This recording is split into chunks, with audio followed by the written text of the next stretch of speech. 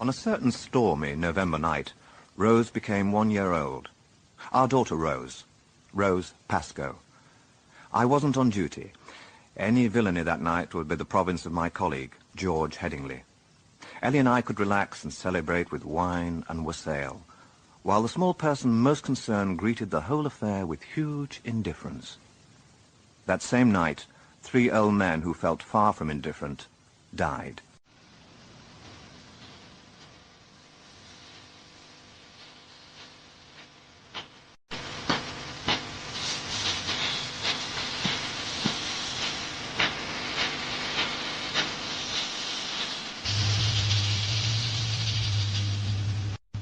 Exit Lines by Reginald Hill, dramatized in 5 parts by Betty Davis, with Donald G. as Inspector Pascoe. Part 1. Die, my dear doctor. That's the last thing I shall do.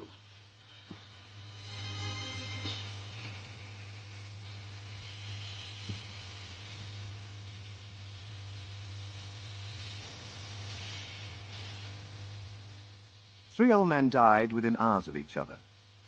The first was Philip Cater Westerman, 70 years of age.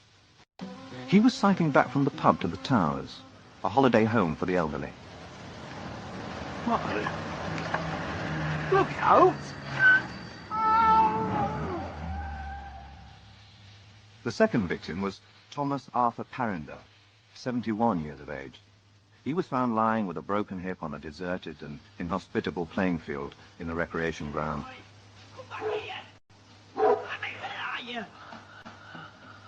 What is it then? What have you got there? Oh my gosh! Poor old devil! Polly! Thomas Arthur Parinder. He died laughing. Westerman, the accident victim, survived long enough to gasp 4 equivocal last words to the doctor in charge at the County General Hospital, and thereby cause a deal of trouble. The third old man who died was Robert Deeks. He was already dead when they brought him in, and he was murdered. Robert Deeks, aged 73, 25 Welfare Lane. Dead on arrival? Yes, Inspector. He was alive when his daughter found him. Just. He died in the ambulance. He'd taken a battering, and there were deep cuts around the neck and shoulders. Battered to death? Well, I'd guess the immediate cause of death was heart failure. I haven't done a detailed examination. It's been a bit hectic here tonight in casualty. But I'd say heart failure brought on by shock. A vicious assault in the course of a robbery. That's murder in my book, whatever the law says. It was robbery, I suppose. I don't know the details yet. Our constable reported it as a break-in, but we'll have to wait and see what's missing, if anything. Is the daughter still here? She is, but I'm afraid you can't talk to her. I've kept her in overnight and given her a sedative. She was badly shaken. There are some nasty people about. A busy night, you say? Yes, bad night for the old. He was the third. What? Oh, I'm not the third murder. 1 old man dead from exposure, 1 killed in a road accident. A bit odd, that, actually. Odd? Yes, there's a constable here about it now. You might like to have a word with him if you've got a moment. Any particular reason? He seems vague about whether the driver was breathalyzed or not. The fellow's here in the waiting room stinking of scotch. Is he now? Any passengers, any witnesses? There's another man with him. I assumed he was the passenger. I'll look into it. We'll need a full-scale post-mortem on Deeks, of course. I'll get on to the pathologist now. And I'll have a word with our constable. What was the accident victim's name? Philip Westerman, aged 70. No, not a good night for the old. George Headingley was about to make the acquaintance of the late Philip Cater Westerman and open Pandora's box. Now, I've been on to the pathologist, Inspector. Post-mortem's 10:30 tomorrow morning. Good. Did you get a chance to talk to your constable about the accident? I did. Apparently you said something to him about even a dying man smelling whiskey. That's right. Last words Westerman spoke. What exactly did he say? Right. Let me get it right. He said, driver, fat bastard, pissed. Now, that's a pretty straightforward deathbed declaration, wouldn't you say? It would seem so. Would you mind if I used your phone? Be my guest.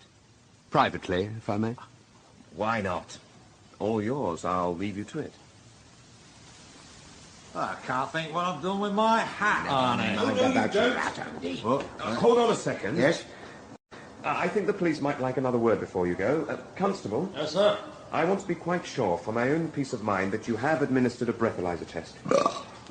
You too, friend. I should have thought that was obvious. Dr. Sergeant? I was just inquiring about the breathalyzer test, Inspector. Yes, all right. Sorry, sir. Did you say... Yes, he did. Excuse me, but who are you? DL's the name. Detective Superintendent DL, if you want the whole bloody issue. You're Dr. Livingston, I presume. My God, I get it now. It's a nice little cover-up. Of what? By whom? Of drunken driving causing death of the police by the police. No one's asked me who I am. All right, let's have your name and rank. No rank. Plain Mr. Charlesworth, Arnold Charlesworth. I'm not a policeman, I'm a bookmaker. And I am more than happy to be breathalyzed again. And why should anyone want to breathalyze you? It's the law, Doctor. You see, I was driving the car that killed that poor devil. The superintendent here was just my passenger, and my breath test was negative. So stuff that in your stethoscope and diagnose it. And that was where I came in. Rose was tucked up in bed, and Ellie and I were finishing the wine and looking forward to the wassail. When the telephone rang, it was Sergeant Weald, an invaluable officer. Apart from his considerable ability, he was so ugly that the mere sight of him has been known to terrify nervous suspects into confession. But this particular evening, I could have done without the news he gave me. What? But Mr. Headingley's on duty tonight. Busy. I see. What's your address? 25 Welfare Lane. Uh-huh. Thank you. I'll be round. A break-in? Worse. An old man's dead. Sorry, love. And I'm going away tomorrow. I know. You have to go, I suppose. Yes. Yes, I think I do, Peter. And Dad and Mum haven't seen Rose for ages, and well, I'm a bit worried about Dad. He hasn't been really right since that bad turn he had. He keeps forgetting things. But if you really mind... If you let yourself go, you might break your own record for getting close to asking my permission. That'd be nice. But I need the request in writing, or no one would believe it. Very funny. Anyway, why do you have to turn out tonight? What's wrong with George Headingley? Well, there seems to be some snag. Snag? What sort of snag? I don't know. Weald never uses two words where one will do, but it's a bit more than that.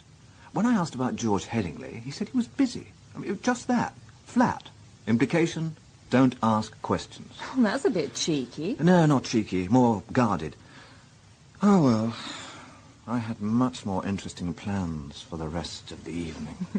Never mind, love. They'll keep. I hope.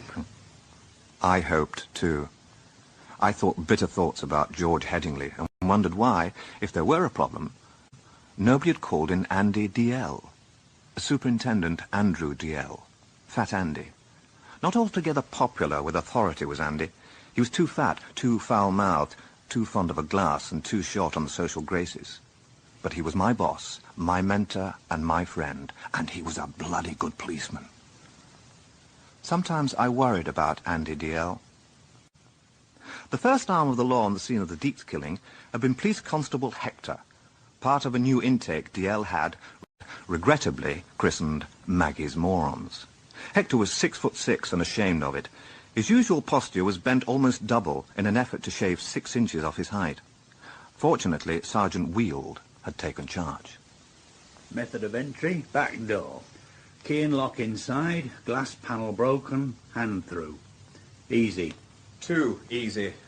And Constable Hector here was first on the scene, hmm? Yes. Tell me about it, Constable. Sir? Tell me what you found when you got here. Oh, right. Well, I came on duty at 6 p.m. on Friday, November... No. From when you got here, and in your own words, please. Those are my own words, sir. Yes, but you're not in the witness box. Just talk to me as you talk to your... Self? Thank you, Sergeant. Go on, son. Well, when I got here, I found Mrs. Frostick and a lot of other people. Who's Mrs. Frostick? Mrs. Frostick is Mr. Deake's daughter, sir. Mr. Deake's is a deceased of this abode. Who were the other people? Neighbours, I think, sir. Think? You've got their names and addresses, haven't you? Well, some of them. It was all a bit confused, sir. A lot of people had come running in when Mrs. Frostick called for help. What were all these people doing? Some of them were upstairs with the deceased. Was he by then? Sir? Deceased. He didn't look good, sir. The murdered man did not look good. So some were upstairs and some, I presume, downstairs. Yes, sir. Comforting Mrs. Frostick, making cups of tea and that sort of thing. In the living room? Mrs. Frostick was in the living room and they were making tea in the kitchen. That's where the oven is, sir. Thank you. And what did you do when you got here? Well, I had a look around and then went outside to call for assistance. It were a bit crowded in here, you see. And where was Mr. Deeks? Upstairs. They'd put him on his bed. Thanks, Hector. Stop at the front door, will you, and help keep the sightseers away. Oh, and I'll want a list of everyone you found in the house when you arrive. Yes, sir. Well, at least he was pretty quickly on the scene. He was just in the next street, having a cup of tea with his auntie, I suspect. She lives round the corner. I see. No brownie points there, then. You better tell me everything. You know most of it now, sir. The daughter got alarmed when he didn't answer the phone, so she came round and found him half conscious in the bath. She couldn't lift him out, so she got the next-door neighbour to help. She says he was alive then, just. He died in the ambulance. Post-mortem's in the morning. Oh, yeah, and sir. Yes? Either someone rang the Evening Post or their man was listening in when Hector buzzed us. He turned up shortly after I did. Yes, Sam Ruddleston. Well, that's the one. He asked a few questions and then set off for the hospital. At least, I think that's where he was going. You've got everything sewn up so nicely, I don't see why you needed to bother me. Thank you, sir. Incidentally, why did you? What? Bother me. Mr. DL out of reach? Mr. Headingley busy? I'm not sure what's going on, sir. Going on? What do you mean? Something seems to have come up at the hospital. To do with this case? I don't think so. When Hector reported this lot, Mr. Deeks was still alive. Mr. Headingley went to the hospital, but about half an hour later he rang me and said Deeks was dead and his daughter was under sedation. Then, he said, something had come up and asked me to contact you. He was going to be occupied with this other thing. What about Mr. DL? Well, I asked him if he wanted me to get hold of Mr. DL too, but he said there was no need for that. He sounded very cagey. He said he'd explain to you later. I see. Well, I'll have a word with the next-door neighbour, then I'm off to the hospital. And if I find George Headingley in intensive care, it'll just about justify my getting mixed up in this lot. I take it all back. You've got yourself a real mess there, George. You can say that again. I'm sorry I got you called out, but I got this feeling I was going to be needed mopping up after DL. And I was right. What the hell was he doing driving around with Arnie Charlesworth? Careful. Charlesworth's a respected member of the community. All right. So he's a bookie and a bit of a hard case, not the kind of man we should be seen taking favours from, but he's completely legit, and he's a big charity man. Mayor's Parlour, Rotary, Masons, he's welcome everywhere. So it's only suspicious bastards like you and me who'll be worried about DL hobnobbing with this respectable citizen. I hope so. But I've got a nose for trouble, Peter. It's not Charlesworth that bothers me. It's this other thing. And Sam Ruddleston. Oh, God. Is Sam Ruddleston onto this? He rang me and asked about the Deeks case. I said you were on it, and I was sure you'd be pleased to cooperate fully with the press. Oh, thanks a lot. And then he asked, dead casual, about the accident. Said he understood Mr. DL was a passenger and Arnie was driving. Well, that's all right, then. Wait for it. I was just going to ring off when he said, but it was Mr. DL's car, wasn't it? What? Was it? I didn't know. I'd assumed it was Charlesworth's. I waffled round it, but it got me worried. God knows what that daft doctor said to him. And what could he say? Westerman's last words about the driver being pissed. I mean, that's all. That's enough. That doctor'd managed to work up a fair head of steam, even when Arnie said he was the driver. It didn't calm him down. Not that I didn't have some sympathy with him. Bloody Charlesworth just stood there, puffing out cigar smoke and sneering like he was saying, "That's my story. Prove different." You don't think there could be anything different, do you? No, not Andy DL's style. Mind you, he was as drunk as I'd ever seen him. I'd as good as locked him in his office and told the lads on the exchange not to put any calls through. By the way, the Deputy Chief Constables approved everything, even onto my handing the Deeks inquiry on to you. Not that I wouldn't sooner have it back and leave someone else to deal with old Chubby Cheeks. Well, thanks for briefing me. I'll tread carefully with this dastardly doctor. Yes, do that. The said dastardly doctor, John Sowden, turned out to be an overworked young man in his 20s, handsome enough to have all the nurses falling over backwards for him, but too tired at the moment to take advantage of such gymnastics. He agreed wearily to take me down to the hospital morgue, so that I could see for myself all that was left of Robert Deeks. 3 bodies laid side by side, sheeted and labelled. This is your man, Inspector, Robert Deeks. There. See? Cuts to throat and shoulders, bruises here, and here. Yes. Nasty. I'd say certainly caused by a fist. Hard enough to damage the knuckles. Possibly. Well, thanks. That'll do until the pathologist takes a look. Well, you won't need a pathologist to tell you how the next one died. No? Why's that? Road accident, hadn't you heard?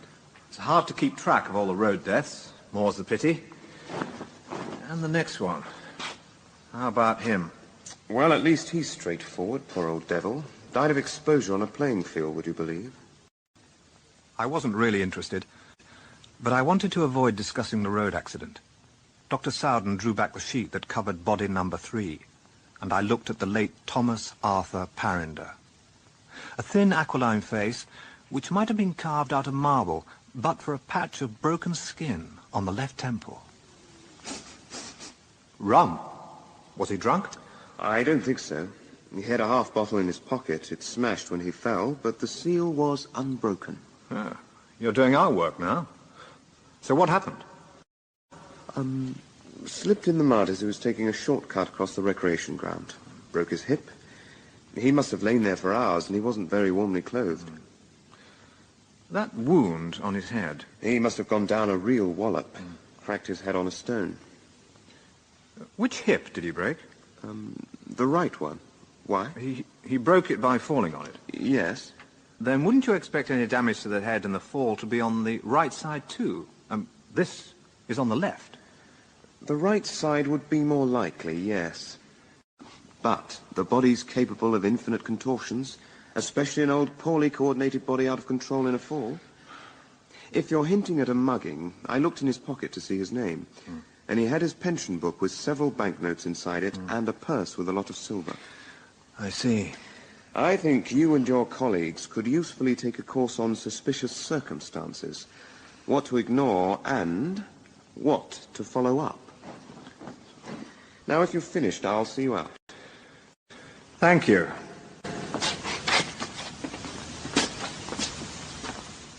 He made no bones about speeding the parting guest. Not that I minded. There wasn't much else I could learn that night, or so I thought. I'd reckon without the 4th estate. Good evening, Mr. Pascoe. Hello, Sam. Not feeling up to the mark, eh? You what? This is a hospital. What brings you here? Same as you, I expect. The Deeks case. That too. But I wanted another word with Dr. Sowden here, if he can spare a moment. What is it? Just to check on what you thought Mr. Westerman said before he died. Look, I'm not sure I should really be talking to the press about it. I mean, a patient's dying words. In a sense, they're confidential. Like a confession, you mean? I can see that, and I won't quote you. Well, probably not. But something else came up after I spoke to you. Oh? The accident happened in Paradise Road, didn't it? I thought perhaps Mr. DL and Mr. Charlesworth might have been coming from the Paradise Hotel, and I was right. I spoke to the owner. They had dinner there. I got a hint that Mr. DL was a trifle the worse for wear when they left. Not that that signifies, as he was the passenger.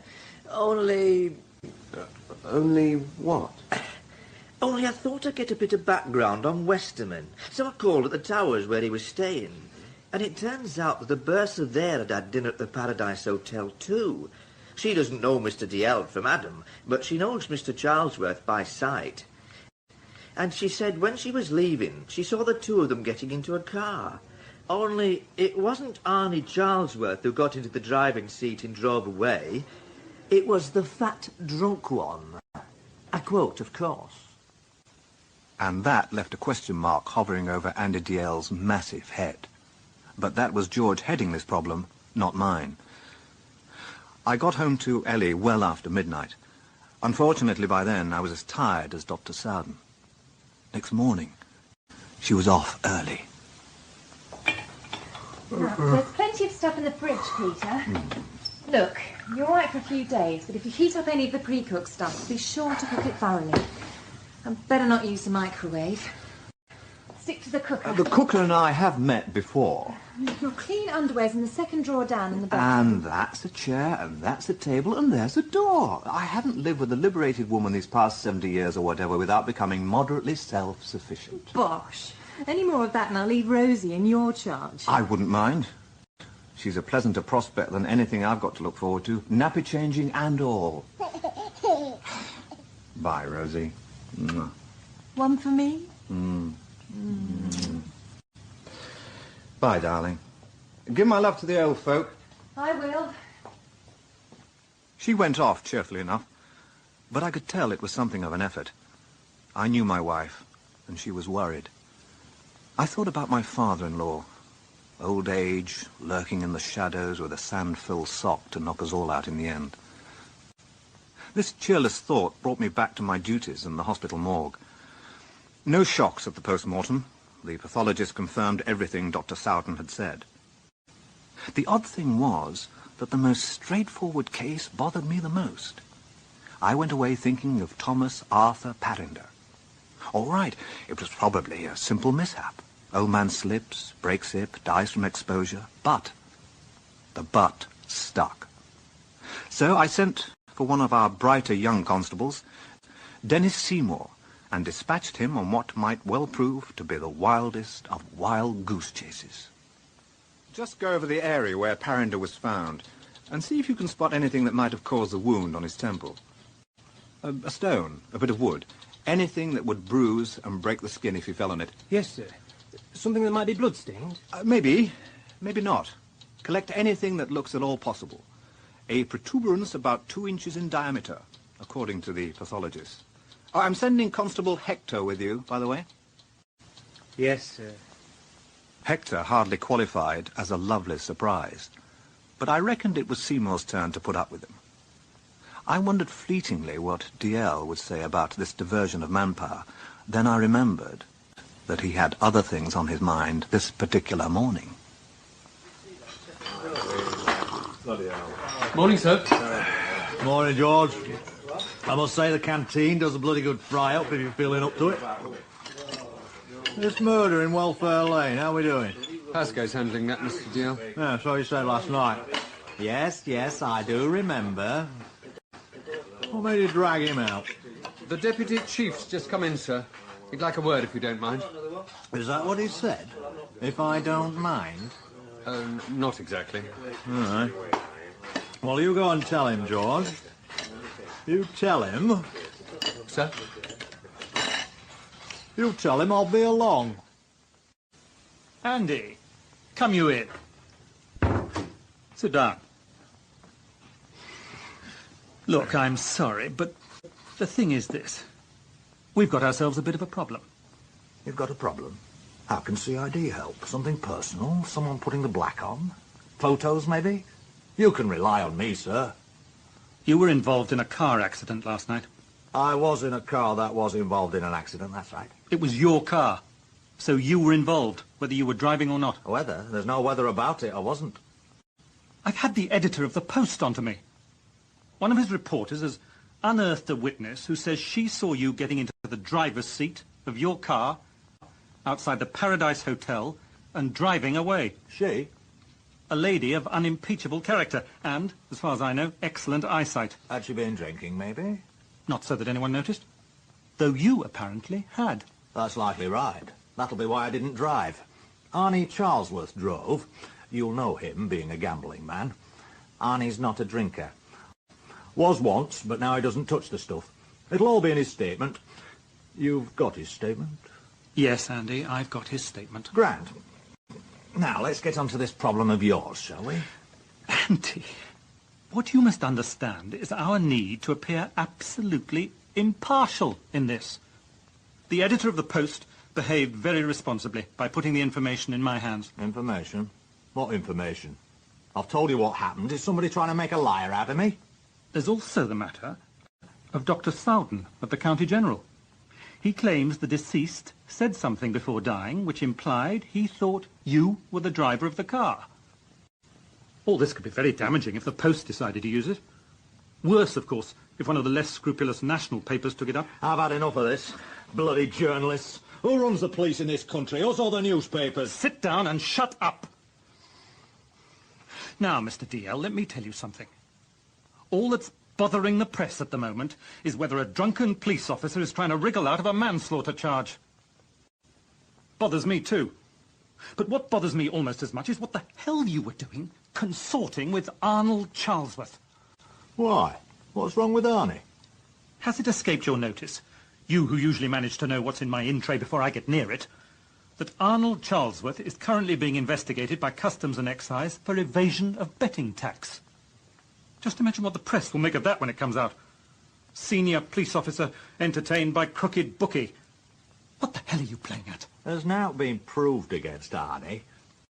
He's an old mate of mine. Any road, I notice you don't ask me who else was eating with us. Not the Archbishop of Canterbury? No, Barney Castle. Barney Castle? Major Barney Castle. Who the devil's he? Something big in the Sally Army, I suppose. You'll have heard of Sir William Pledger, Haycroft Grange? I've heard of Sir William Pledger, yes. Big mate of the Chief Constable's. Is he? Yes, you can ask the Chief yourself when he gets back from his trip to the Bahamas. What's this to do with you and... Major Castle, Sir William Pledger's estate manager. He knows the Chief pretty well, too, through arranging shooting parties and the like. Arnie Charlesworth's been up to Haycroft Grange, too. That's how he knows the Major. I thought I might try it myself. I've got an open invitation. I'm not much in favour of blood sports. Anyway, all this is beside the point. A policeman's got to be more careful than anyone else. What's all right for the public at large may not be all right for him. Look, Andy. Aye? You know how some people like to make mountains out of molehills. Might be a good idea to keep your head down for a couple of days. You must be a bit shaken up. You've got plenty of back leave and you've been pushing yourself a bit lately. You want me to take some of my holidays, then? Not sick leave? Holiday, sick leave, whatever you like. Go to Acapulco, Tibet, anywhere, so long as you don't talk to reporters. Understood? Understood. Andy. Yes? Are you quite sure you weren't driving? Andy DL had never liked the deputy chief. He said unfairly that the DCC couldn't solve a kiddies crossword, and accurately that he kept note in his hospitality cupboard but sherry. The DCC on his side found his head of CID consistently troublesome and intermittently appalling, which in the present circumstances was a pity. One murder, one road accident, one death from exposure. When I set out to interview Robert Deaks's daughter, it seemed to me that the murder, paradoxically, was going to turn out the most straightforward case of the lot. Ah, how wrong can you be? Exit Lines by Reginald Hill, with Donald G. as Inspector Pascoe. 3 old men died on the same November night. One lay out in the rain with a broken hip and died from cold and exposure. One was killed in a road accident. And the third was beaten to death in his bath by an unknown intruder. But even while Inspector Peter Pascoe investigated the brutal killing of Robert Deaks, he began to wonder whether the other deaths were quite as straightforward as they seemed. Part 2. What does it signify? He didn't answer the phone, Inspector, so I went straight round. He hasn't been the same since he had a bad turn 2 years ago, and I was worried. I rang the bell, but nothing happened, so I let myself in. Dolly Frostick, Robert Deeks's daughter. She'd been a pretty woman in her time, but now she looked haggard and her eyes were red with crying. She began her statement calmly enough, but the calm didn't last. I knew at once something terrible had happened. The place was in a mess. I found him in the bath, just conscious. You know the rest of it. When the ambulance got him to hospital, the doctor said he was dead and there was nothing they could do. It was all over. I couldn't make sense of it. It's not how it should be. It's all right, Mrs. Frostick. Take your time. I'm sorry. Did you go over most days? I went when I could. He was very independent. He wouldn't come to live with us, so I did offer. When he came out of the hospital, he stayed with Alan and me for a bit. But he wanted to go home. And, well, he and Alan got on each other's nerves. Dad wasn't easy, I could see that. And Alan kept talking about next door and saying, suppose he gets like that. Next door? Mabel Gregory next door. She's got a father living with them. He's over 80 and he gets confused. Half the time he doesn't know where he is and he thinks Mabel's her own mother. It must be pretty awful for her. Oh, I don't know how she stands it. It's just about driven her Jeff mad, and Andrea, that's their daughter, up and left home earlier this year. Sometimes I thought there's no way around it. Dad's got to come here, and then I've heard the noise from next door, and I've not been able to face it. And now I know that if I had faced it, he'd be here and alive instead of... There. I'm sorry, Inspector. Doesn't help, does it? Is there anything else you wanted to ask me? It's very little more. Did your father keep any valuables in the house? Or money? He didn't have any valuables. But he had his pension from his work. He didn't have a bank account. Once I found a pile of notes in an old kettle. I was really cross with him. I made him put it in a building society. There was about £100. Sometime, as soon as you feel able, we'll have to ask you to come to the house and check if there's anything missing. Do I have to? I'm afraid so. No one else would know. Not today. I couldn't today. Well, tomorrow. Tomorrow morning. Well, I suppose I'd better get it over. Tomorrow morning, then. Oh, there's one more thing. Your father was still alive when you found him. Did he say anything at all that you remember? Only Charlie. Charlie? That's our son.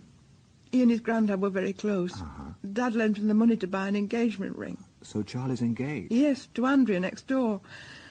I suppose Dad must have been thinking of him, wanting to see him. Does Charlie live at home? Oh, no, he's in the army. He couldn't get a job, so he joined up this summer. Where's he stationed? In Germany. He was right close to us at first, in Eltervale camp, doing his training with the Mid-Yorkies, so we saw plenty of him. Then 3 weeks ago, they sent him to Germany. It's not right. He's just got engaged and he's so young. Only 18. She started to sob again. Tears had never been very far away. But now I guessed she was weeping not for a dead father, but for a lost son. On impulse, I drove to Eltervale camp. It was only a few miles away. No doubt Charlie really was in Germany, but there was no harm in checking. I interviewed a moderately cooperative sergeant in the military police. He was in the guardhouse drinking tea with 2 henchmen, a burly Welshman and a ramrod straight lance corporal. Charlie was in Germany, all right. Charlie Frostick, yeah. His father was in this morning asking if we could get his CO to pass the news on. Sad case. He'll likely get compassionate. His granddad, wasn't it? That's right. Beaten to death in the bath. Probably in the course of a robbery. Poor old sod. What's the right bastards about? Would you like a cuppa, Inspector? Any char left, corporals, you lot? No, but I can make some fresh. Thanks, but don't bother. I can't stay. What sort of a lad was Charlie? He was a fair soldier. Good shot, reliable. Only black he put up was getting back at all hours for morning parade. Getting back? You mean he was sleeping at home? I doubt it. He was screwing some bint who worked in a hotel. Now, right, corporals, you lot. That's what I heard, Sarge. Didn't you never meet a Norm? I thought you was a bit of a mate of Frostick's, letting him sneak in late and that. What's that? You best be sure of what you're saying, Corporal Price. Only joking. I saw her once at a camp dance. painted like a fairground sideshow. But I wouldn't have minded rolling my penny down her chute. Less of that. Show some respect. Well, anything else we can do, Inspector? I don't think so. I just wanted some background. I'm glad to hear he'll get compassionate leave. Thanks for your help, Sergeant Myers. Pleasure. When I checked at the station, I found that George Headingley had left a message to say he was lunching at the Duke of York pub, if I was interested in joining him. I shouldn't have been. I'd had my hands full with the Deeks case. But I picked up the vibes.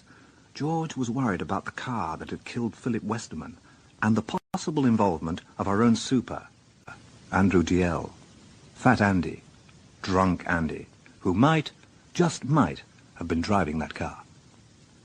I was late, of course. As I pulled into the Duke of York's car park, George Headingley was making for his car, on the point of leaving.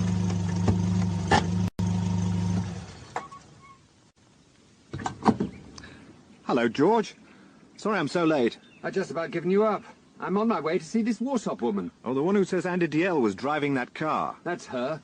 Burst her at the Towers, where poor old Westerman was staying. The old people's holiday home. I know it.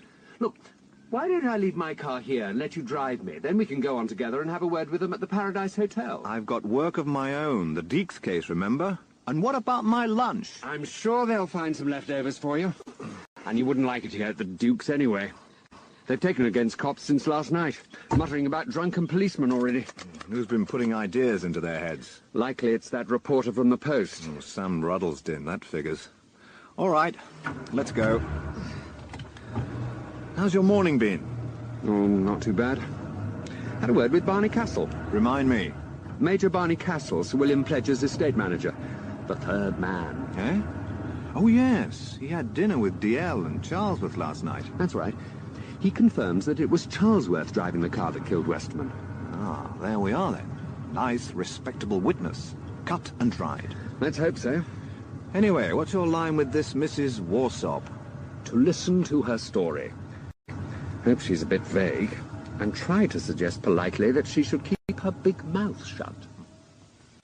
I had observed your Mr. DL earlier. He was dining with two other men, Major Castle from Haycroft Grange, and a bookmaker called Charlesworth. Do you know them? Not personally, no, but they've both been pointed out to me on other occasions.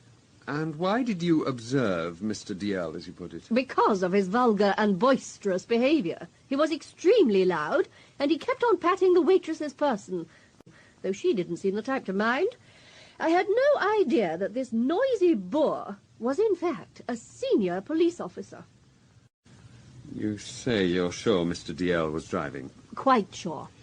Mrs. Warsop, a view through a glass doorway into a darkened car park isn't the most reliable. I was actually outside the hotel. I wanted a breath of air, and the front of the hotel is very well lit. Did you see Major Castle go out into the car park after the two other men? No. He must have stayed in the dining room. How long before you left yourself? About 5 minutes. I was waiting for my friend.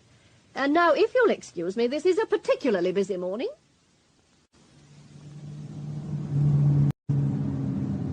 Whatever else the lady is, she isn't vague. Indeed she isn't. But according to Major Castle, DL's car passed him when he was on his way to his own bus parked round the side. And he's adamant that Charlesworth was driving. Why did Castle stay behind? To have a word with a waitress, he says. To pat her person, perhaps. Castle's story contradicts Mrs. Warsop's, so who's making mistakes? What was he a major in? The Mid-Yorkies. Ah, Charlie Frostick's outfit. Yes. I looked Castle up. He got out in '79. He'd been in Hong Kong, made some contact with Sir William Pledger there, followed it up and landed this job. You've been working fast.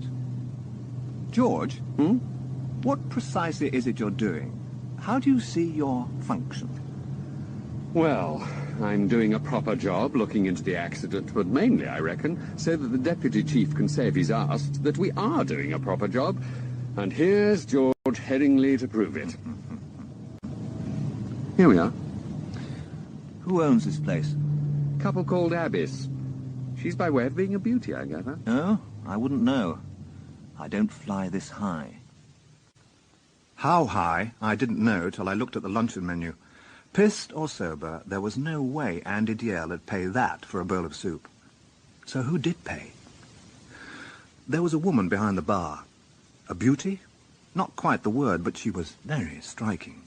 Jet black hair tumbling about her shoulders, and huge black eyes staring from a pale pre-Raphaelite face like visitors from another world. Can I help you? Good day. Hello. Would Mr. Abbess be in? I'm Stella Abbess. Will I do? Just a small matter of clearing up a couple of points regarding the accident last night. Well, the old man from the towers. Yes, that's the one. I'm sorry to inconvenience you. It's just a matter of getting the picture clear. You want to know how drunk the fat man was? Well, yes. For a start. Depends how drunk 5 large scotches, a bottle and a half of Burgundy and 3 balloons of cognac would make him. And how drunk do you think that would be? Why don't you ask him yourself? Beer. A pint of your best for me, lass. And a couple of pints of your second best for this pair of trainees who ought to be too busy to drink it. You might throw in 3 portions of cold game pie. It's delicious, lads. Tried it last night.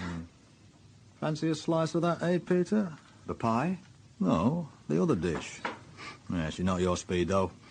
Burn you up with her exhaust while you're still looking for first gear. Mixing your metaphors, aren't you, sir? The fruits of your own gun, if I remember right, love. Yes. Now, Peter, what are you doing here? I knew old George had been set to sniff around after me, but I thought you had other things on your plate. Just along to see the fun, eh?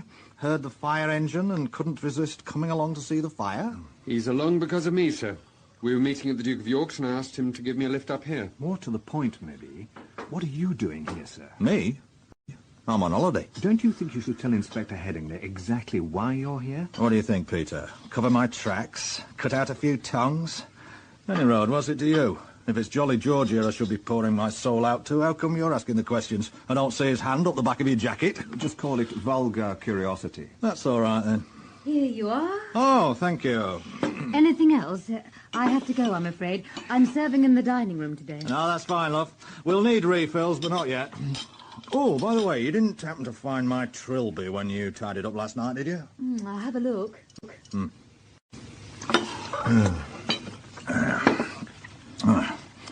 Well, what have you got so far, Sherlock?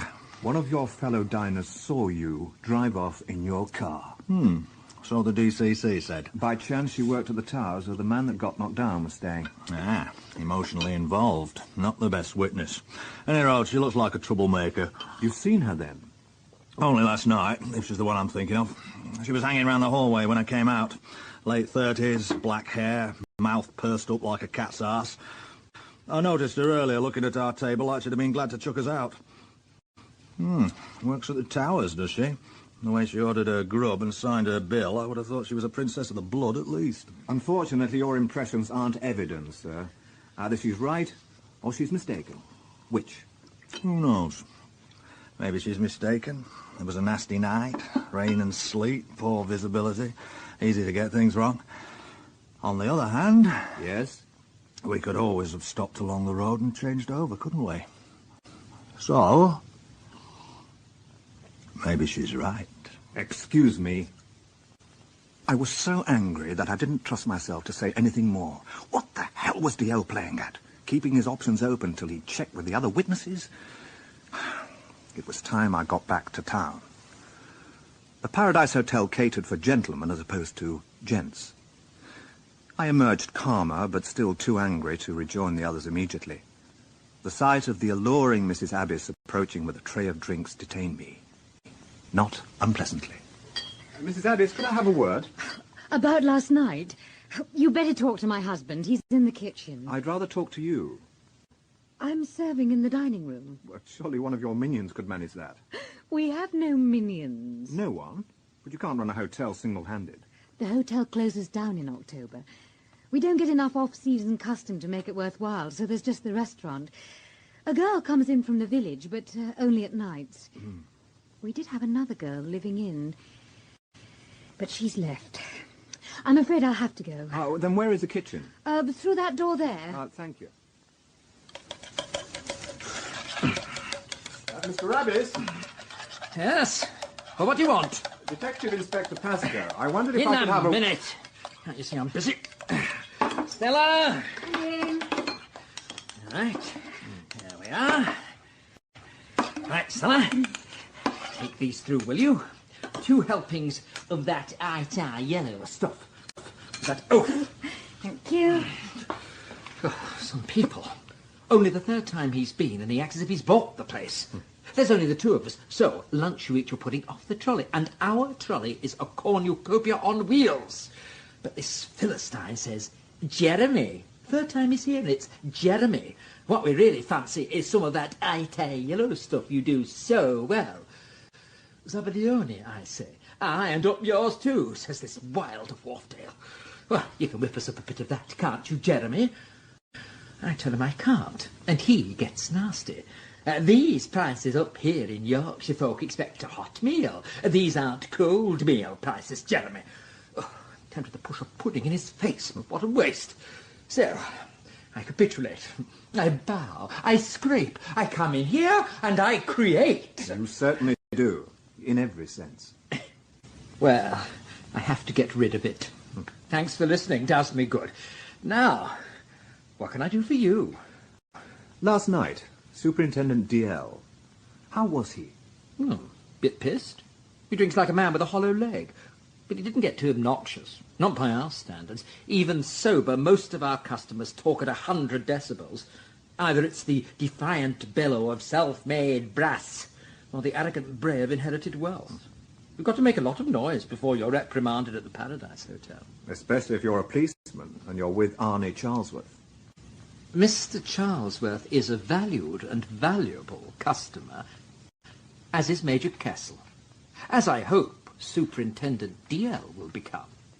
But in answer to your unsubtle insinuation, I'd no idea I was feeding the fuzz last night till that journalist greased his way in here. What about your other customers?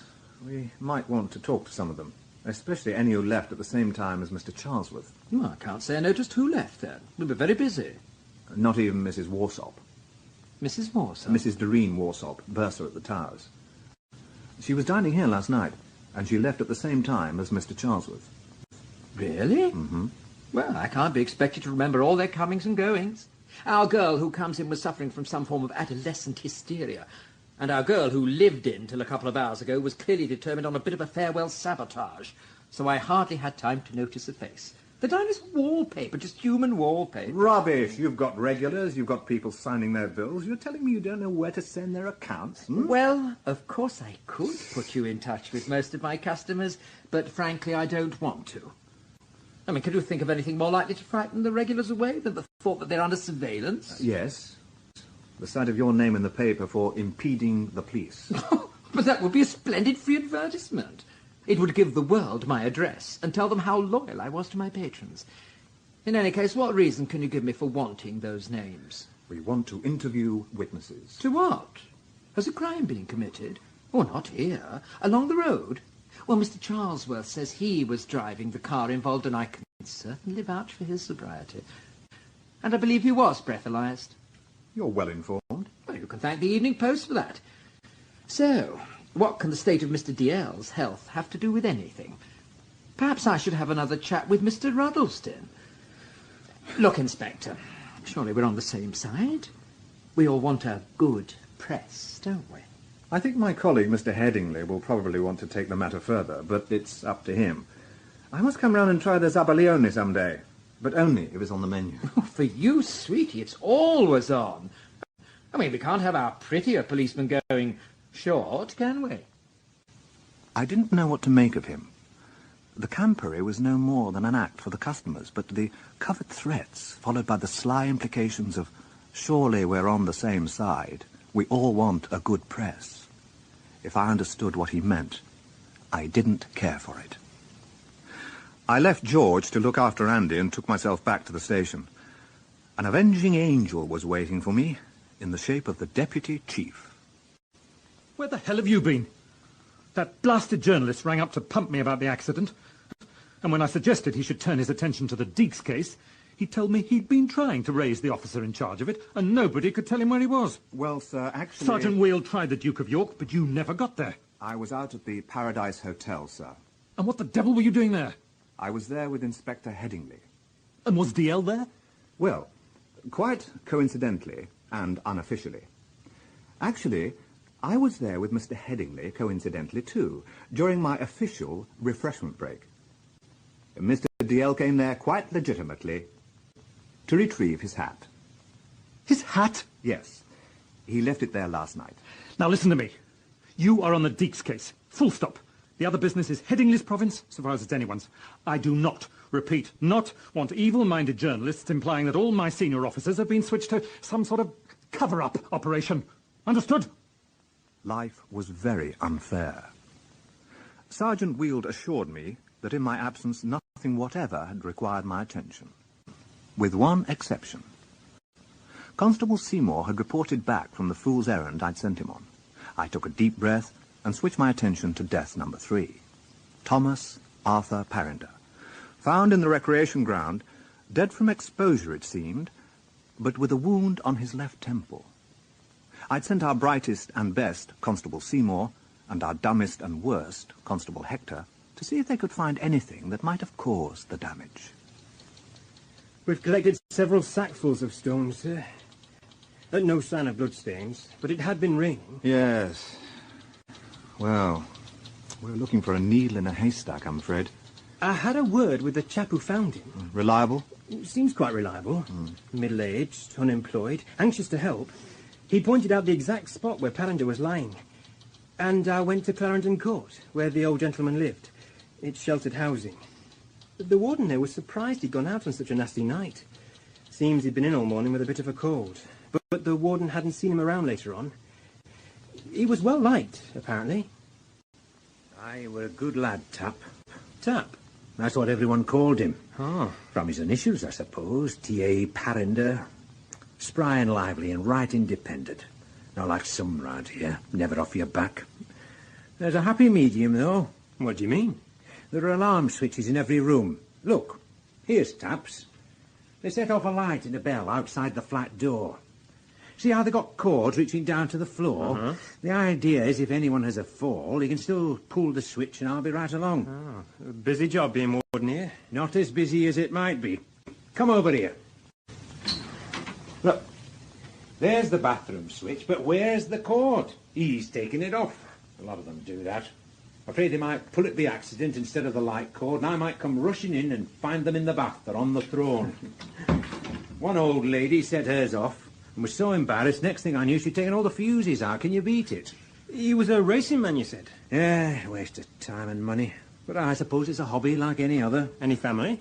One daughter in Canada. His wife died 15 years ago. Any particular friends? He didn't get any visitors. But there's 2 or 3 here he's quite thick with. Mrs. Escott at number 28 was probably the closest.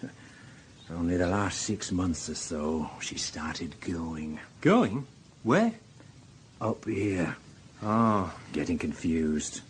It's the early stages so far. Some days she's quite all right, but she's going, poor dear. Finished in here? I think so. But I'd like to talk to Mrs. Escott. Right. I'll take you up to her. Your tea, Mr. Seymour. Thank you, Mrs. Escott. Yes, I did see Mr. Parinder on Friday. I called at 2 and he was watching racing on television. We had a cup of tea and talked for about an hour. Did he say anything about going out later? No, but that doesn't surprise me. He wasn't a secretive man, but he was very independent. Did he drink a lot? Oh, no. He liked a drop of rum when he could afford it, but he wasn't what you'd call a drinker. Mr. Seymour? Yes? All these questions. Was Mr. Parinder attacked by someone? This morning they just said he'd fallen and broken something. Oh, we don't know. But don't you worry about it. Maybe it was just an accident. That's what I'm trying to find out. That recreation ground is a dreadful place when it's dark. All those muggings you read about, I won't go near the place. I don't even like it much in daytime either. Poor Tap. More tea, Mr. Seymour? No, thank you very much, Mrs. Escott. That was a lovely cup, but I had tea with the warden as well. I wonder, could I use your bathroom? Certainly. It's that door there. Thank you. where's the light? Ah. Oh, no. Oh, hell. So, the warden saw Parrinder Friday morning, and Mrs. Escott was with him a good chunk of Friday afternoon. How compass was she? You said something about her being confused? Well, that's what the warden said, sir. But she seemed perfectly all right to me. Nice old lady. Maybe it was one of her good days.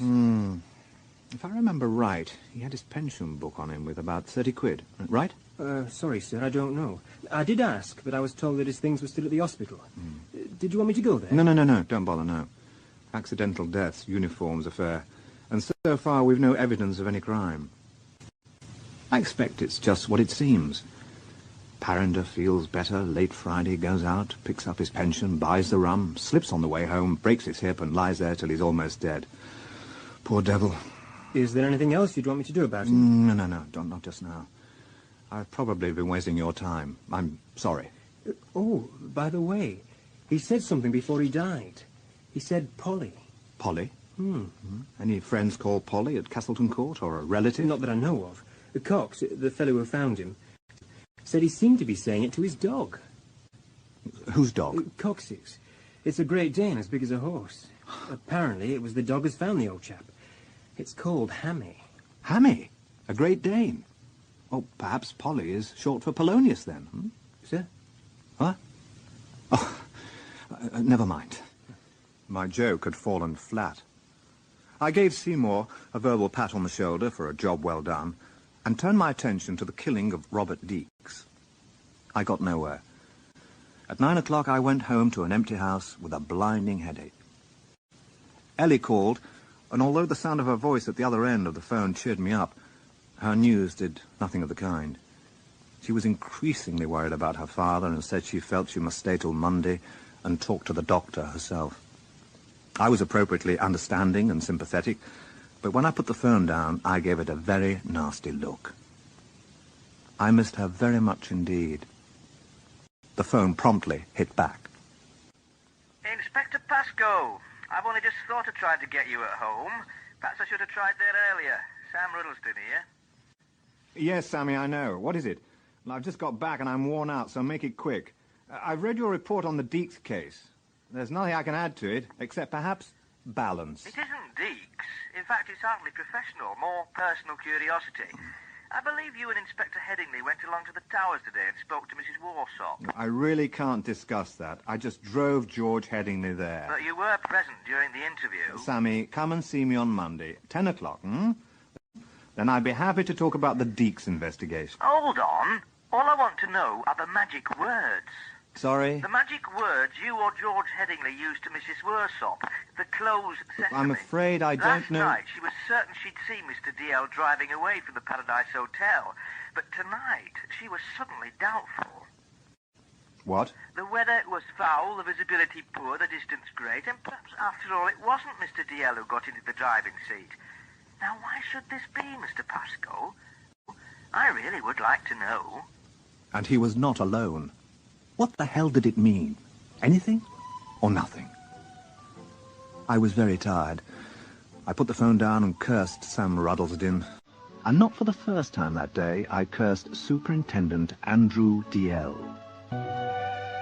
Exit Lines by Reginald Hill, with Donald G. as Inspector Pascoe. 3 deaths, 3 questions. Who killed Robert Deeks? Who drove the car that knocked down Philip Westerman? And how did Thomas Parrinder die?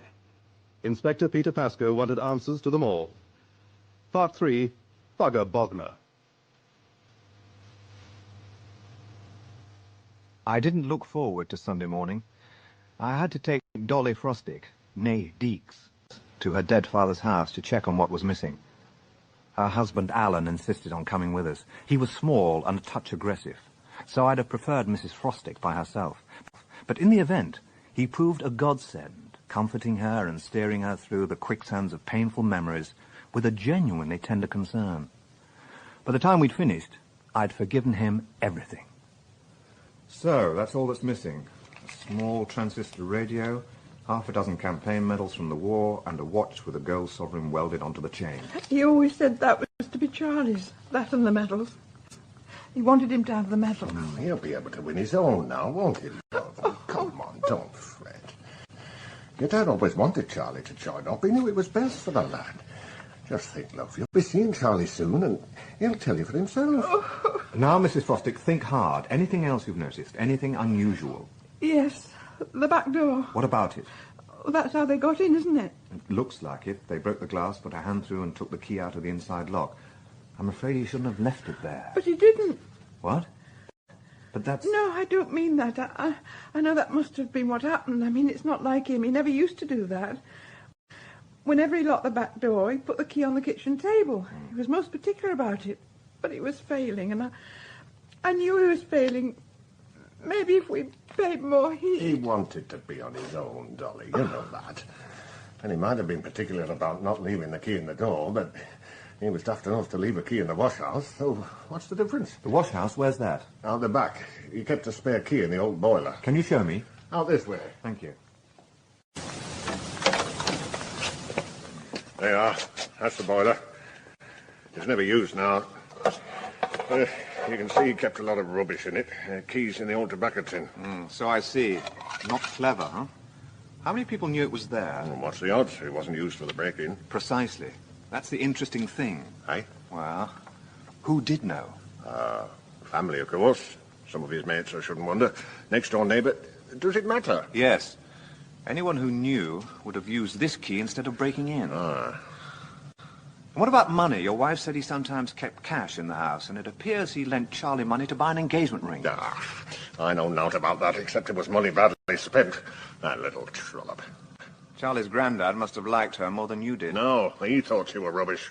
Then why make the loan? Who knows how an old man's mind works? I never spoke to him much myself, miserable old bugger. But we were agreed on Miss bloody Andrea. I reckon he coughed up because Charlie had just told him he was joining the army. He'd have been overjoyed at that. I'll keep this key if you don't mind. Up to you. Have you done with Dolly now? I just want her to have a look at the bathroom. Where she found him? Oh, does she have to? Yes, I'm sorry to ask her, but we have to be thorough.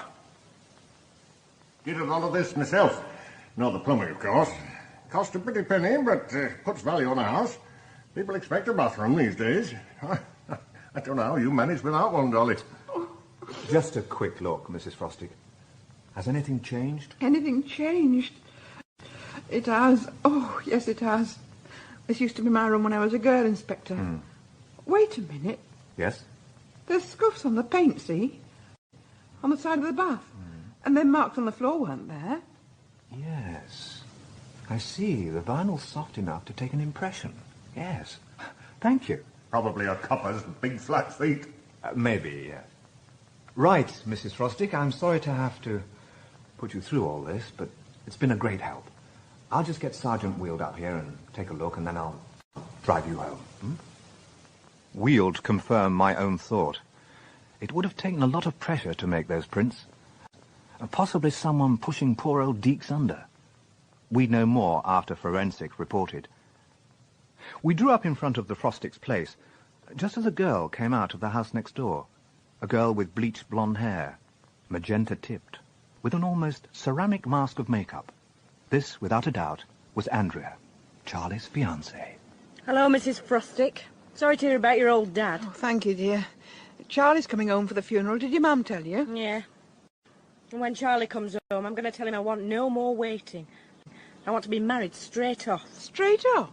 Andrea, what do you mean? I mean now, this week, when he's home. But the church...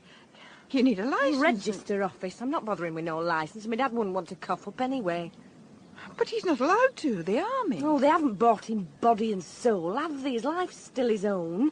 They've houses over there in Germany, married quarters. They don't live in trees. You'd want to go back with him? Well, I wouldn't want to stay on here by myself. Are you in trouble, girl? No, I'm bloody not. Grow up. No one gets into trouble nowadays. So what's the hurry all of a sudden? You were going to wait till he got posted back here, and that'll be a sight too early for me. Yeah, pack my job in. Now we're getting to it. What have you been doing? Nothing. I got fed up. It's slave labour, and it's boring. Stupid toffee-nosed pair. Think they're God's gift. I see. No job, nowhere to live, don't want to come back home, so you think you'll grab our Charlie? I can get plenty of jobs. I got contacts. And maybe I won't go with Charlie, but I will if I want to. He'll want me to. We're engaged, or don't you remember? It's the worst day's work he ever did. Oh, get lost. Oh, Andrea. I told you, Inspector, didn't I? Bloody little trollop. You could see it when she was still at junior school, a trollop. Help her mum? Not likely. She up and left when her grandfather was moved downstairs. I thought she'd clear off, but she only went as far as that hotel. Chambermaid and waitress. Yeah, supposed to be a classy place, and they take on the likes of her. Hold on. Which hotel? Oh, that Clip Joint Paradise Hotel. Living in. That was the attraction. Getting away from her family. She did not do that kind of work at home. So, death number 1 was nudging into the territory of death number 2, which dear old George Headingley was investigating, not altogether happily. What officer would be happy looking into an accident that might have been due to his own boss's drunk driving? That Sunday morning, George was, at his own request, closeted with the deputy chief. He'd been as puzzled as I was by Mrs. Warsop's change of heart. So nothing you said could be taken as inducing Mrs. Warsop to alter her story? No, sir. Then why did she alter it? I don't know. I certainly didn't put pressure on her. And if I'd tried, I wouldn't have got very far. Anyway, there are 2 perfectly good witnesses that Mr. DL wasn't driving. And one of them, Mr. Charlesworth, admits he was driving. Yes. How did Charlesworth strike you? He just states things flatly, as if he's not much interested, if you believe him or not. One thing's certain, though, he wasn't drunk. Nothing but Perrier water all night. Seems that's all he ever does drink. A teetotal bookie. Perhaps he's too worried to drink. I'd better check up on Customs and Excise's investigation into his business. This Major Castle seems a reliable chap. Yes, sir. When was it you saw him? Yesterday, at the airport. He was meeting Sir William Pledger's guests, European VIPs coming by private plane. Uniform branch were there, by the way. Were they now? What for? A Customs and Excise check. Seems Mr. DL had set it up. Did they find anything? No, all clear. Sir? Yes? I wonder... That is, well, it's not very helpful if Mr. DL's around and I bump into him. Like yesterday. I understand. I'll make sure it doesn't happen again. I'll have a word with him now. Won't be in church, will he?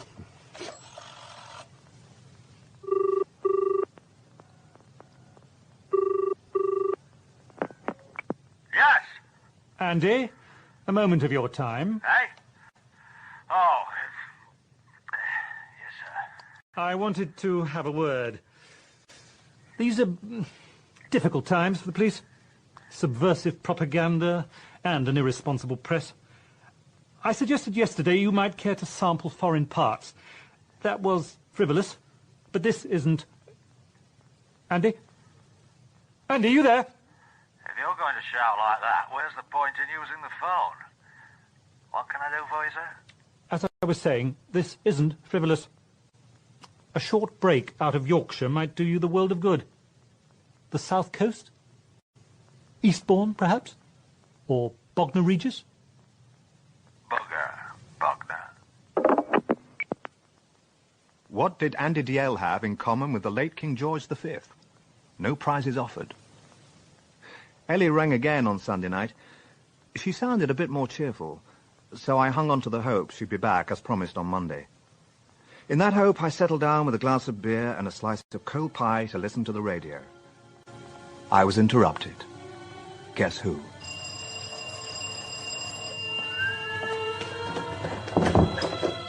Hello, sir. Is it a raid? Them merry quips will be your downfall, Peter. Unless a man might take offence. Are you coming in? I am in. So I noticed. Oh, we don't want that, do we? Have I interrupted your supper? You care to join me? Why not? What's that you're eating? Chicken and ham pie. You care for a beer? Stupid question. Purely rhetorical. There you go. One beer, one slice of cold pie from the supermarket, I'm afraid. not the fruits of a lovely lady's gun. Tickled your fancy, that one, didn't she, Peter? Ellie away for long? She'll be back tomorrow. And even if she wasn't, I wouldn't be shooting off my gun all over Yorkshire. I'm doing a bit myself. What? Shooting. Bang, bang. You mean shooting things? Aye. They tell me things are in season. Birds? You're going to shoot birds? Well, I asked about sheep.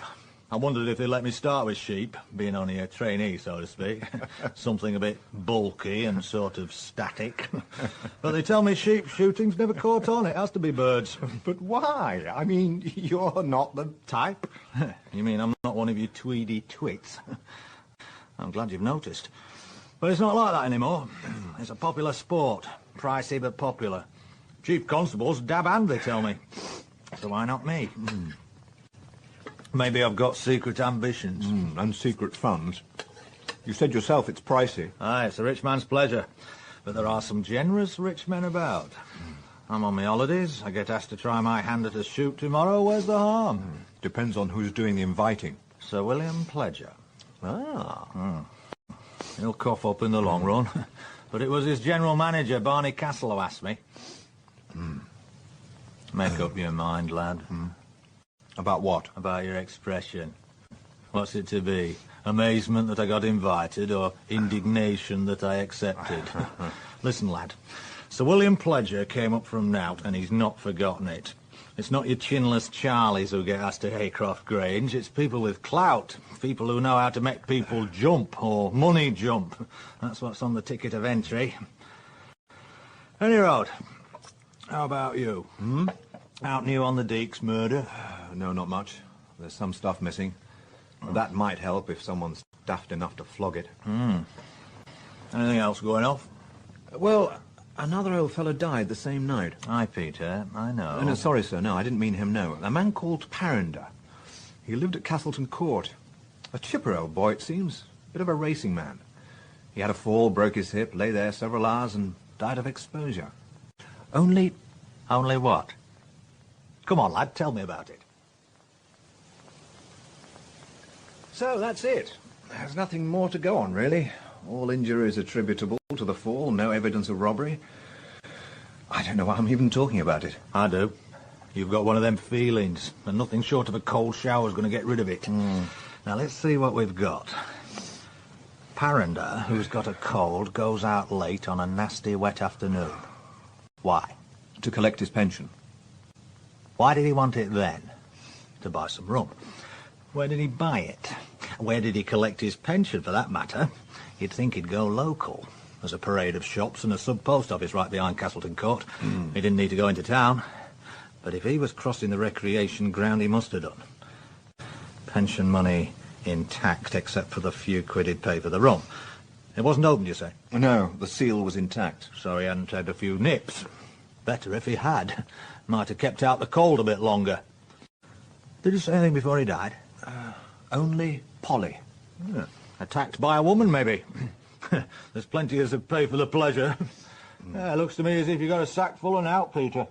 So you just forget it? I didn't say that. No, I'd have a good look at his possessions, see if there's a receipt for the rum, look at the post office stamp in his pension book, check the lot. Right, I'll be off now. Thanks for the pie. Ellie, is that you? Yeah, here. Sorry to disappoint you, lad. Oh, hello, sir. About that Parender business that was niggling at you. Yes? You said he was a racing man. Yes, that's right. I was looking at yesterday's paper. It's got Friday's results in it. Last race at Cheltenham was won by a horse called Polystyrene. 2 words. Just a thought. And that was enough to take me straight to the County General Hospital next morning, where I bumped into a very haggard Dr. Sowden. You look dreadful. You ought to see a doctor. You look lost. You ought to ask a policeman. You've still got Parender's belongings, haven't you? Yes. You don't give up, do you? You still think there's something odd about his death? Maybe. But no reflection on you, Doctor. The pathologist found nothing suspicious, and most of my colleagues think I'm daft. Eureka! An honest cop. Come on, I'm just going off duty. I'll take you to where you want to be. Is this the lot? Apart from his money and his pension book, they lock up valuables. Ah, Found a clue? receipt for the rum. Aha. Another clue. Friday's paper. Look, at the racing page. It's a bit smudged, but you can see he's ring around one of the runners. Polystyrene. What of it? Just before he died, he looked up, saw looming over him a dog as big as a horse, laughed, said, "Polly," and expired. Well, clever old you. But so what? It won, at 4-1. I think I'm with you. Where are his winnings? In that bottle of rum, I'd suggest. Not to mention his stomach. Apparently he had a substantial meal before he died. And there's the receipt for it. Starbucks restaurant. But I wonder how his other selections did. Look, he's marked them here. Red Vanessa in the 210 and Usherette in the 245. Oh. What's up? Clue run out? He didn't go out till after 3, so he'd only have time to back polystyrene. Well, there's always the telephone. I'll have to find out what kind of gambler he was. Well, thank you for your help. That other business... Yes? The road accident. I don't cause trouble, but I'd like to be certain that everything's been done that ought to have been done. I think I can assure you of that. Well, I'll keep an eye on things if you don't mind. To sweeten the pill, let me buy you a drink next time I cross-question you. You know where to find me. So altogether, with the meal and the rum, he must have spent £8.75. That right, sir? Yes. If he put a couple of quid of polystyrene at 4-1, that would account for it, wouldn't it? I suppose so. But I'd like to know how the other 2 horses did. He didn't go out in time to back them. He could have telephoned. Come in, Seymour. I've got a job for you. The same case, sir? Yes, this Parinder business. There may be something. Here's the receipt from the off-licence where he bought the rum, and here's the receipt for his last meal. See what you can find out at both places. Yes, sir. Oh, and Seymour... Yes, sir? Here. Find out what won these races last Friday. He can read, can't he, Sergeant? Depends.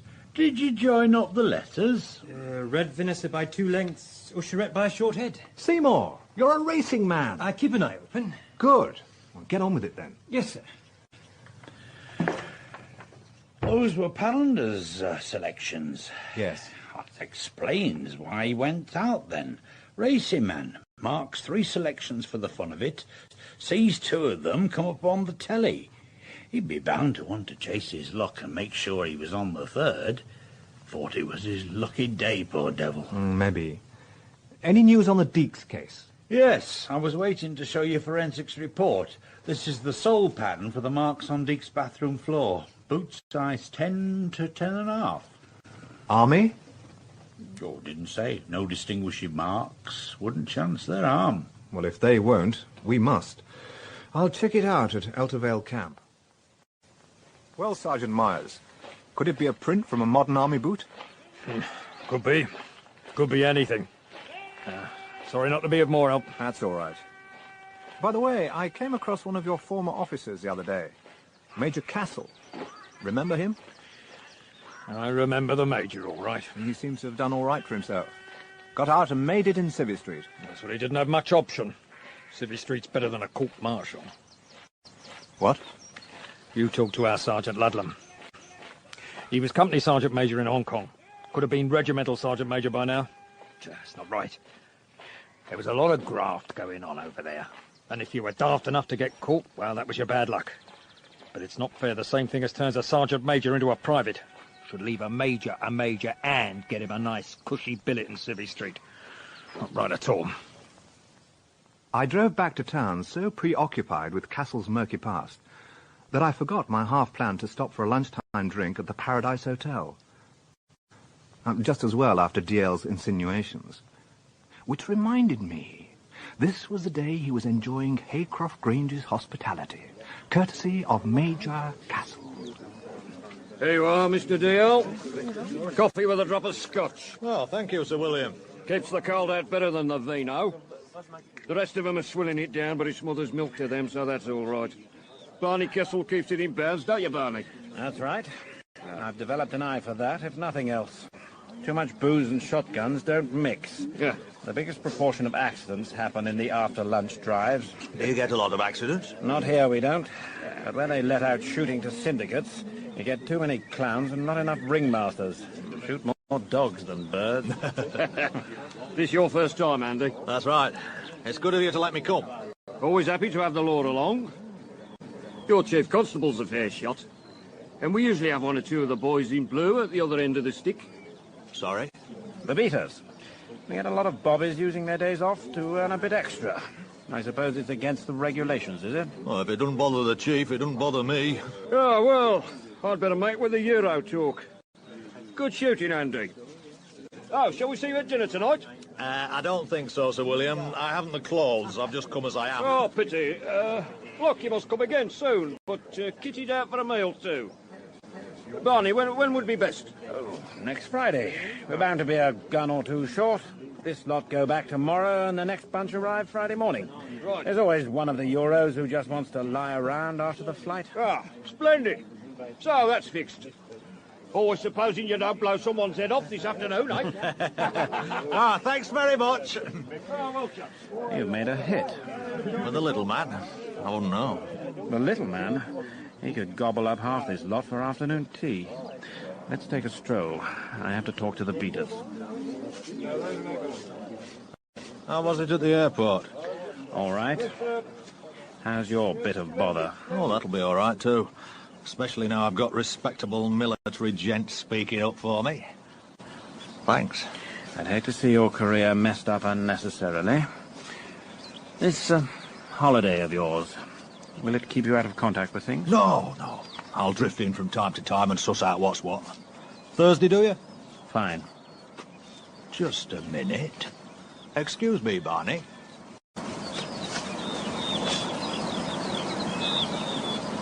Constable Hector. Oh. It's never you. It's my day off, sir. Well, the force's loss is Sir William's gain. I've no doubt you're doing a good job. You've got just the right figure for frightening the birds. You mean it's all right? I suppose it's good police training, advancing on a line of armed men intent on shooting you down. Sir, it's the birds the gentlemen shoot down, not us. I shouldn't bet on it, lad. Not today. Right, thanks very much. I've got the names. Look, while you're on the line, can you fill me in on something? Arnold Charlesworth, Turf Accountant Limited. Your investigation into alleged irregularities. It's concluded.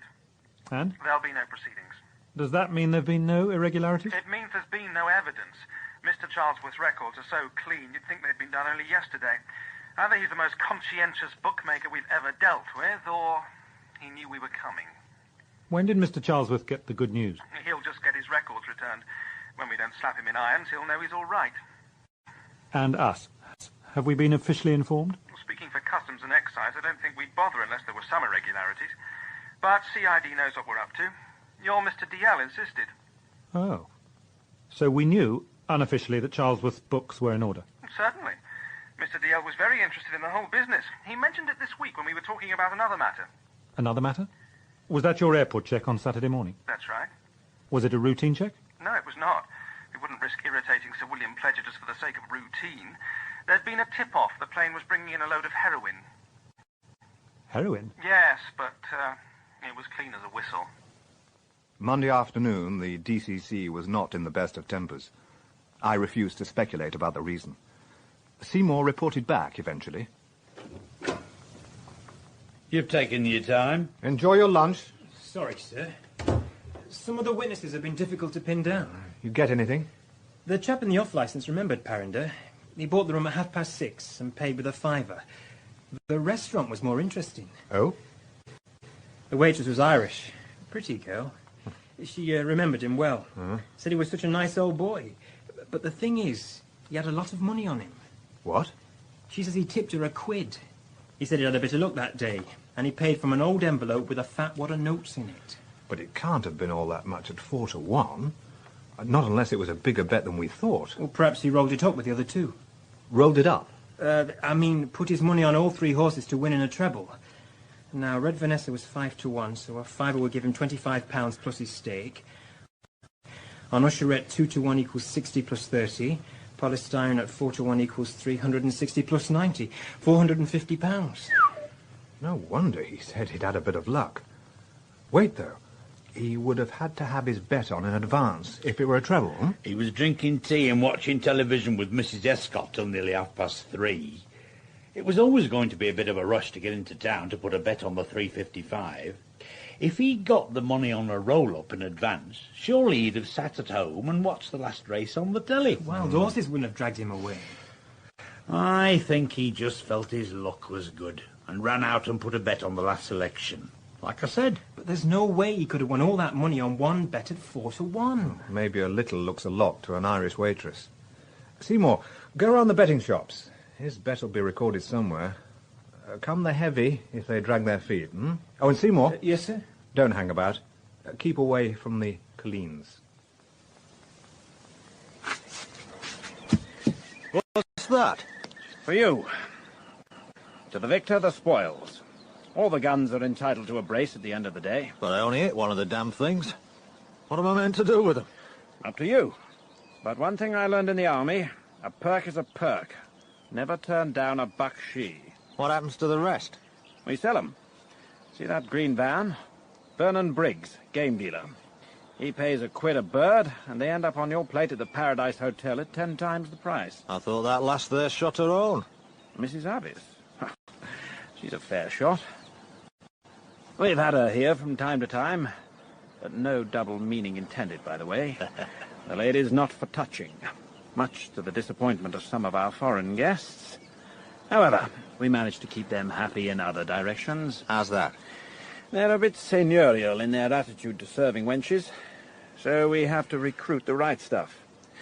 We've just acquired a new one. The girl who waited on us on Friday night. That reject from a punk band? She has something. You seemed to like it yourself at the time. I had a word with her on the way out. I didn't realize you were a talent scout. Pimp, you thought of saying? No, if you had, you would have said it, wouldn't you? Aye. Is she hired? Yes. She rang up this afternoon. She'd hesitated because of the isolation, but I've just assured her that transport to town and back is provided, so we have a new maid. A talent scout. I like that. I'm always on the lookout for talent. Like me? I'm glad I spotted you, with Arnie's help. Are you satisfied with our arrangements? For the time being. Subject to review, you mean? Well, I can't say fairer than that. Have some scotch. Well, there's only enough for one. You have it. You've got further to go than me. Monday night came, but no Ellie. She rang up to say that the doctor hadn't been encouraging, and she felt she couldn't leave her mother to cope yet. So I sat at home, reviewing progress. How far had we got? The Deeks killing? A few pointers, though I didn't yet know where we were going. Parinder? A right puzzle. The road accident? Stalemate. And I had an uneasy feeling that as far as Andy DL was concerned, stalemate might be exactly what he wanted.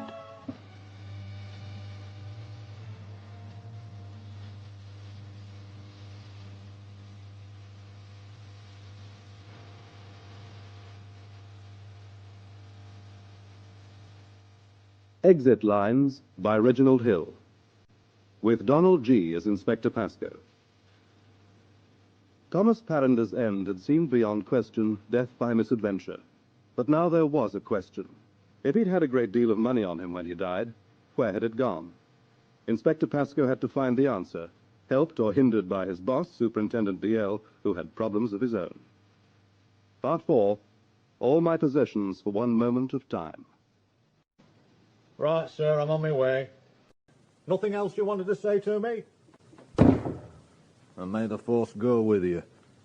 Tuesday was a day of short tempers. Andy DL had been closeted for an hour with the deputy chief, and neither of them, it seemed, had benefited from the experience. I was still wifeless and didn't like it. So when DL kicked open my office door, he found me in a mood to match his own. Ah, come in, do. That's the door sorted. What would you like to demolish next? The window or the desk, sir? What the hell's up with you? Is it the Deeks killing? Pulling half a dozen kids off the streets and kick it out of them? Thank you, no.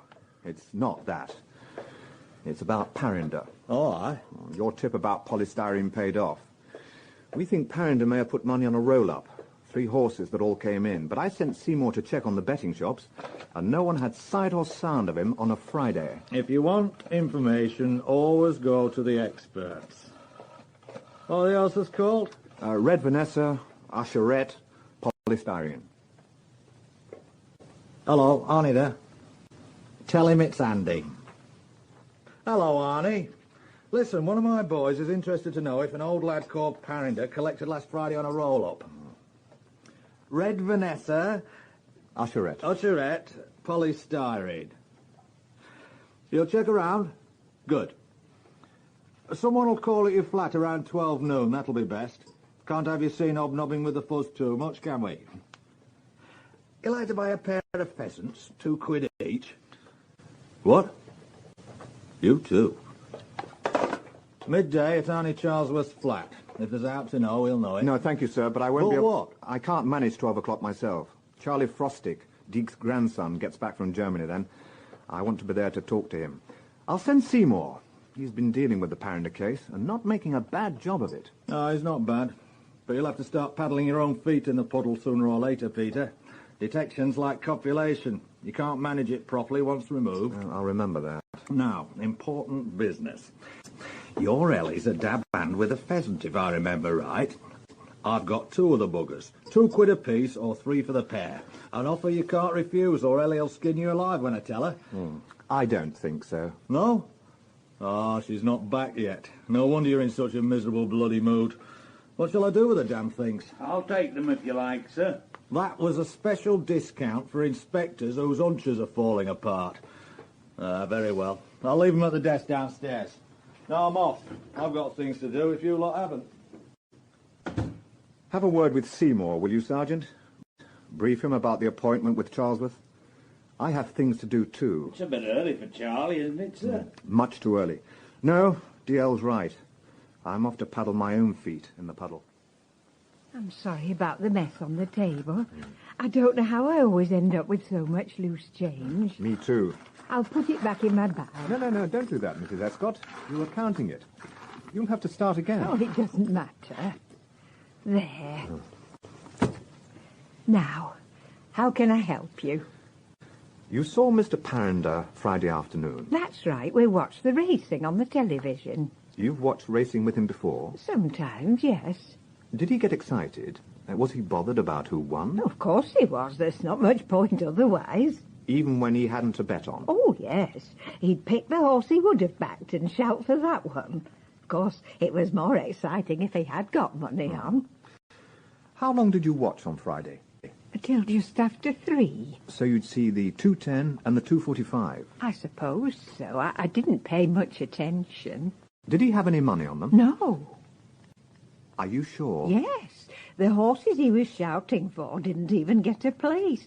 He said what a good thing he hadn't been able to get out and make a bet. Can you remember the names of the horses? Yes. My memory isn't good. Sometimes I forget things, but they were such funny names. Willie Wagtail in the first race and Glaramara in the second. She smiled gently at me as she knocked on the head the last remnants of a promising theory.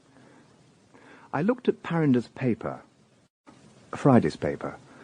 No such horses were running that day.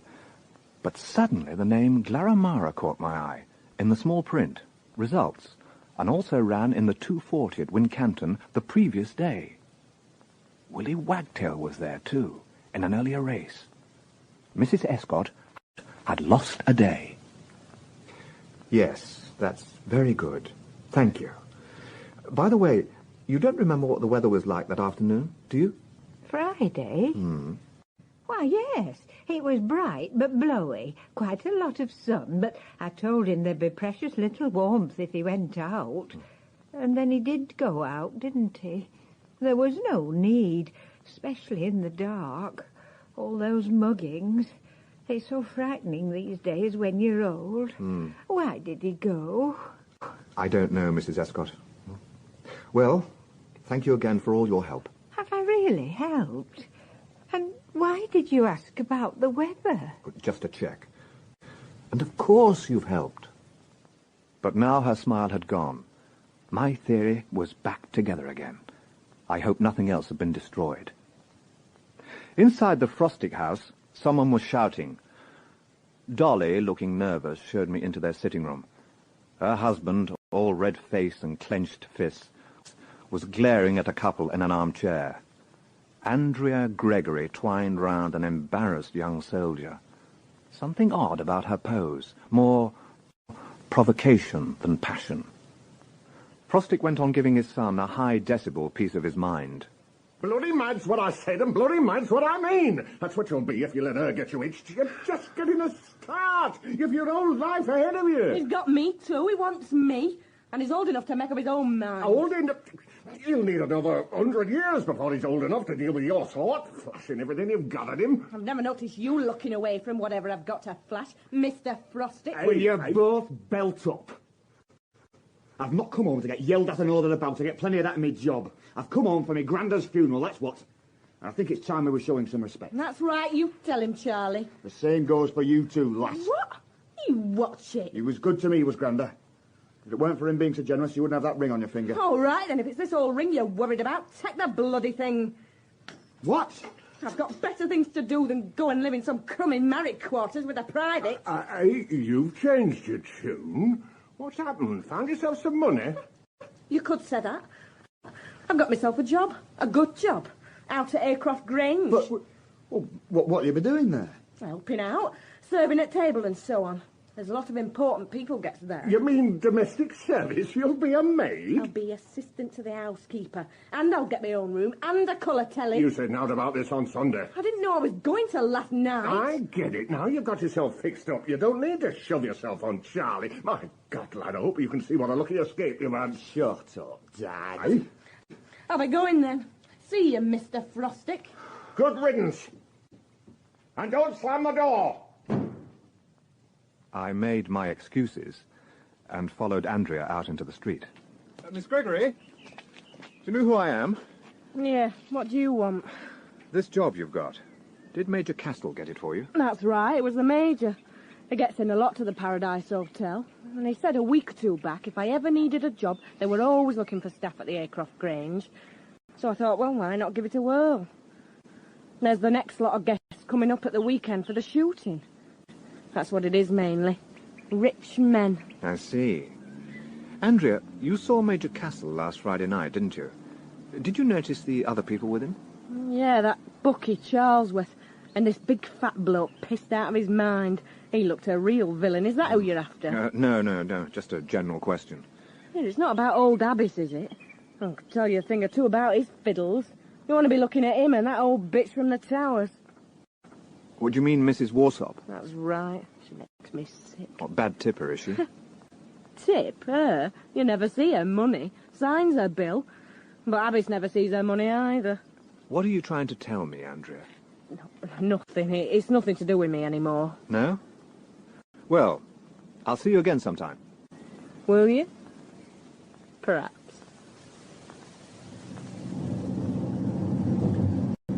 Sorry to take you away from your family, Charlie.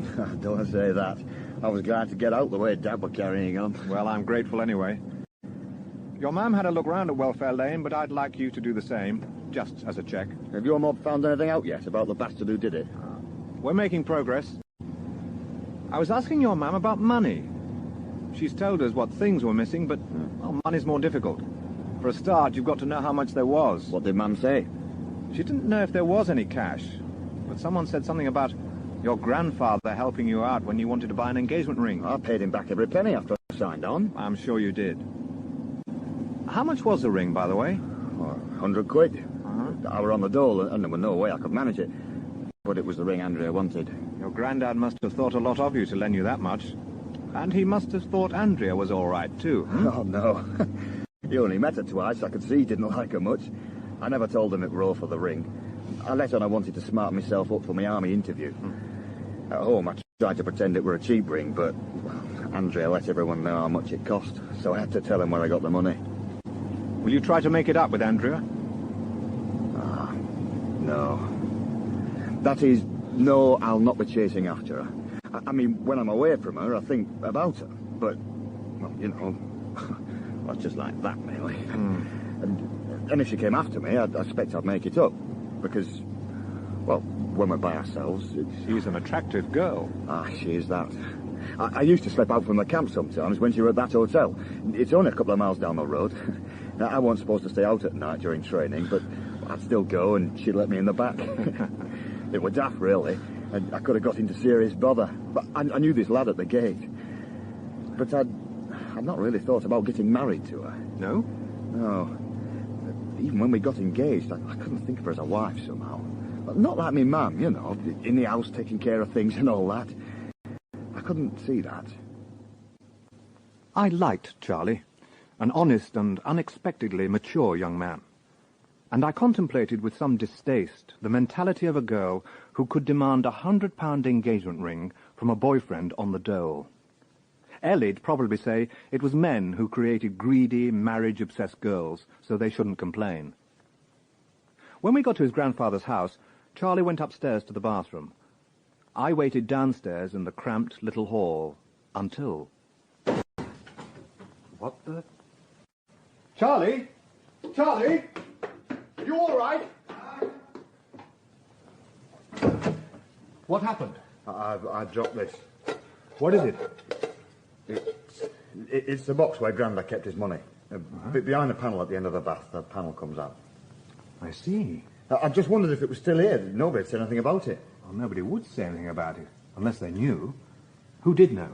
What's it matter? It didn't get nicked. Which probably clears anyone who knew. No one knew. I never told anyone. How did you know? Did your grandfather tell you? No. It was when he lent me the money. He went upstairs and I heard a noise and went up to see if he was all right. I saw him. He didn't see me. And then he came down with the money? That's right. Mm-hmm. It'll be Mum's money now, won't it? I expect so. You should have told me about it before, Charlie. You realise that? I know. But I wasn't going to nick it, if that's what you're thinking. Oh, no, I don't believe you were. If you had been, you'd at least have locked the bathroom door. Now, it'll be kept safe at the police station for the time being. But your man will get it all, never fear. Anything else you want to tell me? No. Right. Let's be getting you back. Your man can have the keys now. You've got the front door key, haven't you? Aye. Oh, while I think of it, here's the back door key from the washhouse. Oh, well, this isn't it. Not the back door key. Well, I'm not saying that, but it's not the one Granda kept in the washhouse. Come on.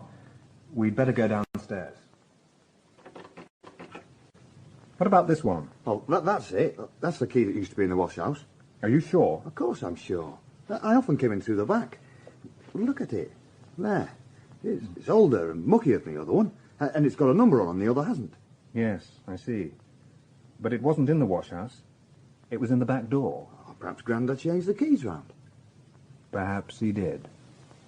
Look after this, would you, Sergeant? We found it in Welfare Lane. Deeks' savings. So whoever broke in missed it. Exactly. Which tells us something, I suppose.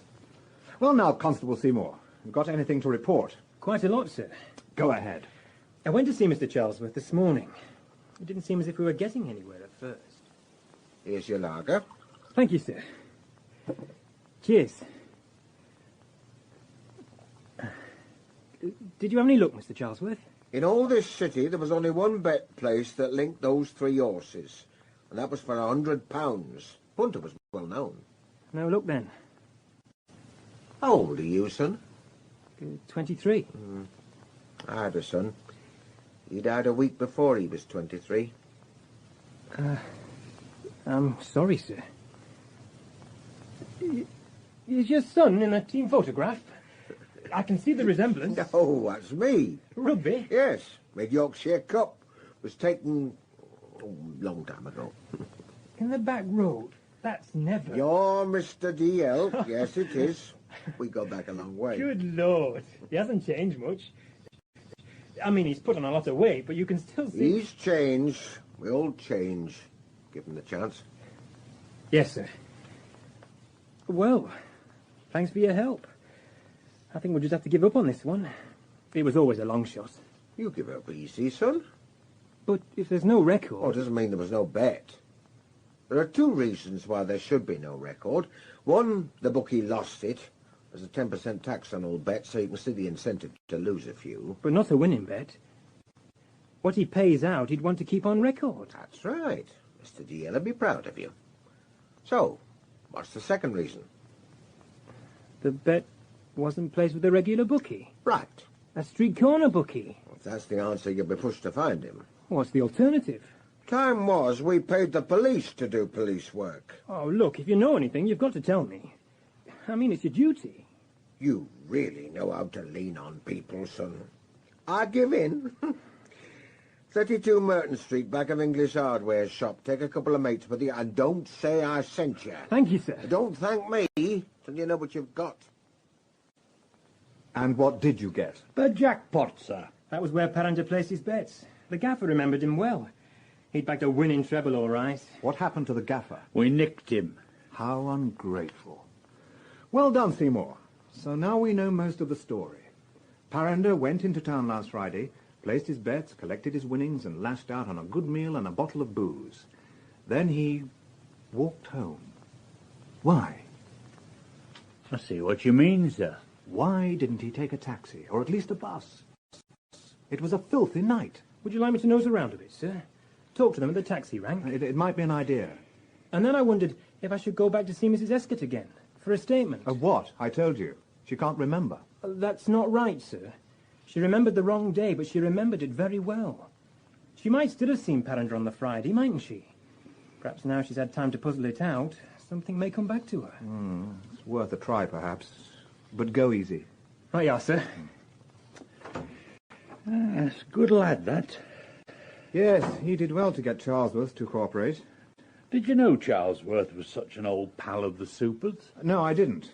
But it does give Mr. DL a good reason for dining with him. That illegal betting shop might be financed by some legit firm who wouldn't take kindly to Charlesworth shopping them. I hope Seymour will keep his mouth shut. I'm sure he will.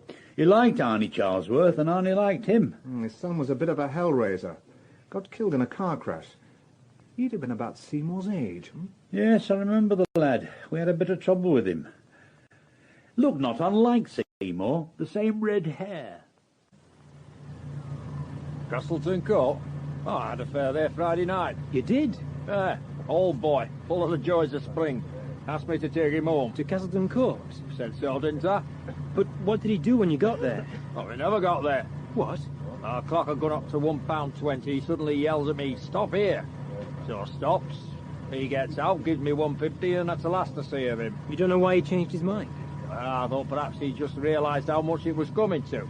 If he'd said out, I'd have run him home all the same, poor old chap. Where did he get out?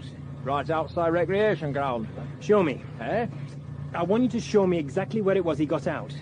And then... Aye. Take me on to Castleton Court. Mrs. Escott? Mrs. Escott? Can I help? Yes. Warden, you said Mrs. Escott was in, but she doesn't seem to be answering. Perhaps she's having a nap. But we'd best check. I've got a master key. Come along. Mrs. Escott? Not in the living room. I'll check the bedroom. Right. Oh, my God. Get an ambulance, quick as you can. They found Jane Escott lying across her bed, surrounded by empty pill bottles. Her eyes were wide open, and at first they thought she was dead. But at the County General, they were told she was still alive. Just. Seymour rang from the hospital. I felt unbearably guilty. I remembered the contented, sensible old lady I'd spoken to, happily unaware, till I interfered, that she'd managed to forget a whole day. So, she'd been terrified of approaching senility, and decided to exit with dignity.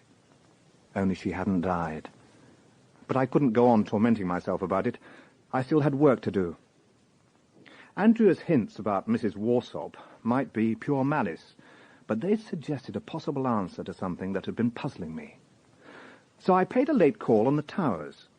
Mrs. Warsop was out, but that proved a bonus, for I had a very illuminating chat with the matron. She was obviously torn between her citizen's duty to tell me about certain possible irregularities and her inbuilt professional discretion. On the whole, discretion lost out. The obvious follow-up was another visit to the Paradise Hotel. Hello, Inspector. Is it a raid? Pray God it isn't. I could abandon this devil's kitchen for a simple monastic cell. Sorry to interrupt a busy evening, Mr. Abbott. Well, it shouldn't be that busy. Unfortunately, our new waitress is half-witted. She keeps getting lost between here and the further tables. Worse than the girl you fired, is she? Infinitely. At least Miss Andrea had all her marbles. It was her morals that were in doubt. You were concerned for her essential purity. Oh, no. Although, I do draw the line at some things. This soldier she used to bring back, he spent all night here sometimes. Well, that was pretty cheeky. But when early one morning I caught him taking a final soldier's farewell across the reception desk, I felt things were getting out of hand. And when I protested, he told me to get lost, really. As you say, really? Yes, but it wasn't that. So long as she didn't do it in the dining room and frighten the customers. It was the way things faded away around her. Half a bottle of scotch here, a couple of quid there. Nothing startling, nothing provable, but enough's enough. And at last we quarrelled beyond repair. So, why have you come to see me?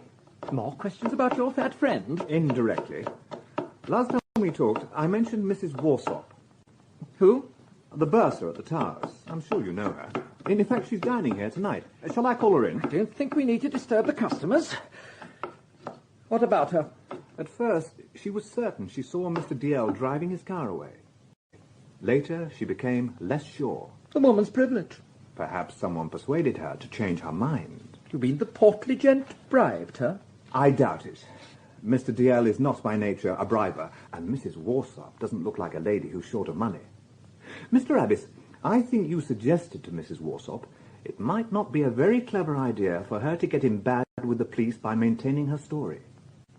When she first spoke to the press, she didn't know Superintendent DL was a policeman. Suddenly, your hotel must have seemed very full of the law. The quickest way to get rid of them was to get Mr. DL off the hook. But why should you be worried? And why should Mrs. Warsop take your advice?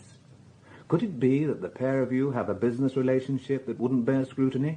Is that why she eats here nightly and signs her bills? She gets an account like everyone else. In that case, your records will show it, as will her check stubs. She often pays by cash. How often? For heaven's sake, how am I expected to remember? Then we'll have to ask the staff. It's that little cow, isn't it? Oh, it comes to something when a slut that gets the push for dishonesty is allowed to blacken other people's names. If ever I get my hands on that little whore... Good night, Mr. Abbess.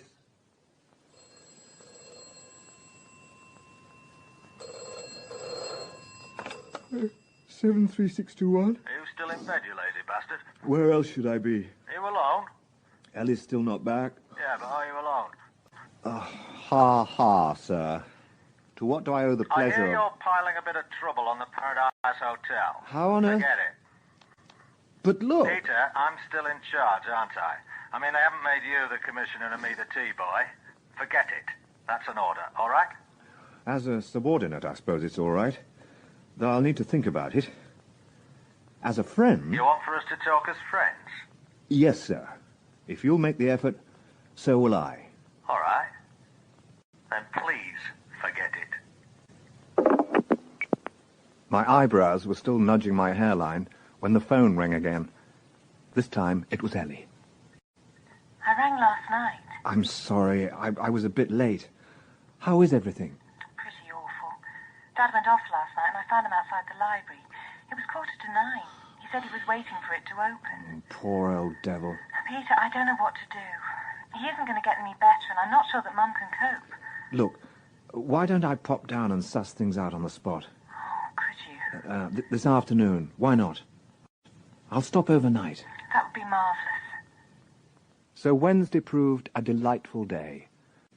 My wife was overjoyed to see me, and so, as far as I could judge, was my daughter. And Ellie's father seemed perfectly rational. Her parents kept early hours, and I had no complaints about that. I've missed you. So I gathered. Anybody else been tickling your fancy while I've been away? No, it's been work, and nothing but work. Ellie? Ellie? Oh, no. Come in, Mum. What's happened? Dad. Oh, God.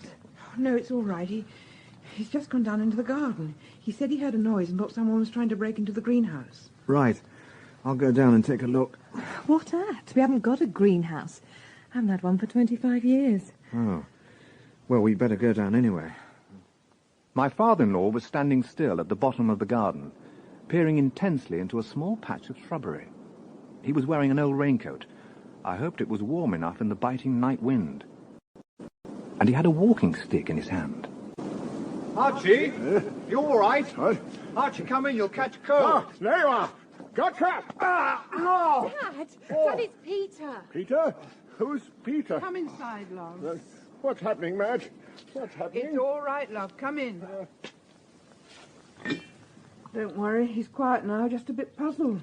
Has he attacked anyone before? Oh, no. I mean, he was looking for a burglar, wasn't he? And he saw you. He recognised me because I was around when he had the greenhouse. You weren't. Where's the tea? Do get a move on. She really is in charge, isn't she? Yes, she is. She was always the same from a girl. Not bossy, but she knew her own mind. I needn't tell you that. No, you needn't. She's been a tremendous help these last few days. I'm glad she came so she could see for herself how things were. Ellie's never been a girl for taking things on trust. How long has Archie been like this? Oh, a long time. It's getting worse slowly, and it won't get better. Most of the time he's still his old self. Well, that's what he is, isn't it? His old self, himself, but old. It happens to us all one way or another. Well, all I can say is he's in good hands. We both are, Peter. Him and me. Have you got a china for that tea? You better get to work, or your day off will be stopped. What were you and Mum doing in the kitchen? Talking about you. What else? About me? Not Dad? Him too. But there's not much need for your mother to talk about Archie. She knows all about him. Mind you, by the same token, there wasn't much need to talk about you either. That sounds pretty reductive. It wasn't meant to be. My God! What? I've just thought of something. Not before time. No, that is, on second thoughts, yes, but that wasn't it. What was your first thought? It'll keep. Good. I couldn't tell her. I wasn't certain, not yet. But I thought I knew now how Thomas Arthur Parinder had died.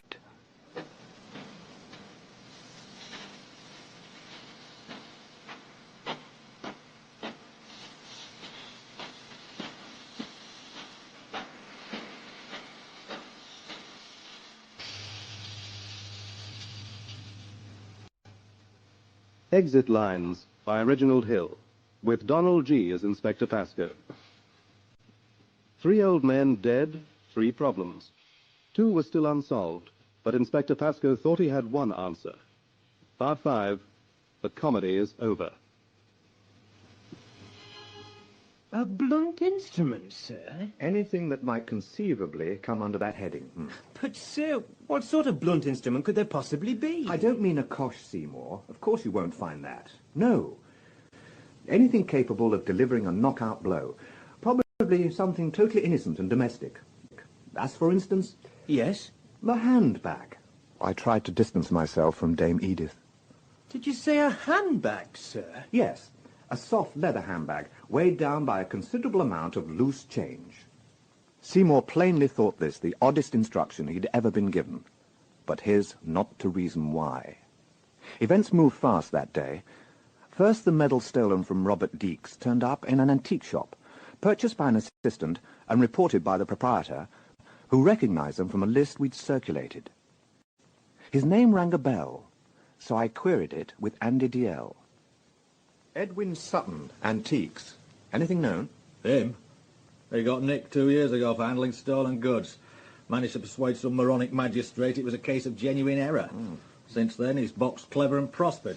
Why? He's just given us a call. His assistants bought some medals, and it looks as if they were the ones stolen from Robert Deeks, the Welfare Lane killing. So Sutton's playing the honest citizen. I wonder what's got into him. Perhaps something happened to him on the road to Damascus. Aye. It'd need to be a long road. Any other leads on the Deeks case? No, sir. Well, you best be off. Oh, by the way, that Warsop woman. Yes? What do you reckon? I reckon she's been fiddling the accounts at the Towers for years. She buys everything the books show, but then she pushes as much as she can onto Abyss. Probably there's a bit of swapping. She buys good meat, Abyss buys Scrag End. They swap. The Paradise Hotel gets gourmet delights, the Towers gets gristle. Warsop and Abyss split the difference. Do the same with everything. Soap, linen, crockery, cutlery, and it all mounts up. Aye. Clever. I haven't pursued the matter, as per your instructions. Something else you want to say to me, lad? No, sir. Except, are you in some kind of trouble? And what kind of trouble would that be? Any road, my troubles aren't your concern. If I need any more instructions, where will you be? I'm on holiday, remember? You were lucky to find me here. I'll be at the coroner's court. Today's the inquest on Westerman, and I've got to give evidence. About the car I wasn't driving. Morning, Mr. DL. Morning. Happy with the verdict, Mr. Charlesworth? Happy? Man's dead. I mean, do you think it was a fair verdict? Death by misadventure. That's what they said. That's what it was. And will the police be taking any further action? Who against? Against the driver. Against Mr. Charlesworth. Not for me to say, Mr. Ruddleston. But you heard what the coroner said. No blame could be attached. Yes, I heard it. And why don't you bugger off? Won't you on that, can I? He doesn't believe you. When the press starts trusting me, then I'll know I'm in trouble. Talking of trouble, what did you say to young Seymour to put him onto yon place in Merton Street? You must be slipping. I gave him the address. What? Why? Maybe I like the lad. Maybe I'm turning honest. Anyway, the greedy bastard that ran it was ripping me off for as much as I saved in tax. It's not worth the candle. With a bit of luck, it'll frighten a lot of the other do-it-yourself clowns off, and us legal bookies will be able to turn an honest copper. I'm not sure I like your choice of phrase. Beggars can't be choosers. Fancy a warmer at my place? You still keep it? Oh, I haven't given it up for other people. My boy, before he died, told me it was as bad as the stuff he was on. After his death, I remembered that. I stopped wanting it. If it's like this tomorrow, you'll want it. Look at the sky. Could be snow. Will we be expected to go out in this? You're no sportsman, Andy. Good shooting weather like this sorts out the men from the boys. Edwin Sutton, Antiques, might well have been a suspicious character, but our real concern was with his assistant, Paul Moody, the man who'd bought the medals. They matched Charlie's descriptions pretty closely. Yes, I think these are what we're after. What was the man like who sold them? Oh, an ordinary sort of fellow. About 25, medium height, stocky, light brown hair, bit of a moustache. He was wearing one of those lumberjack jackets, sort of green tartan. He said the medals had been his uncle's. I didn't pay much heed. I mean, they weren't that valuable. How did he talk? He didn't say much, mostly monosyllables. Accent? Ordinary, like most folk round here. When you made your offer, what did he say? He said, "Is that all?" And I said I couldn't do any better, and he took it. How much was it? £5. £5. The price of Robert Deeks's life. He was being buried that day, a biting cold Thursday. By the evening, it was snowing. Armed with a saddening lab report, I drove to the hospital and was directed to the ward where Mrs. Escott lay half-conscious, perhaps dying. There, unsurprisingly, I came across Dr. Sowden. Good heavens. Do you run this place single-handed? Sometimes feels like it. Did you come to pay me off? Pay you off? The inquest. I didn't go, but I saw the verdict in the evening paper. If you felt you had something to say, you should have gone along and said it. What happened, anyway? Don't you know? Your fat friend got off. What? No, sorry, that's not the way to put it. Death by misadventure, with no one querying whether Charlesworth was the driver. Wrong, Doctor. A great deal of querying has been done. But not publicly. Look, next time someone complains you stitched him up with a glove inside him, let's hear you demand publicity. Even if you come out innocent, you don't come out clean. You may have a point there. What brings you here this evening? Can I help? Yes. But we better have a private word first. Come to the office. Thanks. Let me get this straight. You're saying the old gent who died from exposure and shock was attacked by a 75-year-old woman, his neighbour and friend, who left him to die? I've got the lab report on her handbag. There are traces of human blood and tissue on one side. What does that prove? She may have cut herself. Happens a lot more frequently than old ladies turning to mugging. Not mugging. She thought she was being mugged. She was terrified of going out after dark, but at the same time she'd started rambling. She was losing her grip on time and place, but only intermittently so far. But her friends were worried about her. So imagine what Tap Parinder felt when, driving in a taxi with his winnings, he passes the recreation ground and sees his friend Jane Escott going in. How do you know about the taxi? We found the driver. He told us his fare stopped him suddenly, paid up and jumped out opposite the recreation ground. So, Tap runs after Mrs. Escott. She runs away in terror.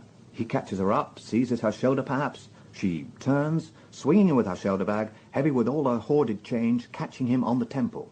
He goes down and she goes on running, not stopping till she's safely at home. Gets there by instinct. Goes to bed and wakes up the next day with all memory of Friday gone and Thursday substituted. All that's only theory. And will remain so till I talk to Mrs. Escott. Is that possible? Yes, for a moment. But I doubt if she'll reply, poor woman. Go carefully. Mrs. Escott. Mrs. Escott. I'm Inspector Pascoe.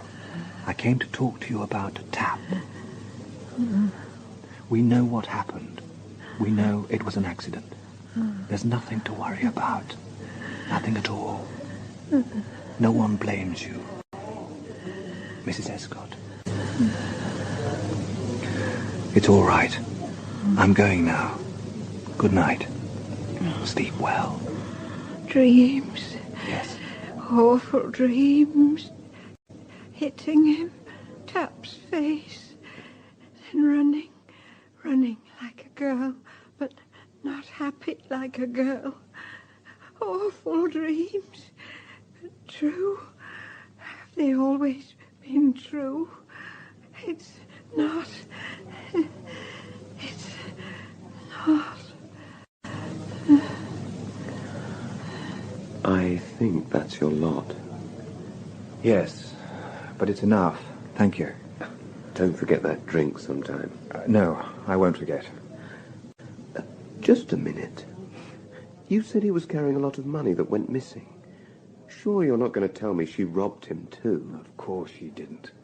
But a man on the dole with a wife and family and a 7-foot dog that must cost a tenner a week to feed might be sorely tempted if an old envelope full of £10 notes suddenly appeared at his feet. It's all there, Constable. Thank you, Mr. Cox. When I found him, I saw all them notes. Must have fell out of his pocket. I just stuck 'em in my jacket for safety. Then when I heard he was dead, I didn't say out. And when no one else said out about any missing money, I began to wonder if I hadn't best hang on to it. Well. Constable? Yes? If I get sent to one of them open prisons, will they let me take Ammy? I thought that was it. Well, I doubt if it'll come to prison for him, but it's not up to me. What do we do about him, sir? Get a statement, put the fear of God into him, and then send him home till we need him again. On bail, you mean? Well, who needs bail with a dog like that? Can you imagine fleeing the country with Hammy in tow? Private Charlie Frostic's here, sir. Do you know what he wants? I think he'd like to have a look at his grandfather's medals. Here you are, Charlie. Your mum identified them as you weren't around when we looked for you yesterday. Ah, no. After the funeral, I just wanted to take a walk by myself. Oh, you didn't get the watch? No. I gather it had Mr. Deeks's name on it. The medals are anonymous. Your grandfather never had them engraved. No, never saw no need to. I'd like them, particularly if his watch never turns up. They'll be returned to your mother eventually. The chap at the antique dealer's gave us a description of the man who brought them in. Look at this drawing. Remind you of anyone? It's a bit like that Scottish sweeper. Him that plays for Liverpool, you know, the big lad. Yes, yeah. Well, when do you go back? Tonight. As soon as that. To tell the truth, I could have stayed till Sunday, but now that the funeral's over, there's now to keep me. I mean, it's grand seeing Mum and Dad, but... Well, you can't sit round the house all the time. How does leave get back to me mates? No mates round here anymore. Well, yeah, I suppose so. Only it's not the same now I'm in the army. I suppose I could put my civvies on and go around some of the old places. But it'd just be me talking big about the army and well, there might be a bit of aggro. I might as well go back. There's a lot going off on Saturday night there. You can have a right good time. Well, you'll be able to chase the Fraulein's with a clear conscience now you're not engaged. Aye. That's true, I suppose. Have you seen Andrea again? No. No, she started a new job. What, at Haycroft Grange? Aye. She'll like it there. Married folk like it was at the Paradise Hotel. She didn't like it there much. I think she did till she got the sack. It was me as didn't like her being there. Why? It was handy for the camp. It was, but I didn't like her sleeping there. She just laughed and said there was naught to be worried about. The owner was an old puff. He's married. She thought that didn't make any difference. What did you think? Me? I never saw him. You mean all those times you went to the Paradise Hotel, you never came across Mr. Abbas? No. Well, Andrea said it was all right. She could use her room any way she liked. But I didn't want any trouble. So I made sure he never laid eyes on me. Never jump to conclusions. I'd taken it for granted, after Abbas's account of Andrea's romp with a soldier, that the soldier had been Charlie. Considering the matter again, it was only too possible that she might have been putting it about a bit. This called for another visit to the Paradise Hotel. Abbas had recovered all his old assurance. He'd obviously been given convincing promises of immunity. Oh, DL. DL. You again. And what is it this time? Mr. Abbas, the last time we talked, you said one of your complaints against Andrea Gregory was that she brought a soldier back to the hotel. Yes. And that you caught them in flagrante delicto one morning. Like the picture, did you? Do you want an action rerun? When was this, sir? Oh, well, I'm not sure. Last week sometime. Last week, not a few weeks ago. Oh, no. Wasn't long before I gave her the push. And it was definitely a soldier? Oh, definitely. Full military kit. This photo fit, could it be the man? Well, maybe. Doesn't really look like anyone, does it? He was an NCO, by the way. Are you sure? Oh, yes. There was a stripe on his arm. Makes him a lance corporal, doesn't it? That's right, yes. Anything else you noticed? Brownish hair. I think he had a moustache. Oh, and those webbing belts they wear. His was white. And on his left buttock... What? It wasn't a formal occasion. There was a sweet disorder in the dress. On his left buttock, there were tooth marks. I visualized a highly unusual identity parade. But brownish hair, mousy moustache, single stripe, and a white webbing belt. Into my mind there came a picture of a ramrod straight lance corporal in the regimental police, Corporal Gillott, Charlie Frostick's friend, who had let him into the camp late when he was training. We picked up Paul Moody from the antique shop and drove him to Eltervale camp. I hope this won't take too much time. Mr. Sutton won't be pleased if I'm away too long. Mr. Sutton will have to live with it. I don't really like this, you know. If this chap gets violent... We'll play it carefully. I think I know who we're after. We'll arrange for you to have a look at him without him seeing you. Sir, there's a working party coming up. Perhaps Mr. Moody could take a look. Well, that's him. The chap in charge. It's him, all right. And that clinched it. I'd put Gillott down as a taciturn customer we'd have difficulty with, but now the difficulty was to stop him talking. Faced with Moody's identification and the discovery of Robert Deaks's watch in his locker, he saw little future in silence and concentrated on putting all the blame on Andrea. It was her idea. She said he was an animal. She said all old people were animals. She said they were crazy and smelly and nasty, and she'd want to be put down before she got like that. I'd been driving the sergeant major to the station and I had his car. So I picked her up and we went for a drive. I'd been seeing her since that wet boyfriend of hers went to Germany. She brought a couple of bottles of scotch from the restaurant. We kept stopping for a drink and a bit of you-know-what. Who first mentioned Mr. Deaks? She did. I'd said if I had enough money I'd buy myself out of the army. And she said there were a few hundred lying around for the taking at Charlie's granddad's. She knew where the back door key was, so we could get in. She didn't know where the money was. But he wouldn't tell us. He kept on looking at my uniform and saying Charlie, and it got on my wick. Was there any money, or was it all for nothing? I was thankful when they took him away. I'd got as close as ever I had in my life to striking a prisoner. Our next stop was Haycroft Grange to pick up little Miss Andrea. This time we took a squad car, full majesty of the law, with the mid-Yorkshire insignia on the sides. I didn't want the Sir William Pledges of this world thinking the force could be relied on to be discreet for their sake. Sergeant Will came with me and shook his head over the unsavoury solution to the Deeks case. Gillott and Andrea, what a pair. As you say. My God, they took risks, didn't they? They were both half cut from the sound of it. She had her wits about her enough to realise using the outside key might be a giveaway. So she faked a break-in, but she put the wrong one back in the shed. Can't you get past that damn green van? The road's a bit narrow, sir. Well, give him the bell, then. It's like a bloody funeral procession. Good, he's letting us by. Leave it on. I like a bit of sunny lumiere. Bet those gun-happy bastards up there know we're coming. That's a bit odd. The van's reversing, sir. I think he's turning round. What's he up to? Well, does it matter? We've got other things on our mind. So, we advanced on Haycroft Grange, trumpeting our presence to the world. I wondered in passing if Andy DL was one of Sir William's guests today. If so, he was due for a surprise. Oh. Another of the same, please. Sir, thanks, son. Sir? No, not for Mr. Charlesworth. He doesn't touch the stuff. Very for me, thanks. Well, Arnie, bad day for brass monkeys. Mr. DL? Yes, love? Telephone for you, sir. Oh, thanks. Will you take it in here, sir? No. No, in the hall, is it? I'll take it there. DL here. Christ.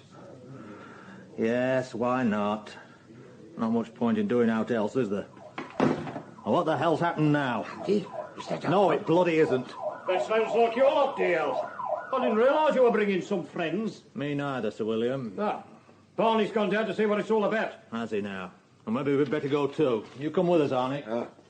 And so Weald and I, in pursuit of our lawful occasions, were met on the steps of Haycroft Grange by Arnold Charlesworth, an indignant Sir William Pledger, and our very own Andy DL breathing fire. Since we'd stated our business to Barney Castle, he'd calmed down considerably. It's all right, Andy. Your colleagues are here because our new maid's got herself into a spot of bother. Maid? You pair of Midsummer Night's Dreams have come here about the maid? She's wanted for questioning, sir. Sorry to disturb you and your friends, but it's a serious matter. Suspicion of being an accessory to murder. Murder? Yes, sir. The Deeks case. Bloody hell, you don't half-pick your moments. It's all right, Andy. They'll be away in a couple of minutes. Is that right, DL? Is all this noise and drama just so that they can arrest one of the maids? For God's sake, don't they teach you fellas anything about discretion? I'll be talking to the Chief Constable when he gets back. Your privilege, sir. I think you'll find the Chief Constable knows about most of it, but not the maid. No one bothered to tell even me about the maid. What then, if not the maid? Sir William, I have reason to believe that a private aeroplane belonging to Van Bellen International has been used to smuggle quantities of heroin into this country. What? Do you know what you're saying? Oh, aye. The question is, do you? On the whole, I think not. But Major Castle here does. Isn't that right, Barney? You bastard. Curiouser and curiouser. Castle wasn't looking at DL, but at Arnie Charlesworth. And a small convoy of cars had drawn up outside. Half a dozen men and a black Labrador jumped out and came up to us. They were looking at DL, interrogatively. Superintendent DL? Don't even ask, you wouldn't believe it. And now you're here, you'd better improve the shining hour. It'll be somewhere among the pheasants, most likely. If Rin Tin Tin doesn't find it, you'll have to get your fingers bloody. Right. Sir William, why don't you go back in the warm? This shouldn't take long. By whose authority are you doing all this? I've got a warrant here. I didn't expect to use it, but it entitles me to pull this mansion of yours apart brick by brick if I have to. You can ring the DCC or the Chief Constable himself in the Bahamas. They'll tell you the same. It won't be the police I ring. You staying, Arnie? I'm staying. Good. You can keep an eye on the Major. Pleasure. Sergeant Weald, think you can handle this last single-handed? I'd like a word with Mr. Pascal. Yes, sir. Over here, Peter. Word in private. What's going off, sir? I'll tell you what should have been going off. There should have been a man called Vernon Briggs, who's a game dealer, driving happily towards town with that little lot of birds in his van. I believe you passed him on the road. Green van. Well, yes, we did. Unfortunately, he was so dead scared of being overtaken by a cop car with its hooter going full blast that he turned about and set off home like a peppered rabbit. I can't blame him. If you're on your way to pick up a kilo of heroin, you don't hang about when you see the filth. Well, I'm sorry, but how was I to know? And just a kilo with this performance, I'd have expected at least a ton. But who are these people? Customs and excise? Mainly, with some of our drug squad. But you've missed the point. There's this ring operating out of Holland. It's developing its UK outlets, going in for a lot of small runs. This is one of them. But the drugs boys don't just want to stop this line. They wanted to follow it through to the central distribution point, somewhere in Yorkshire. Vernon Briggs and his van was to be the lead in. No longer.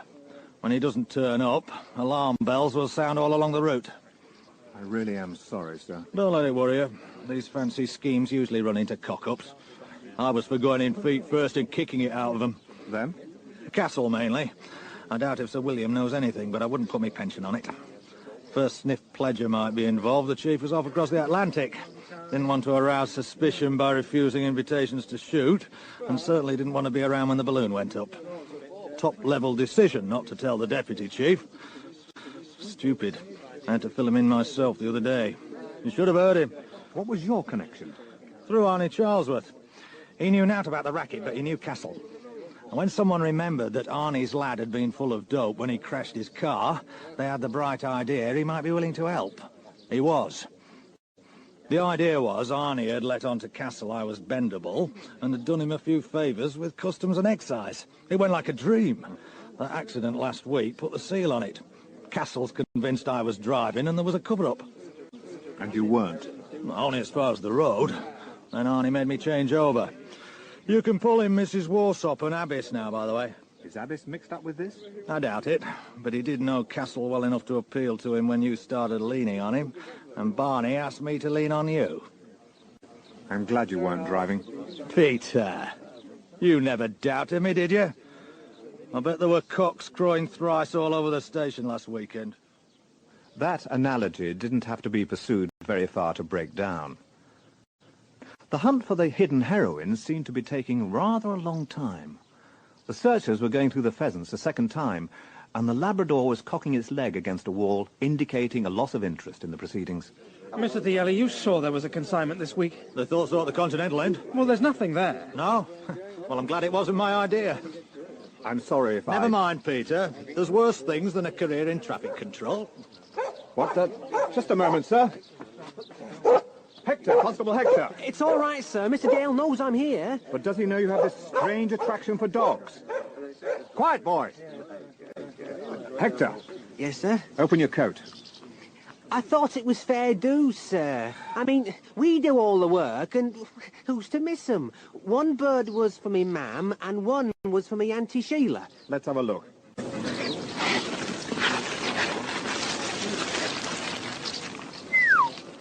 Mr. DL, sir. What is it? Constable Hector here has made a remarkable discovery inside one of the birds. Well, well, well. This is what we're looking for. Hector, lad, I don't know how you've done it, but I love you. No traffic control, Peter. Now we can pull Castle in. Between ourselves, Hector, what on earth did you think it was? You must have seen it. I thought it were the giblets, sir. Well, they always come in little plastic bags. And that was that. All questions answered. All police questions, that is. Ellie rang when I got home. You got back all right?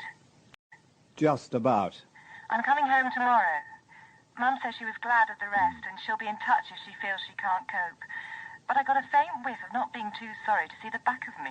I can't believe it. Oh, you smug swine.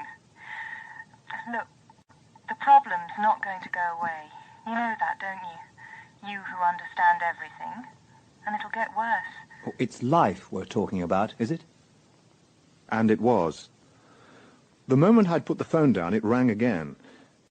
It was Dr. Sowden to tell me that Mrs. Escott was sinking fast. It wasn't really my business, but I found myself back at the County General. She's still here. Isn't there somewhere else? A kind of dying room, you mean? Afraid not. I really don't know what I'm doing here. Aren't there any relatives or friends? No, none close enough to be brought out on a night like this. So we're it. That's right. Not much to show for 10, is it? Her pulse? There's just a faint flutter. Mr. Pascoe. That's right. Mr. Pascoe, I saw Tap. Yes? He spoke to me. What did he say? Winner. Tap says the winner is... That's it, I'm afraid. Nurse? Yes, Doctor? All over. All over. Inspector. Hmm. I wonder what her friend's tip was. It's not knowing that makes horse races. We walked as far as the lifts, and I racked my brains for something to say. Exit lines. Final partings. Every parting should be treated as a rehearsal for the last one. Everyone should have some piece of farewell wit or wisdom at his tongue's end, but for most, even the best prepared, this was how it would be.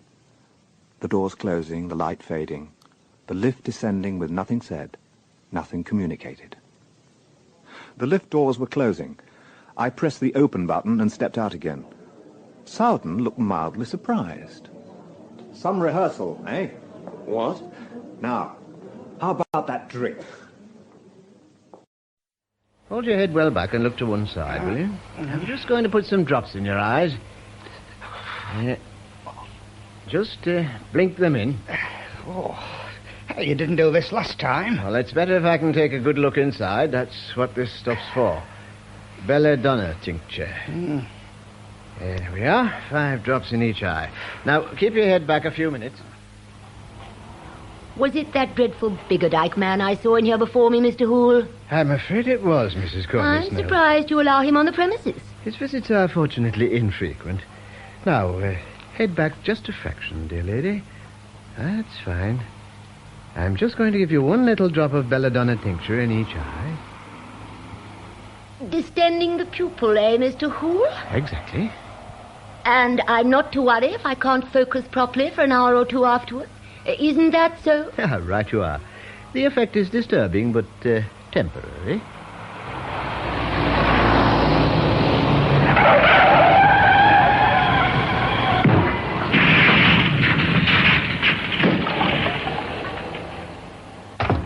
Mr. Keble. Mr. Keble. What is it, Mr. Grope? There's been an accident in Watergate Street. Oh, has there now? That's nice. I thought you ought to know, for the paper. Oh, yes, indeed. The Chalmsbury Chronicle is always first with the news. That Biggerdike man has just driven straight into a cattle truck. He's not dead, though, more's the pity. I can't say I'm surprised. Oh, I don't know, though. They're hardly open yet. It would have been a judgment on him if he'd been taken. Dreadful fellow, they tell me. He used to bring young women into the poor bobs. March them up the stairs like a drover. Never the same ones twice. Did he? Oh, there's not a doubt of it. The usurettes got to be scared to use their torches for fear of what they'd see. I used to have to search the back row of the circle before I went home at night to save the cleaning ladies the embarrassment of chancing upon evidence of his diversions. Think of that. Shocking. Oh, he's not a patron anymore. It's the television now, I expect. There's an immoral invention, if you like. I've got a story, Chief. Don't apply that loathsome expression to me, Leonard. I'm sorry, sir. And, by the way, next time you have occasion to ring me here at the office, don't say, give me the desk. Muriel thought you were a firm of furniture removers. Oh. Now then, what's this story? They've blown up the drinking fountain in Jubilee Park. They? Who's they? Russian anarchists? Women's liberation? Young conservatives? Well, the perpetrators. I interviewed the park keeper. He's married, has 3 children, and is an old boy of Alderson Road School. In the First World War... Never mind all that, Leonard. What about the explosion, or whatever it was? Well, the outrage is thought to have taken place in the early hours of the morning. Mr. Harding said... Harding?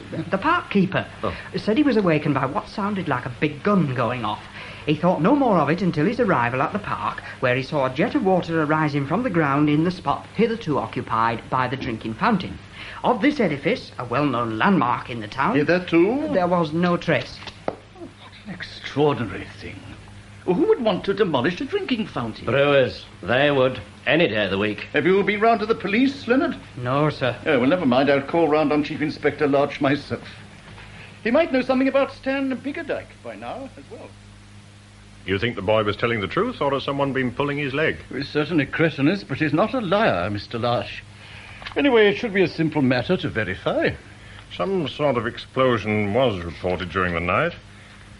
By my father-in-law, Councillor Pointed, in fact. We've not had time to look into it yet. I suppose you want to make what you'd call a story out of it. A drinking fountain. You must be hard up. All part of the job. Come on, then. We'd better inspect the scene of the crime. You're Harding, are you? The park keeper?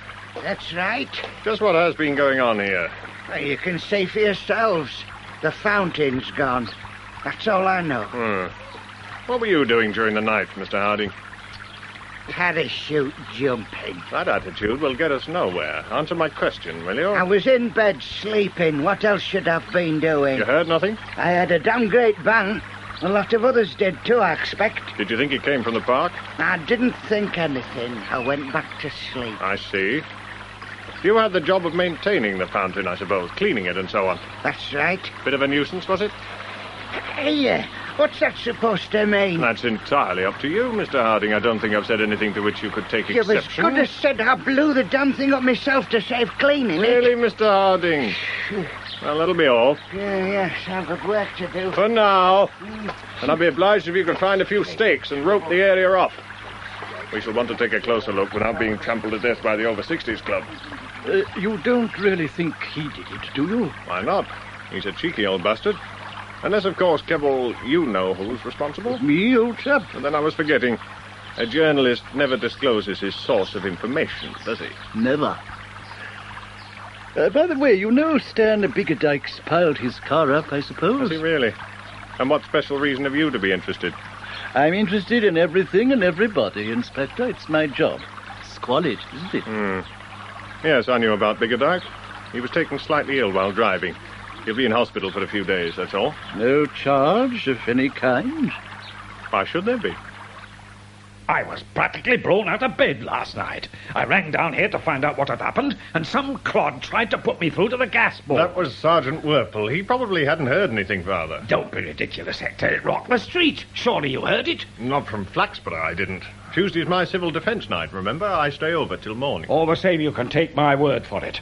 The windows nearly came in, and all that fool could do was to spell out my name letter by letter. Yes. You ought to give him a kick up the backside. Look, we know all about that explosion. Sergeant Werple's over there now. Don't worry, he knows his stuff. Are you calling in on Hilda later on? Possibly. Well, you might tell her Stan Biggerdike had an accident this morning. Nothing serious, bent his wagon a bit. It beats me why you let that swine into your house. Why? What's he done wrong? Everything he's ever had a chance to get away with. And as for allowing Hilda... Yes?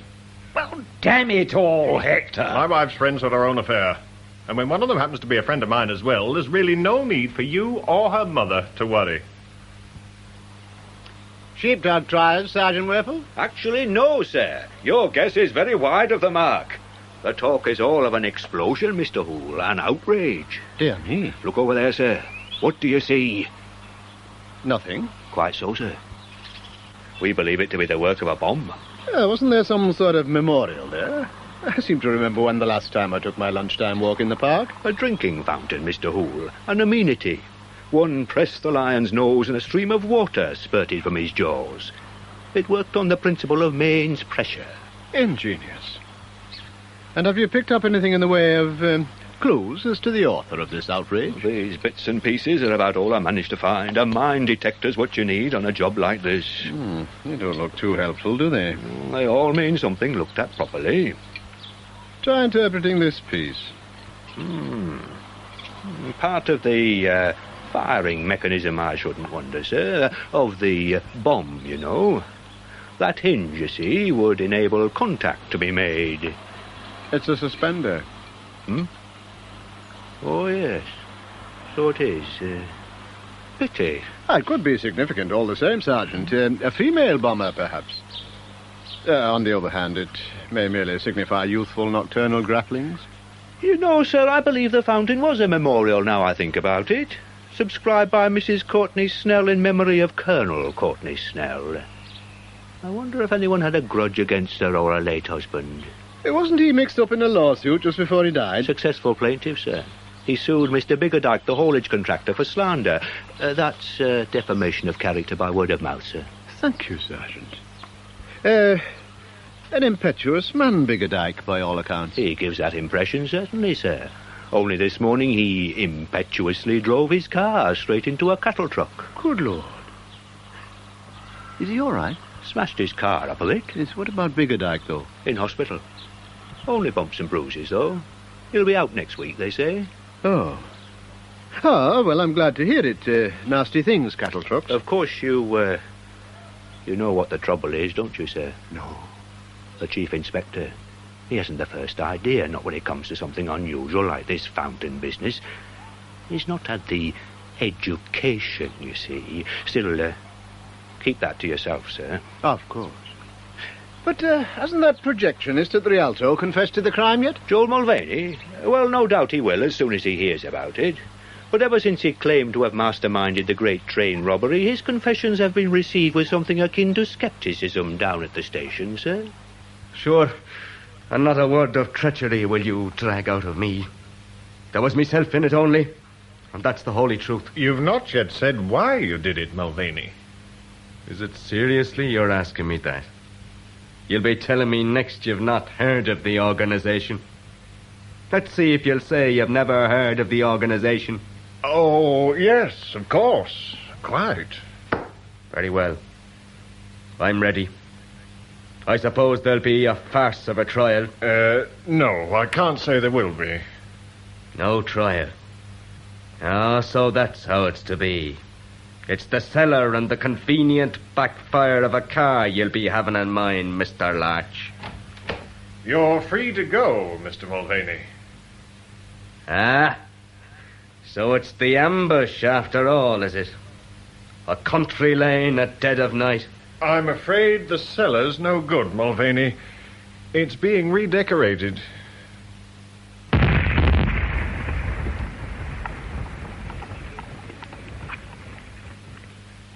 So there's been another outrage, Mr. Grope. That's right, there has. A fortnight to the day of the first one, Mr. Keppel. Right outside my house as well.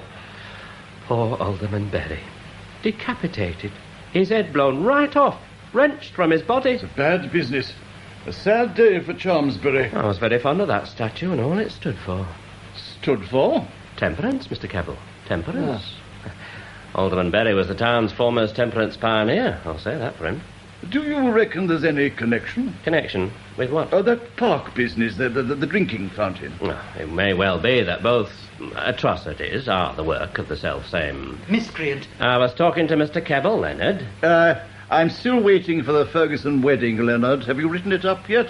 Just about to, Mr. Keppel. Good. And remember that for our purposes, marriages are not consummated or solemnized.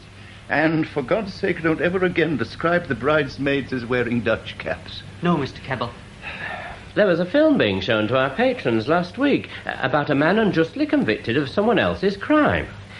When he came out, he was an enemy of society and did a lot of dreadful things that were worse than the one he'd been sent to prison for not doing, if you follow me. There was some blowing up in it, if I remember. So you see, I think the police ought to be looking for someone who may have been sent to prison for a crime he didn't commit. Well, that ought to be a lot easier in Chalmsbury than looking for all the people who haven't been sent to prison for crimes they did commit. Oh, well, of course, if you're going to... No. We've got an idea, Mr. Grope. Someone bent on revenge, a bit unbalanced, maybe. That's the idea. Both the desecrated monuments, you will have noted, commemorated gentlemen who had been magistrates.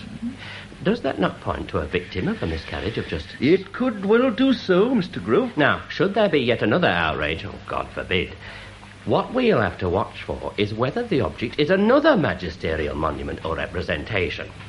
If so, we'll know for certain that the fellow is an ex-convict. Very neat, Mr. Grope. You've taken the brewers off your list, then? No, not at all. There's another way of looking at this business. It may be the law this fella's got her down on, or it may be he's got her down on temperance. Good heavens. Take that drinking fountain now. A perfect model of temperance. And poor Arnold Berry. A magistrate, I grant you, but sobriety itself. No, it's quite simple. Whatever gets blown up next will tell us who the miscreant is. A jailbird or a son of Bacchus.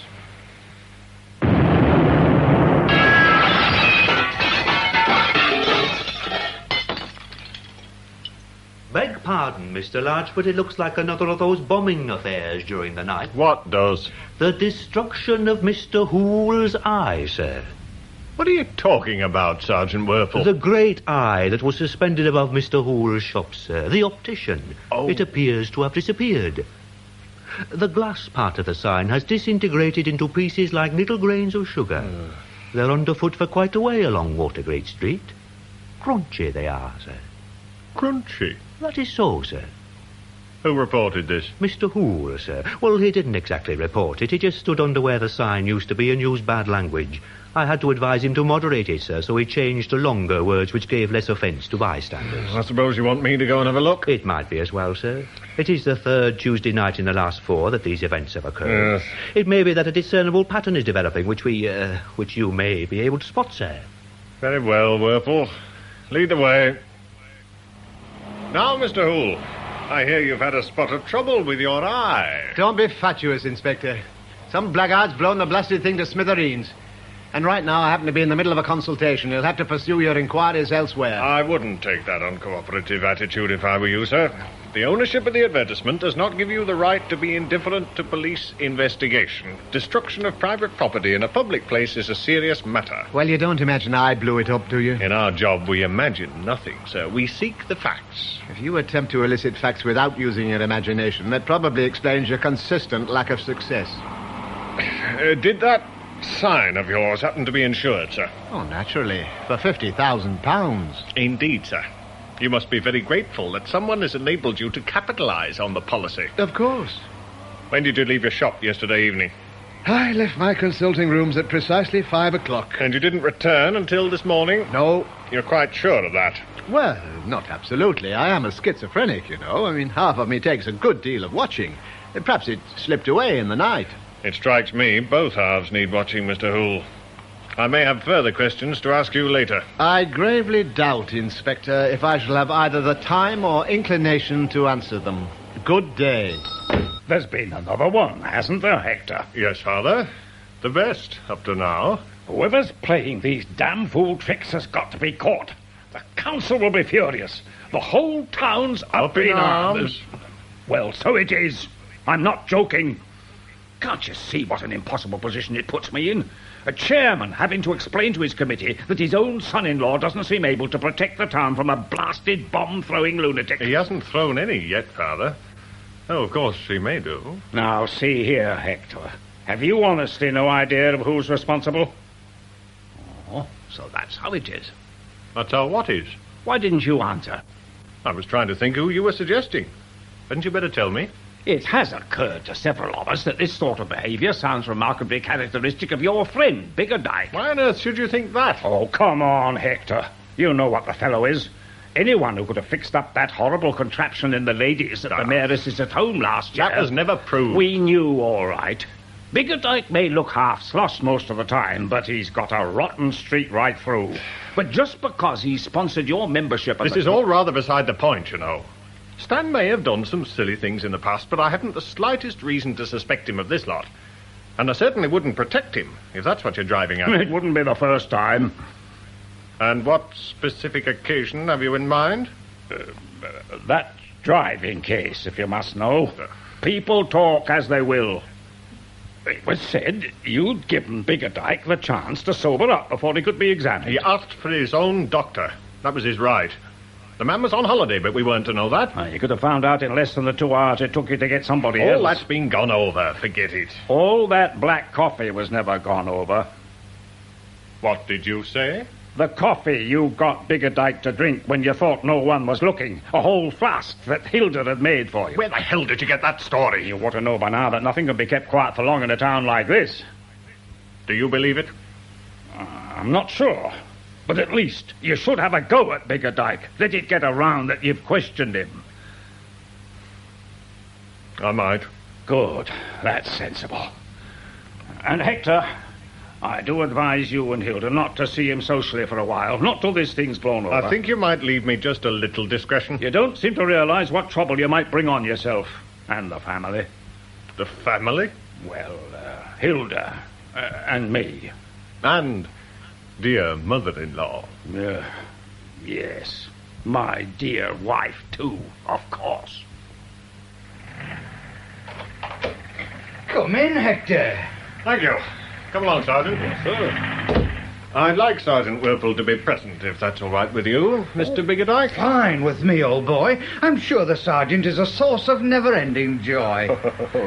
You may be wondering why I asked if you'd be good enough to let us come and see you. Well, actually, the fact is, I wish to ask you a few questions in connection with a routine inquiry we're making. So we shall begin by stating what you doubtless know already, that on 3 Tuesday nights this month, including last night, there have been various explosions in town, severely damaging certain pieces of property. Another one last night, eh? You don't say. I do say. And nobody has been hurt yet, but that doesn't mean we should view these things less seriously. Of course not. In the absence of more concrete information, we're obliged to question everyone whose name may happen to have cropped up in discussion of this affair. Naturally, Mr. Biggerdike, this implies no actual suspicion on our part. We wish merely to eliminate everyone who can give a reasonable account of himself. Oh, go ahead then. Eliminate me. I imagine I need only to ask you to give some brief account of your whereabouts during the 3 nights in question for that to be possible, sir. I'm not requiring a formal statement, you understand. Just tell me confidentially. You're under no obligation, of course. They were all Tuesdays, did you say? Yes. Well, I'm out of town every Tuesday night. You can ask the missus. You should know that yourself, old boy. It's my club night in Flaxbury. I stay on at a pal's place afterwards. Bert Smiles, he'll tell you. Well, that seems satisfactory. You can hardly be in 2 places at once, can you? Hardly. And the name of the club? The Trade and Haulage, St. Anne's Place. And this Mr. Smiles? Councillor Smiles, Pewley Road. Thank you. I don't think we need to trouble you any more, Mr. Biggerdike. Oh, no trouble, old boy. No trouble. Oh, Mr. Hoover, I've removed the remains of the eye frame, which I shall have to take away for a little while, I'm afraid. You may keep it forever if you wish, Sergeant. If the decision's rested with me, sir, I'd send it to the forensic laboratory. It might well be of forensic significance. The Chief Inspector doesn't go much for science, though. He says all criminals condemn themselves out of their own mouths. Does he? I suppose he didn't ask you if you knew anything that might be helpful when he came in this morning. He didn't, as a matter of fact. No. He merely tried in the clumsiest manner possible to persuade me to condemn myself out of my own mouth. I do wish he wouldn't take that line, sir. He doesn't actually mean to be offensive, but people aren't to know that. His methods tend to alienate sympathy, you know. It must be very trying for you, Sergeant. Not trying exactly, sir. I just don't like to see policemen getting a name for being unintelligent. Not all of us are stupid. I'm sure not, Sergeant. You see, adhesive tape, here, on the framework. Now, the forensic people could probably tell us a lot from that. Really? Oh, yes. Where it was made, what batch it was in, name of the chemist it was sent to, when, all that. Oh, yes. Oh, well, into the bin. Well, should you have done that? The Chief would never bother with it, sir. He takes a very straightforward view. Oh, he spurns empiricism. Mr. Larch spurns everything, sir. Oh, there is one thing I find puzzling. The frame that held the eye must have been some 8 or 9 feet above the ground. I had to fetch a pair of steps to get it down. How do you reckon our chap reached it? Reached it? To stick his bomb on it, sir. Oh. The adhesive tape to which I alluded. Adhere means to stick. A tall gentleman, perhaps. An ingenious theory, sir, but I can't call to mind anyone hereabouts of 7 feet or over. Even the Chief Inspector is only 6 feet 7. True. Do you happen to know who occupies the premises immediately above your shop, sir? Well, of course, they're mine. Someone could have reached over from the window above. Well, certainly, provided he got into my consulting room first. Would that be possible, sir? Perfectly. Place is by no means burglar-proof. But then, who would want to pinch a set of sight testing charts? Perhaps another optician, sir? One not quite so well established? There's no rhyme, no reason in it, Mr. Kebble. That's what bothers me. Now, if that whole man were Temperance, he's not even on the bench. There go both your theories, then, Mr. Grope. Odd lines, old chap. Oh, by the way, poetry's your department. As our resident epitaph writer, so to speak, what do you make of that? July 1st, in memoriam. The thirst that from the soul doth rise, doth ask a drink divine. There'll be that dark parade of tassels and of coaches soon. It's easy as a sign. Does that mean anything to you? No, except it's not proper poetry. Oh, doesn't seem right for in memoriam. You only think that because it's not one of yours. Drink divine? Sounds like a brewer's advertisement. You aren't going to print it, are you? Naturally, it's paid for. Who brought it in? Nobody. Came by post. No name or address, but a postal order. I just wondered if you knew the quotation. Seems harmless enough, but we don't want to risk any double meanings. Wait a bit. It's out of some song or other. I've got it. Drink to me only with thine eyes, and I'll not look for wine. Then the thirst that from the soul doth rise, doth ask a drink divine. But the rest of it, tassels and all that, well, that's not part of it. Yes, that's odd. Oh, never mind. It can't do any harm to print it. Now we're on the subject, I was wondering if you'd fancy publishing my latest ode. What ode is that, Mr. Grope? Ode to the River Chowle as it passes between the watercress beds and the mighty oilseed mill. It sounds like good stuff. Yes. I'll bring it in tomorrow.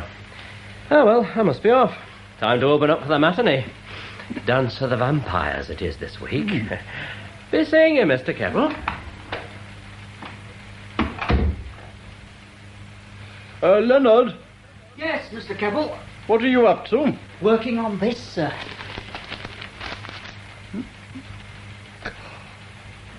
And what is this supposed to be?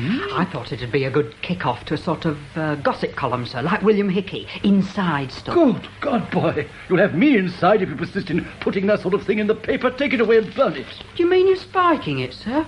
Leonard, on a paper like ours, we have to live with the people we write about. It makes a difference. Do you know there are still 3 shops in Chalmsbury where you can buy a horsewhip?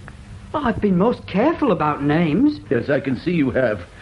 All the same, I'm not sure that socialite wife of police chief entirely rules out identification. Oh, you could cut out socialite. Let me put it this way. Chief Inspector Larch won't thank us for telling the town that his wife is to be seen at swank caravan parties, latest craze of the Chalmsbury top set. Sounds like teeth. You should be jolly grateful I toned it down anyway. I don't call references to a hairy-armed mystery playboy toning down. Well, I didn't write anything about her taking her clothes off. What? Leonard, I think you'd better tell me exactly what you're talking about. Well, sir, it was last night. I thought since it was a Tuesday night that I might have a bit of a look round and see if there was anything doing. You know, any nefarious goings-on. Bombs, you mean? I see. Carry on. Well, sir, first of all, this was just after midnight. I met Mr. Hoole. Mr. Hoole, eh? Oh, that's interesting. What was he up to? He said his housekeeper was on the prowl, sir. On the prowl? Yes, sir. At first I took him to mean she was mixed up in the bombings, but then he explained that she tends to get, as he put it, amorous about once a fortnight. Oh, couldn't he just lock himself in his bedroom? No, sir. He said that only gets her more excited. So he has to go out for a couple of hours to give her time to wind down. I suppose we can accept that. Oh, yes, sir.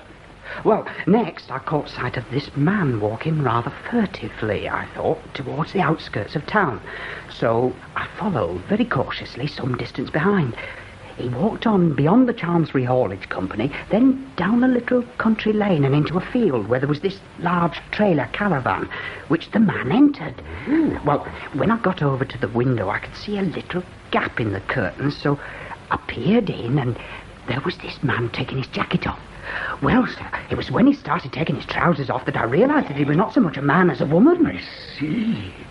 You didn't think it appropriate at that moment to make a discreet withdrawal? Well, I was about to, sir, when the man, the lady, half turned toward the window, and I was afraid that she'd see me if I made any move. So you stayed where you were? Yes, sir.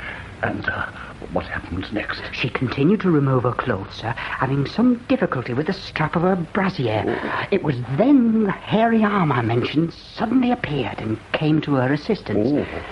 Then, as her final garment was discarded, she made a turn toward the window. Full frontally, Yes, sir. And I realised who the lady was. So, you've enjoyed the presumably rare privilege of Chief Inspector Larch's view of matrimony. Yes, sir. And the identity of the hairy-armed mystery playboy. That remained a mystery, sir. Hilda Larch always was unpredictable, like her mother. You, don't want me to write anything then, sir? Oh, God, no, Leonard. Not unless we want a libel action on our hands. Mr. Chairman, everybody in the town is getting very alarmed and anxious about these dastardly explosions. And I want to know what is being done in regard to putting whoever's responsible under lock and key. The detection of crime is, I believe, Councillor Linnett, the province of the police. Public safety is involved in this, Mr. Chairman. We have every right to chivvy the police if they're not being efficient in regard to protecting our ratepayers. We as a committee cannot simply stand aside while the town is blown to bits. We could ask the police for a confidential report on the progress of investigation. Would that... No, Mr. Chairman, I don't think it would. There are a lot of people who think the police here in Chelmsbury haven't made an arrest because somebody doesn't want an arrest. I think the chairman will have a fair idea, but I'm... Oh, no, he hasn't. You better explain that insinuation. Now, Mr. Chairman, I am not getting at you personally. But it's got to be said that Chief Inspector Larch is a member of your family. My personal relationships are no concern of this council. And this despicable attempt to drag them into this case is perfectly monstrous. The fact remains, a dangerous criminal, perhaps a lunatic, is at large in the town. Now, what I suggest, and I propose it formally, is that we approach the Chief Constable of the county and ask him to look into the whole affair. Chubb? Chief Constable Heseldine here. How are you, old man? Good, good. Dogs all well? Fine. And Mrs. Chubb? Oh, I'm sorry to hear that. Still, it's usually a pretty straightforward operation. Anyway, to get down to brass tacks, I want to borrow one of your Flaxborough men, one not known in Chelmsbury, and a cut above those layabouts in dirty raincoats who do nothing but harass bookies for free bets. A real detective, old man. Can you run to one? Yes, of course, just pulling your leg. It's these Chelmsbury explosions you've probably heard about. Just received a deputation of civic dignitaries making allegations about their Chief Inspector Larch. Not that I'd bother about that normally. One end of that lot is so like the other, it's a wonder when they take their hats off that they're not run in for indecent exposure. Yeah. The worrying thing is that I've recently been handed a confidential report of a considerable quantity of missing explosives from the Flaxborough Civil Defence Training Centre. And guess who the leading light of the Flaxborough Civil Defence Demolition Cause is? You've said it. Chief Inspector Larch. Chief Inspector Larch? Yes? My name's Pirbright. Flaxborough CID. Oh. I expect the Chief Constable. Yes, of course, Mr. Pirbright. I'd heard you were being loaned to us in our distress. Uh-huh. We are baffled, but I dare say you'll tie the thing up in a day or two. The Chief's idea apparently is that, not being a local man, I might be useful as a special investigator. Sounds awful, doesn't it? Seriously, though, you don't want me cluttering up your office, so I thought I'd go snooping in the open air. Oh, you're free to snoop where you please, Pirbright. You're only carrying out instructions, however goddamn stupid I happen to think them. Well, the town's chock-a-block with lunatics. They'll natter and chatter for as long as you've a mind to listen. You'll get your criminal all right a dozen times over. I only hope you brought a cart. Tell me, Mr. Larch, what would be your own selected cartload? We'll go through them, shall we? My favourite is a cocky, sarcastic little goggle salesman called Hoole. Unmarried, middle-aged, but perky. Likes taking the mickey. Out of local institutions, especially. Statues and memorials right up his street. Quite clever in his way. University degree and all that. Making bombs no difficulty to him, I imagine. But hasn't this man's own shop been involved? Oldest trick in the world, self-inflicted injury. Motive? Don't worry about motives in this town, old son. Sheer bloody-mindedness. Anyway, I told you he's got a down on monuments. Who next? Kebble, editor of the local rag. Finds life a bloody great joke. I wouldn't put it past him to help the fun along, especially if it provided him with copy. Who else? Commissionaire at the Rialto, name of Grope. Grope? Walter Grope. Constant film viewing may have unbalanced an already unsteady mind, and his hours of employment give him plenty of opportunity for nocturnal villainy. I see. And lastly, my father-in-law, Councillor Pointer. I've nothing specific against him, nothing I can put my finger on, but he's hard to weigh up. For some reason, he's taken a violent dislike to a friend of mine called Biggerdike. Oh, Stan used to be a bit wild, certainly, but he's settled down now. All the same, the name has stuck, and Pointer knows that. He's doing his damnedest to get Biggerdike knocked off of this business. You think Mr. Pointer is trying to frame Biggerdike? It's a bit far-fetched, isn't it? Far-fetched as hell. But you don't know Pointer. He takes a long time and goes the long way round if he wants to do anybody, but by God, he does them in the end. Well, there you are, Purbright. Enjoy yourself. And if one of our home-smoked maniacs blows your own bloody head off, don't blame me.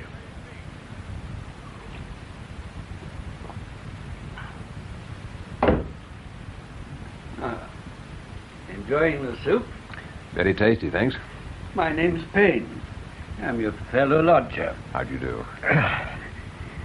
Well, I must say, Inspector, you don't look a bit like a policeman to me. And who says I'm a policeman? Our good landlady, Mrs. Crispin. She's very proud to have acquired you. Oh, dear, you aren't meant to be incognito, are you? Something like that, but it doesn't really matter. The communications in this town must be excellent. First rate. And yet there are some things that one simply cannot find out, apparently. Well, that depends what you want to find out. You are, I presume, following some specific line of inquiry here? After a fashion. Police, probe, mystery blasts? You really must not draw me into any indiscretions, Mr. Penn. Oh, but indiscretions are the currency in this town, Inspector. One is traded for another. You must be prepared to start somewhere. Is that an invitation? As we are to share one of Mrs. Crispin's semolina puddings, today being a Tuesday, we may as well recognize a bond of common tribulation and peril. Very well. Blasts are what I probe. You will have noticed, Inspector, that semolina pudding is not the only feature peculiar to Tuesdays. Yes. One Tuesday, however, the second, produced nothing. Perhaps there was no opportunity, or our bombardier otherwise engaged, detained even. Quite. Although you are aware of my occupation, Mr. Payne, it occurs to me that I don't know yours. I'm a shopkeeper. Oh, really? How odd. Oh? Oh, I'm sorry, I didn't mean to be rude. It's only that the term is so seldom used nowadays. People seem to prefer to be known as confectioners, retailers, merchandisers, or something like that. I suppose I could claim to be a jeweler. In fact, I merely wrap up manufactured articles and pass them over the counter. I keep a shop. That's the sum of it. A parasitic existence, but it harms no one. That apparently negative virtue seems to have become rather precious these days.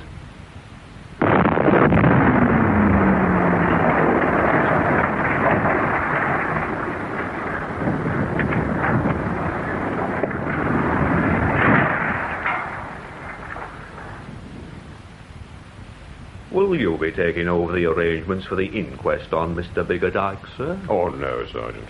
That's Mr. Larcher's province. I'm not sure I can claim to have anything more to do with the case now Biggerdike's dead. You will wait for the inquest, though, won't you, sir? I wouldn't miss it for anything. There's no question as to the verdict, I suppose. That Biggerdike blew himself up in his caravan? Not really, sir. The evidence points that way, and also to his responsibility for the previous explosions. Is that what you believe, Sergeant? It's what everyone seemed to be expecting, sir. He was a bit of a card, you know, always up to queer tricks. Oh? But I must say I'm a little surprised myself.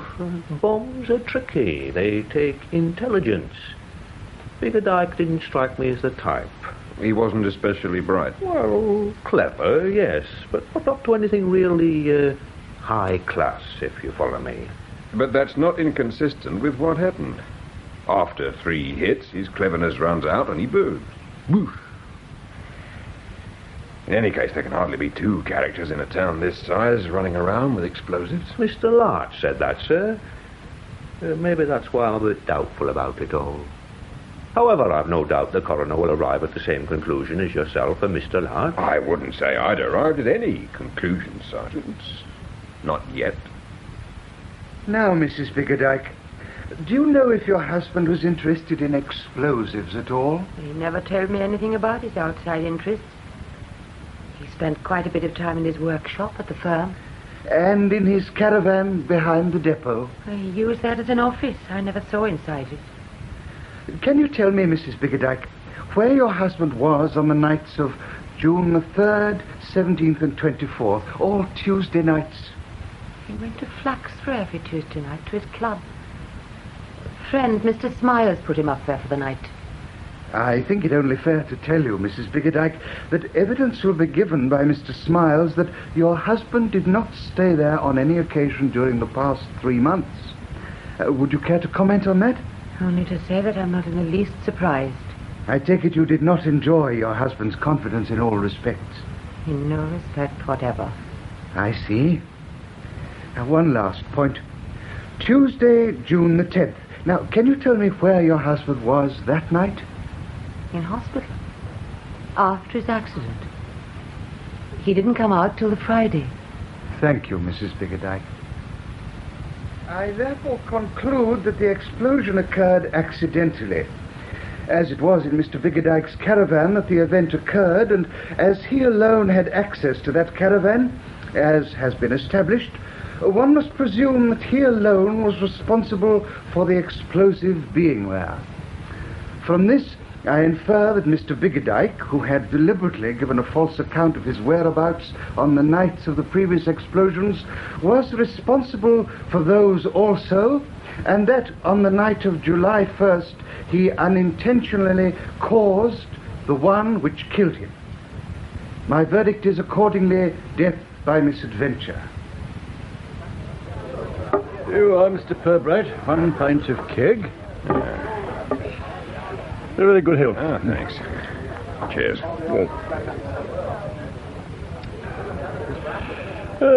So it's all over then?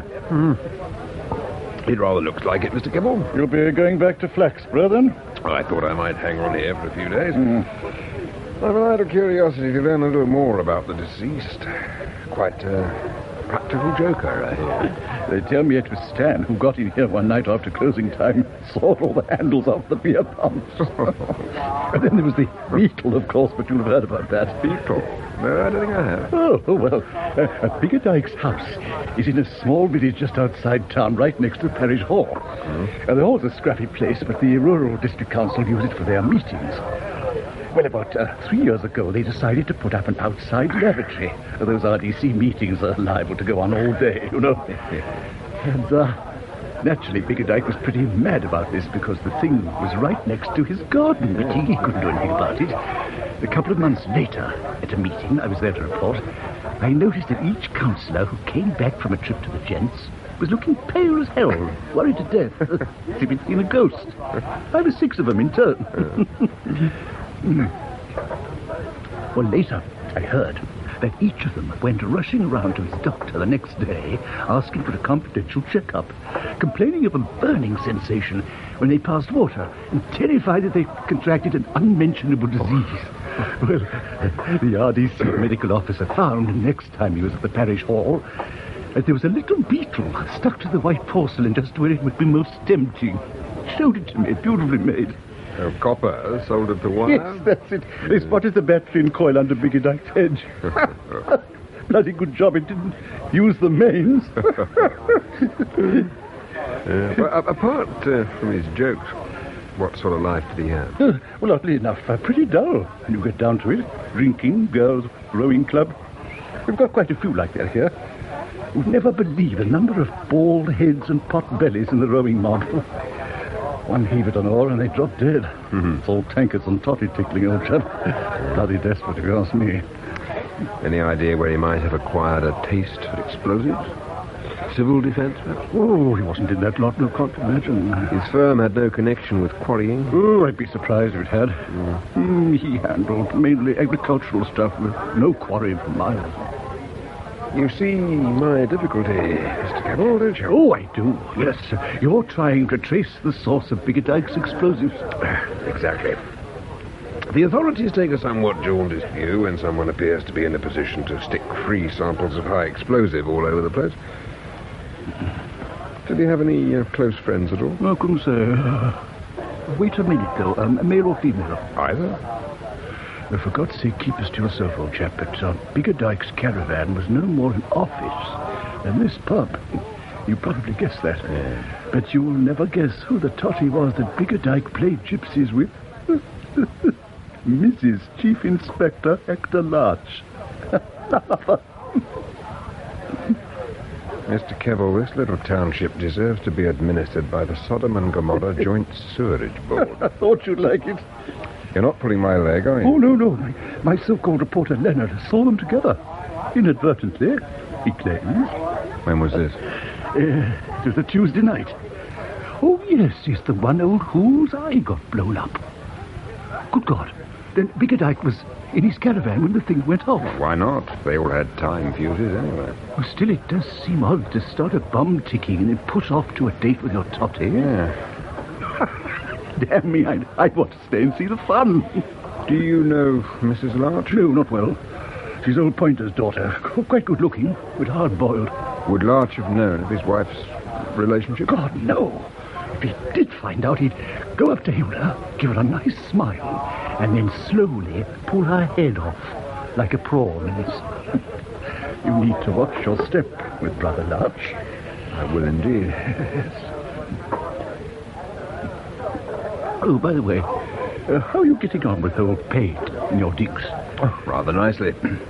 An intelligent fellow. I'm glad you think that. There was a time when Payne and Hoole seemed absolutely brilliant. But over the years, one forgets. Talking of Hoole, I can't quite fathom why he qualified for one of Bigger Dyke's infernal machines. Simple. It was Hoole who caused Bigger Dyke's car smash. Oh? Gave him a massive overdose of belladonna tincture in his eyes in return for some earlier trick so that Bigger Dyke couldn't focus properly. Rather a murderous joke. Well, rather ill-advised, shall we say. There was no love lost between those two. Mind you, Hoole would be very upset if he knew I'd let slip a confidence. It doesn't seem very important now the man's dead. Oh, now, what are you drinking? Brandy, is it? My name's Pointer. Councillor Pointer. I'd like a word with you, Mr. Pirbright. You're the chap the Chief Constable sent over, aren't you? Oh, you needn't look coy, man. I know all about it. The fact is, I'm rather worried. About the Bigger Dyke case? That comes into it, yes. But the affair's closed. You don't disagree with the verdict, do you? No, certainly not. We went as near as we decently could to telling Chief Inspector Larch that Bigger Dyke was the fellow we ought to be after. And he acted on your advice? He questioned Bigger Dyke officially in front of a witness. I'm quite sure he did his duty without prejudice. Prejudice occasioned by friendship? Yes. Did you approve of that friendship, Mr. Pointer? No, I did not. Biggerdike was the last man in town a man in my son-in-law's position should have mixed with. Would you mind telling me, sir, if your daughter was at all friendly with Mr. Biggerdike? My daughter? Yes, Mrs. Larch. Both Hector and Hilda used to see him a good deal, I believe. Did you know that Mrs. Larch was seen to visit Biggerdike's caravan on her own, and late at night? No, I didn't know. Perhaps I should have a word with your daughter, sir? With Hilda? Damn it, old man, are you snooping into Hector's family affairs just because you've heard some unsavory gossip? I think it's high time you told me exactly what you've been sent here to ferret out. Very well, sir. We wish to find out where Mr. Biggerdike obtained his fireworks. You see, there are 3 disturbing things about this case. One is the disappearance from a civil defense store in Flaxborough of a quantity of explosive. The second is that Mr. Larch is a civil defense instructor with access to that store. And thirdly, Mr. Larch was a close acquaintance of Biggerdike, a man we now know to have been addicted to blowing things up. But why on earth should Hector want to pass the stuff on to Biggerdike, even if he did steal it? Well, it makes no sense. Your son-in-law is an expert in handling explosives. Biggerdike was not. But he couldn't resist spectacular jokes. It's conceivable that he may have been encouraged to dabble in what he didn't understand, in the hope he'd make a fatal mistake. But Hector would never do such a terrible thing. Not even if he learned of his wife's relationship with his friend? Certainly didn't suspect. You did, Mr. Pointer. I'm the girl's father. Naturally, Did her mother know? Her mother? Good God, I've no idea. She doesn't discuss things with me. I see. But look, there was something I wanted to tell you before we got onto this business about Hilda. Mm-hmm. I can't help feeling it may have a connection with what you're hinting. Last summer, about this time of year, a girl was knocked down and killed by Stan Biggerdike in his sports car. Biggerdike was pretty drunk. They arrested him, took him to the station where Hector took charge. By the time a doctor arrived, Biggerdike was dead sober, and he got off at the assizes. A month or 2 later, I heard Biggerdike in a pub, pretty far gone, talking to Payne, the jeweller. "Payne, old man," he said, "if you ever get pulled in for being drunk, just ask for a bucket of Larch's luscious lalop." And you drew your own conclusions? I did. You see, I knew that Hilda always made a big flask of strong black coffee for the nights Hector stayed at the station. Can you suggest why you should want to protect Biggerdike? Well, he owed Biggerdike money for one thing. Quite a lot, I believe. And Biggerdike helped him socially and so on. He was generous enough to his pals, I'll say that for him. So you reject my rather fanciful theory that Mr. Larch may have been indirectly responsible for Biggerdike's death? No, I don't reject it. He's capable of such a thing. And you're still convinced Hector never found out about his wife? Well, I know this much. If he does find out, I don't give much for my girl's chances. That explosion in Biggerdike's caravan, it could have been meant for her, too. How did the inquest go, Inspector? Your move, by the way. Misadventure. All it could be, really. There couldn't have been much evidence, though. Oh, nothing direct, I grant you, Payne. It boiled down to a rejection of coincidence. 4 explosions in one small town. And then Biggerdike's own reputation, of course. Not very legal. I shall take your bishop if you move there. Oh. Did no one suggest why you've been doing these curious things? Everyone seemed to assume sheer bloody-mindedness, in Inspector Larch's immortal words. True. But he had specific motives as well, you know. Those I should like to know about. What grudge did he bear the drinking fountain? Not aesthetic, I assure you. Though that would have been understandable.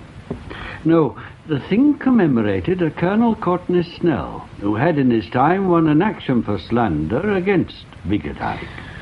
Posthumous revenge, all right. And the statue? The onslaught of a drinking man upon a totem of teetotalism. Alderman Berry was a notable zealot, or bigot according to taste.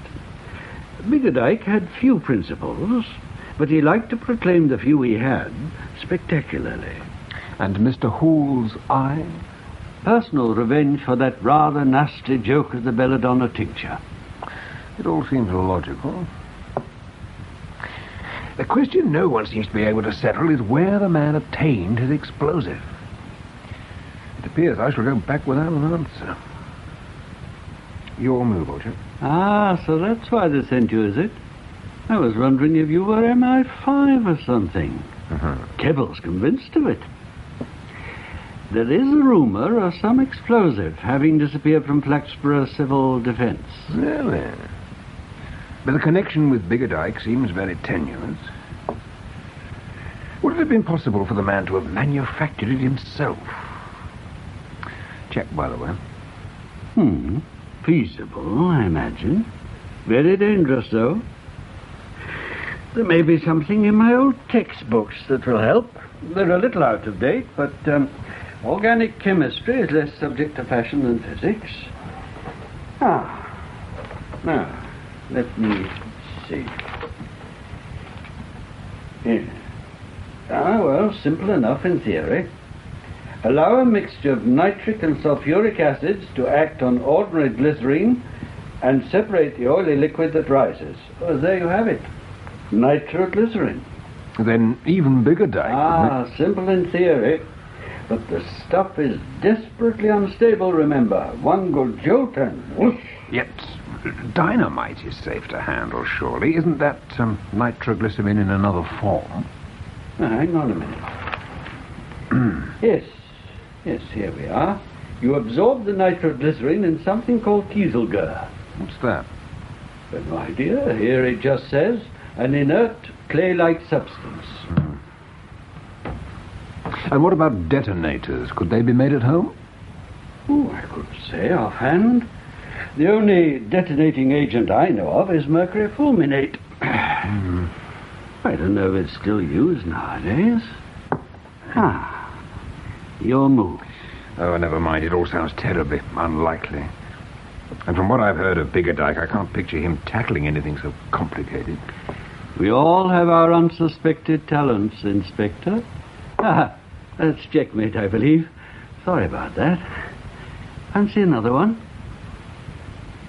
You were hoping, Purbright, that you'd be able by now to produce enough evidence either to eliminate Chief Inspector Larch entirely from your inquiries, or at the very worst, to prove his complicity beyond doubt. Yes, sir. I'm sorry, sir. I'm afraid I'm in no position to resolve the matter one way or the other. Indeed, considering the eternally triangular situation Mr. Larch was involved in, one cannot entirely exclude the possibility of murder. This is exceedingly awkward, Purbright. Chief Constable, I don't care to see one of my officers under a cloud. That's no fault of yours, however. I'm only sorry that you find yourself in such invidious circumstances. I wonder if Mrs. Larch could be prevailed upon to help. I don't know, sir. Of course, it is possible sometimes to have a confidential chat without giving offense or sowing suspicion, you know. If you did happen to meet Mrs. Larch under propitious circumstances, I'm sure you wouldn't permit false chivalry to blind you to her possible value as a witness. There is one thing I should like to know, sir.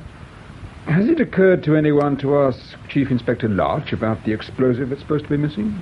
I don't think you quite understand, Purbright. National security is involved here. The whole thing is fearfully hush-hush. It's quite on the cards that the Home Office will come into it. Then Mr. Larch has not been questioned? Certainly not. The Civil Defence commanding officer was insistent on maximum secrecy. He was in intelligence during the war, you know. Very well up in this kind of thing. I still think you should tackle Mr. Larch directly, sir. Aren't you being a little direct yourself? You might put it that way, sir. You feel you'd rather not proceed with this investigation, is that it? Not in the role of a sort of security policeman. It goes very much against the grain, sir. Just as you like, Purbright. I should be the last to expect you to undertake anything you felt to be unethical. Meanwhile, you'd better stay in Charlesbury for a couple more days to give the impression you're clearing up loose ends. I don't want coroners to get the idea they've only got to say the word for the police to go skipping off like hired ponies. Guess who saw it happen, Inspector? Saw what happened, Kemble? Stan Biggerdike's Walpurgis night. Who did? Leonard. That's why I asked you round. I thought you'd like to hear the story. Yes, I would. But why didn't he go to the police? What? And be third degree by large? Chelmsbury's very own Inspector Clouseau? He'd have probably ended up on a murder charge. That's true. Well, let's have him in then. Leonard. Yes, Mr. Keble? I want you to tell this gentleman what you saw on the night Stan Biggerdike blew himself out. Oh, yes, sir. Take a seat, lad. Thank you, sir. Now, tell us all about it. Well, I was out that night and happened to be in the area of Mr. Biggerdike's caravan. Happened to be, Leonard? It's a bit out of the way, isn't it? Yes, sir, but I thought, well, in case anything was going on, it being a Tuesday, you see. You decided to revisit the scene of Mrs. Larch's earlier indiscretion. Yes, sir. Educational research? What's this, Leonard? Sir? Never mind, lad. On with the story. Well, when I arrived at the caravan, there was no one about, so I thought I'd take a look through the window. There was a small table just below where Mrs. Larch's handbag had been the week before, only this time there was a sort of little box. Then I noticed that one of the window panes was broken. It looked as if a stone or something had been thrown through it. It was then I heard a man's footsteps, so I ducked down and jumped into the ditch nearby. He unlocked the caravan door and went inside. I waited about a couple of minutes and then I decided to see what he was doing. I stood up and then it happened. A blinding flash and this tremendous bang. I was blown right off my feet and for ages I couldn't see anything or understand what had happened. Then, as I was getting up to run off, I stumbled over something in the long grass. It was Mr. Biggerdike's head, sir. You say there was a hole in one of the caravan windows? Yes, sir. Was it the kind of window that opens? You know, hinged at the top so that you push it outward from the bottom? Yes, it was, sir. So it would have been possible for someone outside to have put a hand through the hole in the glass, unfastened the little bar thing at the bottom, and pulled the window open. No reason why not. And this little table with the box.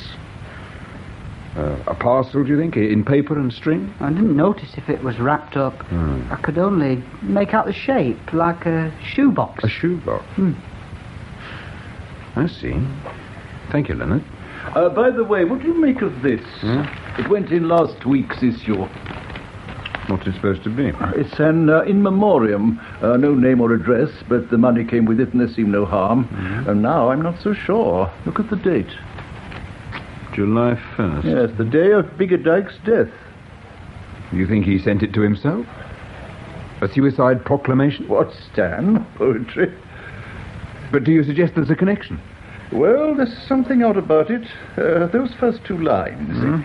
The thirst that from the soul doth rise, doth ask a drink divine. Well, that's from a song, A Drink to Me Only. Yes, of course. Oh, Grope figured that one. But the rest doesn't belong. You don't happen to have any verse anthologies handy, do you? Not on the premises exactly, no. But I could send Leonard round to the library. Good idea. Leonard, off you go. Yes, sir. Why those two lines, I wonder? First, a spiritual thirst, perhaps? Longing, regret for someone dead? A drink divine, though. What would that represent, do you think? Brandy. I doubt it. Vengeance, perhaps? That would tie in with the second half. There'll be a dark parade of tassels and of coaches soon. Yes. Notice the future tense. Threatening, isn't it? Damn me, if I haven't only just got it. A funeral. Oh, yes, certainly. Tassels and coaches. An evocative phrase. Do you know anyone called Celia? No. Why? Everyone thinks of the song as Drink to Me Only, but its actual title is To Celia. Who is it? Do you think you might work back through your files and see if anyone called Celia died on a July the 1st? Well, we can have a bash, provided a death notice was put in at the time. You wanted to see me, Mr. Larch? Yes, Pirbright. I've a message for you from the Chief Constable. Oh? I myself don't quite appreciate its significance, but no doubt you will understand all. He asked me to tell you that the explosive he was worried about has turned up. Or rather, was never really missing. I see. It seems that the Civil Defense CO had several cases moved to another store so that he could park his golf clubs there. He'd forgotten all about it. How very remiss of him. Fun and games, eh, Mr. Pirbright? You never told me you shared the Chief's concern over that explosive. Now I suppose you'll have to, what's that word? Reorientate your theories. Any theories of mine about Biggerdike's death, I imagine that's what you're referring to, are quite without importance. And now that this explosive affair, if I may so call it, has finally been exploded, I shall no longer interfere with your work, Mr. Larch. Oh, you're not leaving us? Oh, what a shame. I was just growing accustomed to your face. I'm afraid I must. Besides, I'm sure you'll be able to handle a little local murder case without my help. Murder? Are you sure that's what happened? Virtually. The explosive was deposited in Biggerdike's caravan through a window. And what's more, the murderer more or less announced his or her intentions in the in memoriam column of the local paper 3 days before. Mr. Pirbright, would you consider staying on here a little longer? Why do you ask? I don't trust myself to find out the truth. You see, I'm personally involved. Not in the way the Chief Constable seems to think, though. I happen to know that my wife had arranged to meet Biggerdike at his caravan the night he died. There was nothing to stop her going. I was away from home. But she didn't go. And I understand she's usually pretty punctilious about that sort of appointment. You see what I'm driving at, don't you? Hilda knew what was going to happen. She had a hand in it. I don't think so, Mr. Larch. Why in God's name wasn't she there when the thing went off? Why the hell isn't she dead, too? It's my belief, Mr. Larch, that the solution to this case lies with a girl named Celia. But Celia? Who the hell's she? Was, Mr. Larch. She's dead. Chief Inspector Larch and I are very interested in Celia, Mr. Kebble. One might almost say we have high hopes of her. Any luck? Yes, it was in last year. Ah, good. July the 1st, suddenly, Celia Grope, aged 22 years. The girl Biggerdike knocked down in his car, am I right, Mr. Larch? Yes. We did our best with a manslaughter charge, but it didn't stick. He always was a lucky devil. Luckier than Celia. As you say, Mr. Pirbright, luckier than Celia. Oh, and one more thing, Pirbright. Leonard tracked down that second half of the quotation. Here. Are you familiar with the works of Emily Dickinson, Mr. Larch? No. Now, she wrote, among other things, a poem entitled There's Been a Death, in which the following lines occur. There'll be a dark parade of tassels and of coaches soon. It's easy as a sign. The intuition of the news in just a country town. Our man left out the final line. Yes, admirably done, isn't it? Why'd you say that? The force of the quotation is immensely increased by what is left unsaid. The intuition of the news in just a country town. It sums up the whole purpose of this extraordinary notice. Yet the murderer had the subtlety to hide the crux of his message from all but those prepared to grapple with intellectual literary competition. It sounds like one of our culture vultures to me. I told you they were the ones to watch. Poole was my bet, but I suppose Grope is odds on now. Is he cultured? Oh, he scribbles poetry in his spare time, doesn't he, Kebble? Yes, he writes most of our more conventional in memoriams for those who can't or won't write their own. Well, this doesn't sound like his brainchild, though it's far too sophisticated. Oh, he may have been working on it for months, scheming to get his revenge. Yes. After all, he was the girl's father. Yeah, the motive is strong enough, all right. But what about the elaborate framing of Biggerdike? That indicates an altogether exceptional mind. Hardly call Grope exceptional. Peculiar, perhaps. You're reading too much clever stuff into it, Pirbright. Grope's been lucky, that's all. Whoever removed Biggerdike quite consciously built a number of traps, or defenses in depth, if you like, in which the investigation would be tied up and rendered harmless, or even turned away against someone else. The first one of framing Biggerdike almost succeeded in ending the matter. The only danger was that your wife, Mr. Larch... It's all right. Mr. Keble is already in possession of the facts through sources of his own. That your wife would tell the truth about those Tuesday nights. The odds were, of course, that she'd keep quiet, as indeed she had. But even if Mrs. Larch had cleared Biggerdike, and here is trap number 2, she would have immediately and unwittingly proved the perfect decoy for shifting suspicion onto the man with the best reason for wishing her lover dead. Another man, by a curious coincidence, who is a regular Tuesday night absentee and a man expert in the use of explosives. Yourself, Mr. Larch. My God, we better get the cunning bastard pulled in. Fortunately for us, Mr. Larch, or should I say for you, a piece of criminal vanity, that in memoriam, so neatly spotted by Mr. Keble here, gave the game away. It's time, I think, for an interview with Mr. Grope. We should just be able to catch him between performances. You mustn't start the queue inside the cinema, gentlemen. You are patrons, I suppose. No, Mr. Grope, we are not. I think you know who I am.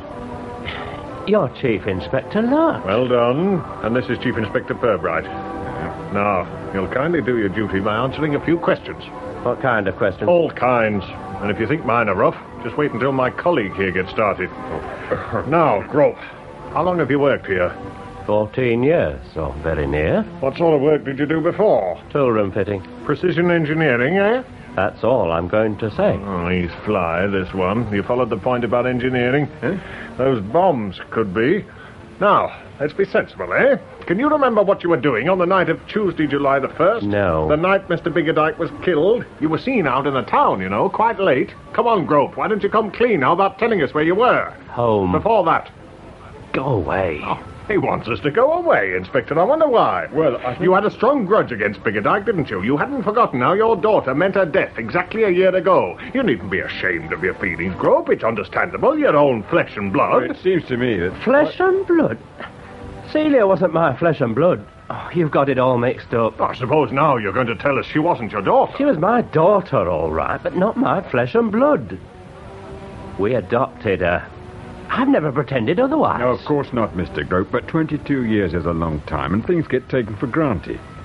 Would you mind telling me who Celia's natural parents were? Yes, I would. Things like that are confidential. But there are records, you know. We can find out. You could save us a bit of time, that's all. All right, then, if you're so keen to know.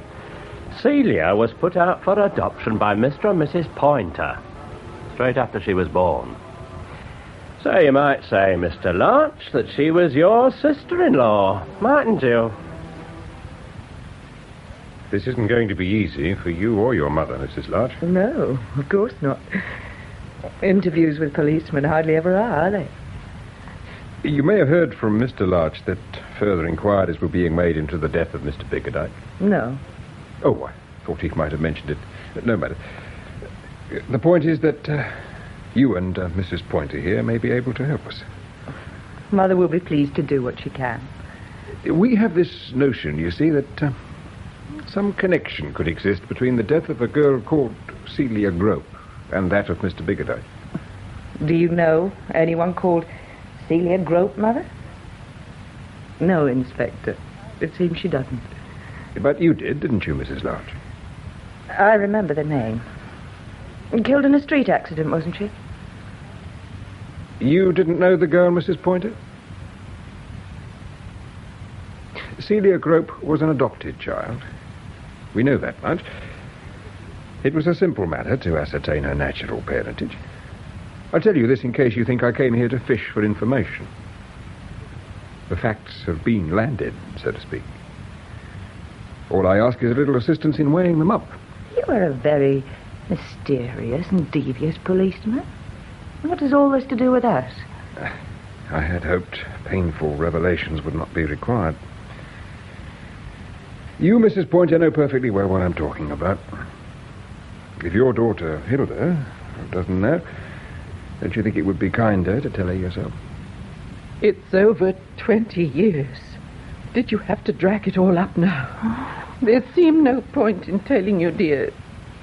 Celia never knew. I tried to think of her as having been born dead, but of course I couldn't. It was... I take it you and Father had some compelling reason for this extraordinary arrangement. Your father thought... He said it would be better... Was the adoption arranged because your husband knew he was not the child's father? I'm sorry, Have you anything else to ask, Inspector? Yes. I should like to know the name of Celia's father. I can't tell you that. Please believe that this is not an idle or impertinent inquiry. The matter is important, perhaps urgent. Is he still alive? Yes. Oh, yes. Living here in town? Had he maintained a relationship with Celia over the years? I mean, not as father and daughter, but an affectionate relationship? He used to see her, I believe. They were fond of each other? Oh, yes. Won't you tell me his name? Certainly not. I think that's enough, Inspector. Very well. Thank you, Mrs. Pointer. This way, Inspector.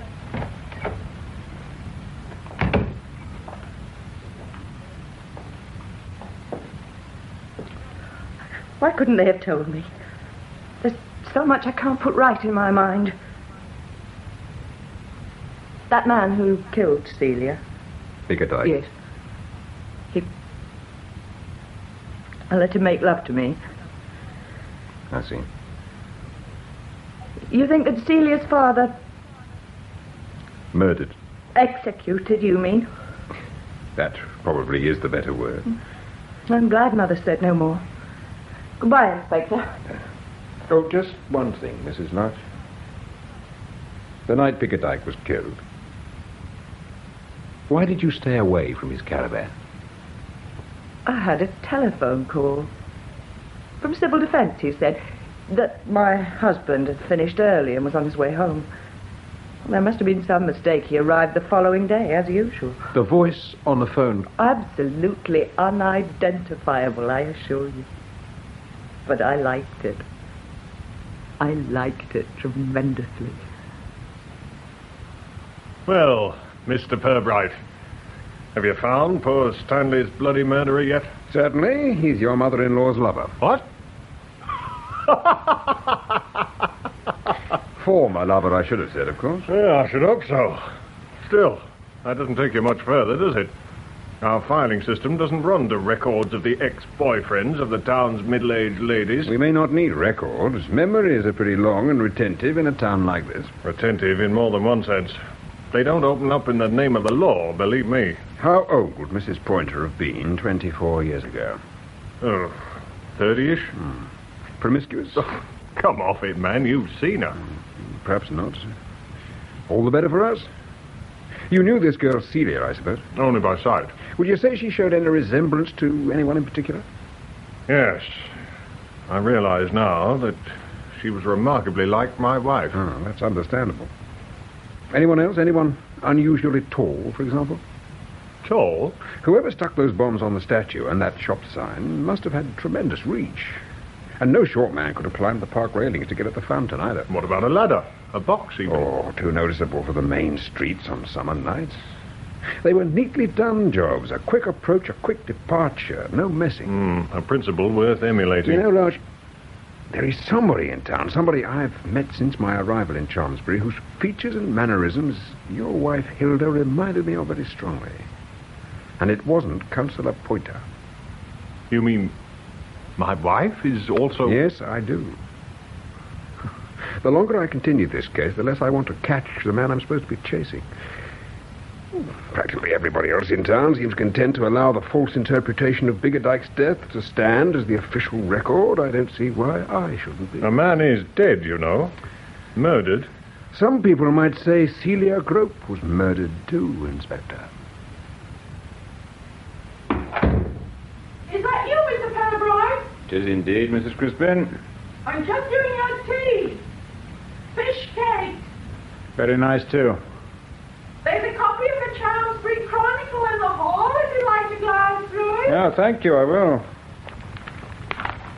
There's a very nice picture of that Mr. Mulvaney on the front page. Mhm. He's won some award or other, it says, for service to the cause of Anglo-Irish relations or something like that. I think that's wonderful, don't you? Especially in these troubled times. Yeah, yes, indeed. Mr. Mulvaney, pictured here in the projection room of the Rialto Cinema, where he's worked for the past 12 years. Of course. Has Mr. Payne come in yet, Mrs. Crispin? I didn't hear him if he has.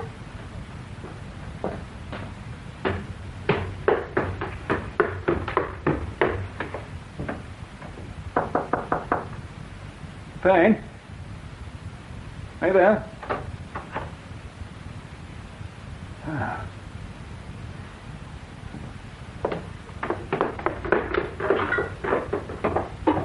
Mrs. Crispin? Yes, Mr. Fairbright? Didn't Mr. Payne used to have a framed photograph of a little girl by his bedside? That's right, he did. Pretty little thing she was. Taken in the projection room of the Rialto, wasn't it? Yes, I do believe it was, now you mention it. Was she a niece or something of that kind? No, she wasn't. It's funny, really, but she was Mr. Grope's little girl. Mr. Payne was ever so fond of her, he was. Well, it's not there now. That's funny. No, Mrs. Crispin. Not funny. I'm rather afraid it may be tragic. Are you sure of your facts, Purbright? I don't think there's any doubt about it, Larch. After Mrs. Crispin's revelations, I checked through his books.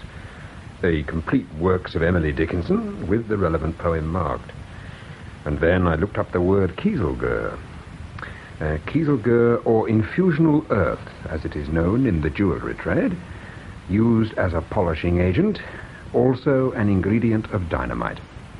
What's your next move, then? Well, it might be as well if I waited here for him. Meanwhile, you might like to see if he's still at his shop. A search warrant wouldn't come amiss, incidentally. Why?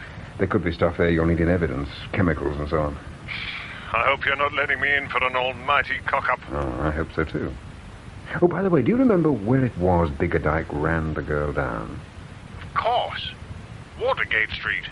Quite near Payne's shop. He never came forward as a witness, but it was hardly relevant at the time, was it? Not at the time, no.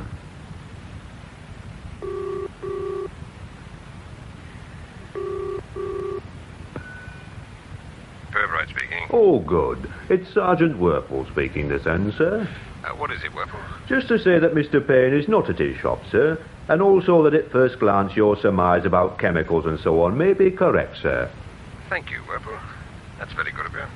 Mr. Payne isn't with you, I suppose, sir. Mr. Larch asked me to inquire. No, Werple, he's not.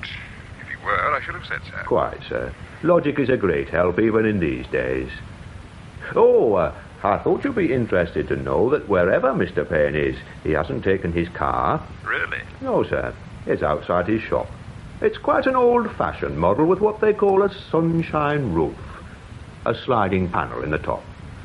I mention this because it explains something I know has been puzzling you. Really, Werple, and what is that? It's quite clear that Mr. Payne was able to fix his explosive device on the statue and shop sign by driving right up to the target and standing up on the driving seat through the roof. It wouldn't take a minute. Then he could sit down and drive off, all unbeknown. He could use the same method for the park railings, too, Sergeant. Undoubtedly, sir. Well, I'll give you a call if there are any developments at this end, sir. Thank you, Werple. I'll look forward to it. Thank you, sir.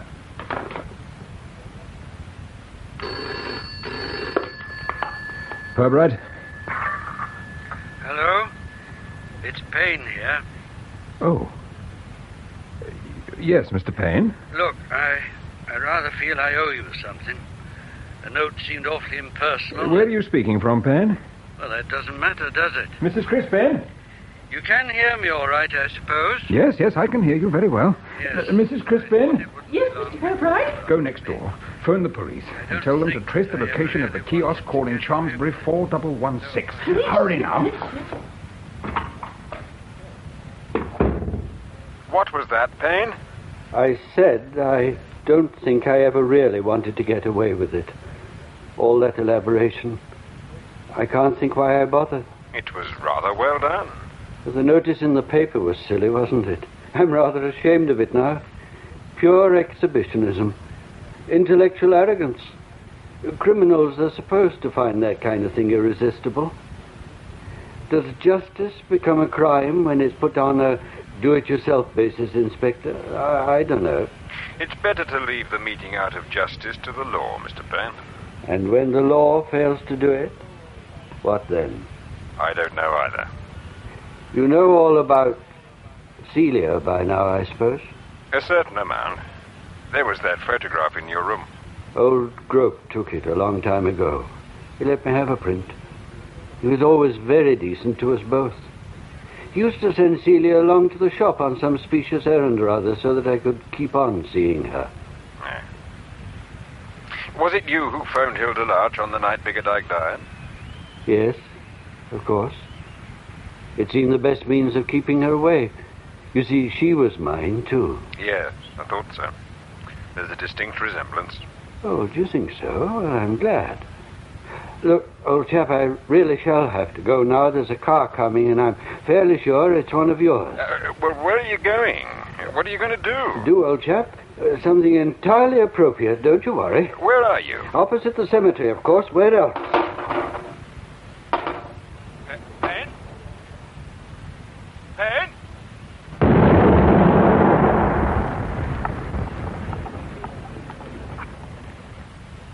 Bump in the Night was adapted for radio by Matthew Walters from the novel by Colin Watson. Chief Inspector Pirbright was played by John Pullen, Chief Inspector Larch by Michael Kilgareth, and Sergeant Werple by Edward Kelsey.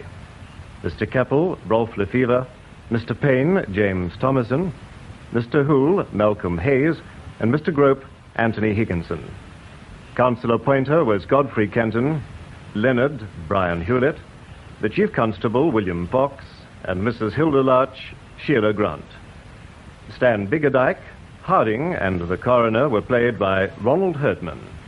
Mrs. Courtney Snell and Mrs. Biggerdike by Yvette Rees, Mrs. Pointer and Mrs. Crispin by Betty Bascom, and Councillor Linnett and Mulvaney by Sean Barrett.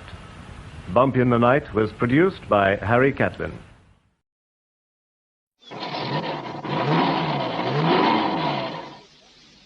Just a touch. That's it. Turn her over, will you, Sammy? All right. Ah, sweet as a bird. You and your bleeding motors. Haven't heard a single thing, have you? Every word. You can switch it off now. Well then. Oh, as I said, mate, you're the brains. Never steered you wrong, have I? No, there's always a first time. Look, it's a good blag. If we go straight in and out. But with a fancy business... We do it your way, right? Maybe it works, but what happens? The filth pressures. I've done it before. And got nowhere. But now the word's out. It says, get Sammy Beckett. And this time it comes from the top. Then we should forget it. Till it cools off. Wrong. That's why we have to do one now. And why we do it my way. With Mr. Bleeding CID Roberts giving us an alibi.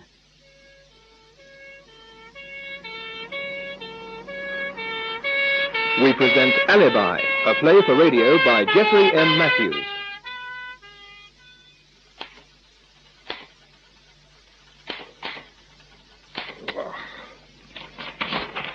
Damned archaic museum piece. Come in. Yes? DC Thorpe, sir.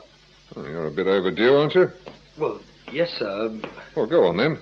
Let's have the alibi. Court, sir. I got held over a bit. Look, skip the truth. A story always sounds better. What did he get? 2 years, sir. Beginner's luck. With his mouthpiece and that registrar, you're lucky you weren't done for wrongful arrest. Well, don't just stand there. Get those reports typed up. Yes, sir. CID, DC Thorpe. Oh, hold on a sec. It's for you, sir. Says he's the memory man. Says you'll know him.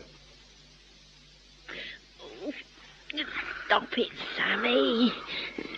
Oh. Come on, you know you like it. Maybe. But not here. What's wrong with here? Oh, you should know. Oh, Lord, can I just have my hair done? Now, come on. Come on, set me blouse up. I like it the way it is. Oh. Blimey, you're not worried about Tiny, are you? He won't be back for an hour. Now, come on. Oh, I said no. Lay off. Oh, Sam, look what you've done. Oh, forget it. I'll buy you a couple where that came from, okay? No. Look, you want Tiny for this job, don't you? No one else. Then you just watch it. Because he won't do it for you. You fix it. You'll be looked after. 500 quid, mate. That's what I want. What are you on about? I filled you in, didn't I? Look, when I scarper, you're coming with me, right? Right.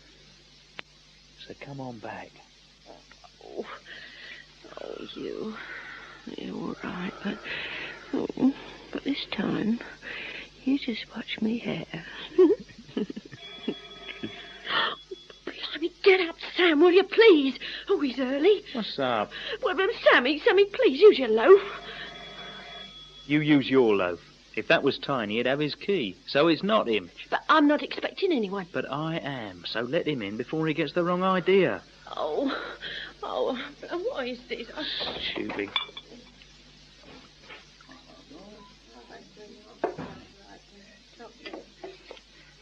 It's Brian. What's your mate?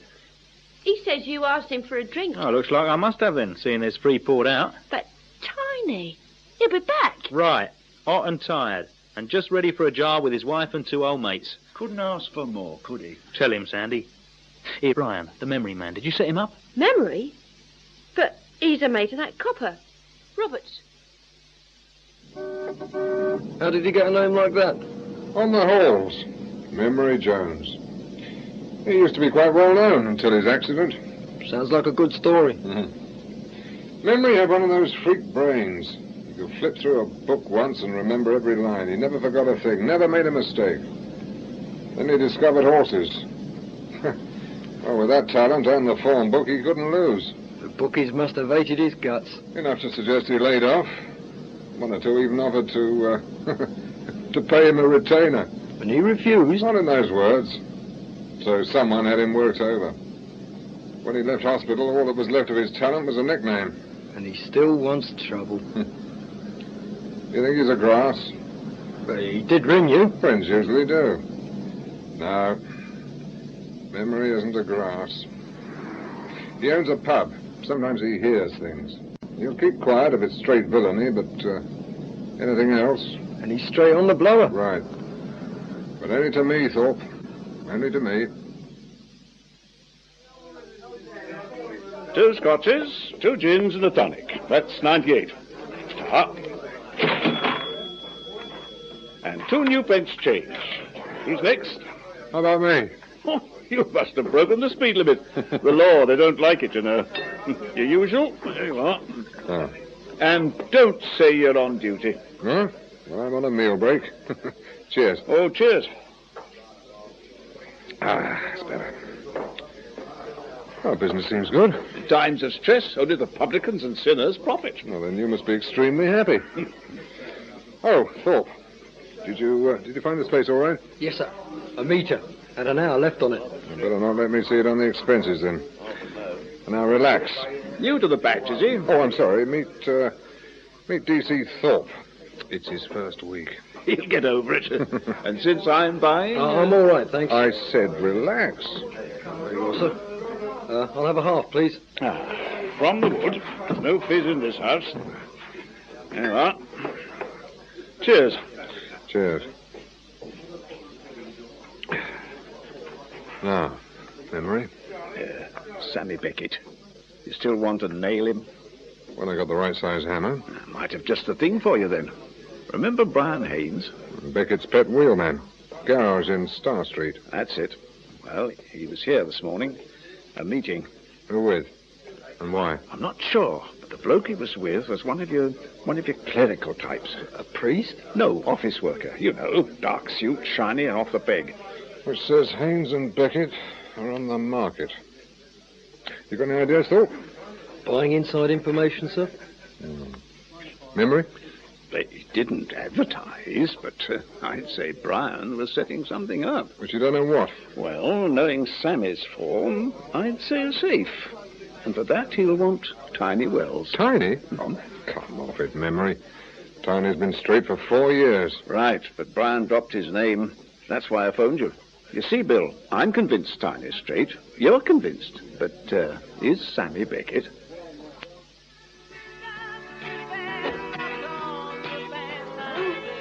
What's going on? Here, come in, mate. Brian, give Tiny a glass. Right, then. And Sandy, turn that noise off. Someone's birthday? Yeah, something like that. You want water? No, look, what's going on? Nothing, so drink up. It's just that I hear you've a problem. Oh, who hasn't? About a flat. You been talking, Sandy? No, she just said you've been offered a flat. That's right. What about it? Well, she says you're sure you haven't got the deposit. Well, she's wrong. Is she? Whose leg are you pulling, mate? Here, 100 quid. It's yours. What for? Because we're old mates, that's what for. Now take it. And what happens after? You go rent the flat. Then I owe you. No strings on it, Tiny. No? You forget I know you two. Keep it. Buy yourself another mug. Well, have it your own way. But Sandy won't like it. Will you, love? No, but I'll have to stick with it, won't I? Oh, honest, this dump just makes me sick. Well, I've known better. But at least the rent gets paid regular and no copper calls round once a week. Now, look, what's for supper? Blimey. Try and do a mate a favour in what happens. He thinks it's a fit-up. He won't want the job either, then. 40 knicker a week. Job? What job? Brian's got a job for you in his garage. Straight up? You believe your wife, don't you? In the garage? Nothing bent. Cross me heart. Look, mate, you're a torch artist. I need one to fix the wrecks. 40 a week and overtime. Now, you on? And if you're bothered, this 100. I have it on account. Your overtime will take care of it. The flat, Tiny. You know what I said? I'd listen, mate. I know birds. Once they go after something. Still, it's your problem. Come on, Brian. Okay, then. See ya. I won't stay on here, Tiny. I mean it. Look, there's other ways. I'll find something. No, I'm fed up with one room sharing a bath. Either we get the new flat now or... But... Oh, look, it's a job, Tiny. Regular. And with overtime. Oh, God, just don't stand there. Will you go and get after them? Oh, please, Tiny. Please. I don't know. I mean, those two, look, they're bother. They weren't before. All right, then. All right, don't take the job. But don't expect me to stick, boy. Just don't expect me to. Just do what you want. All right, all right, love, all right. Well, come on, then. Let's get after them.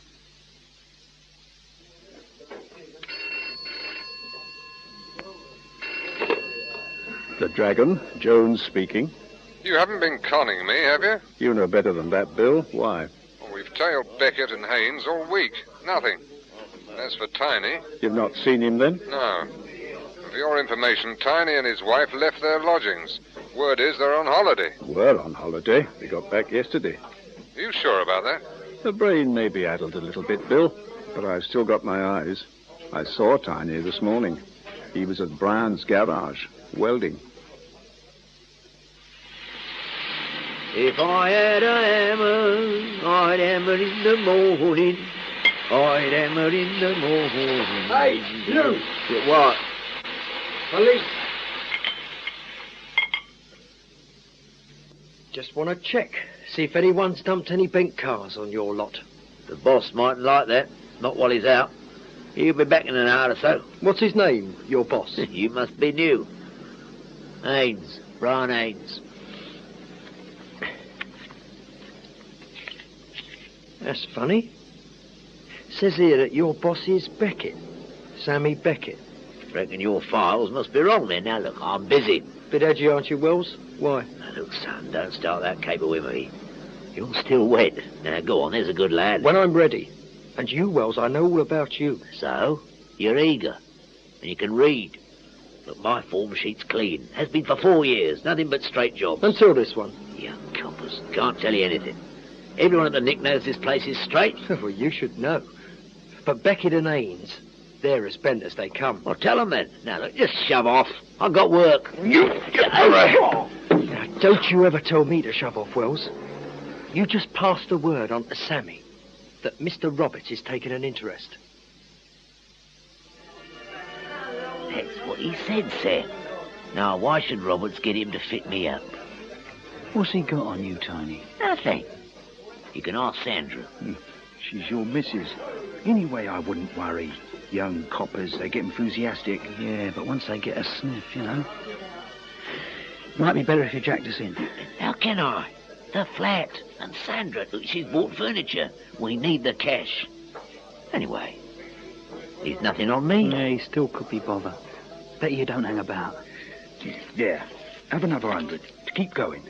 And maybe later, well... Well, thanks, Brian. And don't worry about the first 100, We'll forget it. Look, mate, it's me they're after. You hang about, they'll fit you up with me. You wouldn't want that, would you? So it's better you scarper. Doesn't seem right, but... Well, Tar. I'll better be off. Yeah, see you. See ya. Honest, Sammy, you almost had me weeping. But I hope you know what you're doing. Now, the other two. They standing by? Ready and waiting. Then it's the lockups tomorrow night.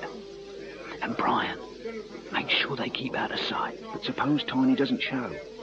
You'll be there. By the time Sandy's finished with the poor Burke, he'll be begging me to come on the job. What about Roberts? Use your eyes. Those two at the end of the bar. They're filth. Just waiting to report in. Some young cop assumption you do nothing. Wasn't worth going to the Nick. Not for him. Wasn't worth. Blimey, I can remember the old days. Then you'd have gone there and raised hell. Maybe, but you've never done porridge. And whose fault was it last time? Eh? 7 straight jobs and you never got done. And why? Because Sammy did the thinking. Then you go out on your own. It wasn't like that. The odds were running out. I knew inside. I knew I'd be done. Just didn't want anyone else to go down with me.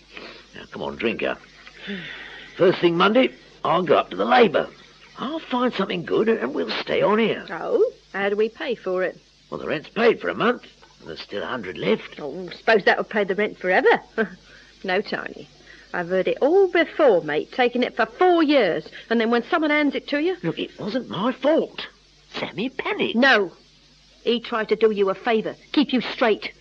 It's funny that, isn't it? Especially when he's setting up a team. Huh? He never said nothing to me. Oh, why should he? But he could have done with you. What? You going to do a Peter? Oh, why should I know? But Brian reckoned the take will be about 10,000. Hey, that big? Mm. Oh, won't be easy. The Peter, it'll take some doing. Unless they use jelly. Oh, Sam will know what to do. He'll get someone good. Maybe. But I'm the best. We're the best. The unbeaten champion. Except you can't prove it. You daren't. Oh, if I thought you still had the guts. Would you stay? Oh, 10,000 split 3 ways. And I do like it here. But maybe Sammy won't want you. Oh, he'll take me. Look, if I do it, will you stay? You do it, sweetheart. Do it. And then we'll see. Don't know how you do it. I know Sandra. Yeah, slow up a bit. We don't want to be early. You sure he'll come? Lay your 10 to 1 that he's ready and waiting. I'll tell you, boy. Get hooked by a bird like he is, make him finish it. Still takes time, though. You win. See him? By that bus stop. I'll pull in.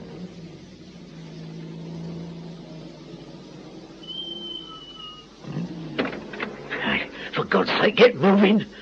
There's no panic, mate. The law. Look, I've been tailed all day. Better not look behind then. The blue Triumph. See it? But, Sam, that's the copper who came to the garage. Told you, Brian. He may be older, but his eyes, still perfect vision. Better than any cat I know. Now just sit back and relax. The time to worry, mate, is when you don't see him. Has Thorpe reported in yet, Dave? Well, last time was 10 minutes ago. He's on Sammy's tail. Details on the pad. Raise him for me, will you? Oscar Mike to Central 6. Central 6? Yes, Sarge? The DI'd like a word. I see the birds are together. Have you found the coop yet? Not sure, sir. There's a set of lockups behind a filling station in Harwood Street. They pulled in there. It looks like they plan to spray a car. Plan what? Spray a car, sir. Wells and Beckett, they're in overalls. There's a lot of spray equipment about, and a Cortina half sprayed. Can you see young Haynes? He's unloading drums of paint. Anyone else about? Only an old bloke. Looks like he works on the pumps. Your location, how far away is it from the lockups? About 300 yards. But it's well lit. I can see them perfectly. Yeah, and vice versa. Hang on a tick, will you? Map. Now, let's see. Harwood Street. It runs into Mapping Grove. Now, it's just under a mile. What's the nearest area car to there, Dave? Oscar Mike 2. Right. Are you there, Thorpe? Receiving? Well, listen carefully. I want you to pull out and get back to Mapping Grove. You won't see a damn thing from there, Bill. Good. Now then, Thorpe, Mapping Grove. I want you to wait there for 5 minutes, then drive back past the garage. If our friends are there, carry on till you reach Drake's Road. That's about 3 miles. I'll have Oscar Mike 2 waiting. Now, they'll repeat the procedure back to Mapping Grove. Both of you will carry on till something happens. Have you got that? Stretching that rope a bit, aren't we, sir? Not if you keep both your eyes open. Any change of scene, use your backbone fast. You understand? Perfectly, sir. Good. Oh, and Thorpe, don't get enthusiastic again. I don't want Tiny to have a heart attack. Over and out. 2 cars. That's cutting it a bit fine, isn't it? Oh, more and they'd scare. Now, this way, we'll have them covered every 10 minutes. And they won't get far in that time. Who's watching the flats? Bates and Hannah outside Beckett's gaff, Mason and Sharp at Haynes' place, Cooper outside Tiny Wells' flat. Cooper, on his own? Oh, why waste manpower? A block of flats is only one way out, through the front door. Now, do you want me to brief Oscar Mike 2? That's the third time they've gone past. But, Sam, maybe we ought to call it off. Take your mask off, stupid. Can't understand a word you're saying with that thing on. Look, I'm not going to poison myself with this paint for anyone. What I said was, maybe we ought to call it off. Blimey, it's hot under these things. Hey, what do you mean call it off when it's going perfect? How's the timing, Brian? 49 and 11 minutes. Average time, 8 minutes. Why check the cars? I mean, they're there. It's for the alibi. They see us here about every 9 minutes. They know we can't get too far. So if a job's done 7 miles from here, we're clean. Then who's doing the job? I mean, if we're here... Wait and see. Well, let the other 2 out, Brian. OK, mate. What other 2? Bob and Ginger. Sorry about the cupboard, boys. Now get the masks on and the goggles. Come on, Brian. Here, Tiny, pass them over. Yeah, then. First a ruddy cupboard and now these. Worried about your asthma, mate? Just think of the pay. But the law, I mean, they'll know it's not us. You want to put money on it? Now let's move. Where the hell's Brian gone? Out there, to the filling station. Stupid Bert, that law car will be back in a minute. Hey, come on, we ain't got all day. Sorry, Sam. The old bloke wanted a spanner. Oh, you remembered you were a Boy Scout. 10,000 quid just waiting and he tries for a good conduct. Come on. Central 6. Got something, Dave? Brian Haynes. Looks like he's pulled out. The car's gone. How about Sam and Tiny? Still there. Spraying. I wouldn't worry then. Haynes can't do a feeder. But I'll pass it on. Out. Central 6 to Oscar Mike. Receiving. Mr. Roberts about? No. Said he was going over to you. I'll raise him. Oh, well, don't bother. I've arrived. Anything new? All quiet this end, Bill. Out. Well, let's see if we can start something, shall we?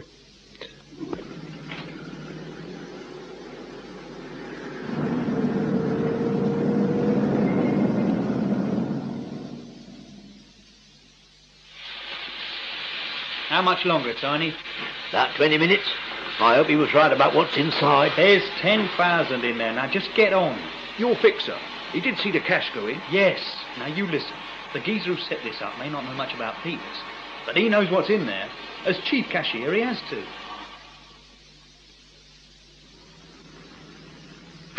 Proceeded on to Mapping Grove. It's a bit late if they're going to do anything now. I drove back past... Thorpe, say what you're thinking.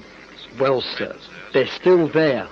Memory could be wrong, and you've nothing to say it's on for tonight. No, but I know Beckett. He's challenged me. He won't back down. As for memory, Haynes didn't go to that pub by accident. He didn't drop Tiny's name by accident. He wanted memory to phone me. So now all we need to know is why. Sure. Look at that old wreck. We'll be out on the road. Well, we won't get very far in it. We'll have a long walk to Scotland. Scotland? Use your eyes, Thorpe.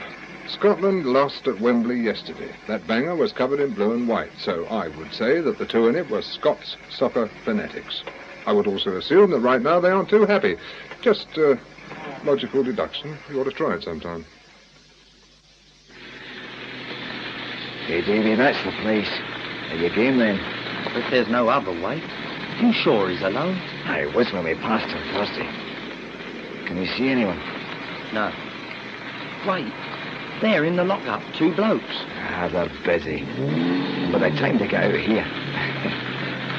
Let's go in there then. And Davy, you keep your gloves on.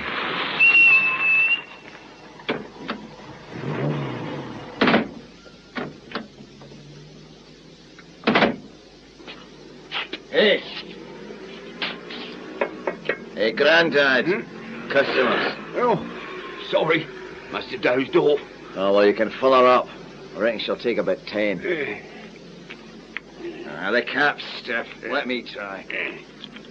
There. What, you been at a game then? You can say that. Oh, good, was it? For some. I reckon being a Scot you wouldn't like it, but...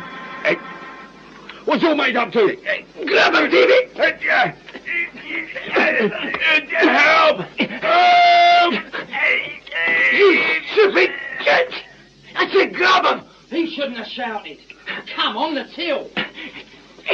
The 2 blokes there, they're heading this way. Get the car started then. How about him? Let them worry about Come on. it. What's up there?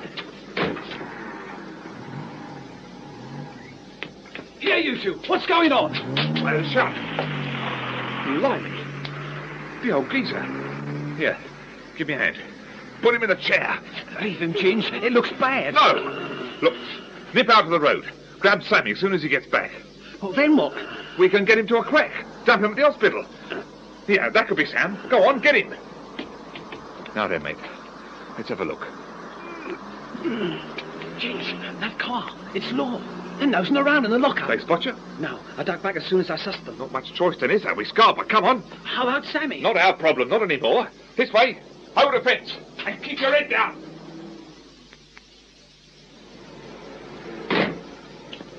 You see anyone? No, sir. The lockups are all empty. Well, try the kiosk. See what the attendant has to say. They can't have gone far, not in 12 minutes, and without a car. What? Let's try in there. Oh, the old man's having a kip. Come on, wake up. Here, sir, his head. He's been crushed. Well, don't just stand there, Thorpe. Get over to the car. Get an ambulance and the first aid kit. Right, sir. Right, now let's see. All right, take it easy. You'll be all right. 2 blokes hit me. Did the deal. Just relax. The ambulance is on the way, sir. You better hurry. He's lost a lot of blood. Oh. He's passed out again. Pound note on the floor, sir. And the till's empty. And a spanner. It's covered in blood and hair. You know, I thought someone like Beckett would have gone easier. We waiting for someone? Right. Your missus. Sandra? You never said she was in. Oh, she's helping. Here, Brian, pass the bag over. Right, move over, Tiny. You're late. It took a bit longer, but Tiny made it. You never said you was in on this. I don't have to tell you everything, do I? Now, where's the stuff? You sure you weren't followed? Look, I lost him. I did exactly what you said. I come out the flat, let him see me. I took a cab to the club. He followed me in, right? Then I had a drink, and I went to the ladies, and I came out through the fire door and out here. Good. Right, there's the bag. Now you know what to do? Yeah, nip out of here and dump it. Dump it? Where? Well, the less you and Tiny know about that, the better. We'll divvy out once the heat's off. You never said anything about us waiting. I'm skint. Oh, you're always skint. All right, go on, take out a couple of 100. Oh, it's getting late, Sam. Oh, we're all right. But you, on your way. Now, you sure you know what to do? Look, I'm not daft, but if you're worried, yes, I know what to do.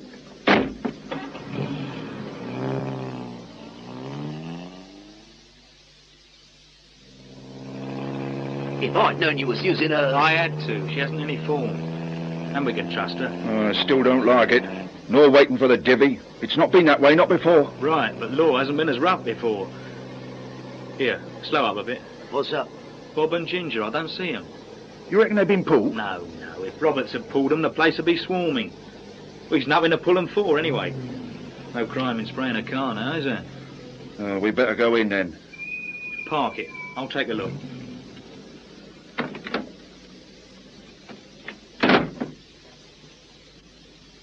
Seems okay.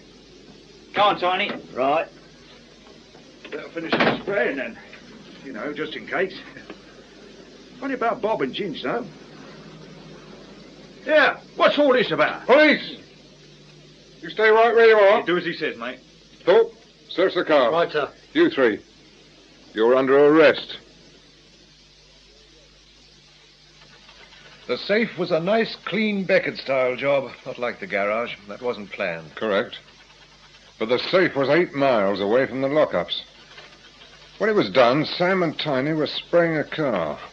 Haynes? Well, he could have been tempted. But Sammy and Tiny, it was every 12 minutes, Sarge. They were there. It was Sammy. The safe had all the marks. Except that we haven't got any proof. Oh, you could get that. Tiny, he doesn't take to pressure. But he's no grass either. No, I think I'll see what friend Sammy has to say. Thorpe can take Tiny. And this time, kid gloves. Understand? Completely, Sarge. What do we do about Haynes? We'll leave him for a bit. Let him sweat. Look, Mr. Roberts, it's a diabolical liberty. I've been here 2 hours and now I want my solicitor. Before you've been charged? Charged? You must be joking, Mr. Roberts. It's funny. I always thought that when you got done, it would be for something big. But robbery with violence. What, the old bloke at the garage? Come off it. All I know is that garage was done. The till was cleaned out, and the manager reckons it contained about 200 quid. 200 wouldn't even spit on it. Well, some might, like your mate Haynes. And he did have 200 on him. Well, it didn't come from the till. Anyway, you had tabs on us. 2 cars up and down like bleating yo-yos every 10 minutes. It only takes a couple of minutes to cosh a bloke. And you did leave the area, so either you did it or you saw who did. Now, which? Neither. We left the place because we ran out of paint. We'd sent Brian off, he hadn't come back, so we took a walk. Met him down the road. You searched the motor, you found the paint. Oh, we found it all right. We also found something else in the kiosk. This. The blood and hair come from the attendant. So someone used a spanner. Wasn't me. So? Oh, no, it wasn't you. If the old man dies... Well, someone gets done. Oh, believe me, Sammy. Someone will get done all right whether he dies or not. Look, stop treating me like an amateur. You've got to have evidence. Oh, I've got that as well. First, you 3 were the only ones there. Second, Haynes and Wells have form. Third, Haynes had £200 on him and refuses or can't explain where he got it. Is that enough for you?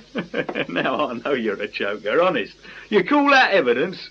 Blimey, that won't even hold up in juvenile court. Right. This will. Go on, have a look. So? It's a photo. Fingerprint. Lifted off the spanner. The DFO says it belongs to Brian Haynes. Yeah. It's evidence, Sam. And Haynes has 2 previous convictions. GBH and assault with a deadly. Now, if you were somewhere else when the kiosk was done, and can prove it, well, I'd think about it. And while you're doing that, I'll ring the hospital. Then decide what I'm going to charge you with. It's still funny, though. What is Sammy? Out there for so long. Stop worrying. I can't. Just this whole setup's funny. Sammy, bringing in your missus, not telling us, stashing her loot somewhere. He never did it before. Never had reason before. Now, calm down, son. With Sammy, well, there's one thing I know about him. Every job he sets up works. Now, he's told you what to say. Stick to it. His story'll match. In you get, Beckett. Brian, you stupid flicking git. Get this! Yeah, leave off, Sam. Come on up, you come, lad. What's the matter with you, Sam? Burke, you know what Roberts is doing us for? The old geezer at the garage. The filth says we done him. Oh, we wasn't even there. Oh, no, we wasn't, but try telling him. Unless you want to say where we were. Well... What's Roberts got, Sam? I'll tell you what he's got. Brian's ruddy spanner, that's what he's got. Sorry, Sam. The old geezer at the kiosk wanted a couple of spanners. Well, you know he did. Yeah. But when you took them over, you left your bleeding dabs all over them. 7 days ferreting, still nothing. Beckett's story confirmed by Tiny, Haynes agreeing with Beckett. They should be on the stage, eh, Memory? Yes. Legerdemain. What? Tricks. I used them all the time on the halls to fool the audience. Looks like Sammy tricked you, too. Now, think carefully. In sequence. Right from the beginning. Thorpe, you followed our three friends to the lockups, right? All right, sir. All right. Well, now tell me what you saw when you were on watch. Now, visualize it. Close your eyes and see it happen. I did exactly as you ordered, sir. I drove past the garage and then onto Drake's Road. And as soon as I got there, Oscar Mike 2 moved off. The lockups were passed by each car about once every 10 or 12 minutes. Oh, yes, sir. And then you arrived. And what did you see? You know, when you went past. See? Well, the garage, then the lockup, Sammy and Tiny sprang, and Brian Haynes until he left. It's all confirmed by Oscar Mike 2's report. They saw Wells and Beckett? You sure of that? Yeah, they were both spraying. No, I don't think they were. Now, what did you really see? I'm telling you, they were there. The place was lit up like a Christmas tree. And Mr. Roberts, he saw them as well, didn't you, sir? No, Thorpe. Neither did anyone else. What we all saw was two men spraying. What we didn't see were their faces. That's it, isn't it, Memory? Yes, I'm surprised you missed it. But that's tricks for you. I'm sorry, sir, but I don't follow. We saw two men. They were spraying, but they wore masks and goggles. And overalls. But it's still not proof. And we did see them go in. Oh, yes, you saw them go in, but you didn't see them go out. Or the two blokes who took their places. So the two replacements did the old man? Not if they were working for Sammy. But it could have been our Scots friends. Scott? Of course. The banger. It was running out of petrol. At least it sounded like it. Yeah. Well, thanks, Memory. But it's still theory. Unless you've got another rabbit somewhere. Well, there is this whisper about Sandra, Tiny's wife. I heard she and Sammy used to be very close. Almost married, you might say. Then Tiny took over, offered legality. But she liked the good things and didn't get very many of them after Tiny decided to go straight. And knowing Sammy, he has a long memory. Yes? Oh, Mr. Roberts. This is a surprise. Who's your friend? My assistant, D.C. Thorpe. May we come in? Oh, polite, aren't we? What do you want? A chat. And a look round. Come on in, Thorpe. Oh, I never said you could. Well, neighbours in this block. It's safer inside. Well? Oh, I just want to chat about Tiny. I was wondering why you hadn't been to the Nick. No, I never could stand the place. And Tiny, he doesn't like me to see him, not there anyway. So if there's nothing else, I'm busy. Yeah, I'm sure you are. You going on holiday when Tiny gets out? What? Holiday. This brochure. Ooh, South Africa. Should be very pleasant this time of the year. Get your hands off. You want to look round? You get a warrant. No need for that, Sandra. As I said, it was just a chat. Well, we'll be on our way. Come on, Thorpe. Oh, just one thing. Now what?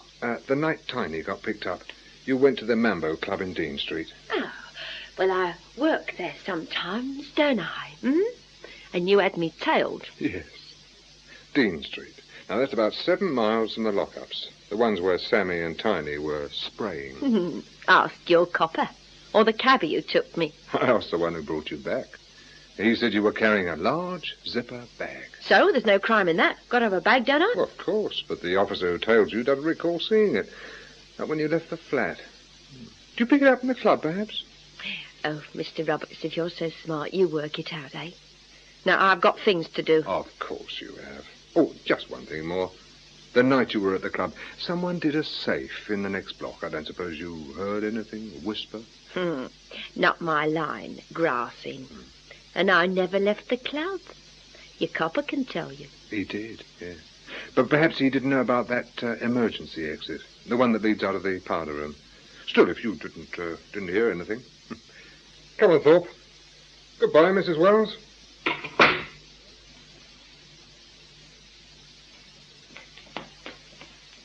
Spelled it out a bit, didn't you, sir? Yeah. Words of one syllable. Did you spot anything? Bedroom door was half open. 2 bags on the bed, clothing. Looked like she was packing. Do you reckon South Africa? Well, that, Thorpe, is for you to find out. The brochure came from an agency down by the monument. Ascoff Travel. Now, you check whether our Sandra has made a booking, and for when. This is the final call for passengers on flight Right, Beckett, you and Haines in here. Thought we were supposed to be in court. Yeah, you'll get there soon enough. Now sit down and shut up. And what happens to me? You're seeing someone. My solicitor, he's waiting for us. Yeah, but he's not worrying, Sam. He knows about this. You're doing a favour for a mate. What favour? And what mate?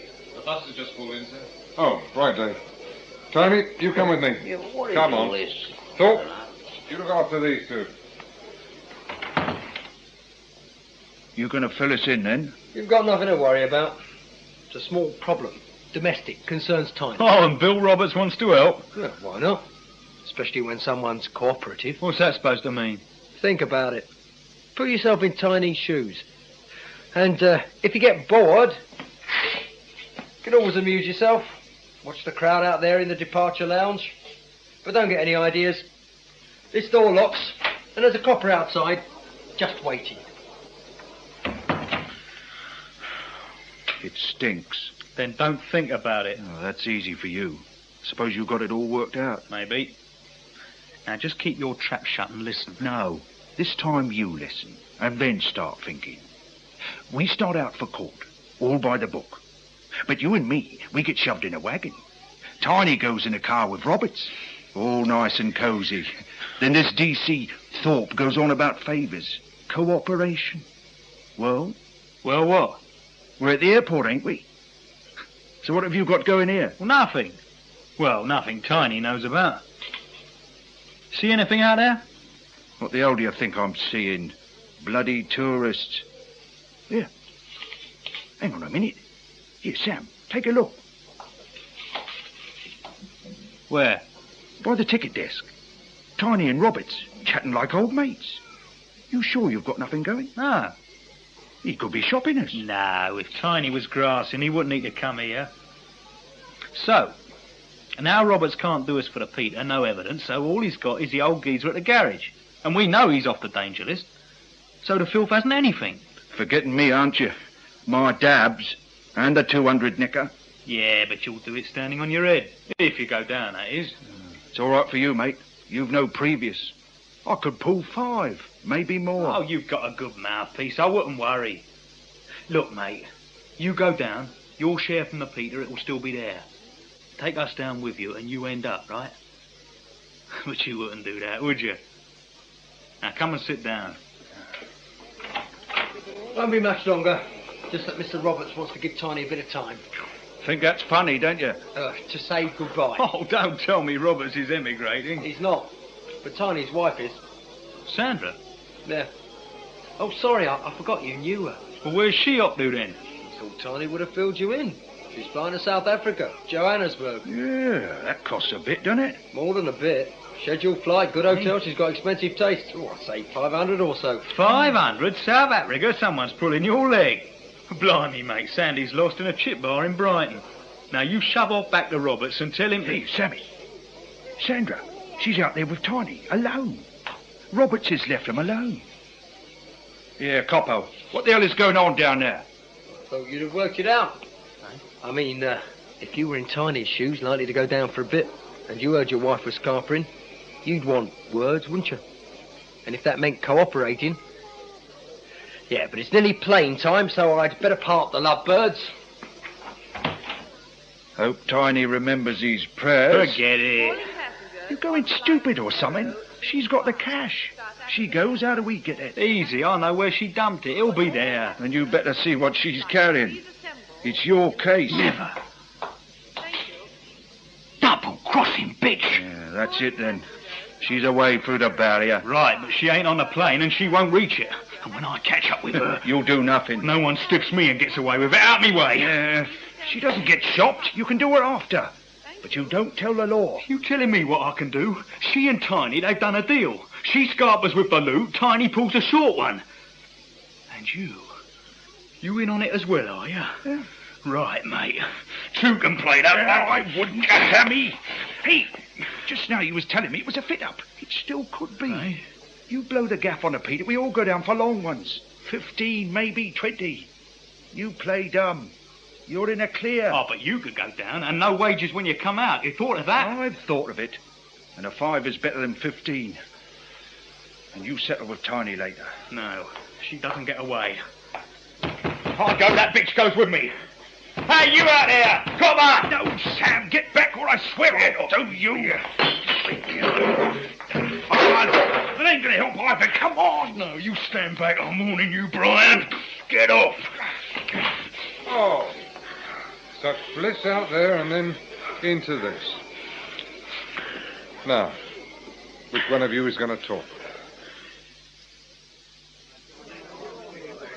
Bit of a risk, wasn't it? Sammy Beckett breaking like that? It wasn't him I was after. I wanted the 10,000. So it had to be, what was that word? Legerdemain? But Sandra had the money with her. No. Tell him, Thorpe. She was going away all right, on a holiday. And she wasn't crossing Sammy either. I checked with the travel agents. She paid for her tickets in cash and collected 200 odd in travellers' cheques. Total £500. Exactly her cut of the proceeds. The rest was with Sammy's mother. Right where he told her to leave it. Sandra wanted to get out of the way until the trial was over. Might have been better if she'd told Sammy. Or perhaps she didn't think it necessary. You see, Memory, she planned to come back. She was so straight, she even bought a return ticket. It's something which I forgot to tell Sammy when I took his statement. That was Alibi by Geoffrey M. Matthews. You heard Manning Wilson as Detective Inspector Roberts, David Horowitz as Sammy Beckett, and Murray Brown as Brian Haynes.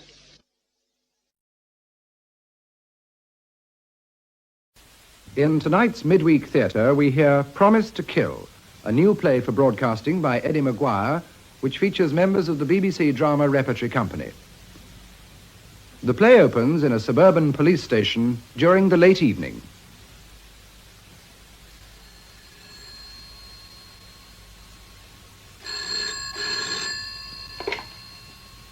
Wilbury Police Station. Station Sergeant speaking.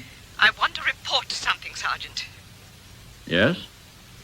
What is it, madam? I'm going to be murdered. You're what? My husband's threatened to kill me. Well, perhaps he doesn't mean it, madam. You're sure he's not pulling your leg? Quite sure. It's because it's so serious that I've been told to let the police know. I'm quite right, too, madam. We always like to know about these things in advance. I beg your pardon. It gives us a chance of preventing them, madam. I only wish everyone would come forward as quickly. Save us a lot of trouble. This isn't a joke, Sergeant. I'm serious. My husband's going to kill me. Sorry, madam. No offense. You really mean it, then? Of course I do. He's threatened me again this evening. Has he? Well, in that case, we'd better have your name and address. Then we can send someone to see him. Very well. My name is... Hello? Hello? You still there, madam? Hello? Well, never a dull moment. What was all that about, Sergeant? Oh, some woman, Inspector. She was cut off. Well, she hung up on me. Said her husband was going to murder her. What? She was so calm, I couldn't believe it. I wondered if she was pulling my leg. I thought I heard you trying to humour her. Yes, and it annoyed her. She said she wasn't joking. Her husband had told her he was going to kill her. And when you asked her for her name and address, she hung up on you, eh? Yes, sir. Persecution complex, Sergeant. She was probably a crank. She insisted she was serious. All right, then. If she is going to be murdered, she'll no doubt get in touch with us again. You know what these women are like. I certainly do, sir. We get enough of them.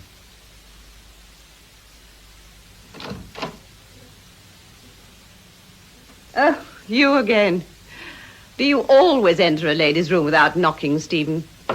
I am your husband, aren't I? I'd never have noticed. You phoned someone just now. Ah, the little detective's been at it again, listening for the downstairs phone tinkling. Well, is it a crime to use the phone now? Depends who you were phoning. Suppose it was the police? You have threatened to kill me, haven't you? I mean it. If you go through with this deal you're planning... You wouldn't have the nerve. Oh, look, Grace. Let's be sensible about this. I'm being very sensible. I'm going to make myself a lot of money. But you'll ruin me. Doesn't that mean anything? I built up our engineering business. And I provided the money. I could have got a bank loan. But you didn't. You used my money. That's why the business is in my name. That was our bargain, Stephen, and we're sticking to it. I can sell out any time I like, and you can't do a thing about it. But it's a family business now, worth 10 times what you originally put into it. Well, then I made a very good investment, didn't I? But I tied my money up in you, darling. And now I want to be free. Free of me? Oh, don't flatter yourself. I've always been that. Oh, for heaven's sake, Grace. Haven't you any conscience? None whatever. But I've got money, and that's a very good substitute. You'd no money when I married you. No. But a rich friend found me very attractive. And he didn't want his wife to know about his mistress. So we came to a financial arrangement. My God. So that's how you got it. And he wasn't the only one, was he? There've been others since. Well, of course. But I'm not altogether a tart, you know. I've actually worried about you being out of a job when I sell up. But I won't let you starve, Stephen. You won't what? Oh, I'll keep you in reasonable comfort while you're looking for another job. If you behave yourself, of course. If you think I'll accept that, you must be mad. Well, half a loaf's better than none. I could kill you, Grace. And I will if you go through with this. I promise you I will. Well, you'd better start sharpening your knife, darling. All the arrangements are in hand. Then stop them. And don't say you haven't been warned. Oh.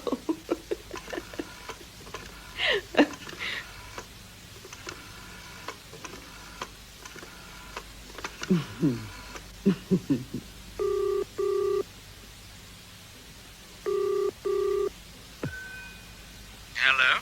Who is it? It's Grace again. Yes? I thought you'd like to know I've had another tender little scene with Steve. You did? Yes. The poor little man's still saying he'll kill me.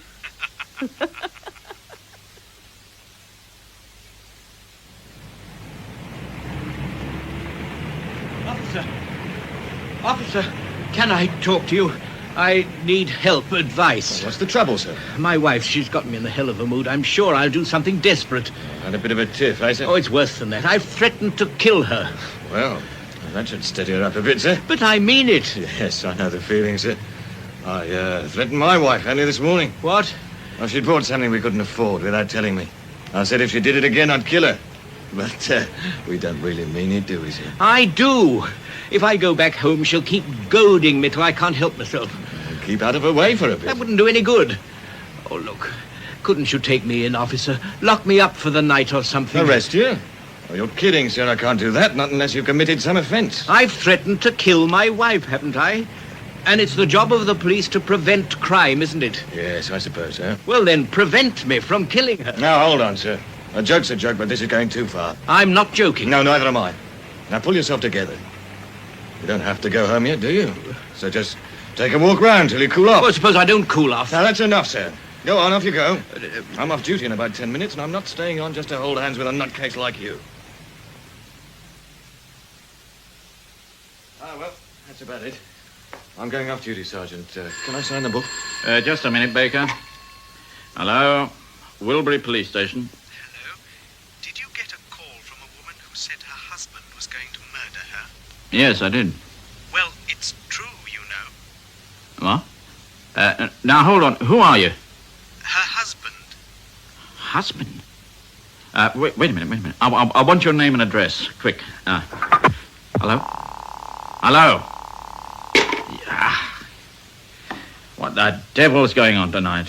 What's been happening, Sarge? Oh, I don't know. A woman phoned to say her husband was going to kill her, and now her husband phones to confirm it. But when I ask for their names and addresses, they hang up on me. That's funny. Funny, can you see me laughing? Well, I just had the same thing. Walking along, minding my own business, when this bloke rushes up and asks me to run him in. What? They said he'd threatened to kill his wife and wanted police protection in case he couldn't stop himself. No. I told him to walk round and cool off. That sounds organised.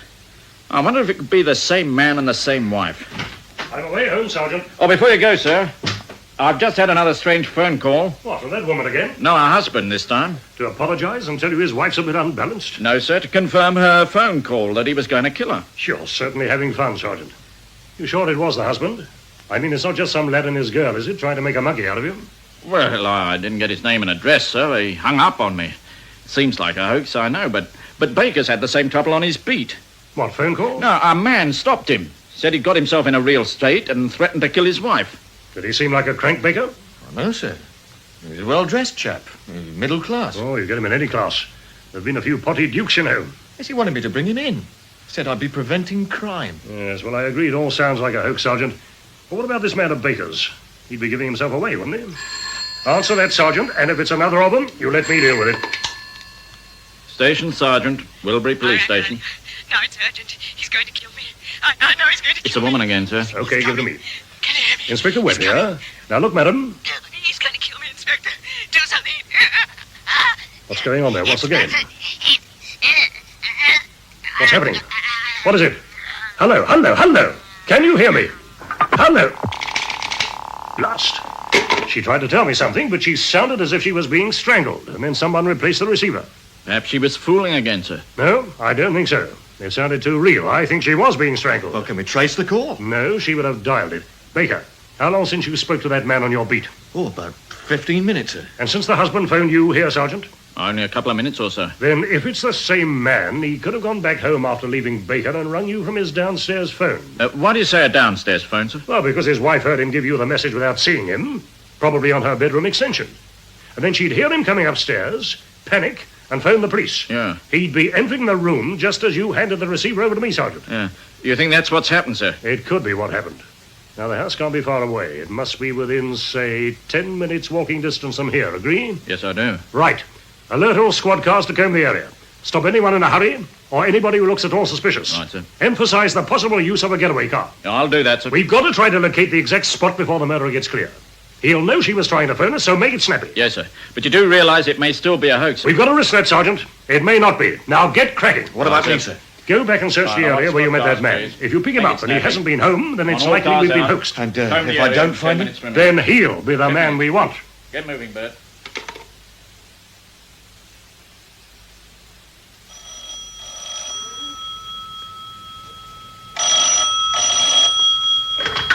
Wilbury General Hospital, Casualty Department? Yes. Yes, we'll be ready for it. Goodbye.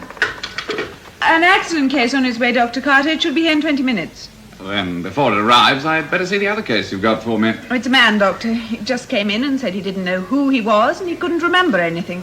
Hardly a casualty, really. Depends what made him forget, doesn't it? There was nothing in his pockets to identify him, but we often get free board and lodging experts trying it on at this time of night. He's in the end cubicle. Right, let's have a look at it. Well, now, what seems to be the trouble? I don't know who I am, Doctor, or what I've done. Or where he's been. You can't remember anything? Everything's blank. Let me examine your eyes. Look straight ahead. No, not at the light. Now, that's better. Apparent dilation. You haven't had an accident? Hurt yourself in any way? I can't remember. No. Of course you can't. All right. That's all for now. You're probably right, nurse. You think he's trying it on, too? It could be. But I can't very well send him away without a diagnosis. It could be dangerous. He may be suffering from delayed shock. You want to keep him in for observation? Yes, may as well. It's pouring with rain outside, and we can't send him out not knowing who he is or where he came from. Perhaps a good soaking might help him remember. There's a spare bed in men's medical. We'll put him there, okay? If you'll make out an admission for him. Good. And don't worry, nurse. I'll probably have him out before Dr. Miller does his rounds in the morning. Now, I'd better do a routine physical examination on him. Let's hope you find him fit. There may be a lot of people looking for him. He seems to have disappeared, sir. I couldn't find him, I'm afraid. You're not the only one who's drawn a blank, Baker. You think he's hiding somewhere, sir? Why should he? He won't hide just because we happen to be looking for him, Sergeant. He'd have to have a reason. Like murdering his wife. Oh, now, we don't know that he did. We don't even know if there's been a murder yet. The area's been searched. There's nothing suspicious. Perhaps we're imagining things. You didn't imagine what you'd heard over the phone, sir? No, that sounded real enough. Oh, I could have been mistaken, I suppose. But you don't think you were? No, I don't. But nothing's happened to prove me right, has it? What about the man who stopped me, sir? He's probably at home in bed, where we ought to be. I'm sorry about the scare, Sergeant, but we had to follow it up. Oh, well, it helps to pass the time, I suppose, sir. Excuse me, sir. Wilbury Police Station, Sergeant Brooks here. Hello, Frank. Anything interesting? What? Hold on a minute. P.C. Taylor, sir. Lorry driver's just reported finding a body. Right, I'll take it. Taylor, Inspector Webb here. What's all this about a body? He did? Where? I see. Are you on the spot? Then stay there. Don't let anybody near. I'll be right over. Well, this looks like the end of the hoax, Sergeant. Woman's body, sir? Yes, the lorry driver spotted it showing through a hedge right on the main road. Whereabouts, sir? About 200 yards before you get to Wilbury General Hospital. The woman appears to have been strangled. Strangled? What, do you think it's the same woman? How should I know? Sergeant, phone Detective Sergeant Coates. Tell him I'll pick him up on my way there. Right away, sir. You better come along as well, Baker. Yes, Detective Sergeant Coates. Sergeant. And that's as much as we know, Coates. What do you make of it? Don't know, sir. Leaving a body on the main road. Yeah, so that anyone could see it. Don't forget that, Coates. The lorry driver spotted it as soon as he got it in his headlights. Then it was left there in a hurry. Evidently, Coates. And I wonder why. Hello? There's another squad car joined Taylor by the look of it.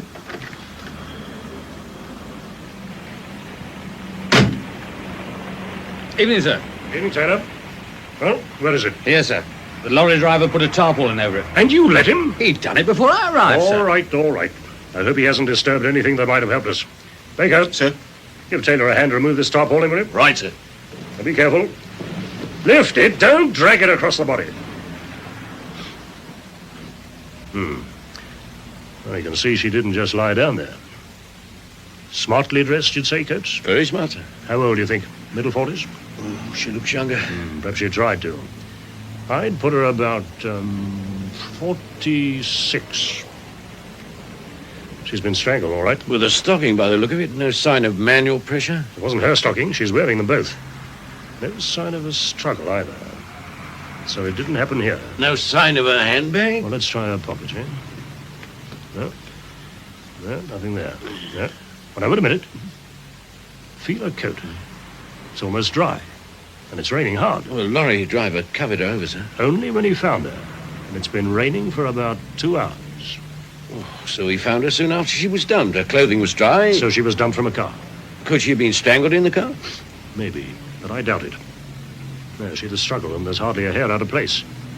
It was quick, Coates, from behind. She was killed indoors somewhere. That would fit those phone calls. Exactly. And I'll be surprised if this isn't the same woman. A voice sometimes fits a face. And I've got a feeling the voice I heard over the phone fits this one. Oh, excuse me, sir. I've just picked this up. It's in the bottom of the hedge. What is it, Baker? A cigarette case, sir. Well, don't maul it about. Maybe fingerprints on it. I'll take it. All right, thanks. Well, gold and very expensive. Perhaps it fell out of the murderer's pocket, sir. Hey? Oh, when he bent down to leave the body here. Well, it wouldn't fall out of my pocket if I'd been double. I mean, look at the length of it. He could have dropped it after lighting a cigarette. Oh, yes? Would you stop and light a cigarette after you just dumped a body and left it sticking out of a hedge? On a main road, eh? With traffic passing? No, sir, but the case was here. Yes, I wonder why. Put your torch on it, Baker. Yes, sir. It's even got a set of initials on it. S.K. S.K. You did well to find it, Baker. Now, do you think you could find the bloke who wanted you to run him in? Well, I'll try, sir. It's important, lad. I'm not asking you just to keep you up all night. Take the other squad car. Cover the whole town. There's just a chance he may still be wandering about. Right, sir. Photographer and police surgeon have just arrived. They can wait until we finish searching. Now, I'll bet that cigarette case is all we'll find. Not even footprints? Yeah, the body was carried over the footpath. The rain will have washed him out.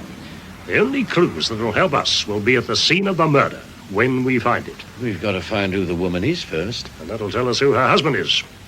And then, we've got to find him, too.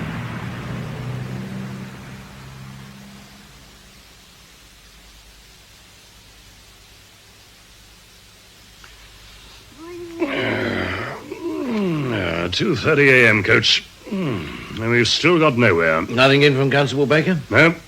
And if the man who stopped him is the man we want, he'll be miles away by now. And we can't put out a description because we don't even know who he is. Oh, very puzzling, sir. Yes. So's the way that body was disposed of, on a main road. Why the devil wasn't it hidden in some out-of-the-way place? I don't know, sir. Unless the murderer wanted it found quickly. Why should he want that? Perhaps he didn't care. You mean he didn't plan his getaway properly and had to dump it in a hurry? Well, that points to an agitated and very disturbed man, sir. Or to someone who's so confident he thinks it's impossible to trace him. No, that doesn't make sense. Now, I go along with Sergeant Brooks' suggestion that the husband panicked. He'd have given himself more time to get away just believing the body in the house. It might have been days before it was discovered. But it would have been more incriminating to leave it in the house. Maybe, but what could be more incriminating than those phone calls? And the husband actually made one of them himself. Yes. If it's the same people involved, it just doesn't make sense. He's got away with it so far, hasn't he, sir? Hey? Well, we don't even know who the woman is yet, sir. And every hour gives him the chance to put another 40 miles between him and us. The identity of the woman. That's the vital link. And your phone call, Sergeant. Now, the police doctor saw the body at 1:30 a.m. He estimated she'd been dead between 3 and 4 hours. So my bet is that she's the woman who phoned. And if you'd got her name and address, and Baker had found his man, we'd have it all wrapped up now. Yes, sorry, sir. Oh, it's not your fault. No. Well, come on, Coach. Let's chew it over in my office.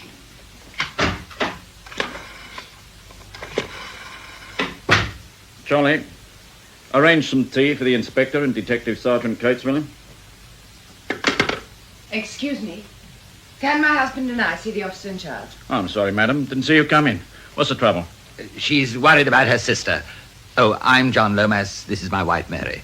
My sister's missing, Sergeant. So's her husband. Both of them?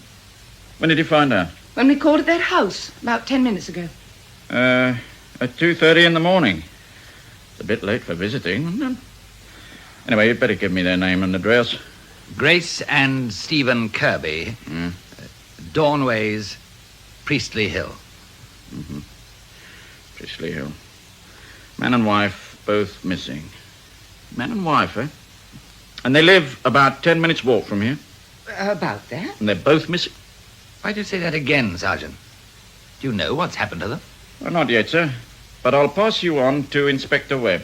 If you'll just wait a minute.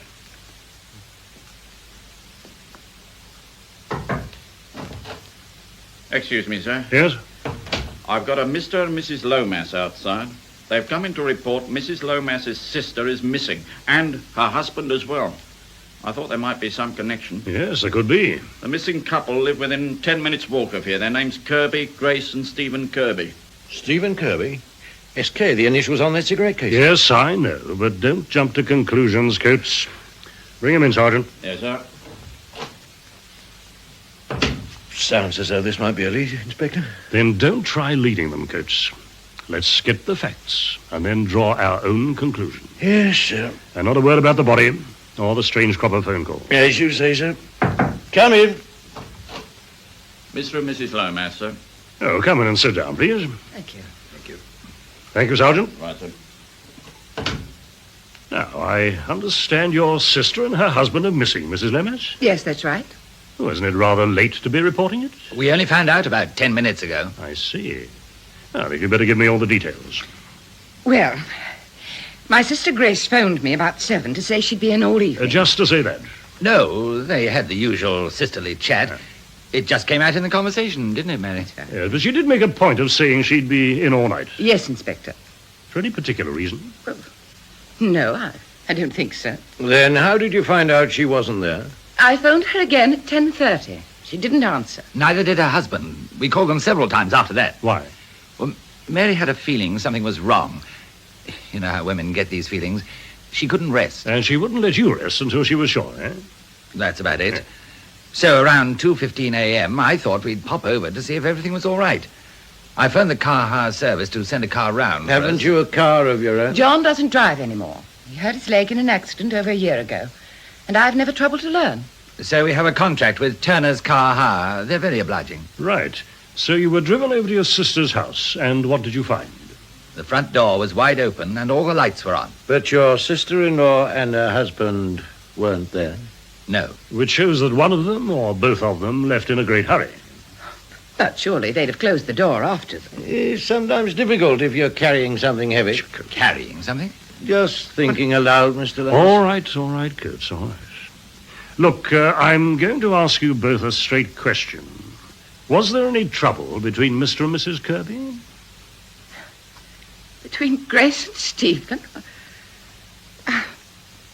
What would you say, John? I'm not sure what to say. I want to know what you both say. Was there any trouble between them? Yes, Inspector, I'm afraid there was. Is that why you're worried? Just a minute, Coates. What sort of trouble? They'd had a violent business disagreement. And tonight they had a hell of a row about it, eh? So why did you come here inquiring about them?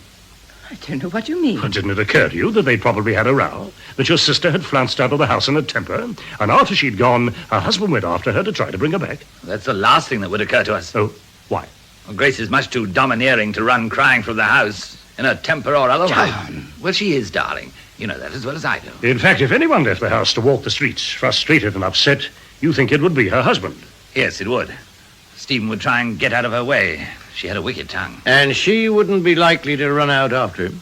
She'd more likely go to bed and leave him to it. Well, now, I think we're getting the picture all right. They'd had one hell of a row.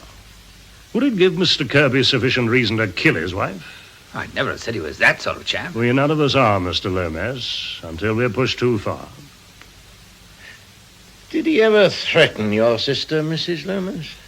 Stephen? Threaten her? Well, no, not really. What do you mean by not really?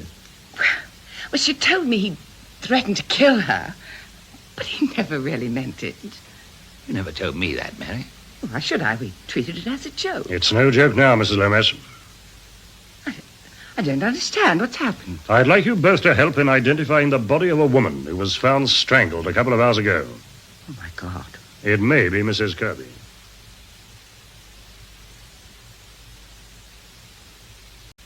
We're at Dawnway, Sergeant, the Kirby house.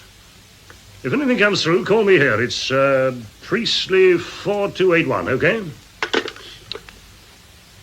Right, Mr. Lomas. Now, this is Mrs. Kirby's room, is it? Yes, they had separate bedrooms.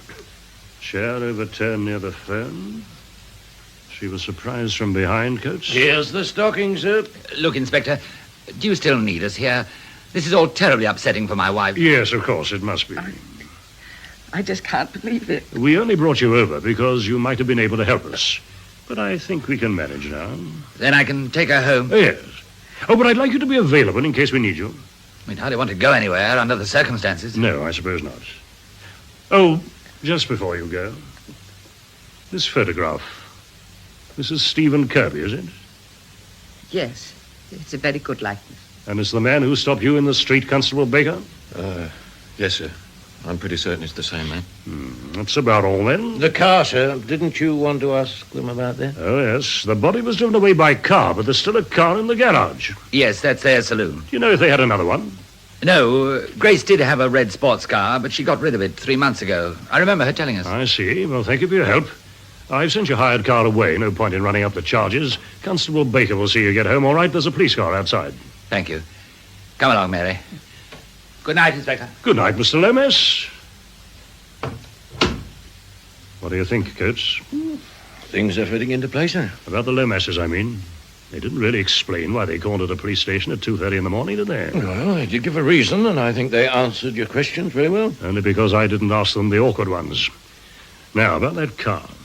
If Stephen Kirby killed his wife, what did he use to take the body away? Perhaps he'll tell us that when we find him. And now we've a good chance of finding him, haven't we? I'll stay on here, Coates. You rush this photograph back to headquarters. I want copies circulated to all forces in every newspaper. It won't make the morning dailies, but it should at least make the lunchtime and early editions of the evening papers. We'll have to work fast, sir. Then get on with it, man. Kirby may be trying to leave the country.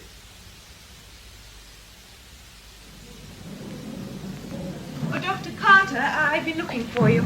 Something important, Nat? What happened to the man you admitted last night? Dr. Miller threw him out when he did his rounds. He was a fake, wasn't he? Not the way you thought.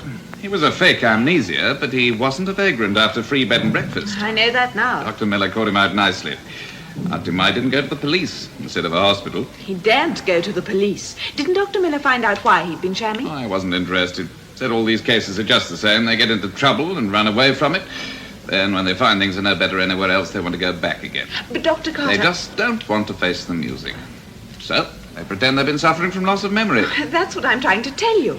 They hope they'll be forgiven for everything they've done. That's right. But only if the doctor's been fooled and diagnosed a state of amnesia. Would they expect to be forgiven if they'd committed murder? Murder? Look at this photograph in the paper. Good Lord.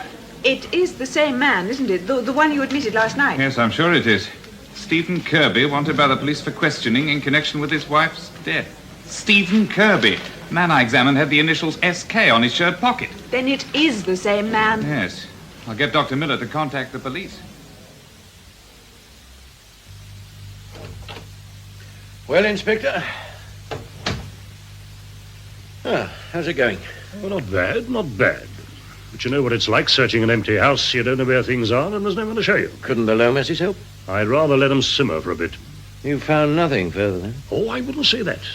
There's a few things might prove interesting when we find how they fit into the pattern.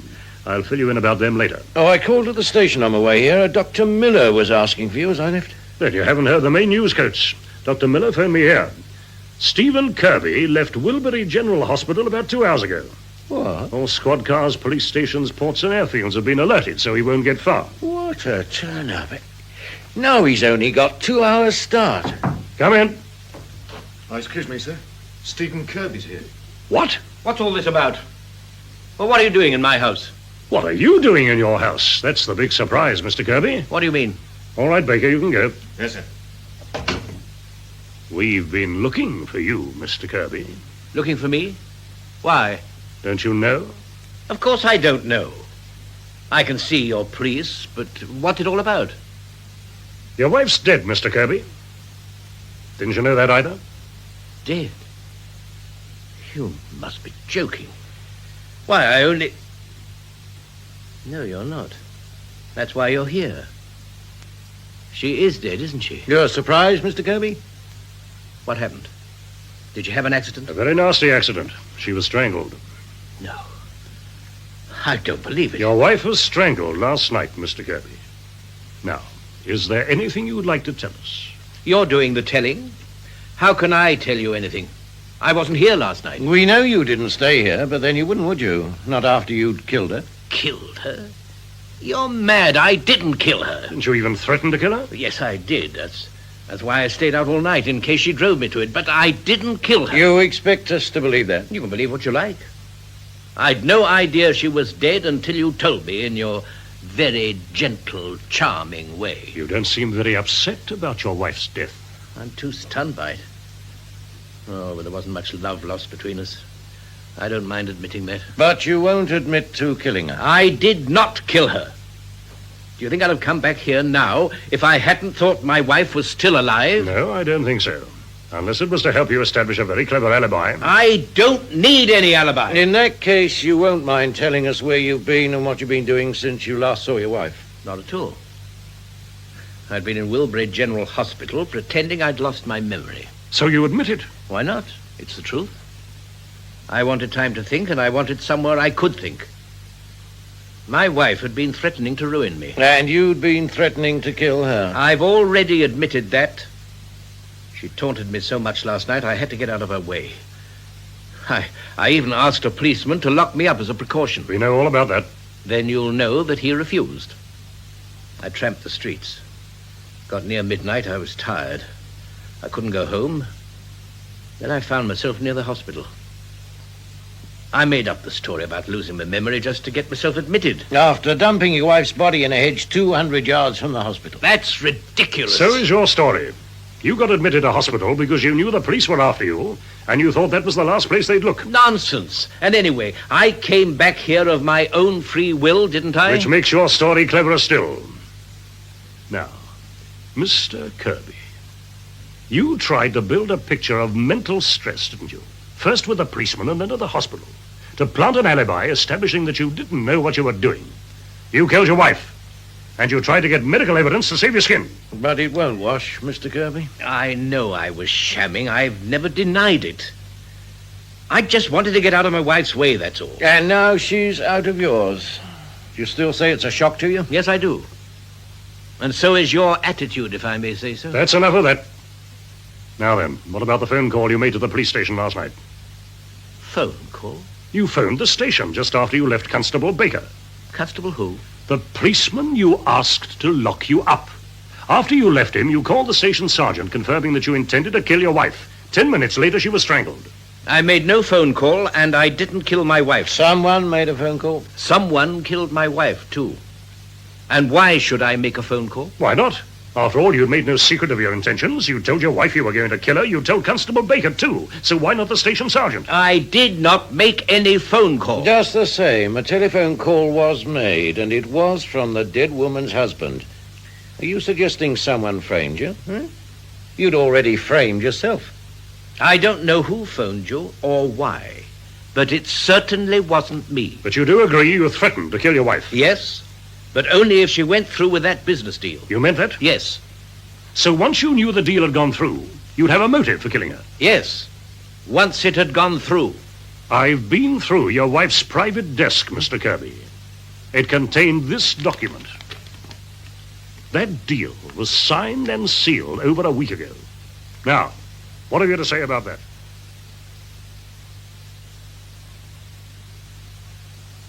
Can't understand it, Sergeant. The inspector's got Kirby in custody, but he won't charge him. Perhaps he wants to be sure. How much evidence does he want? Well, Kirby keeps denying he knew that business deal had gone through. I wonder. Otherwise, he admits having a strong motive. Still querying my motives, Coates? Just discussing them, sir. Are you happy about Kirby's guilt? It's not a question of being happy. It's the evidence against him that matters. Exactly. That's why I'm not happy.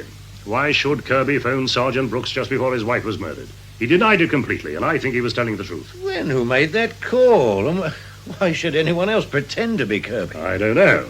But just take Grace Kirby's last phone call. She was in a panic. She kept saying, "He's going to kill me. He's going to kill me." It was he that time, Coates. She never mentioned her husband. Then it could have been another man, sir. Why not? She sounded terrified, yet all the evidence shows she hadn't the slightest fear of her husband. Yeah, but, sir, when the crunch came, when she saw her husband meant business... She still wouldn't believe him capable of it. Now, let's check her very first call to you, Sergeant. Why did she really ring? Not to report her husband was threatening to kill her, because she didn't believe it anyway. No, she rang because she'd been told to ring. You mean she'd been told to inform the police? Yes, but who by? Who told her? The man who phoned later, pretending to be her husband. That's what I'm getting at. If some other man decided to kill her, wouldn't he make sure the police knew all about Stephen Kirby's threats? It all seems possible. Take the disposal of the body. What car was used? We know it wasn't the family saloon. Well, it must have been driven by the murderer, sir. Then if Stephen Kirby was the murderer, he used another car. So he'd have to abandon it before he went to the hospital. No abandoned car has been found. But his cigarette case was found near the body, wasn't it? Yes, I never liked that. Now listen, Kirby told me it was a present from his old boss. When he retired, he kept it in a drawer, never used it. Why not? Because he gave up smoking 5 years ago. Oh, then the cigarette case was a plant, sir. Yes, a very clumsy one, too. Taken from the drawer in Kirby's room after the murder. There were other men in Grace Kirby's life, and any one of them might have murdered her. I don't get it, sir. You pull in Stephen Kirby with a clear-cut case against him. Then you do your best to show he didn't do it. There'll be more surprises before we're through with this case, Coates. Someone wanted us to arrest Kirby for the murder, and we've done it. Now, we may have the murderer off guard. But if he's so clever, why do a stupid thing like planting that cigarette case? Oh, conceit, possibly. He's so sure he won't be caught that as a last gesture, he wanted to let Kirby off the hook to show he'd been framed. Very puzzling, sir. I've heard you say that before, Sergeant. So have I. Now, suppose we go over to see the Lomases, No, eh? you can't suspect them, sir. I suspect anyone who tells me lies. And I've an idea they know more about what happened on the night of the murder than they've told us so far. Come on, let's see what we can do with the curtains. I can't see why you want to go over all the details again, Inspector. We've already told you everything we know. Have you, Mr. Lomas? Then perhaps I can tell you one or two things. There have been developments, you know. We have Stephen Kirby in custody. Poor devil. He doesn't need your sympathy. He needs your help. How can we help him? Why not tell us what really happened on the night of the murder, Mrs. Lomas? Why should you have been so concerned on that particular night? Just because you failed to get a reply when you phoned at 10:30 p.m. We just were. You can't really explain these things. Didn't you assume the most likely thing, that the Kirbys had gone to bed and wouldn't answer? They never went to bed before midnight. But you kept on phoning until 2 o'clock in the morning. Then you went round there. Why? Were you expecting something might happen? Or were you afraid it was going to? No, of course we weren't. You said your sister intended staying in when you phoned her at 7. Yes. But she might have changed her mind between then and 10:30 when you phoned again. Yet you said you knew she stayed in all night. How did you know? Well, I'll tell you, Mrs. Lomas. You remember saying you used Turner's car hire service because you haven't a car of your own? That's right. We used it to drive over to the Kirbys at 2:15 a.m. and then on to the police station. I've checked with the company on other hirings, Mr. Lomas, and I find you hired a car that night at 9 p.m. and visited Grace Kirby alone. The car drove you back home at 10 p.m. That is right, isn't it? Yes. Then why haven't you told us about it before? I didn't think it mattered. That was for us to judge. You knew Grace Kirby intended staying in because you had arranged to see her between 9 and 10 p.m. Yes, I did go and see her. Then I want a couple of answers from you. 1, why did you go? And 2, why phone her at 10:30 when you got back home? Or was that to make your wife believe she was still alive? Of course it wasn't. Grace was alive when I left her. I swear she was. I think you'd better explain everything, John. Well, we're waiting, Mr. Lomas. All right. Grace Kirby offered to set me up in business. After selling out her husband? We didn't know that at first. We thought she had plenty of money, and that she was doing it for me as much as for John. So John went over at 9 o'clock to talk about it. But she'd already told my wife on the phone that she'd sold out Steve to finance me. She joked about transferring her money and her affection. Were you surprised? No, disgusted. I went over to tell her so. I knew her habit of collecting men, and I wasn't going to be one of them. He decided he couldn't take the money after hearing what she'd done to Stephen. And after hearing what Stephen had threatened to do to her. I didn't think he'd kill her, but I wasn't risking it. I tried to get her to change her mind, but she laughed and said she'd already done it. I was disgusted. I walked out on her. He got home about 10:30. He was so upset that I decided to phone Grace. But if anyone could make her change her mind, it was me. So the point you're both making is that the call at 10:30 was to try and make her change her mind? Yes, but there was no reply. And your reason for not telling us this part of the story before is that you didn't think it mattered. That's right. Mrs. Lomas, you needed that money from your sister desperately. Haven't your husband just become redundant in his job? What of it? Well, suppose you're lying, Mr. Lomas. Suppose Grace Kirby had changed her mind about financing you. Then instead of going to plead for Stephen, you really went to plead your own case. And when Grace Kirby refused... Are you suggesting I killed her? Well, are you? All right, Mr. Lomas, all right. Calm down. No one's accused anyone yet. I'm only after the facts. Now, Stephen's threats to kill his wife. Did one of you advise her to inform the police? That's the last thing we do. We didn't think he meant it. But someone advised her to ring the police, and if you were the only ones who knew... Well, it wasn't me and it wasn't Mary, so don't try to put the blame on us. But if someone wanted Grace Kirby out of the way, you both agree that Stephen left himself wide open for them to pin the blame on him. Yes. Yes, we see that. And you needed money, didn't you? Now, don't start that again. I'm just telling you your good luck. Grace Kirby made a will. She did. There was only one person she gave a damn for. Her sister Mary. And you're the sole beneficiary. No. Now Grace Kirby's dead, you'll have more money than you need, won't you? And you won't have to plead with her for it. That's monstrous. What are you suggesting, Inspector? Oh, nothing. Except that you'd better think things over pretty carefully. And then, if you remember some other details you didn't think mattered, perhaps you'll let me know about them. That's all. Come on, Coates.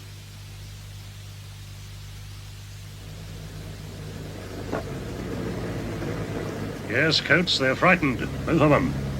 And frightened people start remembering things for their own protection. You suspect the Lomases, then?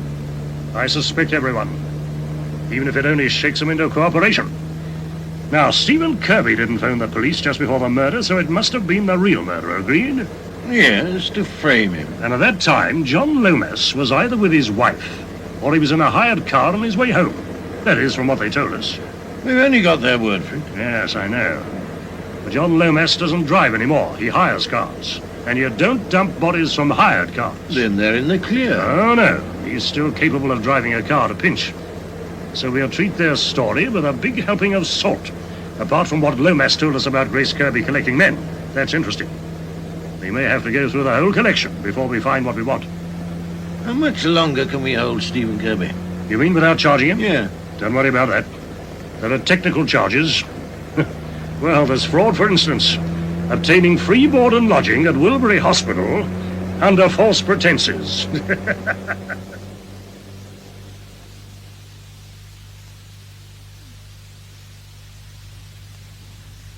Evening, Inspector. Hello, Sergeant. Oh, you're looking very cheerful. Some good news for you, sir. Oh, the kettle's boiling, is it? Oh, better than that, sir. We've had patrol cars out questioning drivers along the road where the body was found, and one of them saw a car parked near the hospital between 10:30 and midnight on the night of the murder. A red sports car. A red sports car, eh? What Yes, about sir. that, Coates? Did they get the numbers, Sergeant? Oh, no. They had no reason to. No, of course they hadn't. But it was a red sports car, Coates. That's something, eh? Yes, I suppose so, sir. Well, don't rupture yourself with enthusiasm, man. Suppose it was a special red sports car, the one Grace Kirby used to own. Isn't that too much to expect? Not in this case, it isn't. Come on, let's go and talk to Stephen Kirby. Do you think he used it? No, but we can get the registration number of his wife's car from him. And then we'll find out who owns it now. But it may not be the same car. Then we've lost nothing. But if it is, oh, what a lead that might give us. Right, thanks very much. Okay, I'll do that. Well, Coates, now what have you got to say? I knew my hunch was a good one. Oh, no, come, officer. The last thing you expected was that the car still belonged to Mrs. Kirby. But it still doesn't prove it was the car parked near the hospital. No, but it does prove that Grace Kirby lied when she said she'd sold it. Now then, why did she lie? I'll answer that with another surprise. She relicensed it only 3 weeks ago. Nice work, Coates. She wasn't using it, yet she hung onto it and relicensed it. Why? And where is it now? It'll take some finding, being in her name. Well, depends where it is. Who do you think's been using it? Stephen Kirby? John Lomas? No, it's not been seen around. But whoever's using it did so with Grace Kirby's approval on her license, so it's bound to be a man. Why's that, sir? Well, because she collected them, Sergeant. So the answers we want are all in her private life. And how do we get the sordid details, sir? From the only person she liked, the only one she confided in. Her sister? Exactly. I'll handle her. I want Grace Kirby's affairs gone through with a fine-tooth comb, and I don't mean her love affairs. Get to know all you can about that business deal, Coates. Yes, sir. Start with the man who bought the business, find out who negotiated it, and then we'll know how she completed the deal without her husband knowing. Wouldn't a bank statement give a clue? Yes, maybe, so check them. Check her accountant, her solicitor, anyone who might have had a hand in the transaction. I have a feeling there was more behind it than just trying to break her husband. Anything else? Well, isn't it enough? The family business was bought by Martin Graham Limited. You'll find the address in the files. Yes, sir. And Coates, Yeah? don't go talking to the office boy. I won't, sir. This was a big deal. You want Martin Graham himself. All right, sir. Very well, Miss Tedworth. You can send the gentleman in now. I think he's waited long enough. Come in. Good morning, Mr. Graham. Close the door and sit down, please. Huh? Oh, thank you. Now, you're a police officer and you're interested in a business transaction involving the purchase by my company of the Wilbury Engineering Company. Yeah. Yeah. How did you know? An Inspector Webb phoned to say that you were on your way. Oh, he did he? But I don't see what on earth it's got to do with the police, so you'd better convince me. All right, Mr. Graham. The person you bought the Wilbury Engineering Company from has since been murdered. Murdered?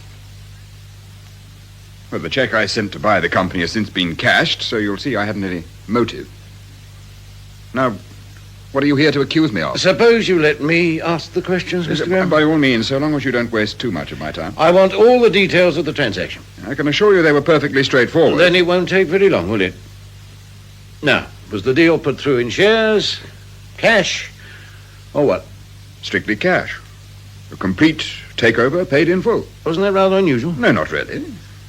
The Wilbury Engineering Company was under single ownership. I knew its trading record pretty well as a rival concern.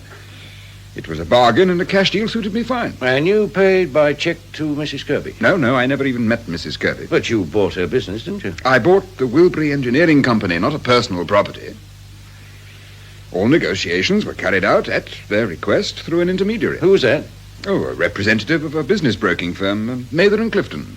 Very reputable people. Then you made your check out to Mather and Clifton? No. I was asked to make it payable to J.R. Cooper. But you never met J.R. Cooper either? It wasn't necessary. Mather and Clifton passed on my check, and it's since been cashed, or paid in anyway. Into which bank? I've no idea. I can easily find out. And you've no idea who J.R. Cooper was? I didn't have to know. The papers were legally signed, and the transaction went through without a hitch. J.R. Cooper could easily be Mrs. Kirby's solicitor, for all I know. But you're not sure? No, but you can easily find out, can't you? And you can rest assured that the Wilbury Engineering Company was bought and paid for, without any shadow of doubt. There's not a shadow of doubt, Mrs. Lomas, that someone else was in that business deal with your sister. Well, it was neither of us, was it, Mary? Then you won't know what became of the money she got for it. I'm not interested in the money, Inspector. Ah, but we are, Mrs. Lomas. We want to know where it's gone. Isn't it in her private account? It never was. It was paid into the account of J.R. Cooper. And then withdrawn 2 days later. J.R. Cooper? I've never heard of him. So you think it's a him? A man? I don't know. I just said Now, that... come on, Mrs. Lomas. Your sister's dead. Someone killed her. We've got to find out who. And the only way we'll find out is from her private life, Mrs. Lomas. Then you're in for a pretty sordid story. Then let's forget the niceties and begin with the men, Mrs. Lomas. There were men, weren't there? I can't talk about her like this. It's not right. It wouldn't be right to keep quiet. One of those men killed her. Tell them, Mary. It's the best thing. She couldn't help being attractive. Men ran after her. They'd do anything for her. But later, in her 40s, they didn't come running anymore, eh? Oh, that was the tragedy. She couldn't face it. She still wanted attention. She'd always had secret affairs, weekends away. Then her men found someone younger, so Grace had to do the same. John! You can't cover up for her anymore, Mary. No, I suppose not. She was always boasting about her boyfriends and weekends they had, right up until... To her being killed? Yes, right up until then. But she never gave you details, huh? Who the men were, where these weekends took place? No, I wasn't her keeper. I was just someone who had to be told. It seemed to help her justify things. But that wasn't the only reason. Grace didn't want you to know that she did the paying. She had to have young men, and they cost her plenty. I'm sorry, Mrs. Lomas, but you know all this is true, don't you? Yes. Yes, it's true. It was rather pathetic. She'd been so attractive. She finished up paying for attention. The pattern's what we expected. Her private bank account shows she drew large sums of money at regular intervals. To use on her boyfriend? Yes, but unfortunately cash isn't traceable. So you won't be able to find them? We'd hoped you could help. There's one other chance. In Grace Kirby's bank returns, I found 2 checks. Each were just a few pounds. They were both dated on Saturdays and both made out to J.R. Cooper. But we don't know of her associating with any J.R. Cooper. So how does that help you? Well, Saturdays were the days she always had plenty of cash, but on 2 weekends she may have overspent. She hadn't enough cash to give her boyfriends, so she made out checks instead. Well, can't you trace them being paid into his bank account? No, someone cashed them for him. Probably over a bar. When we find that person, he'll know J.R. Cooper, all right. He'll be a regular who runs a red sports car.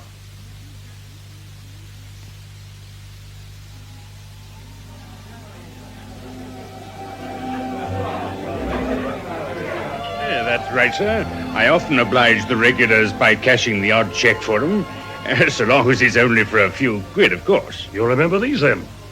They went through your bank account? Not mine, the brewery's. But I cashed them, if that's what you mean. Take a look at this photograph.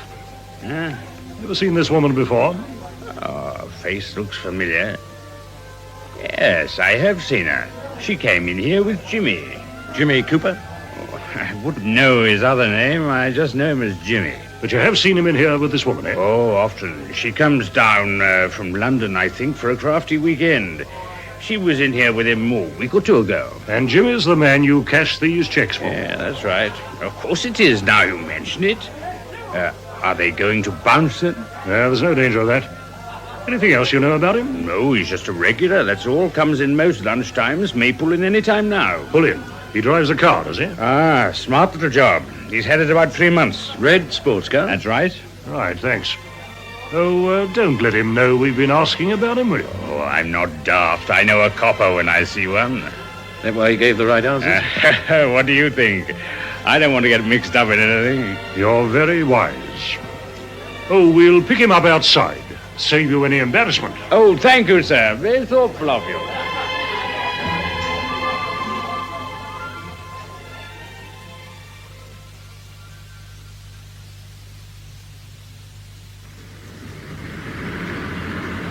What next, sir?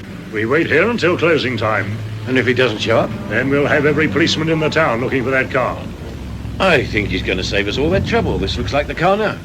That's it, all right. Come on, Coates. Let's tackle him now. Mr. Cooper. Eh? J.R. Cooper.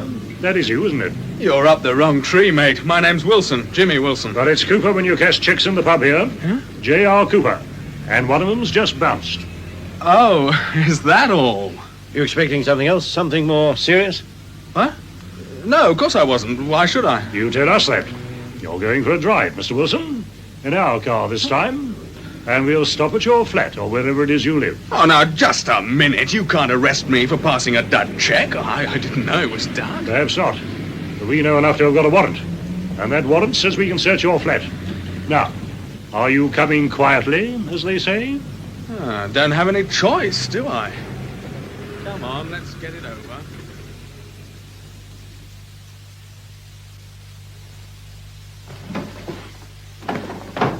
Nothing in the sideboard drawers. What's the idea? What are you looking for? I'm afraid I'm fresh out of cannabis. Just a routine check, Mr. Wilson. Before we get down to the serious business, try the small desk, Coates. You said serious business. Oh, yes, did I? What serious business? You can wait. Nothing here, sir. Try the pigeonholes, Coates. Look, I want to know, what are you here for? Now, take it easy. If you've done nothing, you've nothing to worry about, have you? Softening me up. That's what you're trying to do. Trying to get me nervous. Now, why should we want to do that? We're just ordinary police officers doing our job. I've got it, sir. Got what? A bank statement, Jimmy. What name's it in, Coates? Wilson, sir. And it's some statement. Look how much there is there. Not bad at all. Where did you get it from, Wilson? Who knows a lot? I won it. When? Last week? Yes. Now, come off it.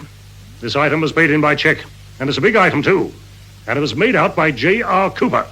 He drew the same amount from a private account on the same day. So what? It was a business deal. A minute ago, you said you'd won it. That was just an expression. It was a lie. Because you're J.R. Cooper, aren't you? Now, would you like to tell me the truth for a change? Now, look here. Why did you kill Grace Kirby? You're kidding. I've never even heard of her. She signed checks for you. Visited the pub with you. Spent weekends with you. I don't know what you're talking about. All right. Can I see the logbook for your car? Eh? Your car logbook. Oh, I haven't got it. No, you never had it. Because it's not your car. You borrowed it. Yes, that's right. I borrowed it. From someone you've never even heard of? What? That car's licensed in the name of Grace Kirby. You still deny knowing her? She changed the registration. So you do know her? She didn't change it. The license was due, so she paid it for you instead. That's a mistake. Yes, your second mistake, Jimmy. Your first was in killing her and using that sports car to dump the body. I didn't. You can't prove it. You don't have to say anything at this stage if you don't want to, but we're taking you in for the murder of Grace Kirby. I must warn you that anything you say may be taken down in writing and used in evidence. Oh, no, you don't! Grab him, Coates! Oh, my God. Downstairs, quickly, Coates.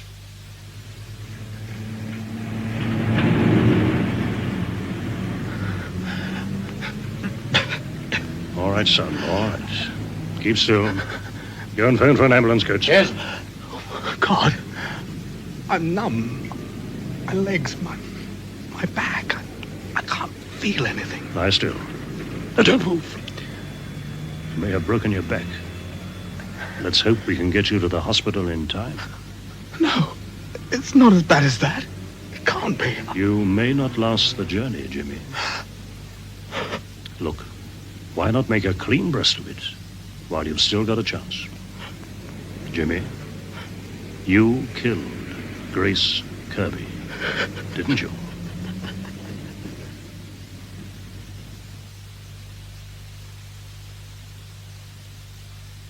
He confessed in the ambulance then, sir? That's right, Sergeant. She'd been keeping him for over a year. Oh, she was keen on him, sir. Yes, keen enough to sell her business and go away with him. But he made one condition. The money should be put into an account they could both draw on. And she fell for it, I suppose. Until she found out he'd drawn the lot and transferred it to his own private account. And then she got tough and said she'd call the police. He apologized, said he'd return the money. But he killed her instead. She made it easy for him. He knew about her husband's threats, so he told her to inform the police. Then he made that call, pretending to be her husband. Yeah. That's why he only hid the body long enough to get away. No one who knew her had ever seen her with him, so he thought he was in the clear. Yep, and he would have been. If it hadn't been for 2 small checks and a logbook, they set the ball rolling against him. Oh, excuse me, sir. Hello. Oh, just a moment. It's Detective Sergeant Coates, ringing from the hospital. Oh, thanks. Yes, Coates. Well, just a few bruises and minor abrasions, eh? Yes, I didn't think there was very much wrong with him. Bye-bye. He's all right, sir? Of course he is. No one with a broken back could have rolled about on the pavement like he did. He certainly couldn't have kicked his legs either if he was paralyzed. And you got a confession out of him under false pretenses, sir? Oh, no, not at all, Sergeant. He lost his nerve, and I took advantage of it. Yeah, I'll say you did, sir. Only temporarily, mind you. I'm sure you remember from your training, Sergeant. Yes, sir? The spine is the center of the nervous system. And our Jimmy had had a severe jolt. Yes.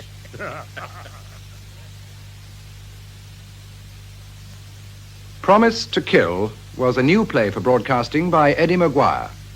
The cast was as follows: Sergeant Brooks, Hayden Jones; Grace Kirby, Pauline Letts; Inspector Webb, Victor Lucas; Stephen Kirby, Lockwood West; P.C. Baker, Anthony Jackson; Nurse Kay, Rosalind Shanks; Dr. Carter, Alexander John; Detective Sergeant Coates, Peter Pratt; Mary Lomas, Margaret Robertson; John Lomas, Brian Haynes; Martin Graham, John Pullen; Landlord, Anthony Vickers; Jimmy Wilson, Christopher Bidmead.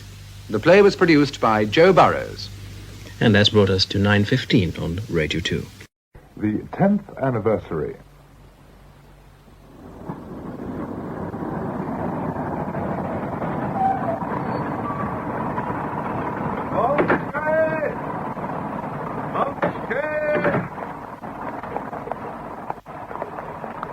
Ticket, please, sir. There you are, George. You. I didn't think you'd be coming back. It's the 10th anniversary, George. You wouldn't expect me to miss the 10th anniversary, now would you? It might have been better if you had, Inspector Ridley. It really might have been better if you had. The 10th anniversary by R.D. Wingfield, with Peter Pratt as Detective Inspector Sadler. The 10th anniversary. He's been in there an hour now, Sergeant. Yes, sir. What's it all about, do you think? No, I really couldn't say, sir. Would you mind, sir? Eh? You're leaning on the blue file. Oh, sorry. Right, thank you, sir. Straight back from his holidays and in with the old man. Something big, Sergeant, you mark my words. Oh! And here he is, making his usual spectacular entrance. You all right, sir? You left that damn drawer stuck out again, Green? Same knee as last time, sir. Yes. Sorry, sir. I told you once, I've told you 100 times. Hello, old boy. And how's our revered Inspector Sadler this morning? Henley, you're sitting in my chair. Oh, just keeping it warm for you, old man. How was the holiday? A disaster. Oh. I don't want to talk about it. The map of southwest England, Sergeant Green. Yes, sir. Decent weather? If you like rain, it didn't stop. Get away. We had a heat wave here. Too hot to work. Still is, by the look of it. Come on, Sergeant. You are, sir. Don't let us keep you, Henley. The old man have much to say? He was gushing. This map's useless. What are you looking for? It's no good. It isn't marked. A place called Monk's did. Ah, there. Just south of Bristol. Oh. You need a magnifying glass to see it. Why can't we spend some money on some decent maps? Out of the way hole, isn't it? What do you know about it? That it was the scene of the famous Monksted honeymoon cottage murders. Someone stabbed the husband and blew the wife's head off with a shotgun. Unsolved to this day. We're going to put that right. The old man's just dumped the file on my lap. Eh? Nip home and get a case pack, Sergeant Green. We're catching the 1417 from Paddington this afternoon. Oh, yes. What's the hurry? The murders took place years ago. Anyhow, how come you've got it? It's Ridley's case. Doesn't he go down there every year and poke around? That's right. On the anniversary of the murders. He had his picture in the Sunday papers once, kneeling by the grave with a frown on his face. Determined detective will not give in. Or some such rubbish. I suppose he hopes if he keeps turning up, something may happen. It's taking its time working, if that's the idea. Has Inspector Ridley been taken off the case, then, sir? I expect you've got a lot of work to do, Henley, after the heat wave. Ah, look, old man, what I hear, I keep to myself. You know that. Ah. Well, you better keep it yourself. The old man doesn't want anything to leak out until we're absolutely sure. Inspector Ridley's missing. What's that, sir? What? Last week was the 10th anniversary of the murders. He went down to Monksted as usual, but he never came back. Good Lord. We've got witnesses who saw him boarding the London train at Monksted Station on Friday evening. His sergeant met the train at Paddington. Ridley wasn't on it. He hasn't been seen since. An accident. Perhaps he fell from the carriage. With his luggage? Hardly likely. And anyway, someone would have found him by now. We've had search parties out all along the line. There's no trace, nothing. No one suggested foul play on it, sir? He phoned his sergeant Friday morning, said he'd uncovered some new evidence which would wrap up the case.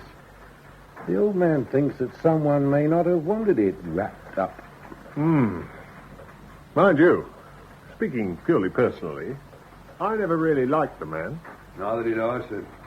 That business with the woman PC at Y Division, that was Inspector Ridley. Was it really? I'll tell you another thing. It wasn't coincidence that Ridley and the super's wife didn't turn up at the annual dinner and dance. No, I'd heard about that. You two are like a pair of old women. And I don't care what sort of a man he was. All I've got to do is find him, dead or alive.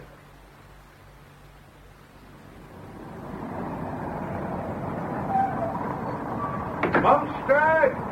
Monksted!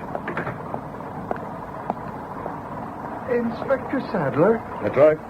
Police Constable Hart, sir. I was told to meet you. Good. Take my case, would you? My fat friend is Detective Sergeant Green. Sergeant? Afternoon. Tickets, please, gentlemen. You've got 'em, Green. Porter, were you on duty last Friday evening? That's right, sir. My name's Sadler, Detective Inspector Sadler. If I had my other suit on, I could show you my warrant card. Do you remember a bloke catching the London train on Friday? A bit taller than me, dark hair, elfin moustache. Inspector Ridley. You know him? Honours us with a visit every year. Yes, I saw him. Caught the 729. I've already told Constable Hart. And now you're telling me. Did you have any luggage? Luggage? You told me he had a suitcase, George. Just carry my case, Constable. I can ask my own questions. He had a blue suitcase. He wasn't on the train when it reached Paddington. It's not a non-stop, sir. Plenty of other places he could have got off. Anyone else see him get on the train? If my word's not good enough, ask Bert, the taxi driver. He drove him down. Bert's waiting outside, sir. Going to take us to your hotel. What's this rustic doss house like? The Queen's Hotel? Very comfortable. It's what you asked for, sir. It's the one Inspector Ridley always used. I've put you and the inspector at this table, Sergeant Green. You've got a lovely view through that window. Yes, lovely. Sleep well? Like a top. It's our country air, sir. Here's your inspector. Good morning, sir. Thank you. Good morning, sir, me. I really must apologize, Inspector. I don't know how it could have happened. What could have happened? Damn bed collapsed in the middle of the night. I wasn't aware I'd said anything funny, Sergeant. I'm sorry, sir. You ordered? Yes, sir. Do you mind if I see the menu? You can have it back. Gibbers. Sorry, sir. I'm afraid they've all gone. We start breakfast at 7, you see. Oh, anything then, anything. I'll see what I can do, sir. Why leave them on the menu if they're off? Come to think of it, sir, I did hear a bit of a bang round 2 o'clock this morning. Would that have been you falling out of bed? There are safer subjects of conversation, Sergeant. Oh. Well, what's our programme for today, then, sir? A fact-finding mission. What did Ridley do when he was down here? Where did he go? Who did he speak to? And we're not taking anything on trust. We check and double-check. How did you sleep last night? Perfectly, thank you, sir. Nice room, comfortable bed. Good. Tonight we'll swap. Mine's diabolical. Oh, grit your teeth. Here comes breakfast. Here we are then, gentlemen. Bacon and egg for the sergeant. Ah, that looks very nice. Thank you. Oh, don't wait for me. Pardon, sir? Nothing. That was the last of the bacon, I'm afraid, Inspector. Well, we have left it till 7:45. Scrambled eggs, all right? Is that what it's supposed to be? Sit down. Sir? Sit down. I want to ask you some questions. What's your name? Manning. John Manning. Do you own this place? Yes. Many staff? Oh, a couple of maids and a cook. I do most things myself. Nice of you not to let other people take the blame. You knew Inspector Ridley, did you? Oh, indeed, yes. He's been staying here every year for the past 10 years. When did you arrive this year? I'd have to get my book. Sure, go ahead. Swap you my scrambled egg for that last bit of bacon, Sergeant. I don't like scrambled eggs, sir. I see. Well, stay a sergeant all your life. What do you think of Manning? Well, I haven't really paid him much attention, sir. You wouldn't with your nose stuck in your breakfast. Observe people, Sergeant. Listen to what they say and watch them while they say it. Manning's worried about something. Oh, look out. Here we are then, Inspector. Yes, now he arrived on the 17th. The 17th, the date of the Honeymoon Cottage murders. Yes. The same date he arrived every year for the past 10 years. Yes. And you had to check it in your book. What room did you give him? Number 12. Number 12? Where's that? It's in the attic next to the bathroom. It's not one of our best rooms. Neither is mine. Why do you stick him up there? Well, he asked for that room. He always had it. Oh, so he booked in advance? Yes. Let's have a look at his booking, then. This letter signed Robinson? Yes, I know, but it is Inspector Ridley's booking. Why did he sign himself Robinson? You'd better ask him that. You know why we're here, don't you? You know he never arrived back in London. Yes. Yes, I had heard. Pass the marmalade, please, sir. You don't feel I'm leaving you out of the conversation, Sergeant? No, sir. Oh, that's all right, then. If my talk disturbs your digestion, just let me know. You haven't put his date of departure down. Oh, well, I'm always forgetting that. He left on the 18th, last Friday. Caught the 7:29 back to Paddington. Do you let policemen stay here free of charge? I beg your pardon? There doesn't seem to be a note of his bill here. Oh, well, it should be. Look for yourself. Oh. That's strange. It must be in the office somewhere. I'll turn it out for you, if you like. I do like. Do you have to drink all the coffee, Sergeant? Thought you'd finished. It won't take a minute to make some more. Yes, look, that's all the coffee. We haven't time, thanks, and we mustn't delay you. I expect you're anxious to start looking for that bill. Oh, yes, of course. Well, fit, Sergeant? Yes, they certainly don't stint the food down here, do they? I won't offer you the remains of mine. I'd like to keep you with me a little longer. You know, I can only think of one reason why Ridley would make a booking in a false name. What's that, sir? Because he knew that if he used his real name, Manning wouldn't accept his booking. I have to find out if Manning's got a pretty wife. Well, come on, let's make a move. Constable Hart's calling for us at 10 to take us to the murder cottage. But before that, I want to have a look at the churchyard where the victims are buried. We might as well see for ourselves what Ridley found so fascinating.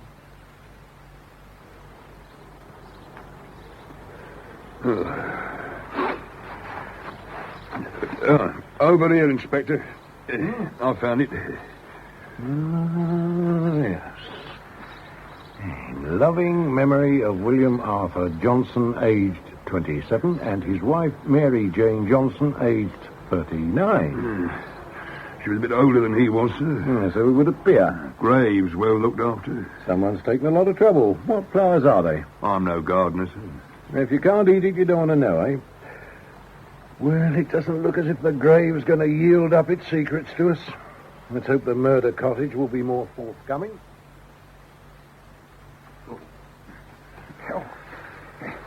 Now, mind how you go, Inspector. Don't want you falling in another ditch, do we? A good pair of trousers ruined and that fat oaf cackling his head off. I hate that country. All stinging nettles and incontinent cows. How much further? Not far now. You've been saying that for miles. Were you here at the time of the murders, Constable? I was, sir. I hope I never have to see a sight like it again. Hold very still, sir. What is it? Don't move. A snake? No. Just follow my finger where I'm pointing. What is it? A heron, sir. Oh. You won't see any of them in town now, will you? I haven't come here to look at damn birds, Constable. Oh, sorry, sir. It's my hobby. You shouldn't have time for hobbies. Come on, Greedy. Oh. Hey. Oh. Did you see that dirty great bird? Surely you've seen a heron before. Imagine that on a plate with roast potatoes. Ah. Don't tell me we're here, Art.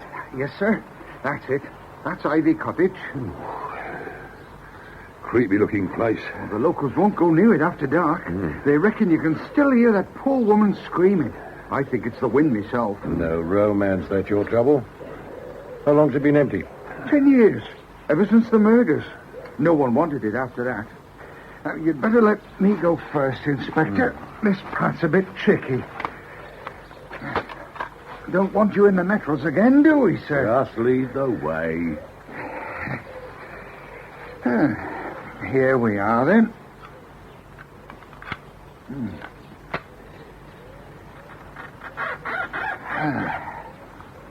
After you, sir. Careful.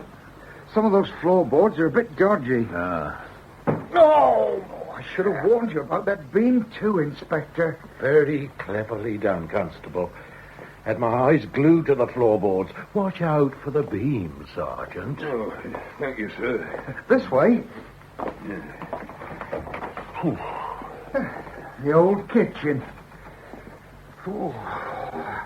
Bit primitive, isn't it? They cooked on that old range. Gathered wood from the forest for their fuel. We'll take the short tour if you don't mind, Constable. Yes, sir. The husband's body was there, where you were standing, Sergeant. Hey? And if the floor was clean, they reckon you could still see traces of the blood stains. And that door? Oh, straight through to the back garden, sir. They reckon the murderer came in through there. It was wide open the next morning. Was it open now? Well, it doesn't matter. The wife's body was upstairs, wasn't it? Oh, that's right. In the bedroom. Now, come up, I'll show you.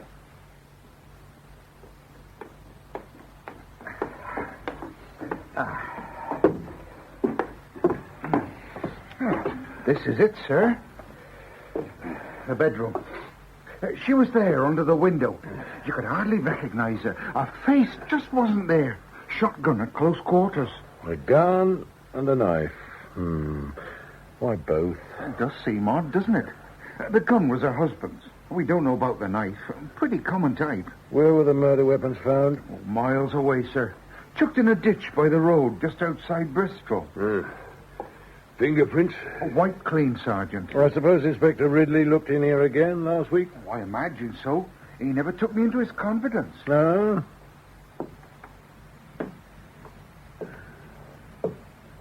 On their honeymoon, were they? That's right. Rented the cottage for 2 weeks. Have they been here before? No, strangers to the district. Anything stolen? Nothing as far as we could see. No wonder Ridley was on it for 10 years. It doesn't make sense. Oh, come on, let's get back to the hotel. Right, sir. I'll have to wade through that dirty great file and try and find something someone's missed. We found splashes of blood all over these stairs, sir, from the knife, they reckon. Hey, Inspector. What? Your torch, Constable. Here, the bottom of the stairs here, behind the front door. Good Lord. Keep back. We got a sample off to the lab for analysis, Sergeant. Yes, sir. It's blood, all right, and not from 10 years ago either.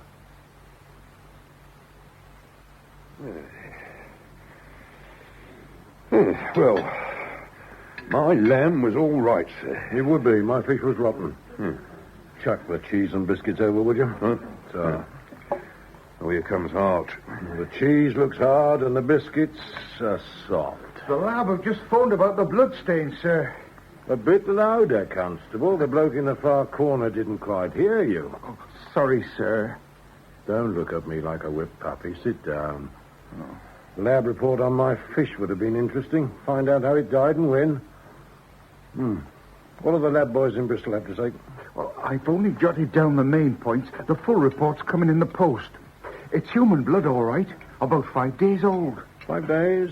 Last Friday, the last time Ridley was seen. There were some hairs and small pieces of skin tissue adhering.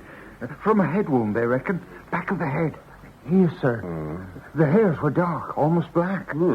Inspector Ridley had dark hair. Don't let us stop you eating, Sergeant. Anything else, Hart? The blood group is AB rhesus negative. Inspector Ridley's? Must be Ridley's, then, sir.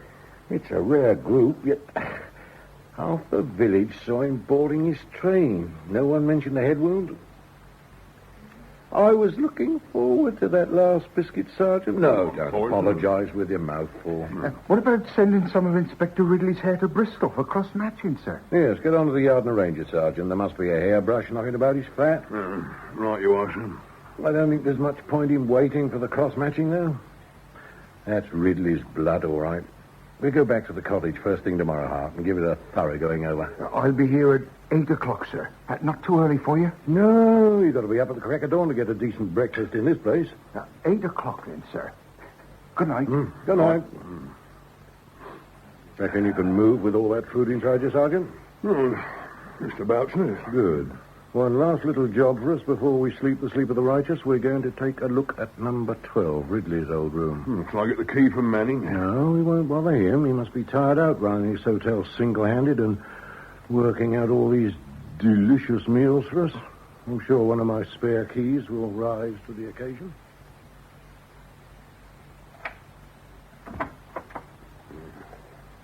Curtains.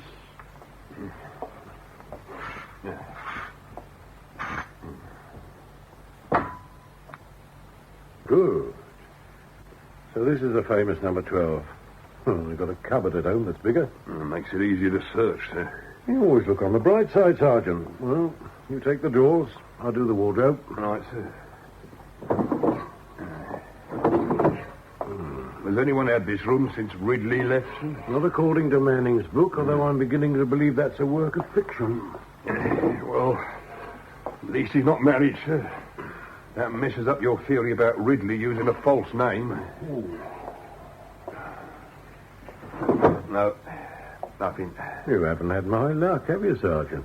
What, you found something, sir? Must have fallen out of his jacket pocket. Railway ticket. His return half back to London. I'd have thought that'd be the last thing he'd leave behind, wouldn't you? The very last thing.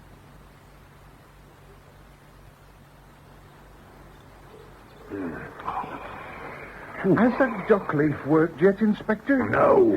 I told you they were stinging nettles. Only after I'd fallen in and found out for myself. Oh, come on, open up.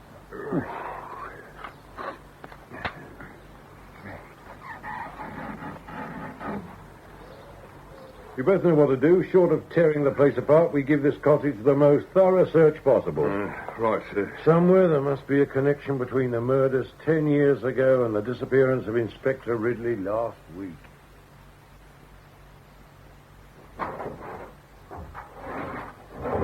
How much longer are you going to be up there, Hart? Coming now, sir. No luck, I'm afraid. How about you? No, we don't seem to be getting anywhere either. Who owns this cottage? The manager of your hotel, John Manning, sir. Manning? Why the hell haven't you told me before? Oh, it's no secret, sir. I thought you knew. Oh, all right. It's my fault. I should have read right through that file, but after 10 years, you can imagine what it's like. I'll get down to it tonight for sure. Was it Manning who found the bodies? Oh, no. Young Valerie West, the vicar's daughter. She found them. Rotten thing for a kid to see. A kid? Well, at the time, barely 17 she was. Mind you, she looked older. And how did a 17-year-old girl get involved? Well, she brought their milk across. The milkman doesn't deliver to the cottage, proper roads, you see, so he left their milk at the vicarage. Now, as they didn't call to collect it, young Valerie took it over for them. The back door was open, so she went into the kitchen and found the husband. How far is the vicarage from here? Just over the rise. If we'd have kept on instead of turning off at the cottage, we'd have come to it. I suppose it's too much to hope that she's still at the vicarage. I thought the idea of a bit of skirt would bring you out of your trance, Sergeant. She's still there, Sergeant. 17 then. 27 now. She isn't married or anything? No. She's not had much of a life, you see. Her mother died 10 years ago. Her poor brother's been in hospital since he was 12. And on top of that, she's had to look after her father, the old vicar. And he hasn't been too well lately, by all accounts. Not been much fun for a young girl. Yeah. The killings took place at night, didn't they? That's right. Between 11 o'clock and midnight, according to the doctor. So it had been pretty dark in the woods around that time. Black as pitch. You'd have to know the woods like the back of your hand to find a cottage. So the murderer must have been a local. A stranger couldn't have found his way in the dark. Did Ridley call on the vicar's daughter last week? Well, like I said, sir, it wasn't his custom to confide in me. He could have done. We'll soon find out. What did the villagers think of Ridley? Oh, you won't find anyone who liked him. Well, what was there? Did he mess about with any of the women? Not to my knowledge. What then? I don't know. His manner, perhaps. He was inclined to be a bit overbearing. Just over the rise, you say, the vicarage? 5 minutes walk. Over ditch and stinging nettle. Come on, Sergeant, up on your fat legs. We're going to pay a call at the vicarage, so everyone watch their language.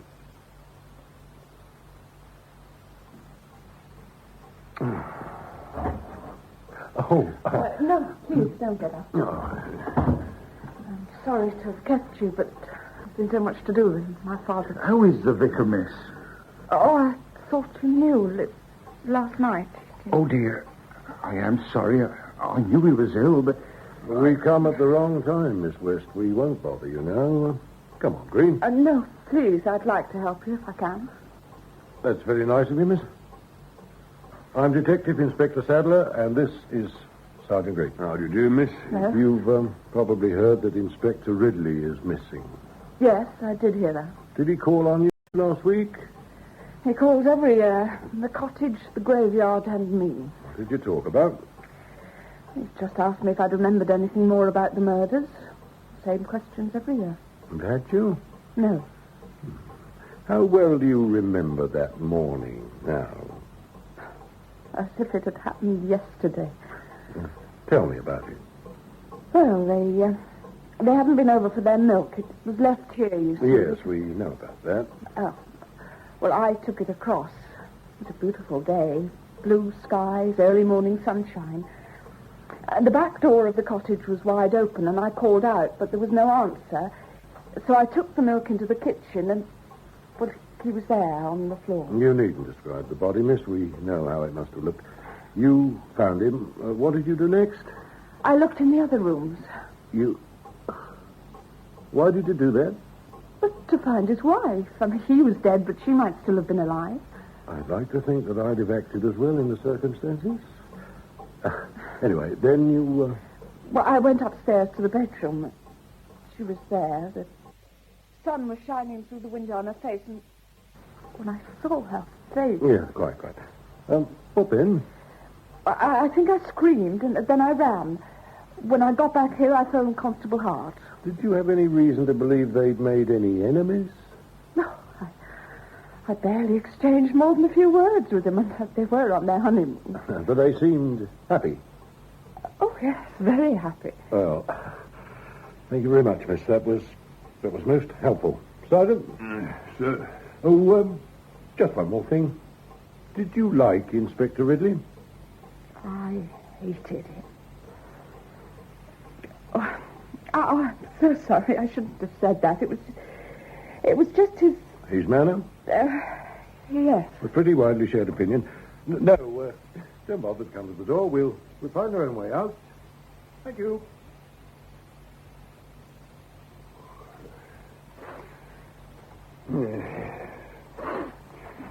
You're very quiet, sir. Mm-hmm. Oh, I'm trying something new. I'm thinking. Nice girl, sir. Yes. Did you notice anything funny about her story? Well, I can't say that I did. No. Too busy watching her bosom heave. Suppose you were a girl of 17, a fat little girl of 17 in your case. You go into an empty house all alone and find a body oozing blood all over the kitchen floor. What do? I'd run like hell. As fast as your fat little legs would carry you, precisely. But our Valerie just presses on upstairs to seek out more bodies for her collection. Didn't that strike you as strange, Constable? Constable? Oh, sorry, sir. You were saying? Just talking to myself. You can carry on looking at your damn birds. There are enough of them. What are they? Do you remember a case in Wales, sir, years ago, when they found a missing person's body because buzzards were hovering over it? Vaguely. Well, those birds, sir, are buzzards. Hold it. How do we get there? Oh, we'll have to cut across by those trees. Come on, then.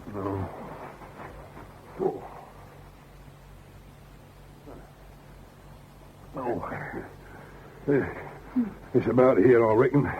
Yes. I can't see anything, no. No. Over here, Inspector. Hello. Farther than I thought. Found anything? No, sir. False alarm. I'm not so sure. What do you make of this? Somebody's been doing some digging. It's the right size. Yes, it is, isn't it? Hart? Sir? Do they have such things as spades over the vicarage? I'll have a word. Can you get us a couple without anyone knowing? Leave it to me, sir. You don't look too happy, Sergeant. Oh, I didn't know we had buzzards in England. Every day we learn a little more. Hurry up with those damn spades, Hart.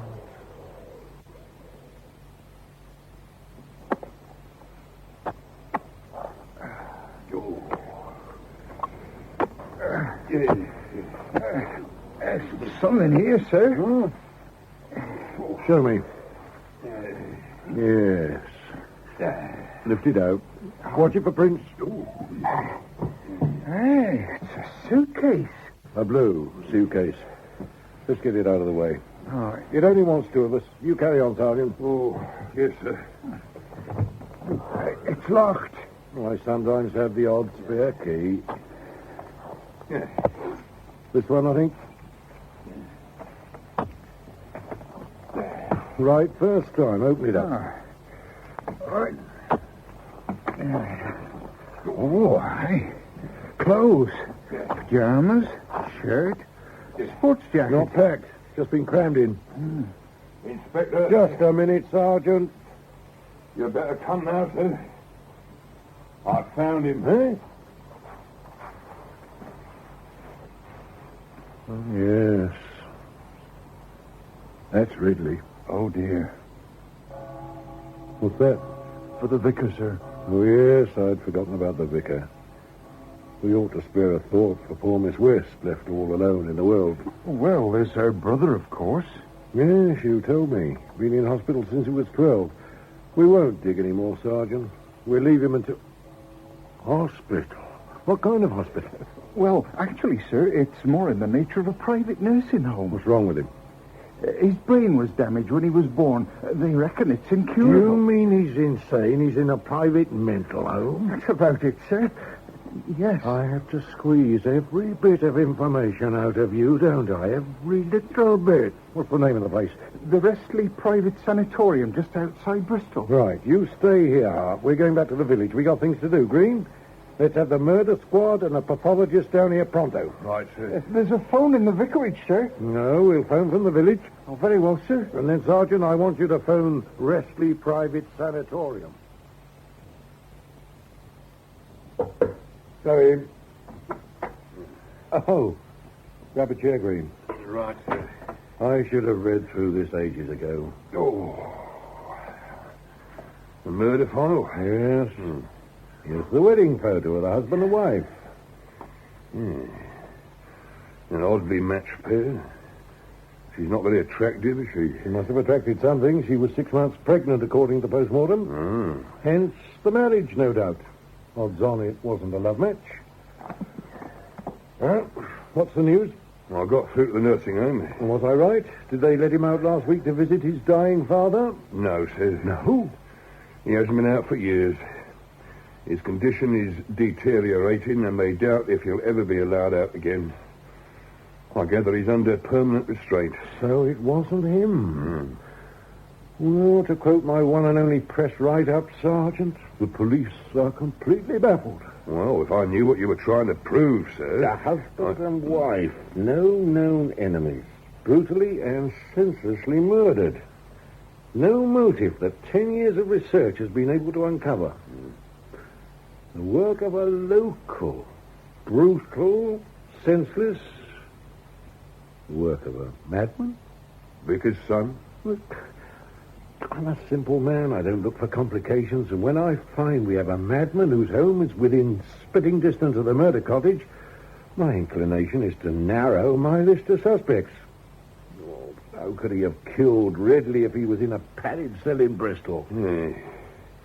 You're assuming that the man who killed Ridley also did the other murders. Sergeant, fat and lazy you may be, but you've earned your keep tonight.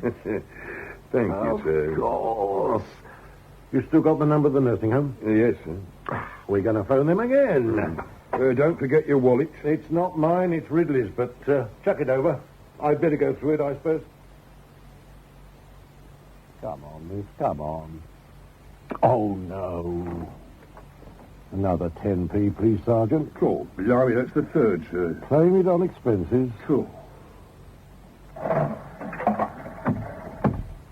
Don't know what she's playing at. She's gone to the loo. Oh, hello, miss. No, that's quite all right.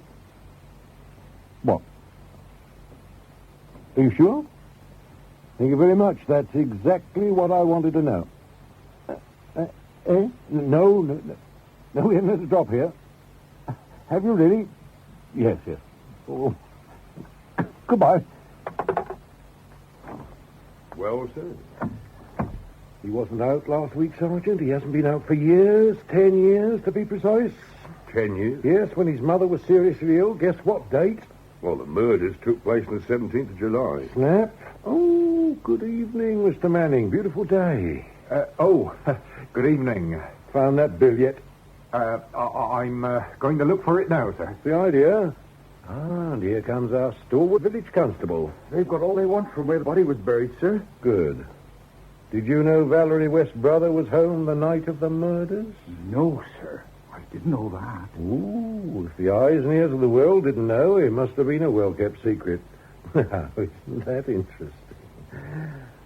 Cheer up, Sergeant. As a special treat, you can have another look at Miss West's magnificent chest. She's got a few questions to answer. Shall I come too, sir? No, you can see it any time. Get back to the station and wait for details on Ridley's death, will you?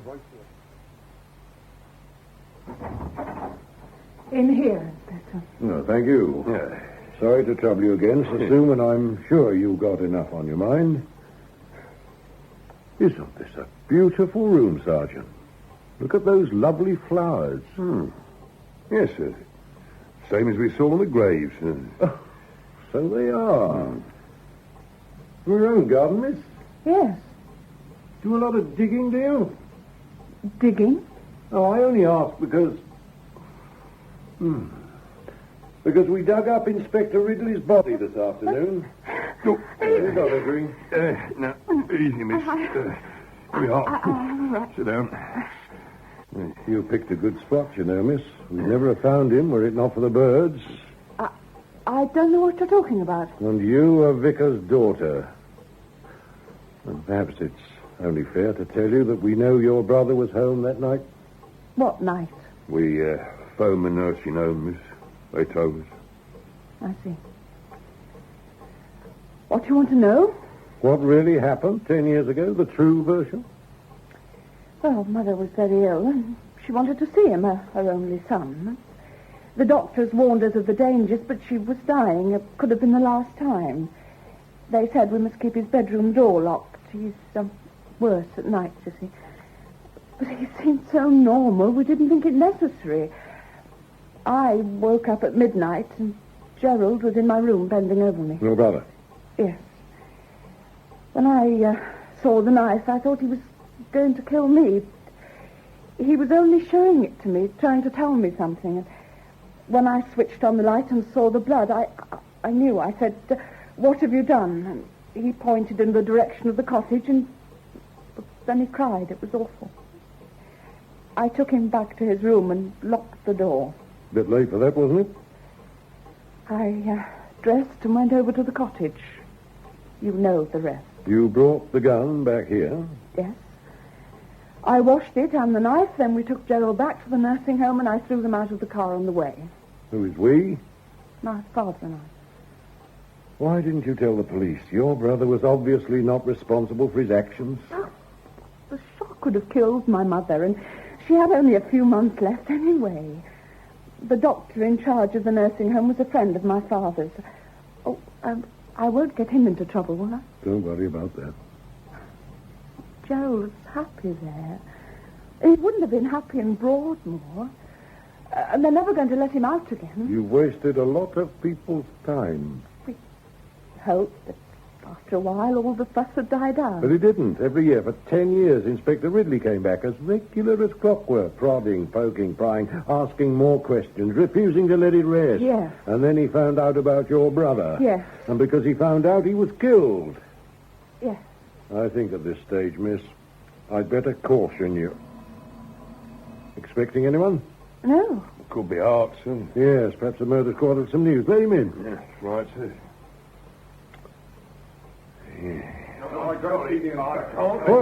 Let me through.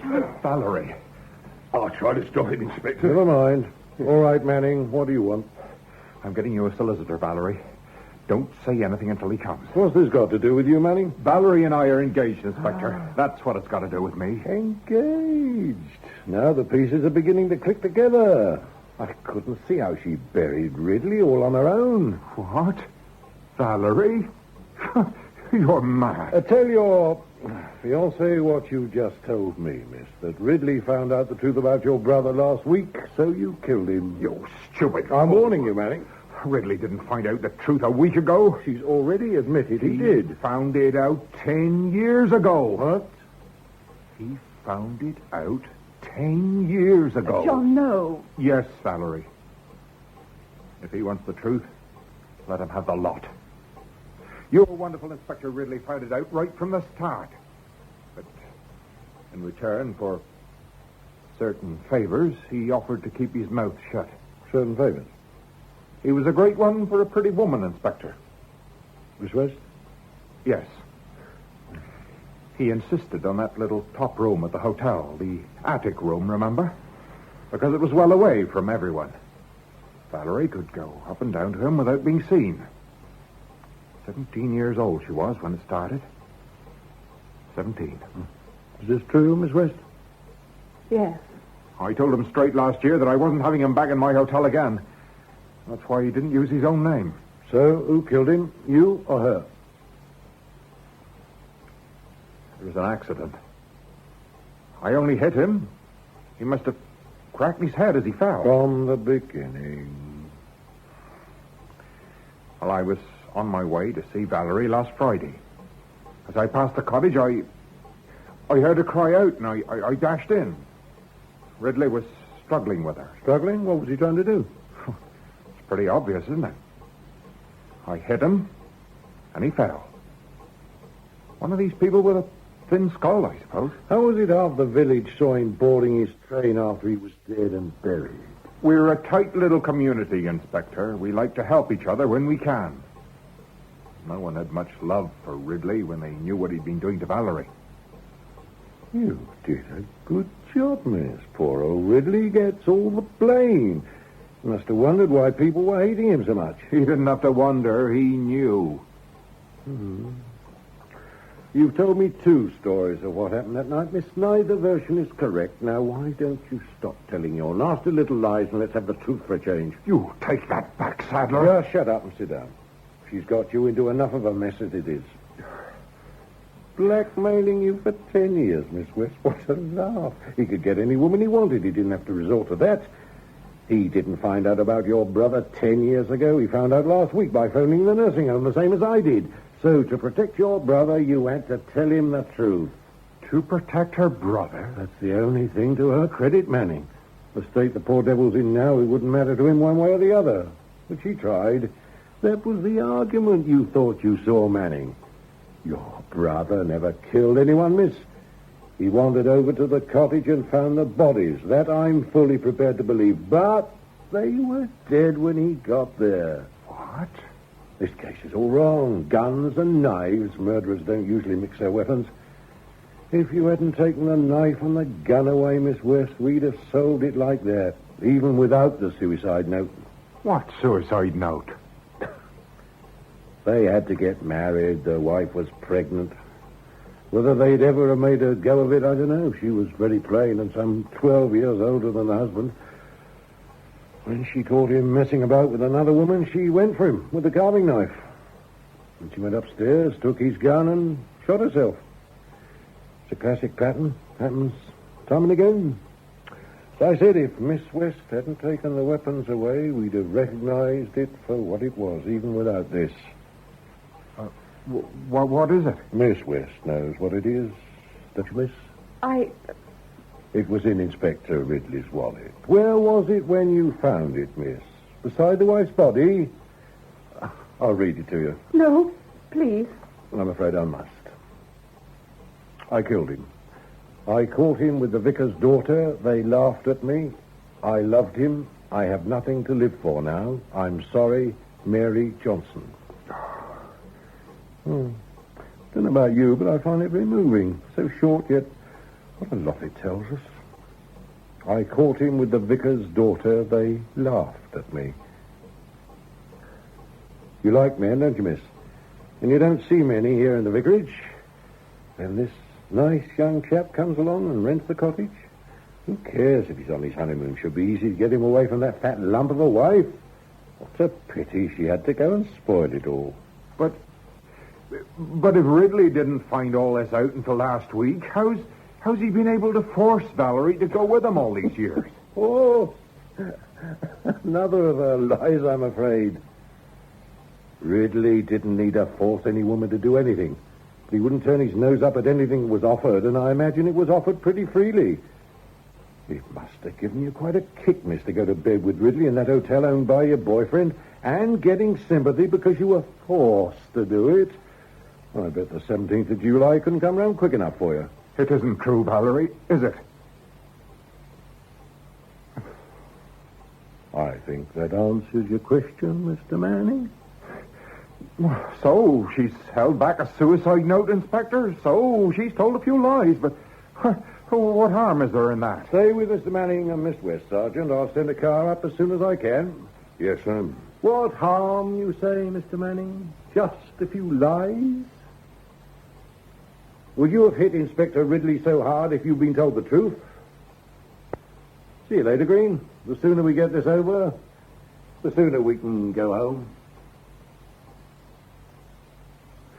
In The 10th Anniversary by R.D. Wingfield, Peter Pratt played Detective Inspector Sadler and John Rye, Detective Sergeant Green. This is BBC Radio 4, and now it's time for the Saturday Play.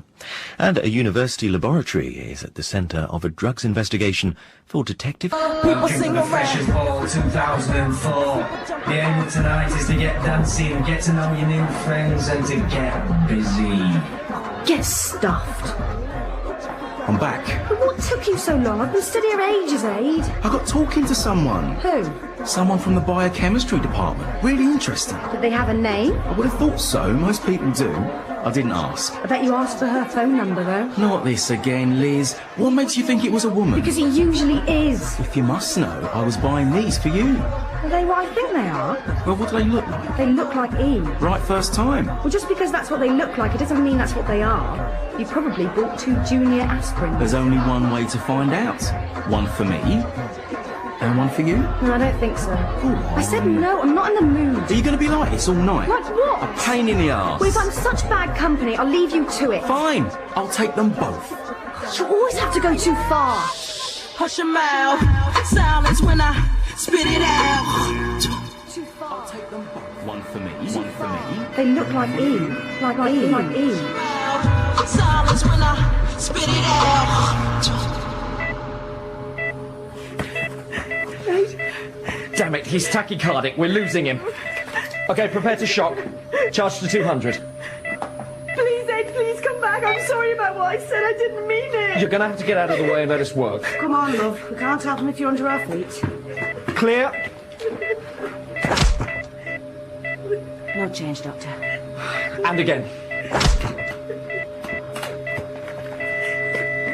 No output, Doctor. Do you want shock again?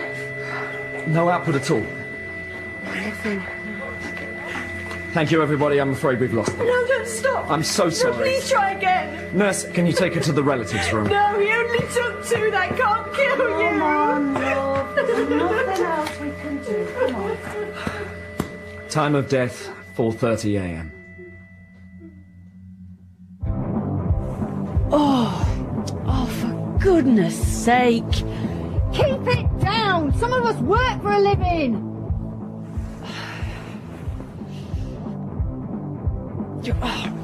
Fine, you win. I'm up. Bloody students.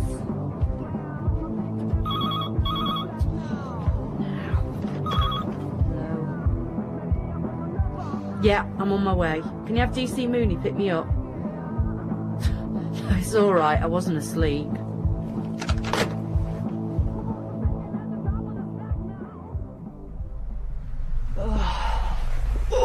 Morning, Inspector Tully. Where to? The infirmary. Apparently we have a suspicious death. Only apparently. A student's overdosed. We usually get one at this time of year. Sad, though. Oh. Young lives and all that. Yeah, I suppose so. It's hard to tell this time in the morning. Still not sleeping? Not really. I could pay your neighbours a visit. No, it wouldn't make any odds. They could be living like Trappist monks. I'd still be lying awake. Is there something on your mind? You've been a bit distracted for a while. Well, it's nothing anybody else can help with. Right.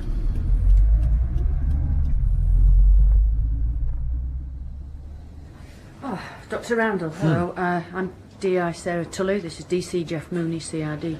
I understand you've come across something suspicious you want us to look into. Well, it wasn't particularly suspicious at first, just a textbook ecstasy overdose. The patient presented with extreme dehydration, elevated temperature and intracranial pressure, all perfectly normal, if you know what I mean. Who was the patient?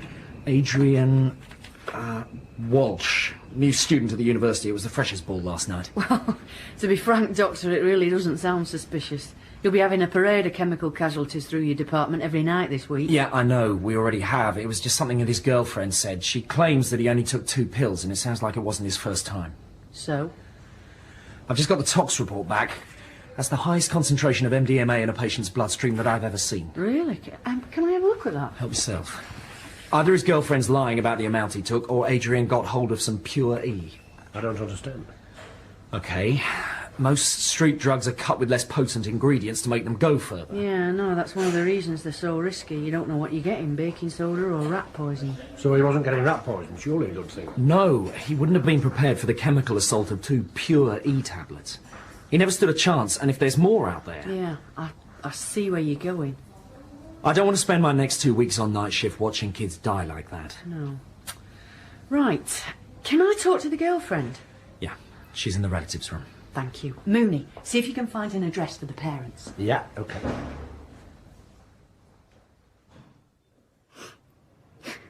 Look, I've told you everything I know. He bought them off somebody he just got talking to. But I didn't want to risk it, so he took them both. If only I'd taken one. Well, then you might both be dead. Are you sure he didn't say anything about the dealer? Whether it was a man or a woman? Was it another student? It just didn't come up. Do you know how many dealers have approached us since we moved up here? No, quite a few, I should imagine. Then perhaps you should be out catching them instead of picking on Adrian. Look, I know you're upset, but if you want me to find out who did this, you need to calm down and tell me everything you remember. No, I've told you everything. Did Adrian regularly take E? At home he had a mate who got him pills at the weekends, but we don't know anyone here yet. These were the first he bought. Had he ever had a bad reaction before? No, never. Just wanted a bit of fun. A good time, that's all he was into. Everyone does a bit of something to have a good time, don't they? Not everyone, Liz. They're even doing a PhD study of it in the chemistry department. Where did you hear that? It's around the campus. They got some big grant. Can I go now? Yeah, of course.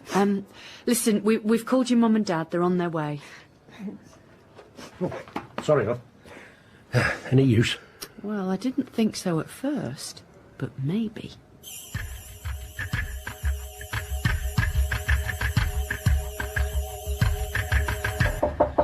Come in. Hello. Can I help you? Are you Professor Alan Poyser? Yes. I'm D.I. Tully from the CID. Am I in trouble? I do hope not. Do take a seat. Thank you.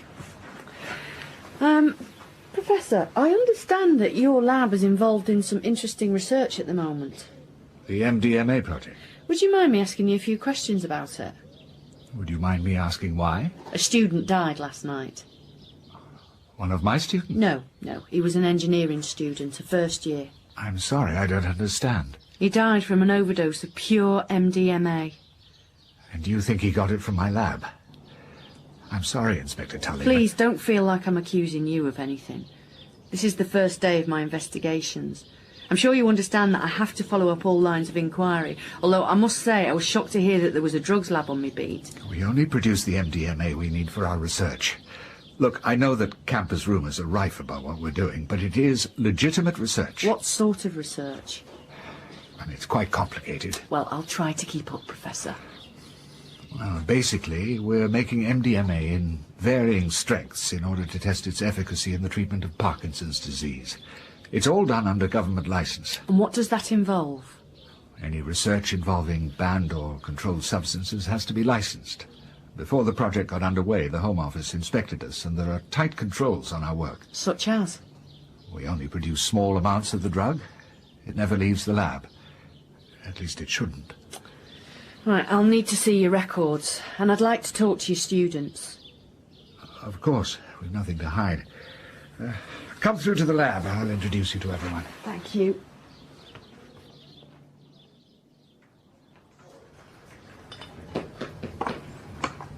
Marty, who's that with Alan?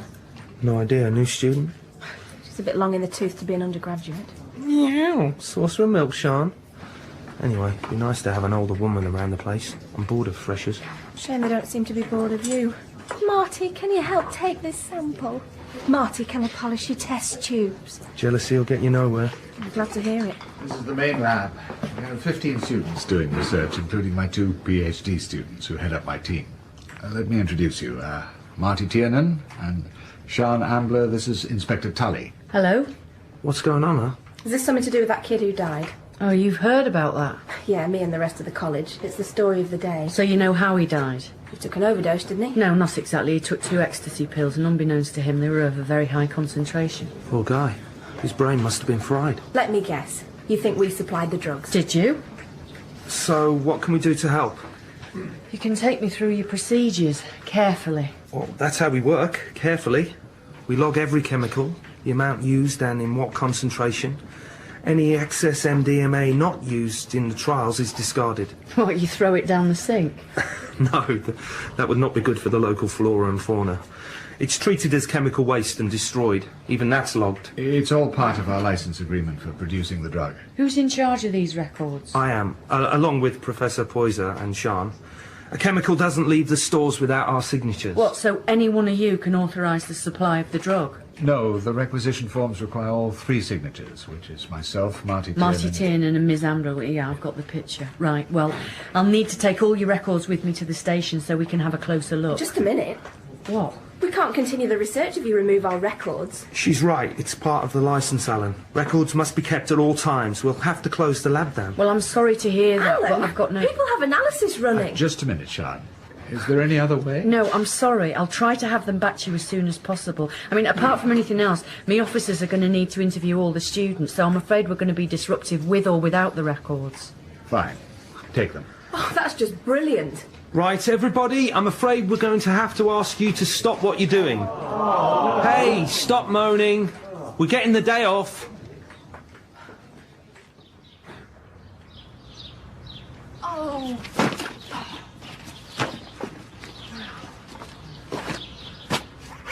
Inspector, Yeah?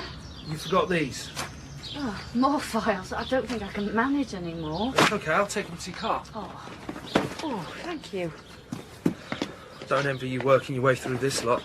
I think we've got half a forest here. Well, it won't be me wading through it all. Why, you leave that to your minions, dear. You could say that. Look, I know that not everyone welcomed you with open arms this morning. Oh, don't worry about it. You get used to it in my line of work. Nobody wants a police officer on their doorstep. It's just all been a bit surreal. I mean, we all heard about the bloke dying, but we never expected to be involved in it. Really? Really. We're scientists. We do petri dishes and pie charts, not car chases and handcuffs. Well, I'm glad to hear it. Right, this is me. Thanks for your help, Mr. Tiernan. My pleasure. And if there is anything else, you just have to ask. Well, I'll bear that in mind. We all just want to get this cleared up as quickly as possible. Good. Then we all want the same thing.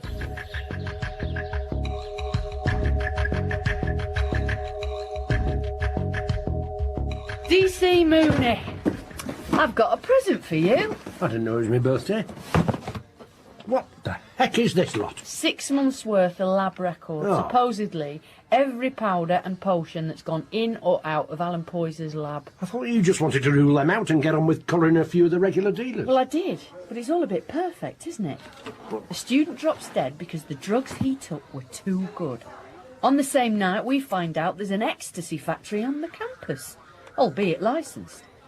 Well, I think we should take a closer look, just to give me some peace of mind. Well, it's been a while since you looked into something on a hunch, boss. Well, it's a long time since I had one. And apart from anything else, I won't be looking into it.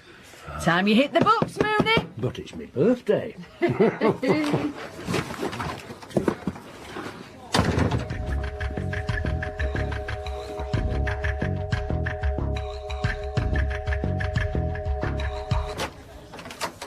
you found anything, Jeff? Well, at first glance, it all looks fine. Poyser, Tiernan and Ambler just fill out an order for the requisitions office in triplicate and they all sign it. One copy goes on file, one copy goes to the finance department and one copy goes to the stores who deliver the chemicals. They sign similar forms when disposing of excess MDMA. It's all airtight. So, I was wrong. Why am I not surprised? Fine. Send the files back with my apologies. Hold your horses. It's a good job I have some faith in you. I called the requisitions department and got them to cross-reference their copies with the file copies. They don't tally. Tell me more. I don't think I understand. Well, then I'll put it in simple terms. We have reason to believe that someone has been ordering chemicals in order to produce the E for illegal sale. How? Well, by altering the part of the form being sent down to requisitions and massively over-ordering. No, I'm sorry. It simply can't be true. No one would do that. They'd be putting their careers at risk. The project, everything. Well, I'm afraid the lab will have to remain shut until further notice. And we'll need to interview all your students and staff. I'd like to start with you. Are you arresting me? No, you'll just be... Helping with your inquiries. I can't believe this. How could this happen? Well, that's what I'd like to ascertain. Now, just for the record, where were you on the night Adrian Walsh died? That is, last Friday, the 12th. Last Friday? I remember I left work relatively early. I was home by about 6. Professor, are you responsible for checking the deliveries? I can't be responsible for counting every bottle and vial. Well, who is? We sort of share the work. Who is we, exactly? Myself, Sean Ambler and Marty Tiernan. We sign off requisitions and we take it in turns to go down to the stores to collect our orders.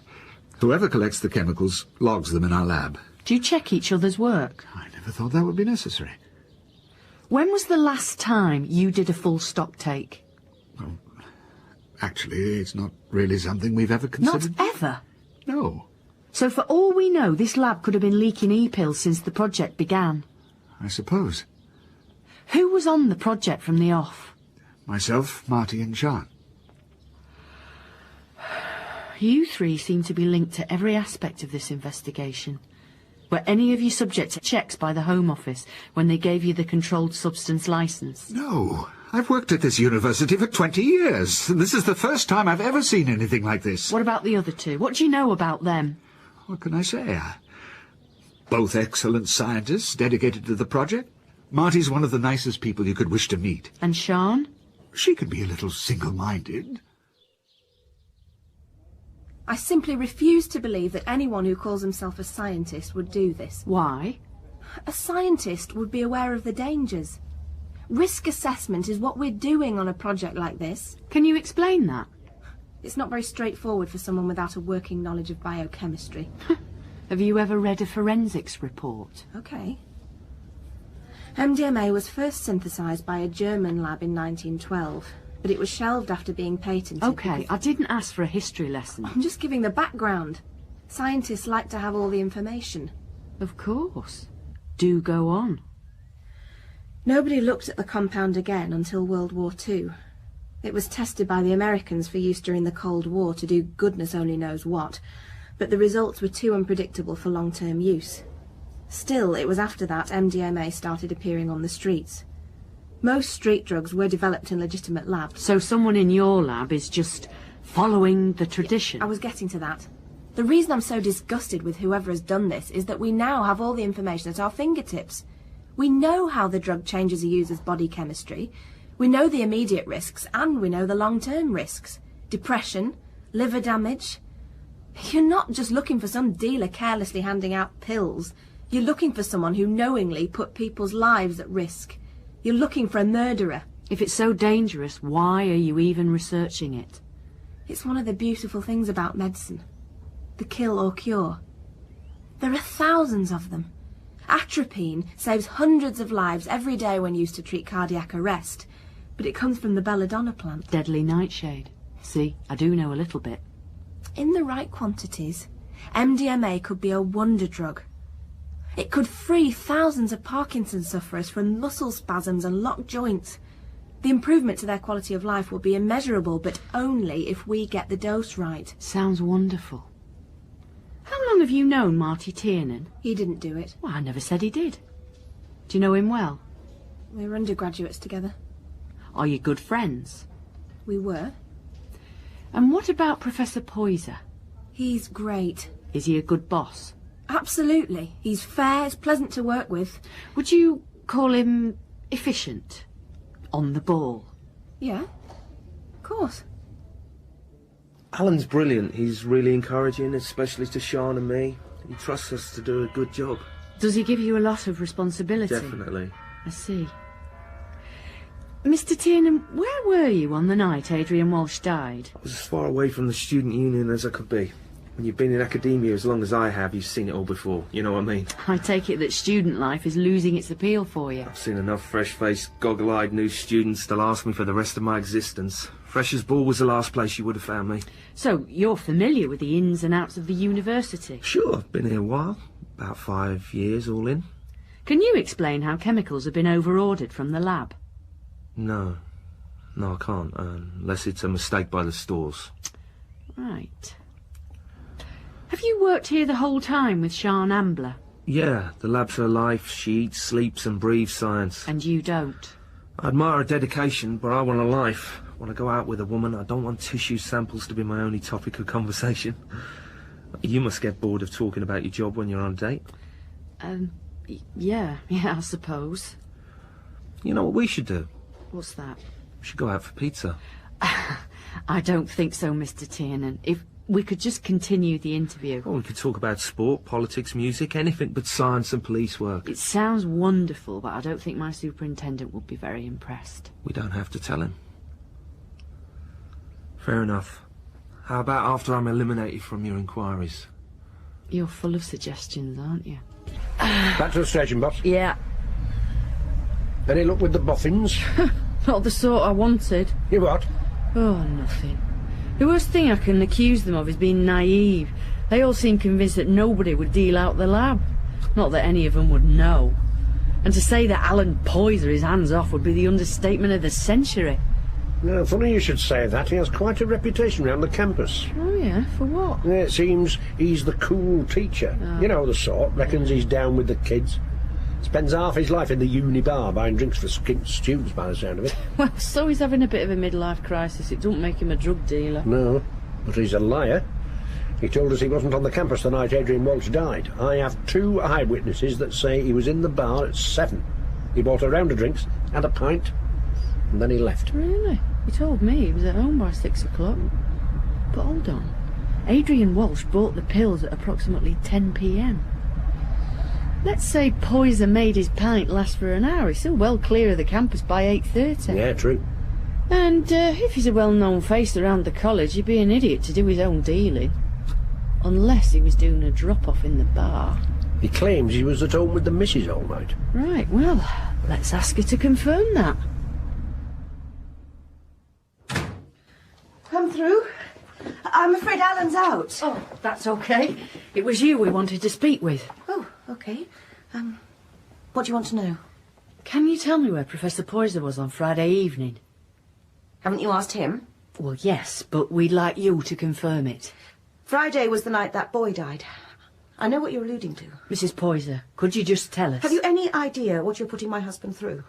He's worried sick. Now, I appreciate that it must have been very disruptive, but we do need you to answer the question. He was here at home. All night? Yes. Were you?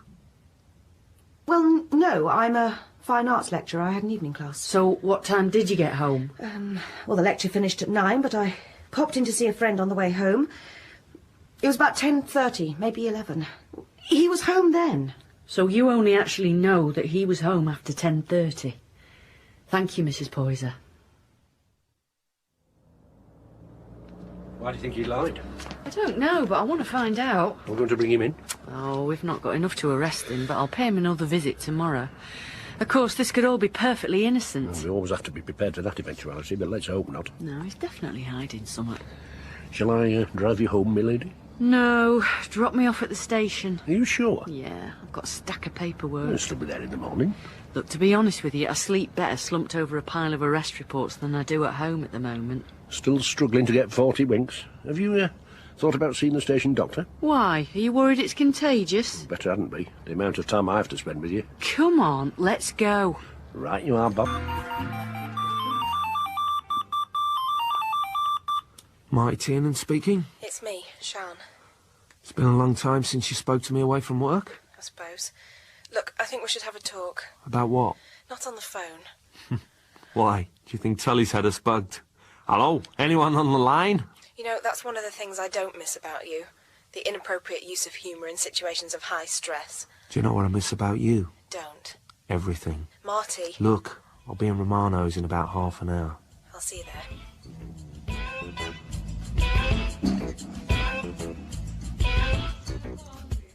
Alan Poyser is waiting for you in there, boss. Is he now? And he is not a happy bunny. Thanks, Jeff.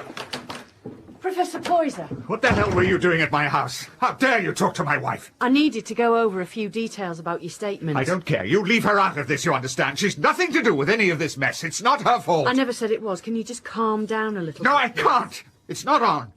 Caroline's had enough to deal with. Why didn't you just ask me? OK. I will. Could you confirm again for me your whereabouts on the night that Adrian Walsh died? I've told you. I was at home. Then why do 2 independent witnesses say you were in the Union Bar? Who said that? That's not important. Why don't you take a seat and calm down, Professor Poyser? I wasn't sure you'd come. I nearly didn't. Ordered a bottle of that red you like. I really don't want... Mark, you never listen when it's something you don't want to hear. You look like you need it. Can you blame me? The lab is crawling with police. What if they find something, Marty? They won't. You can't be sure of that. They took all the records, everything. They don't even know what they're looking for. Don't worry, this'll all blow over. Stop it. What? Stop pretending there's nothing wrong. You always do that. Hey, I thought you came here for reassurance. That's all I'm trying to do. Well, it's not working. I'm frightened. I know. I don't know what to do with myself, and it's driving me insane. Look, we just have to keep our heads down and get on with things. And how am I supposed to do that? Usually, when something gets to me, I just work until it stops bothering me. But with the lab closed down... Is that why you've hardly looked up from your notes for the last few months? Since we... I don't want to talk about that. Well, I do. You never gave me a chance to explain. Have you ever thought that was because I didn't want to hear all your excuses again? We were good together. We were too different. Opposites attract and all that? We never had a problem with attraction. Exactly. Stop it. I came to you as a friend and a colleague. This is the last thing I need. I should have known. I'm sorry, I didn't mean to. No, you never do. Sean.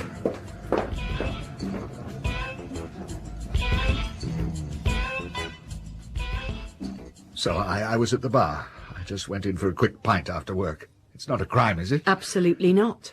So why lie about it? Look, I know it looks bad. It does. Why didn't you tell the truth in the first place? I'm sorry, I can't tell you that. Whatever you're hiding from me, it's better you tell me now. I'm sorry you don't understand. Don't I? Try me. I can't. I know how bad this looks, but I just can't.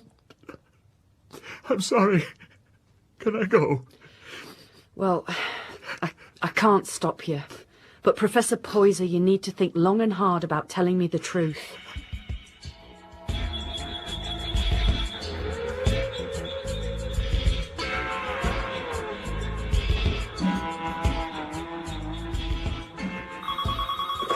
Hello? No, it's all right. Send him through.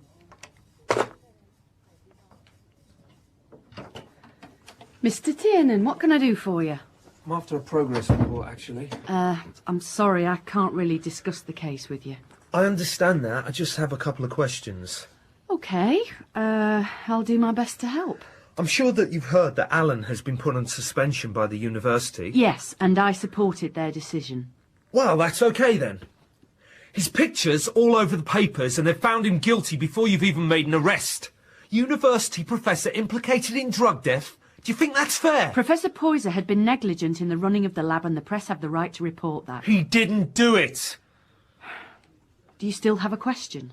It's about the lab records. Can we have them back? I'm afraid they're evidence. We need them for the Home Office investigation that your inquiries have sparked. We might lose our licence. I know. Then you understand why it's imperative we get them back. We need to get up to date and start researching again. They won't close us down when they see how dedicated the team are. I really do wish I could help, but it's You have absolutely... no idea how you've screwed things up for us. Undergraduates and might have to repeat a year. 6 months of research discredited a respected professor's career. Hey, your problem isn't with me, it's with the person who decided to set themselves up as a drug baron. You don't even know that person exists. You're working on a hunch. You heard about our project and you put 2 and 2 together. Shame that it doesn't add up. I think you've said enough. I'm sorry. It's been a stressful few days. I know you're just doing your job, but you don't know what this is doing to people, especially Alan. Marty, a young man died. I have to find out who's responsible. That's stressful too. 2 completely stressed out people. Not a good combination. No. Perhaps we should do what I suggested back at the lab? A pizza, a bottle of wine, no mention of investigations or MDMA? I don't think so, but thank you. Well, that's a shame, because I'll be in Romano's tonight about 8. It's a lonely place to eat alone. I hope the food's good. Please leave a message. Mooney, it's Sarah. I've been asked to go to dinner by, Marty Tiernan. 8 o'clock. And you said you weren't coming. Well, I changed my mind after you recommended the food. I'm glad you did, Inspector Tully. It's Sarah. Okay. Okay. Alan! I'm home, love. How's your day been? Did you find something to do? I can't smell any dinner cooking. You could have at least... Alan? Oh, no. Please, no. Well, it's a pretty hard sell to my dad. He never got the whole science obsession. What does he do? Has a travel agency, a chain of them, actually. Oh, I see. So the pizza's on you. Oh, no. I'm afraid that Dad doesn't offer me any support, financial or otherwise. He always thought I'd take over the running of the family business when he retired. He was upset when I signed on to do my PhD. Then why do it? You could have had an easy life. Foreign holidays, plenty of cash. You go straight for the killer question, don't you? I suppose I like the beauty of science research. You start with some simple idea, you set out to prove it, and you have everything at your fingertips to do just that. It's like going on a journey, but writing the map as you go along. Does that make sense? Well, not really, but go on. On the MDMA project, we know that the drug is therapeutic for Parkinson's sufferers, so that's the destination. The best drugs regime that will provide the best relief with the least side effects. The journey takes in all the dead ends and detours, but we know we'll get there. Oh, that must be nice, knowing that it'll all turn out all right in the end. I never know that in my job. A case that looks cut and dried can turn out to be an utter mess, and do you know why? Tell me. Human beings. They're chaotic, irrational and stupid. What are you laughing at? Listen to us. What about us? What were the two things we weren't going to talk about? Oh, yeah, right. We're hopeless. We've been here since 8. Well, some of us have, and some of us were late. And so far, our only topics of conversation have been... science and police work. Pathetic. That's the confirmation I needed. I am officially socially inadequate. Hey, don't be so hard on yourself. Why not? Because that's your job? No, because, despite my best intentions, I've had a good time I'm tonight. glad to hear it. Listen, they're going to be closing in a minute. I know a bar we could go to. No, thank you. It's been nice, but... What were you saying about being irrational? Maybe it's your turn. Damn. The real world calls. I'm sorry, Marty. I've just got to... That's okay. Tully speaking. What's up, Mooney? When? Where is he now? All right, no, it's okay. I'm on my way. What's wrong? Marty, I'm so sorry to have to tell you this.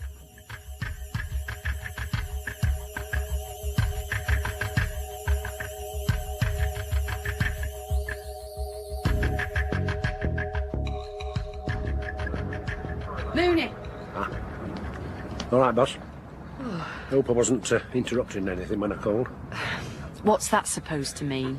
I don't remember in my training interviewing suspects in restaurants. I thought I might find out something. All right. Who found the body? Mrs. Poyser. The undertakers have just taken him away. Do you think we've found our dealer? Looks to me like the professor couldn't take the guilt. What do you think? I think you might be right.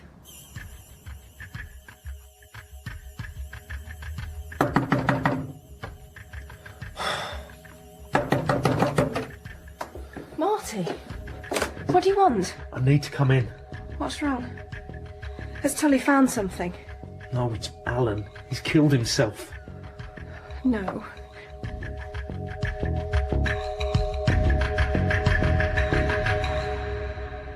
And at this sad time, our thoughts are with those Alan left behind, his wife Caroline, and his many friends and colleagues of the university. Now, if we can all sing the first hymn, Abide with Me.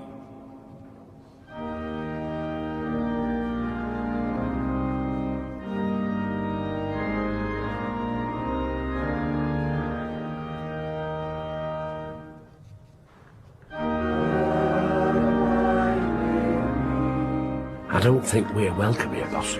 We're getting some filthy looks. Look, we're just doing our job. It's part of our investigation. I'm not sure Mrs. Poyser agrees. I don't think this is the time. Marty Tiernan looks upset. Sian Ambler does as well. Did you know there used to be an item? Who told you that? They were one of the undergraduates in the lab. They were pretty hot and heavy for a while, apparently. Why didn't I know about this? Keep me informed in future, will you? I really didn't think it was relevant. Look, I never asked you to think. Won't happen again, Inspector. I'll wait outside. I'll keep an eye on things in here, in case there's a riot or something.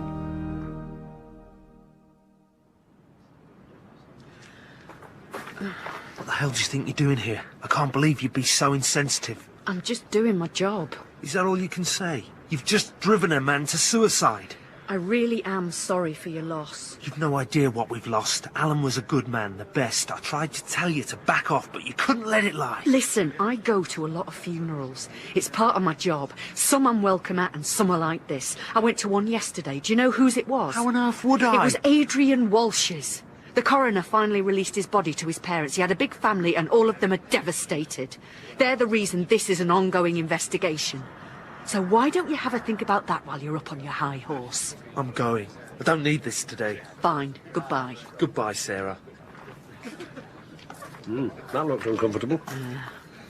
You were right. We shouldn't have come. Let's go back to the station. Egg and chips on me.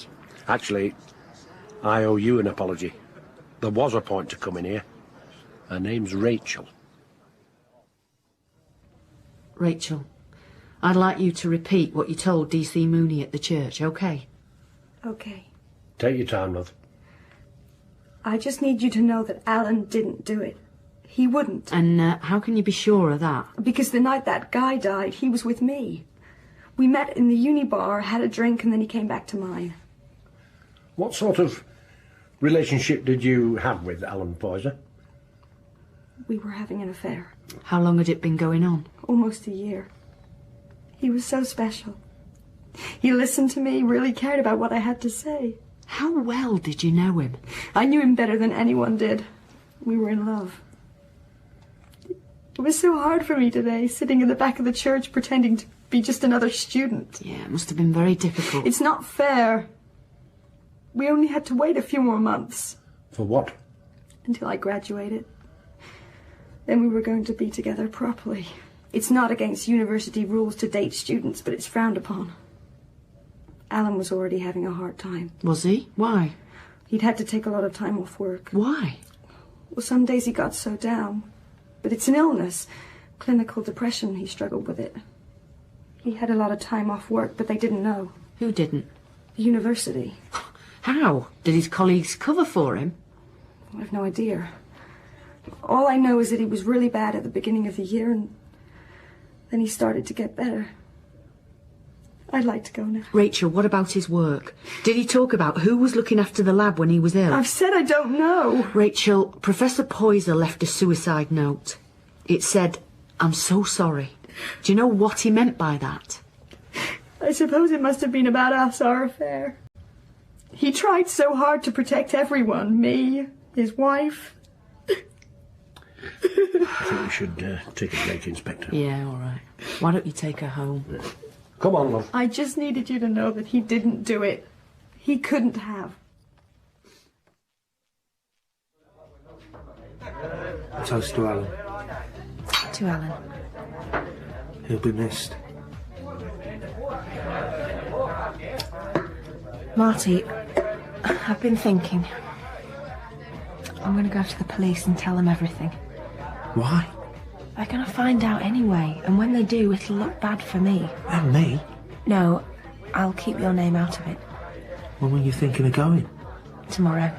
I need a good night's sleep first. I could come with you. I told you, I'm going to keep you out of it. I meant for the good night's sleep. The last few days have made me realise how much I miss you, Sean. It's not the right time. You said it yourself, the last few days have been awful. But you know what's made them bearable? You, Sean. I know it's a cliche, but Alan, ending up like he did, has made me think that life is just too short to be without you. I don't know what to say. Don't say anything. Just take me back to your place. Please? If that's everything, Inspector, I'm off home. You all right? It's this case. It's getting to me. So I see. Do you want to tell me why? Well, I'm not sure. There was a time when I would have relished a case like this. But not anymore. I think I've got overachiever's malaise. I've been working so hard that I've completely forgotten why. Now, that's easy. To catch the bad guys. No, not this time. The bad guy turned out to be some pathetic bloke covering up a sordid little affair. Not being at all judgmental. Not the way my judgment's letting me down at the moment. I'm not even sure what we're looking for here. It's clear that someone in that lab was making the drug.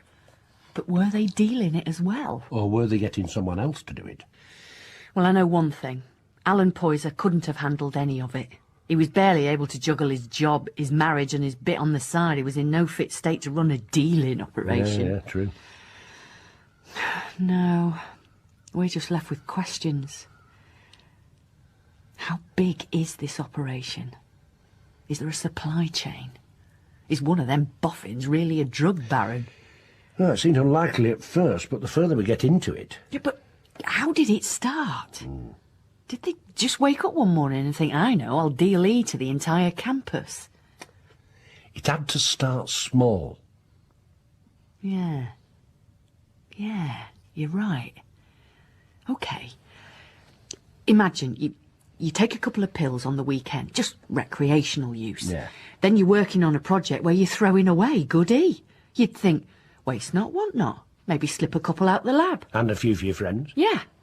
And soon you're the big man on woman. Or woman on campus. You're the cool dude with the cheap E and you're still clearing a tidy profit. But you get greedy. Yeah.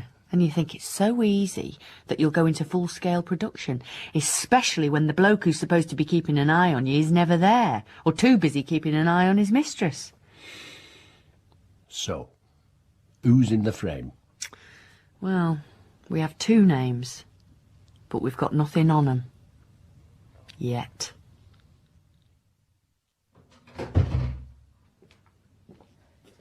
Come in. And, before we go any further, you can stay for a coffee, but then you have to go. You've already said that. I know, but you never used to believe me when I said it. You never used to mean it. I do now. I want to take this slowly. I'm not going to give you the chance Sean, to just... shut up and come here. Open up! It's the police, and we've got a search warrant. What? What's going on? Yeah, all right. What the hell's going on? Who are all these people? All right, lads, in you go. Miss Ambler, I need to inform you that I'm in possession of a warrant to search the flat for a Class A drug. Are you alone? Yes, I am. Right, lads, you know what we're looking for. Is someone going to tell me what's going on? You dragged me out of bed, ransacked my flat. We had a letter this morning. Saying what? That we should pay you a visit because we might find something of interest. You'll find nothing.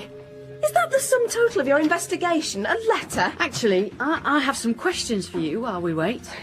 Did you know Professor Poyser suffered from depression? I did, but what's that got to do with you? Well, it seems he took a month off work in January, which is strange, considering that the university knew nothing of his absence. Didn't they? Whom did he leave in charge during his absence, Miss Ambler? What are you getting at? Answer the question. You don't understand. Alan had always struggled with his depression, but I'd never seen him as bad. We'd only just started the project and there was so much to do. He just couldn't cope. He needed some time off. Who did he leave in charge? Do you realise how it would have looked? After years of work, he finally gets a prestigious project to oversee and he takes to his bed. It could have ended his career. I'll ask you again. Who took charge? I did. I covered for him. I did all the paperwork and then I'd take it to his house for his signature. All of it? Well, there were a couple of times that things needed signing urgently. So I forged his signature on some forms. Including chemical requisition forms? Yes. I know this looks bad. Yeah, you can say that again. You've just confessed to fraud. Sean Ambler, I'm placing you under arrest. Boss! I think you'd better take a look at this. Over here. Stay with this officer, Miss Ambler. What is it, Mooney? Look. Hundreds of them. Oh, I hope they're not aspirins. Because if it's E... She's going down.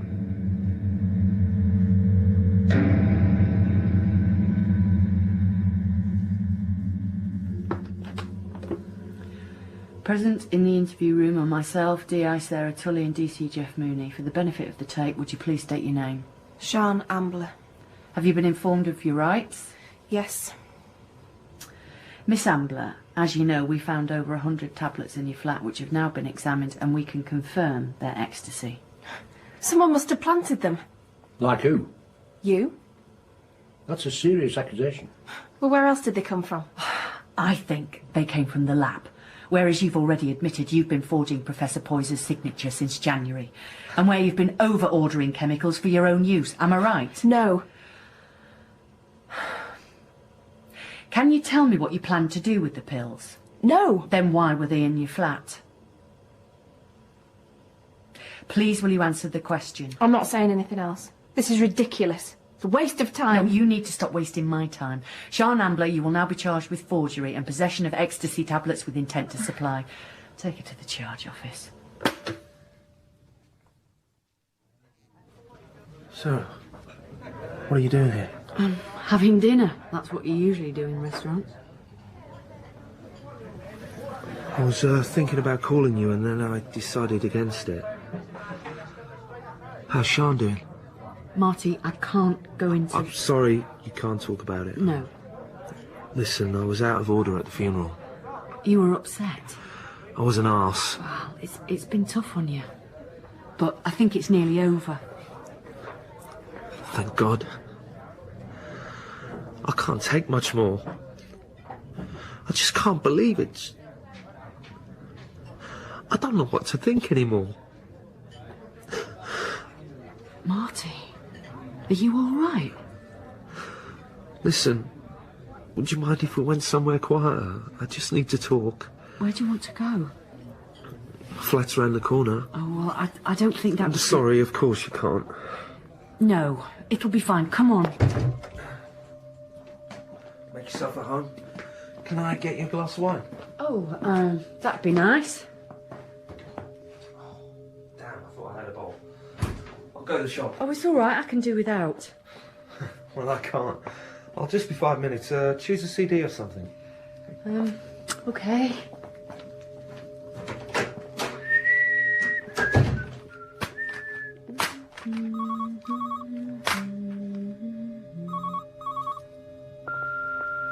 Hi, you've through to Marty's phone. Leave a message. Where the hell are you? I've been waiting to hear from you for days. I want to meet. Parkinson Steps, 11 o'clock tonight. Damn you. Got a bottle of wine. Hope that's okay. Marty, I'm really sorry, but I've got to go. I've just had a call from the station. There's been an armed robbery. Do you have to go right away? Yeah, I do. Listen, we'll have that talk later, I promise. Do you? Sarah, I really... Look, I'm sorry, I've got to go. I just wondered if you'd come back. What? After you've finished. I'll be up. I'm not sleeping too well. Well, I'll see, okay? Bye. Bye.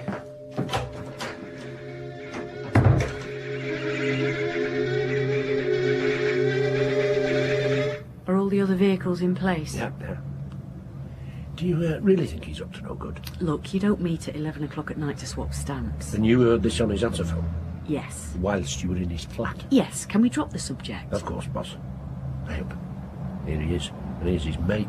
Hang on! That's Gavin Murphy. I knew I recognised that We've been voice. after that little tow rag for months. He's been dealing to half of Leeds. Should we have him, boss? Not yet. Wait for the exchange.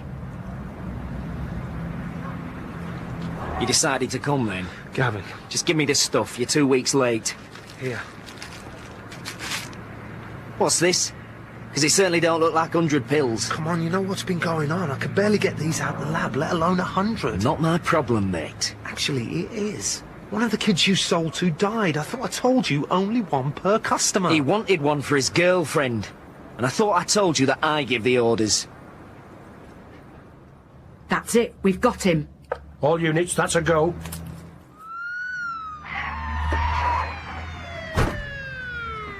Stay where you are and put your hands up. Nice to see you again, Gavin. You've set me up! I'll have you for this! Come on, Murphy, that's enough of that, mate! Sarah, I can explain. I never meant anyone to get hurt. It just got out of hand. Place him under arrest, DC Mooney. Why, if you come with me, Mr. Tiernan? Sarah, I need you to understand. I was just selling a bit of surplus at first. That's enough, come on! No, it's all right, Jeff. Nice little earner, was it? It wasn't like that.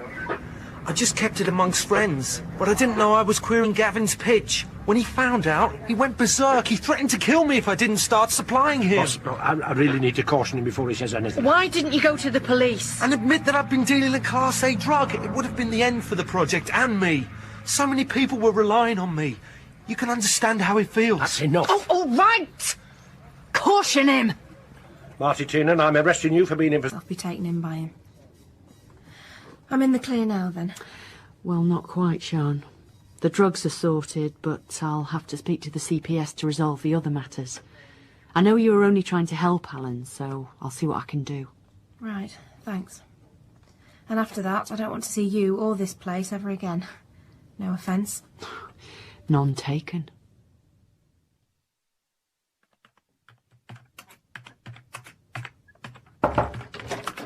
How's it going, boss? It's fine. Has he been charged? Yeah, he's in the cells. And Gavin is singing like a canary. He doesn't like Mr. Tiernan very much. Sure. Now, we'll have to crack on with the statements tomorrow. Until then, I shall be at home with the missus. Well done, by the way. For what? Getting a result. I know this one has been problematical. Yeah, you could say that. Am I right in thinking that you were nearly in a very compromising position? I've been an idiot, Jeff. You said it. Thanks for the support. Now, you know you always have that. Night, boss. Try and get a good night's sleep, eh? Yeah, thanks. Good night, Jeff. Eager young detective Sergeant Sue Silver is assigned to work with maverick Detective Chief Inspector Jamie Speed, who doesn't seem to want her or anyone else's help. But on their first murder case, their new working partnership will be severely tested.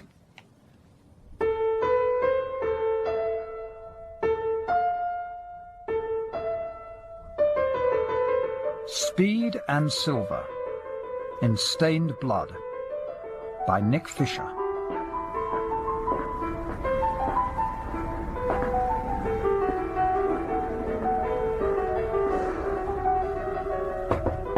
Yes, You wanted to see me, sir? indeed. All right, I'll read this now, but stay close to Mummy. On the towpath, eh? There we go. I take it you're not 100% happy with my part in the Taylor Woodstone inquiry. You have an especial talent for understatement, Detective Chief Inspector, and a rare ability to upset anyone and everyone. My father only ever hit me once. With a transit van. Is that supposed to be funny? Yes, so it must be the way I tell him. But then again, I'm not meant to be an entertainer, sir. What? It's hardly part of my job description to keep people happy. We happen to be talking about a senior politician. Who was distinctly not assisting my inquiries. Who you threatened with possible prosecution. Who, in my opinion, came perilously close to wasting police time. So I treated the honourable member of the House just as I would have treated Joe Bloggs of Poplar High Street. Well, that will have to change, won't it? Is that an order, sir? Step carefully, Speed. Step very carefully. I don't need jokers in my pack. And yes, that is an order. Hi, DS Sue Silver. I've been assigned to meet up with DCI Jamie Speed. Lucky you. Room D16, 4th floor, lifts there. Thanks. I'll take the stairs. Benji? Benji! Not off the towpath, I said. Oh, really, Benji, you are just too bad. Pointless activity. I'm out here. DCI Speed? Last time I checked, my passport didn't seem to indicate I was Osama bin Laden. DS Sue Silver. I've been assigned to work with you. A woman? Great. Sorry? Nothing. I just remembered that bizarre bit of effrontery called sex discrimination. Anyway, new cannon fodder. Marvellous. Do step inside. Benji, what have you got there? Come on, Benji, draw. Draw! Welcome to your luxurious new home. Thank you. As you can see, no expense spared. Designed by Philippe Stark. The Met knows no bounds. Clearly. Your desk. Enjoy. Now, I have a few rules, Detective Sergeant. It's a no-smoking building. Naturally. But I don't give a toss if you have a sly one, as long as it's by an open window. I don't smoke. Ah. I do hope you drink. It's been known now and again. Thank God for that. There's gin, vodka and mixers in the bottom drawer of the filing cabinet. I don't have alcohol when I'm on duty. Drop, Benji, drop. Come on, drop.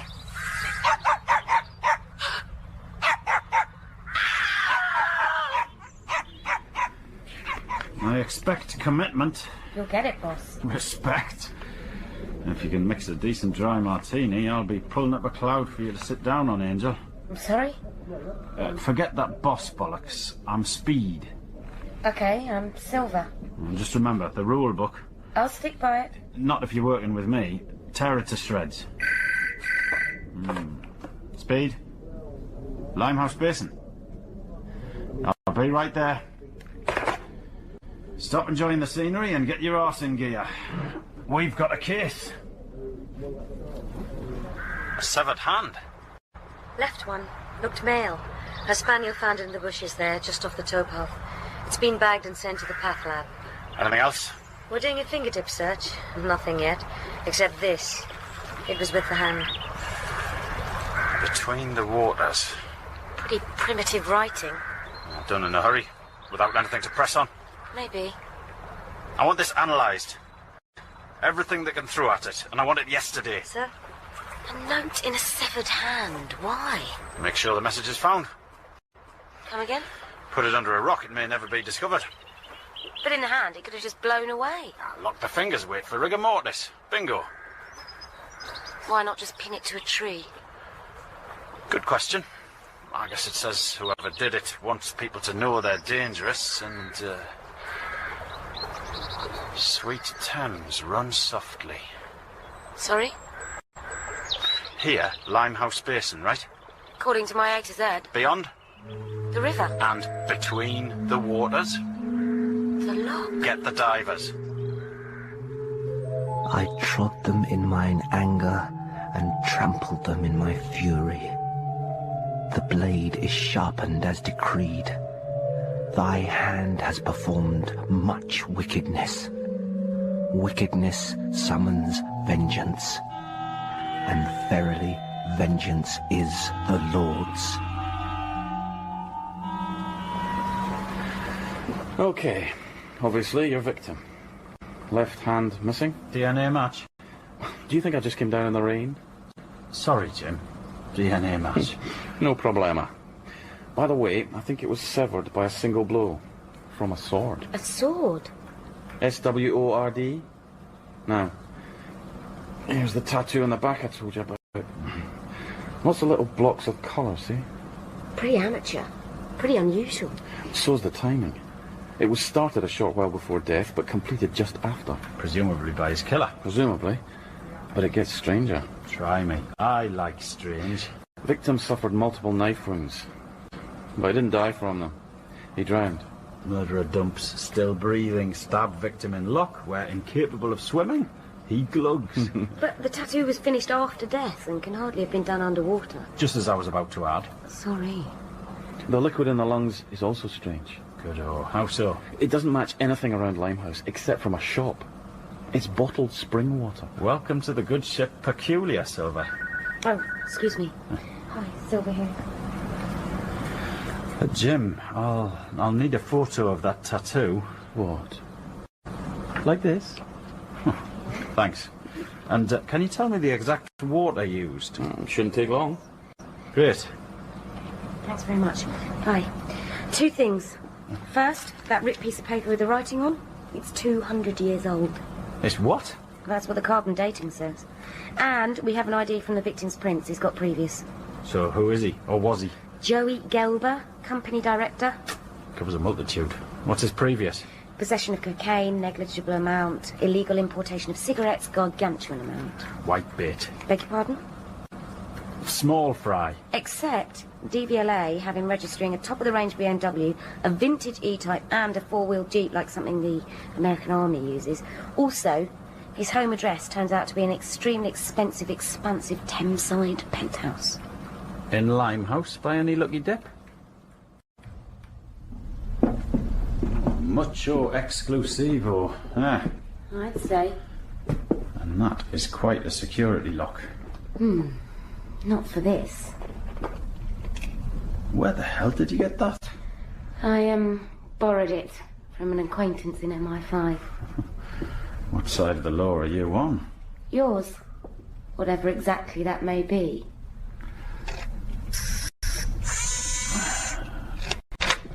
Okay. Careful now.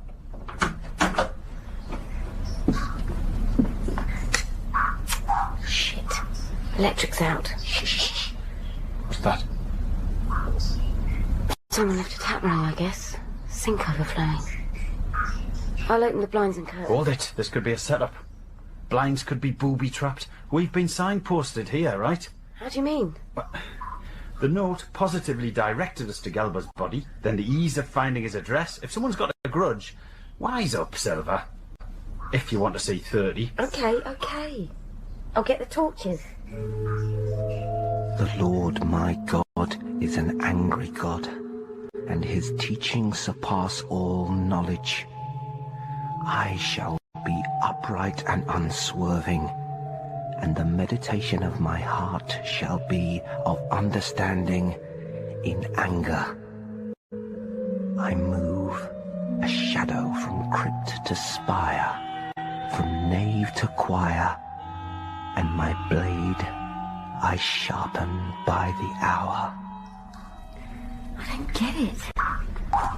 Where is all this water coming from? God knows.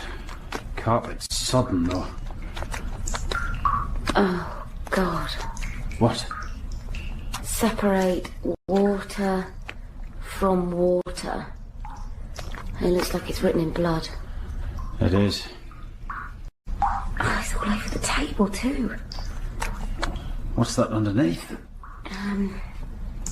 Gaffer tape, a handcuff. Don't touch a thing. Speed. Huh? The dripping is louder over here. Okay. Careful now. I'll take out the door. Be ready for anything, and hold your torch away from your body. Okay. Frightened? Bit. You should be. Adrenaline saves lives. Right, ready? Let's do it.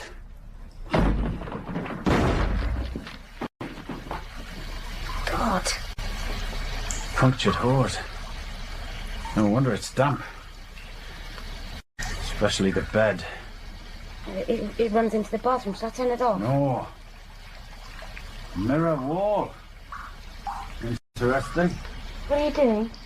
I'm just seeing if one of these panels gives. Only dry spot. Interesting clothes rail. If you like rubberware. Never did a lot for me. Oh, hey. I simply defy anyone to walk more than 2 steps in those stilettos. I doubt they were worn upright at all. Right. Now this is interesting. What is? Address book. Same handwriting as the note. But no names. No phone numbers. Simply addresses. Not even postcodes. Call the forensic mob, will you? But first, let's get out of this place. It's too depressing. What if Gelber was running a high-class call girl outfit? And what if he was using the see-through mirror wall to take pics or vids of rich punters in order to blackmail them? And what if one of them topped him rather than paying up? What if? The 2 greatest words in the English language. Trouble is, that doesn't begin to explain the tattoo, or 200-year-old paper, still less the aquatic hoo-ha. Agreed. But Gelber's flat had been searched, right? Definitely. Every cupboard, every drawer. Yeah, searched for what, though? The address book? Only dry rooms, so maybe not discovered. Exactly. So, whoever lives at each of these addresses is a suspect. Got names to match yet? When the Met puts the right boot down, Schumacher's left on the grid. But we're going to have to tread a tad softly now. Why? We have, among others, 1 judge, 2 household names from primetime TV soaps, some venerable captains of industry, a sprinkling of well-known names from both major parties, a couple of lords, 1 lady, and One detective superintendent of the Metropolitan Police Force. So, I obviously have to ask if you ever had sex in that apartment, sir. You realise this could be an elaborate setup? It had crossed my synapses. Did you? Yes, but I hardly handed out my home address. Someone must have tailed you. Any attempt at blackmail? None whatsoever. Contact of any kind at all? No. Who did you see there? Just a woman who called herself Cherry. Could I have a description? Londoner, early 30s, trim figure, 5'4", blue eyes, blonde hair, natural. Sure about that? I have supporting evidence. Tea's ready, dear. Ah, thank you, darling. I think it's simply terrible the hours you have to work. Isn't it? Still, I'm sure it's important. Now, will you be mother, dear? Then I can get on with the ironing. Of course. And not too many biscuits. I'm doing fish pie. Huh? Did this Cherry you picked ever mention Gelber? No. But we didn't spend over long in small talk. I can imagine. I have a time of death. Huh? While we have tea, perhaps you'd be so good as to account for your whereabouts around 8 p.m. yesterday. So, how's his alibi? Solid as the north face of the Eiger. He was at work, corroborated by coppers I trust. What happens to him? Well, he's committed no crime. However, he can hardly remain chief officer on this investigation. Should tax his imagination telling a colleague why they should take over. Photo fit of Cherry? Already going out? The writing on the wall in blood. Yeah? Separate water from water. Does that just mean the same as between the waters? Sounds like it. Why tell us twice? Maybe in case the piece of paper went missing. But we'd never have found the body without the paper. So we wouldn't have found the apartment. True enough. Oh, and a bit of forensic came in. Confirmation that Gelber did die in his living room. They found the murder weapon. Weapon? He drowned? They located a large bowl of spring water. So, how was your first day with the old piranha? Piranha? Eats DS's for breakfast. Oh, seemed more like a tetchy goldfish. Just wait, it won't be long. He's a bit of a loner. You could say. Any reason for that? You could say. Yeah, well, just perhaps you would say.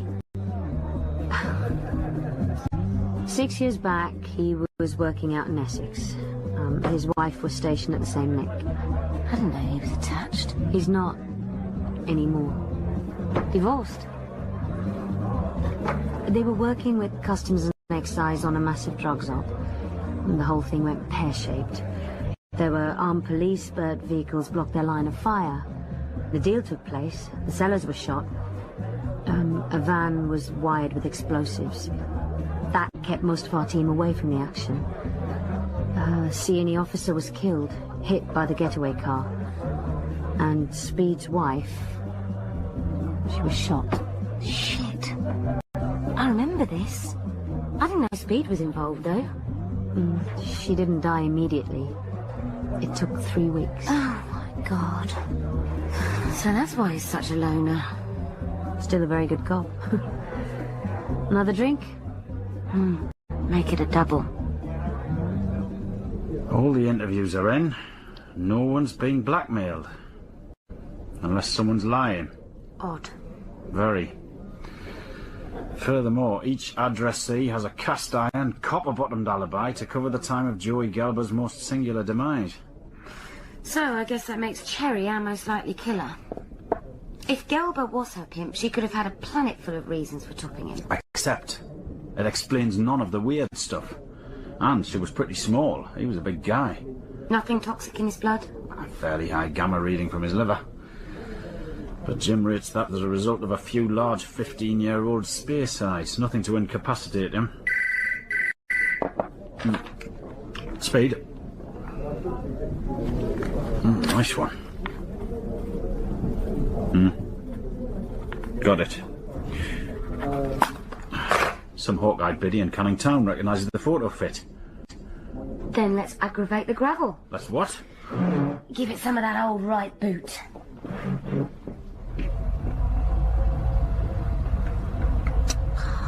Wish they'd bloody extend the congestion charging. Easy solution. Aggravate the, gravel, Silver. Go wrong side of the road. Come on, let's do it. My pleasure, sir. A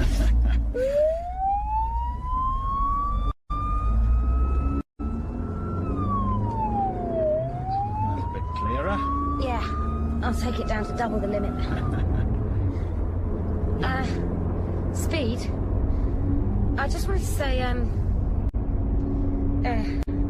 Well, come on, Silver. Saliva it out. I wanted to let you know how sorry I was to hear about what happened to your wife. I beg your pardon? It must have been truly awful. I'm so sorry. Silver, Yes? I think I should tell you something. Go. Don't you ever mention that again. Keep your bloody nose out of my personal affairs. They have sod all to do with you and your pathetic little sorries. You have no idea whatsoever. You've got the brain of a bloody autistic baby. You got that? Okay, yeah. Yeah, I got it. Sorry. Were you brought up on laughing gas? Just apply what little grey matter you have to driving this car and thinking, if you're capable of such a fantastic act, about the case in hand. Capisce? Mr. Taylor? That's right, love. Detective Chief Inspector Speed, Metropolitan Police, and this is Detective Sergeant Silver. This is about your picture. That's right. I saw it at the post office. Recognised her straight off, didn't I? Let's just be sure. You know who this person is? We deliver her papers. The Mail, the Times and the Telegraph, Sunday Times and Observer, and she also takes the Tatler, Country Homes and Gardens, and a couple of other high-class glosses. Sounds like she's stocking a doctor's waiting room. Oh, getting something to occupy the waiting punters. What? Sorry, Mrs. Taylor, do carry on. I see her regular, don't I? A lot of my customers like a good chat, but not her. Though conversation's a marvellous thing. It separates man from beast, I say. Mind you, there's plenty you can't have a good chat with round here. Not with some of our black brethren, if you follow. No, I don't follow. Mrs. Taylor, do you know this woman's name and address? I'm sorry? You deliver her papers.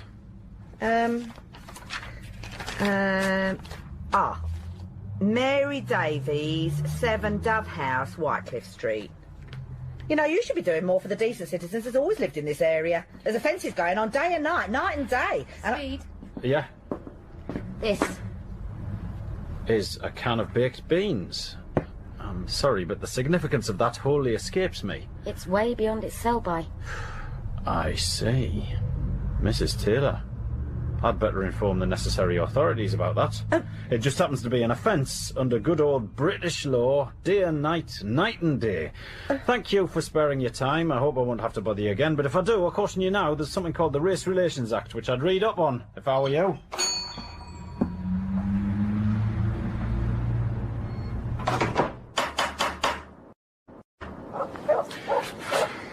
No joy. No worries. I don't think Mary Davies has had a recent chat with crime prevention. Beg your pardon? The windows. Ah. Bit risky given all the offences in this area. But the Met is on the case. Hope you're feeling athletic.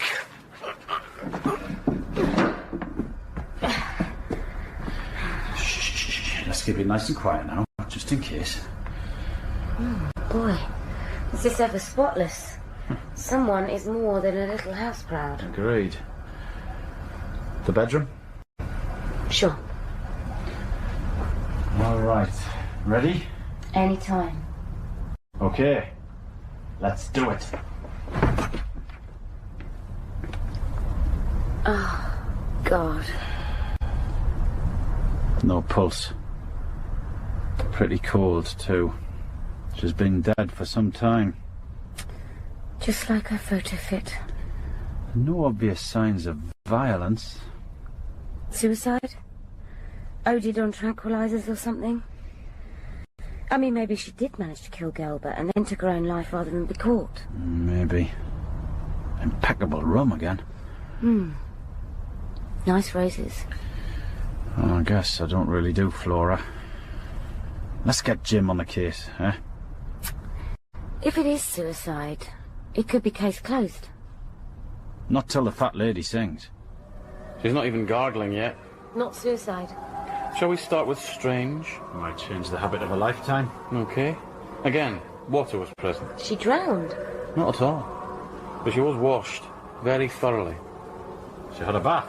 So what? And most people don't bathe after death. She was spotless. If she'd had a bath, I'd expect to find something, like carpet fibres on her feet. But there's nothing. She's practically sterile. So just how did she die? Asphyxiation. Fumes. Well, well. Well, well, what?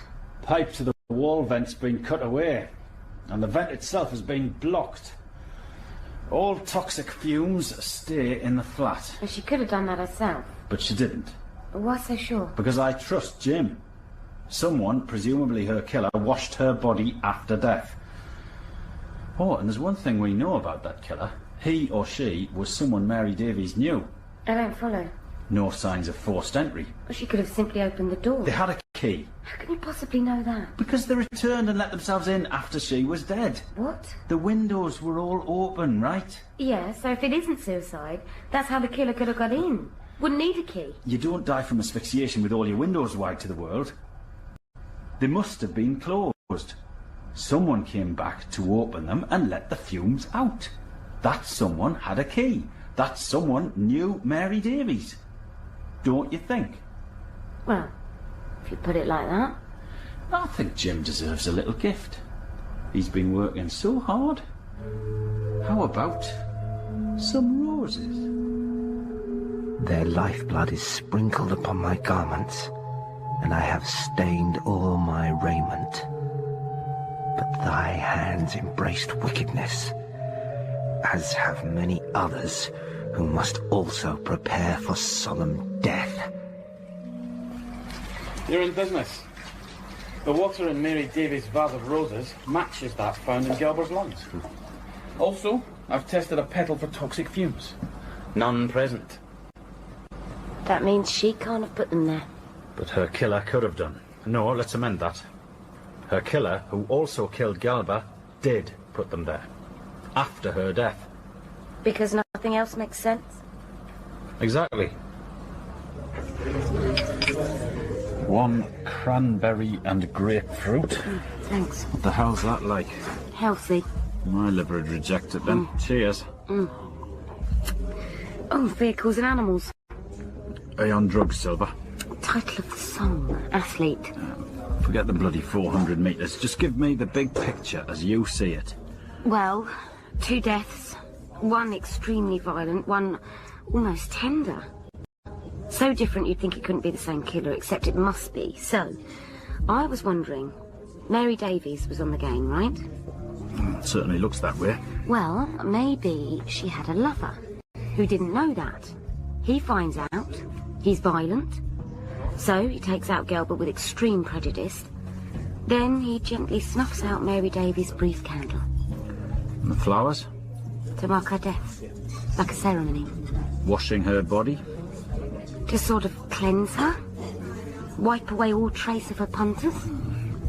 Why use it on Gelber, though? Oh, I don't know. And what about the tattoo? I haven't the foggiest. What about you? And the tattoo? I've got more ideas about the general theory of relativity. Oh, that's straightforward. Einstein was simply Whoa, positive. whoa. Enough on the physics already. Sorry. Right, what's the chicken chasseur like in here? It's your stomach. So what is it now? Well, I know your conversations were limited, but is there anything at all you can give me on her character? Any hints whatsoever? She was fastidiously clean. Is that all? Well, she was a bit withdrawn. Level, supper's ready. Be right there. DCI Speed's just leaving. Almost childlike in her innocence. It was a large part of her appeal. I see. Now, if you'll excuse me, my supper will be getting cold. Just like Mary Davies, then. Oh, have you organised a replacement for me to report to on this case? Sir? Detective Superintendent Naylor. Ah, and how did you explain the circumstances? I told him I knew a suspect, and thus it was inappropriate for me to be involved.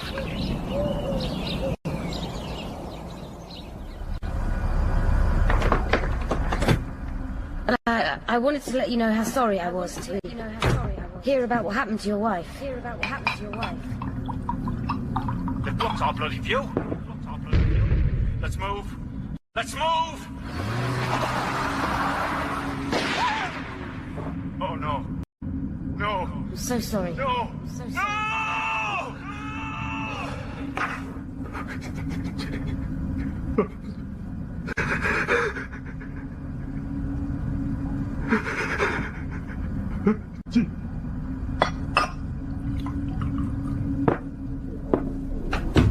Morning. Silver. Got your coffee. Oh, hot.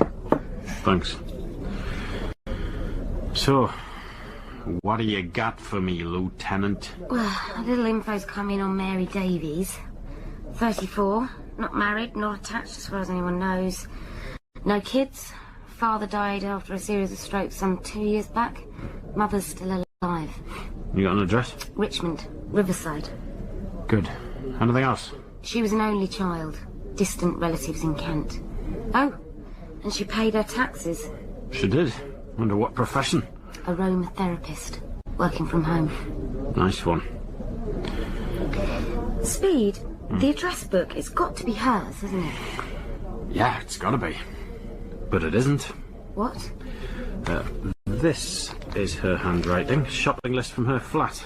Nothing like our famous address book, which we must assume belongs to the killer. Right. So, what now? Get someone to check on those relatives in Kent. I want alibis for the time of both deaths. Consider it done. And then we should see Mary Davies' mother. We need to speak to you about your daughter, Mrs. Davies. Mrs. Davies, I'm sorry to have to tell you that Mary is dead.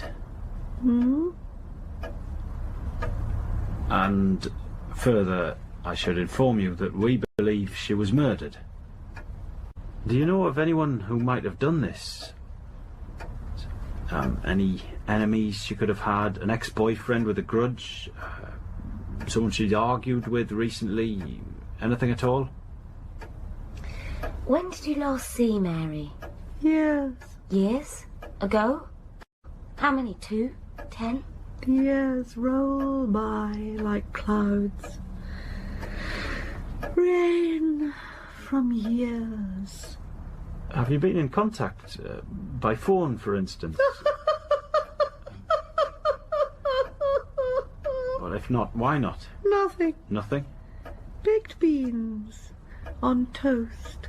Nothing else. Do you know what your daughter did for a living? Is this your husband? Yes. Painted the ceiling, you know. Lovely photo. Did, he ever see your daughter? Nothing. Nothing will ring. Hole in the bell, you see through. I saw Mary. Yes. Last time was 14 years ago. 14. Mrs. Davies, have you ever seen this before? It's all right. Don't be frightened. It's just a cigarette case. Take a close look, please. Nothing. Nothing. Full of nothing. Baked clouds. Oh well, not to worry. Thanks.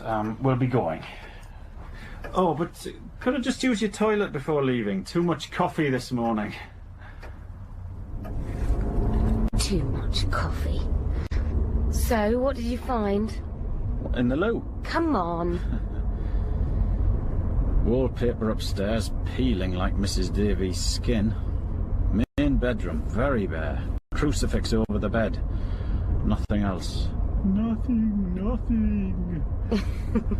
Yes, elsewhere. Box room had packing cases filled with men's clothing.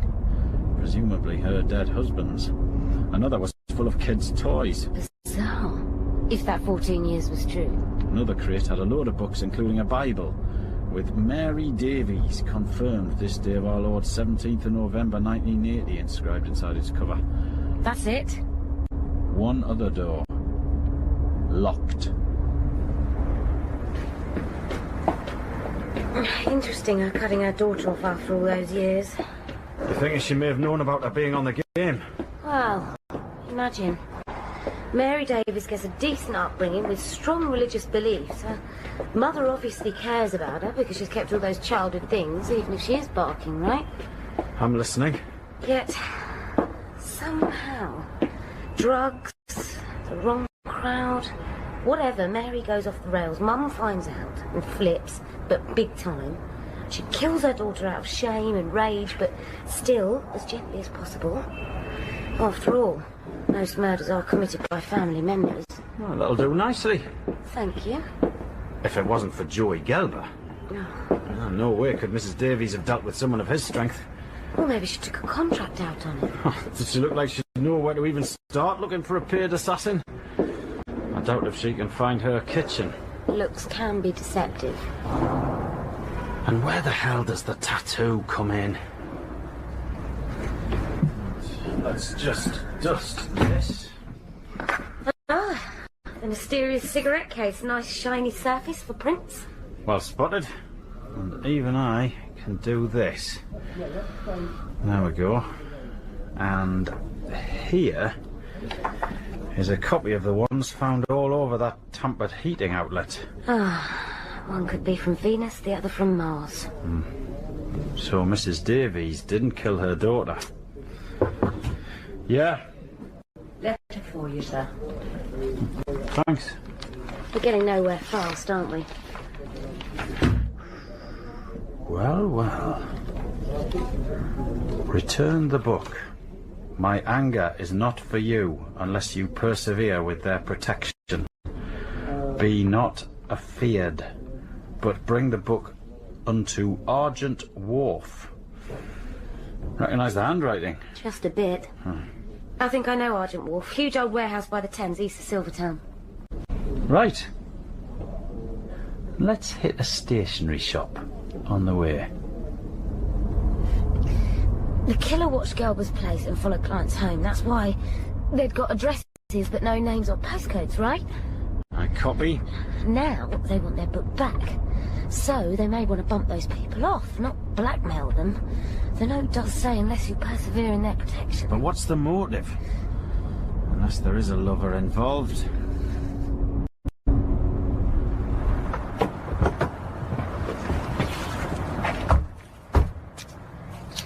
Well, there you go. Argent Wharf. Do you think we ought to call for backup? Probably, but I'm not going to. You don't have to come if you don't want to. Up to you. Yes or no? Does the Pope have a balcony? You know, it's weird. The language of that note. Sort of medieval, you mean? Exactly. Now, it's just so not easy to write like that. I couldn't do it. So, you're suggesting what? This has to be someone of intellect. It looks that way. Except that doesn't tally with the handwriting, which is like a child's. So, maybe the handwriting's deliberately confusing. And maybe we are dealing with someone of seriously high intelligence. All the more reason to have our grey matter on red alert.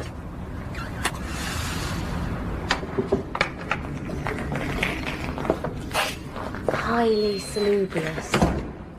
Give it a few years, and it'll be luxury lofts for the Yetis. Who? Yetis, young entrepreneurial tech-based types. Those who escaped the dot-com crash. You see, yeah? The arrow. Looks pretty fresh. Blood? Dulux. You still sure about no backup? Fear just sharpens the senses, Silver. Cojones. Sorry? Spanish for balls. We'll go back to the car then. No, I meant big cojones. I'm with you all the way.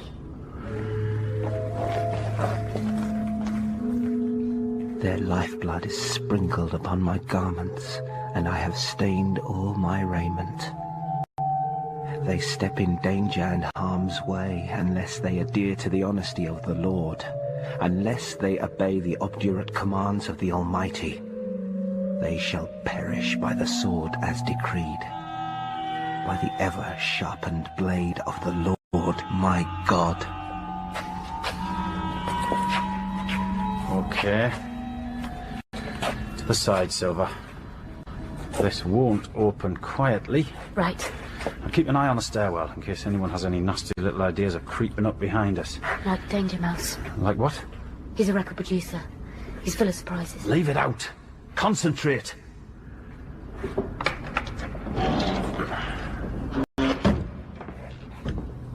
Okay. In the absence of anything else, it must be the crate, I guess.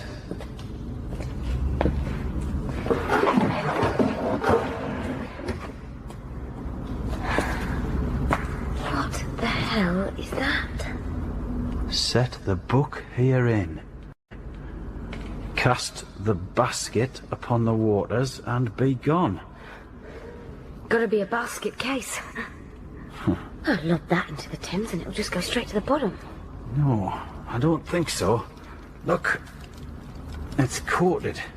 Tar of some sort, I guess. Watertight.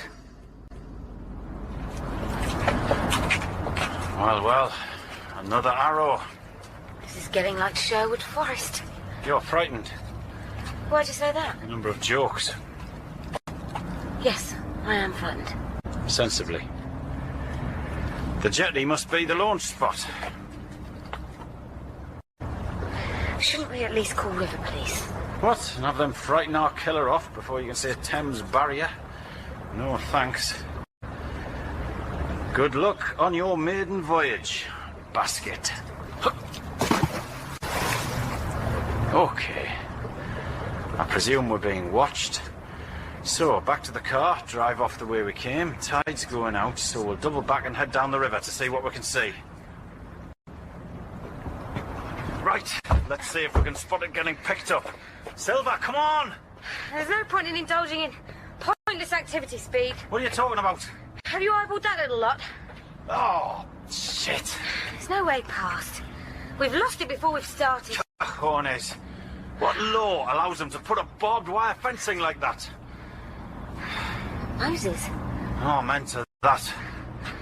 Moses was placed in a basket on the waters. The language isn't medieval. It's biblical. Jesus saves and God wins the penalty shootout. Nice screensaver. Yeah, some of my parishioners are very wary of new technology. I think it has a job to do, for good. Now, here we are. God said, let there be a vault between the waters to separate water from water. And that is... Well, it's practically the beginning of the whole shebang. If not the, Big Bang. It's from the book of Genesis. Water is significant throughout the Bible, all the way to Revelations, where you'll find a reference to the water of life. It's also a symbol for purification. Oh, indeed. Tell me, God can still be an angry God? Oh, I'd say. But only if the occasion warrants. Like if Jesus didn't save. And the devil whacked it in the back of the net, as it were. Speed, I can't quite believe what you did at Argent Wharf. In what way, sir? Putting that basket in the water. Especially without backup, so we could have tracked it. There wasn't time, sir. I had to improvise. Then you should have just kept the basket. God knows what forensic might have picked up. I judged it to be a risk worth taking. Well, it wasn't. Start employing some joined-up thinking and you're off the case. Yes, sir. Of course, sir. You do realise I'm going to have to put all the people in that address book under 24-hour protection, now that our killer may have it back in his possession. I don't think that's really necessary, sir. You see, I've still got the address book. No, that was merely a blank copy I picked up from a stationer's. All Mary Davies' Kent relatives' alibis are in. Rock solid. So, I'm off home if that's okay with you. Sure. What's that? This bloody tattoo, it's driving me nuts. Sleep on it. No, I'm going to do another couple of hours here first. Okay. See you. Yeah. Oh, and thanks. Thanks. Good day's work. Cojones. Moses. Bye. Bye.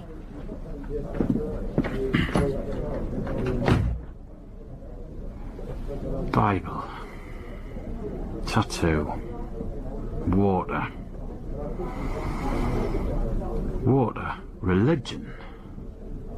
Church. Water. Yes. Church.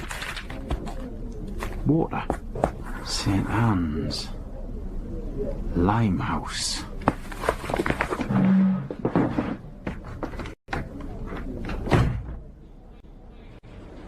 Hi.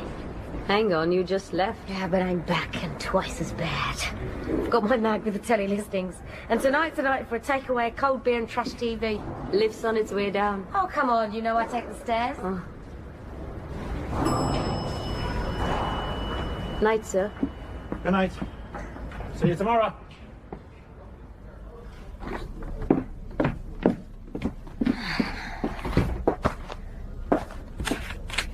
St. Anne's. Limehouse. Blimey, it's gone and got a religion.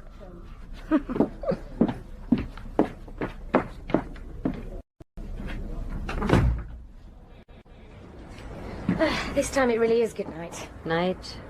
By the way, has DCI Speed left? Yes, short while ago. Where's he so-and-so? He said he was going to do a couple more hours.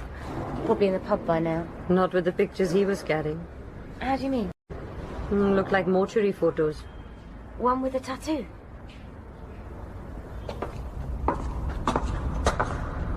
Well, well. Water. Church. Limehouse. St. Anne's. And now...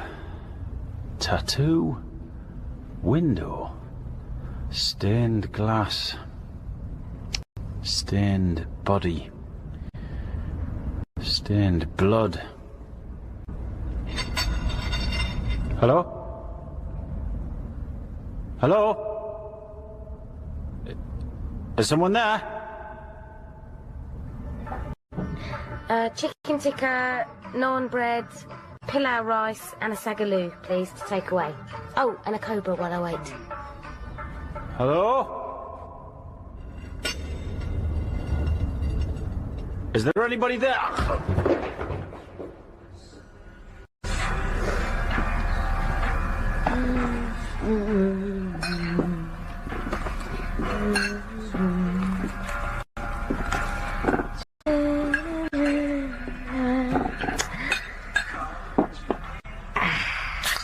This is the life.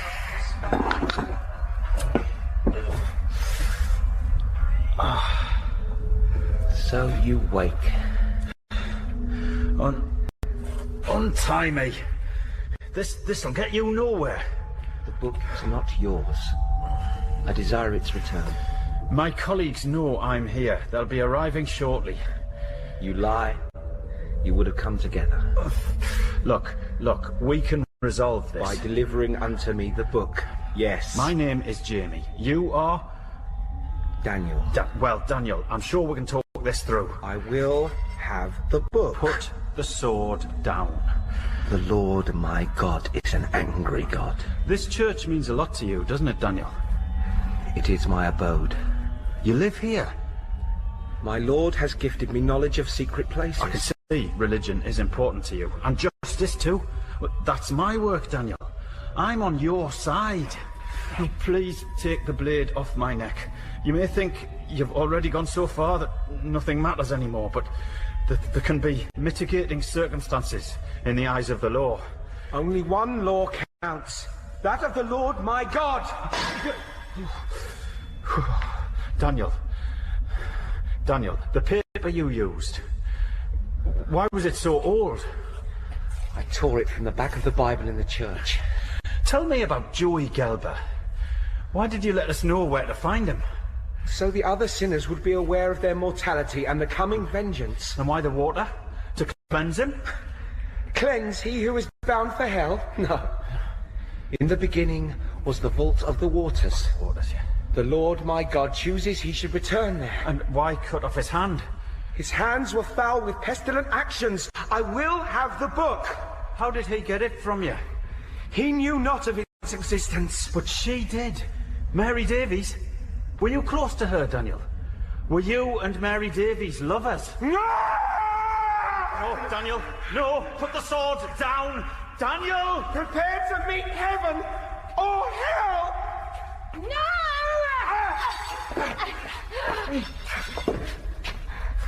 I warn you. I'll use it if I have to. Silver, cut me out of this.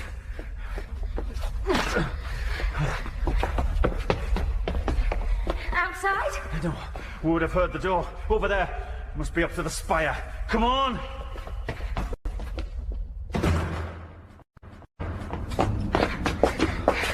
I'll do the roof. You check the spire. But first, call some backup. And tell them to come quietly. Done. Are you okay? You're bleeding. I'm fine. I didn't join the Met to arrest kids for riding bikes on pavements.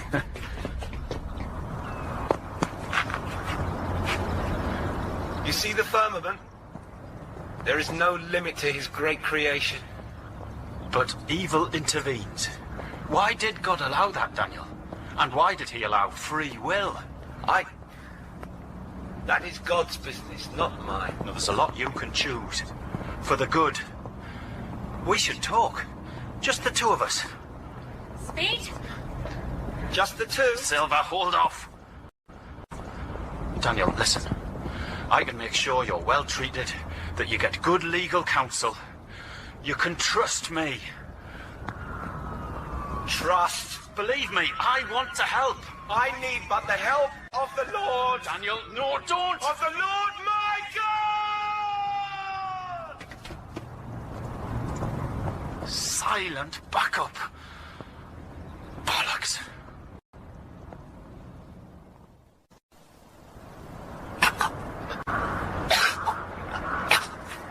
Daniel, can you hear me? Daniel, I am on your side. I want justice too. Why was Mary Davies so important to you, Daniel? She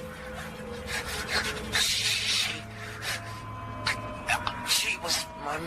She was...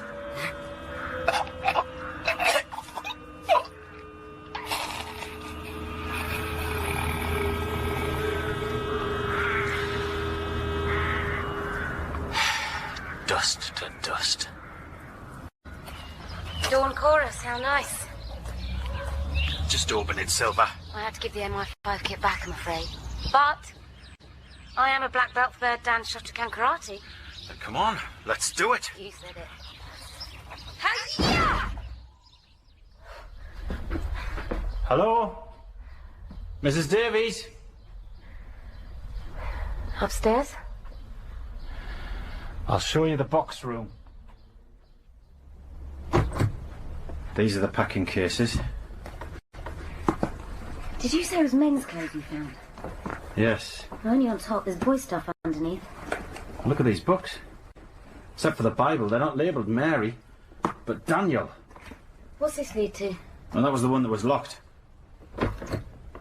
Not anymore.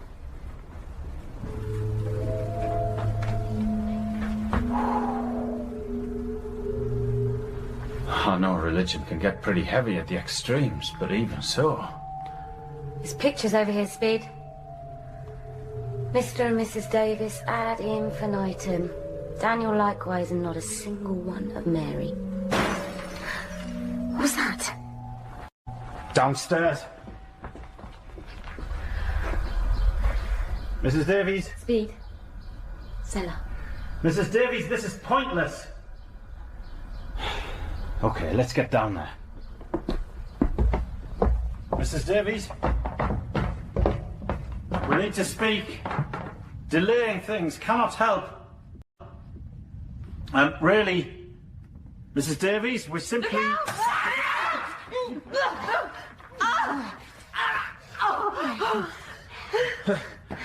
That's not karate. Did I mention? Black belt and judo too, only first down line. You disappoint me. Apologies, Speed. Accepted, Silver. Well now, Mrs. Davies, what a nice way to greet visitors. With acid. Whatever happened to a traditional cup of tea? Get her to her feet, Silver. But do hang on for the time being. Right, my pleasure. Now, Mrs. Davies, don't waste any more of my time. Who was Daniel? Yes, was. He's very dead. Who was he? And what was the relationship between him and your daughter, Mary? She was his sister. You only had the one child. We checked. His sister! She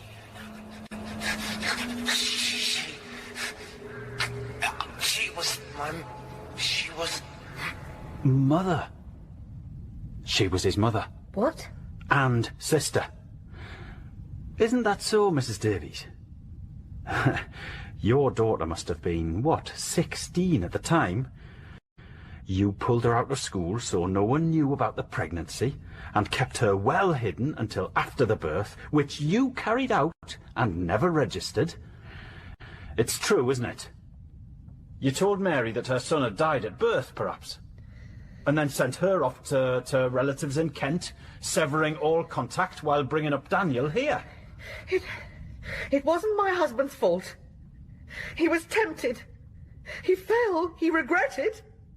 The real sin was hers. Daniel found out, somehow. Not everything, but at least about his mother's existence. We brought him up on the path of righteousness, which you'll never understand, scum. Scum? Me? We had a family. You have no right to interfere with families. They're not your business. You seem a little changed, Mrs. Davies. You should be dealing with the trash on the streets. What have you got to do with families?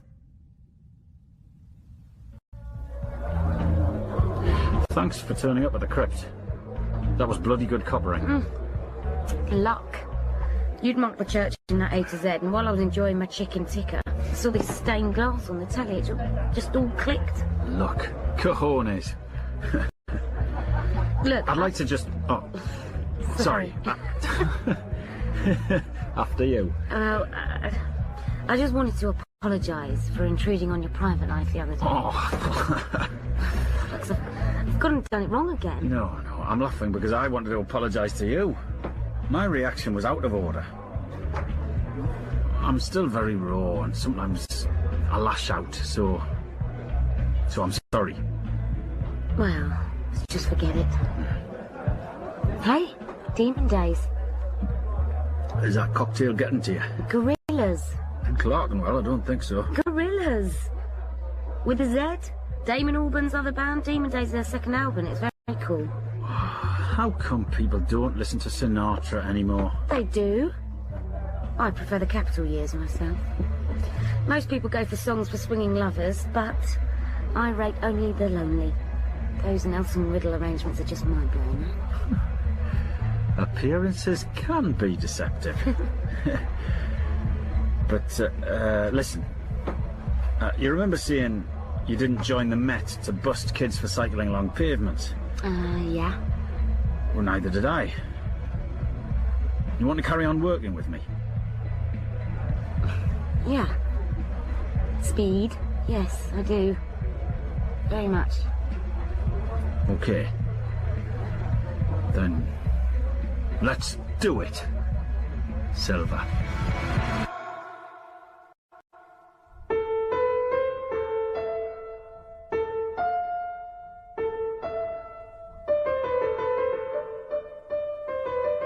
In Speed and Silver by Nick Fisher, DCI Jamie Speed was played by Jonathan Cullen. DS Sue Silver, Lucy Speed. Superintendent Collinson, Stephen Greif. Jim, Stuart Macquarie, and Daniel, Ben Crow. Mrs. Davies, Maggie McCarthy. The Desk Sergeant, Nina Wadia. Superintendent Naylor, Michael Gould. Mrs. Collinson, Geraldine Newman. And the Vicar, Michael Simpkins. Other parts were played by members of the company. Speed and Silver was directed by Deborah Page and is a Catherine Bailey production for BBC Radio 4.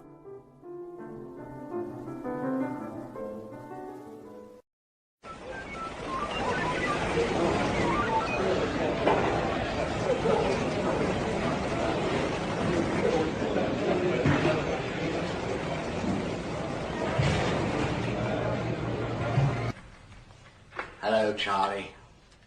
Tom Tanner. Oh, a bit off your patch, aren't you? My patch is the universe, Charlie. How are you keeping? As well as could be expected under the circumstances. As they say. What brings you up north, then? Promotion? Ooh, change of scene. How's Gladys? Oh, she didn't fancy it up here.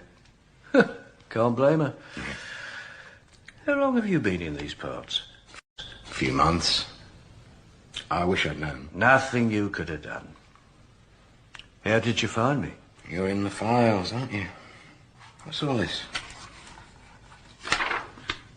Abandoned camps?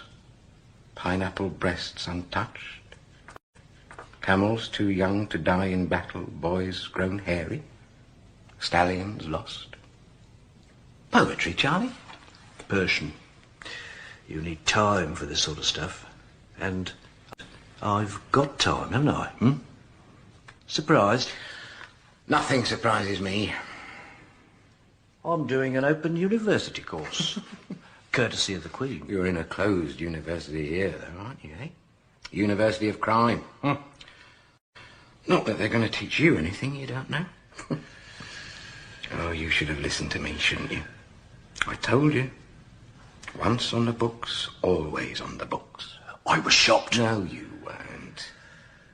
The fraud squad had you in their sights from the day you set up, and you know it. Who told them I came north? You're in the computer, Charlie. Bloody technology. Put you in the bloody computer at birth now, do they? Just in case. Have you come here for a purpose? Oh, I nearly forgot. I think they're the kind you like. Ooh. You did all right, didn't you?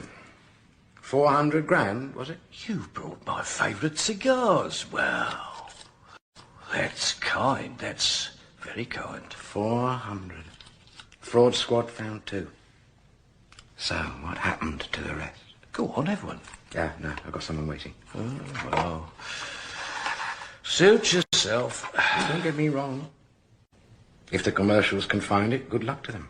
If they can't, good luck to you. Not my province. We've all got to think of our old age, haven't we? Yeah, they don't make coppers like you anymore. They don't promote them either. Oh, like that, is it? Tom, I was milked. The bastards took half my take. Fraud squad got the leavings, and that's the truth. Sharks about with it. They cleaned me out. You know who they are? Not really. Not for sure. Took 200 grand off you and you don't know who they are. Am I supposed to believe that? Doesn't make much odds now. Oh, come on, Charlie. They say the Lord has a long arm, don't they? Well, his arm's a damn sight longer. I'm not easily scared, Tom. But he scares me. Who does? Who are we talking about? Which Swiss bank did you put it in, Charlie? If you want to believe that. Then give me something. Names, dates, contacts, method of payment. Laundered through Madrid. Who was your contact? They used a frontman, a fixer called Smokey. Huh? They got me sewn up, Tom. Knew more about my organisation than I knew myself. Do you know who this Smokey is? A voice on a tape, that's all. Tape, then telephone. Just a voice. On tape? Through the post, with instructions to use a public call box, fixed times. Yeah. Fraud squad have got me wired up, hadn't they? And they knew that. How did they know that, Tom? What exactly are you telling me? I'm telling you, they had information which they couldn't have got from outside. Outside? What do you mean? I mean, from outside the force, that's what I mean. Just how sure about this are you, Charlie? You did me a good turn once. Now, do me another. I know I can't ask you to forget what I just said, but there are some people you don't mess with.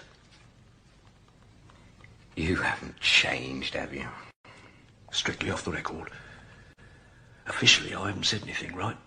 You haven't even been to see me. If that's how you want it. What sort of reading this? 'Tis all a checkerboard of nights and days, where destiny with men for pieces plays, hither and thither moves, and mates and slays, and one by one in the closet lays. Bit philosophical, isn't it? You'll go cautious, won't you? With what I just said. You find this stuff interesting? What's it all about? Ah, love. Death. You think about things like that in here.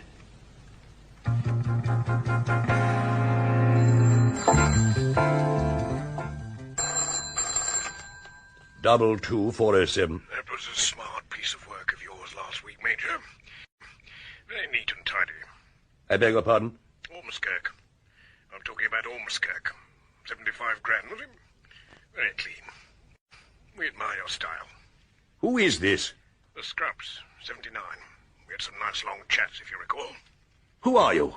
The name's Smokey. I work for the Colonel. What do you want? You have a particular talent, Major. We would like to use that talent and your special knowledge.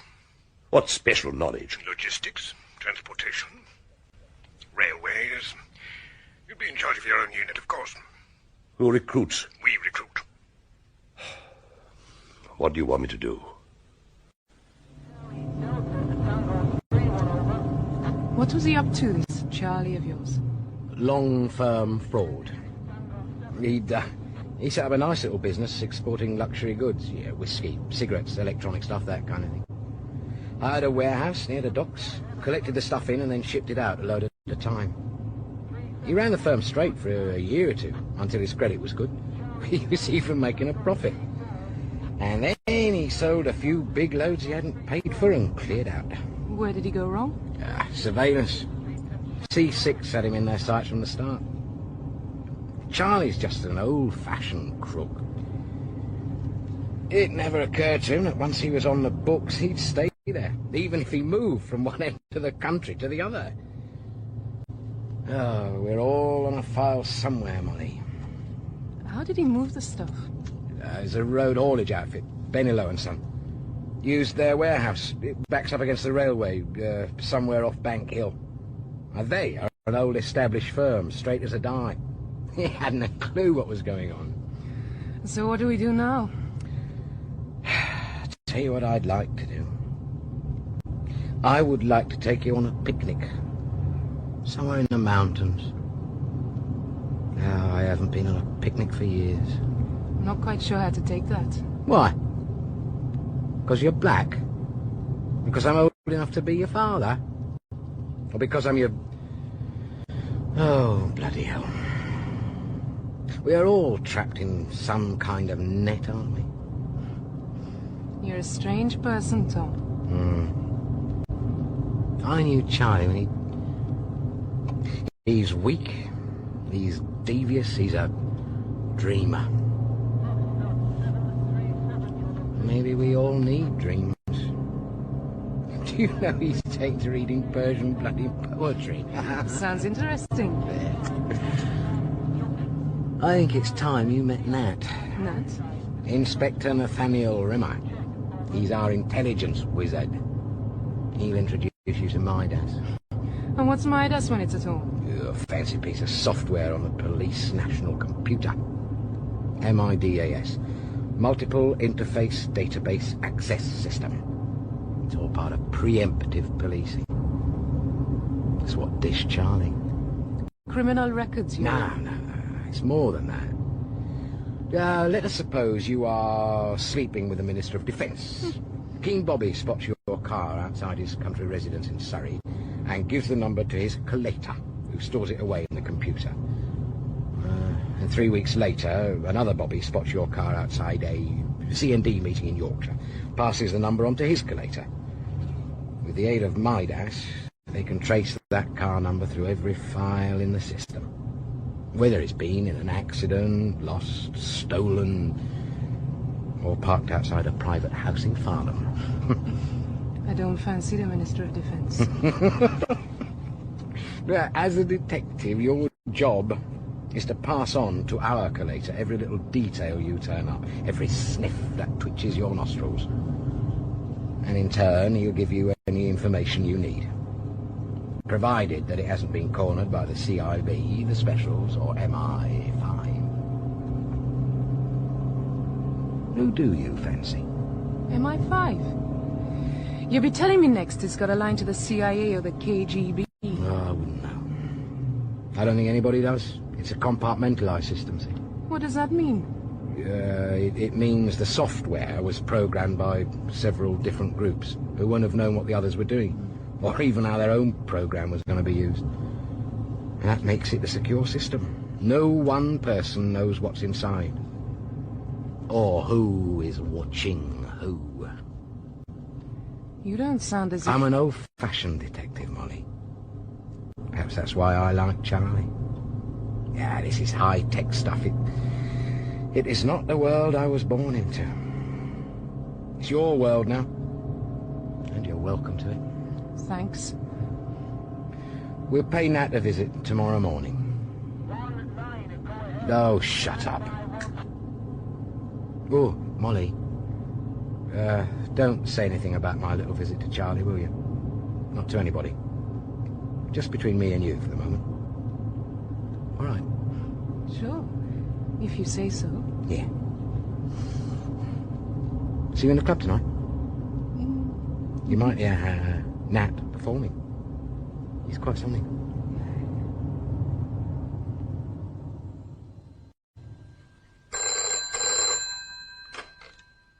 Hello? Would I be speaking to Mr. Harry Reginter Chowdhury? That is me, yes, speaking. Got away with it, didn't you, Harry? I'm sorry? Who am I speaking Where to? did you get your papers from, Harry? Papers? Please. I do not know what you mean. Oh, I think you do. Who is this, please? Your name wouldn't mean anything to you, so shall we just say a friend? What is it you are wanting? We have a little job for you. Someone told me that if it hadn't been for some accident, he would have been a chief superintendent now. What's happened? He had an argument with a stolen car. He used to do a lot of undercover work, infiltration stuff. Bust one of the biggest drug rings in this area. Now he does it all sitting at his computer. He knows more about the villains in this part of the world. Lena! Hiya. Nat's on form this evening. Had a bad day. Always improves with playing.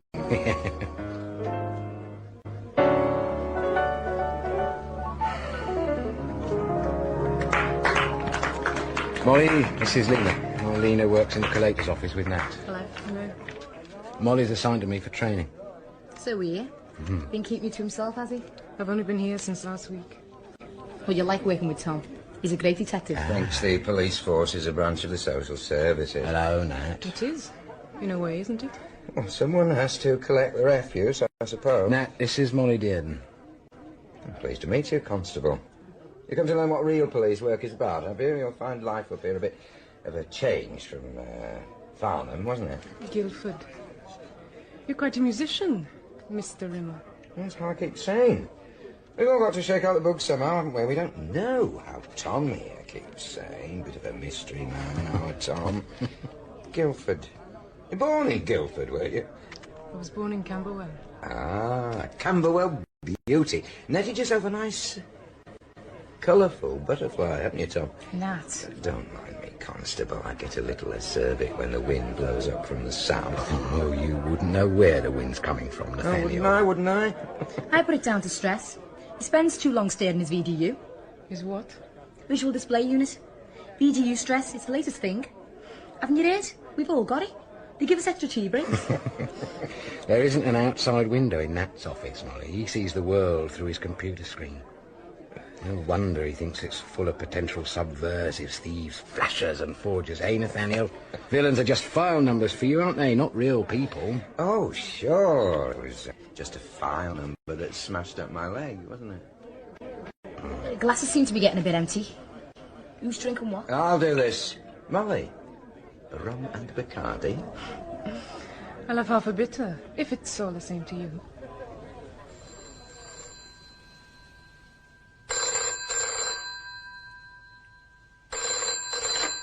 Yes. Jack Murphy. Speaking. You don't know me, Jack, but we have a mutual friend, name of Parker, Charlie Parker. Charlie, as you know, is enjoying a little holiday at Her Majesty's expense. Oh, my name's Smokey, by the by. I think you've heard of me. I've heard of you. Good. Saves time. I don't have to spell anything out, do I? What do you want? The Colonel would like to make use of your special talents. Aren't you a lucky man? You're not a rimmer. He gives me the creeps. Well, you don't have to like him. Just learn from him, huh? Is it true that this building's been strengthened? Hardened is the expression. There's a lot of vital information stored in here. These are the command and control computers. PNC's next door, straight through here. XTA 378T, Citron Diane, yellow. Morning, Mr. Tanner. Morning. It's plastered with stickers and got a bashed wing. That figures. Check it out. Are you sightseeing, or have you got something for us? It's a Manchester address, Nat. J.R. Davis, miss. Well, run it, see if we got anything on her. I want to check out a trade name. Well, let's have it then. A fixer called Smokey. Smokey? Has he any... That's all I've got. You, understand the system, do you, Constable? Not really. Well, I'm now entering the date, time, operator code, and security classification. Source of request, Detective Inspector Tanner.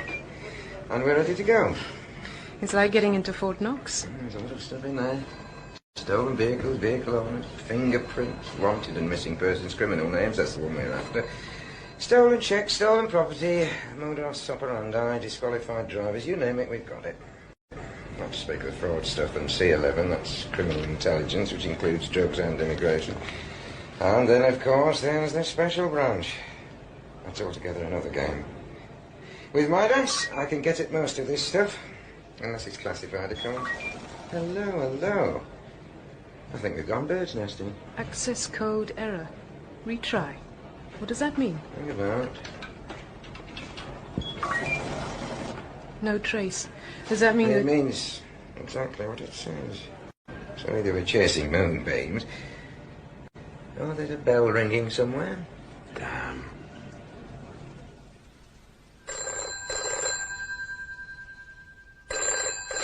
Double 2407. Major? Speaking.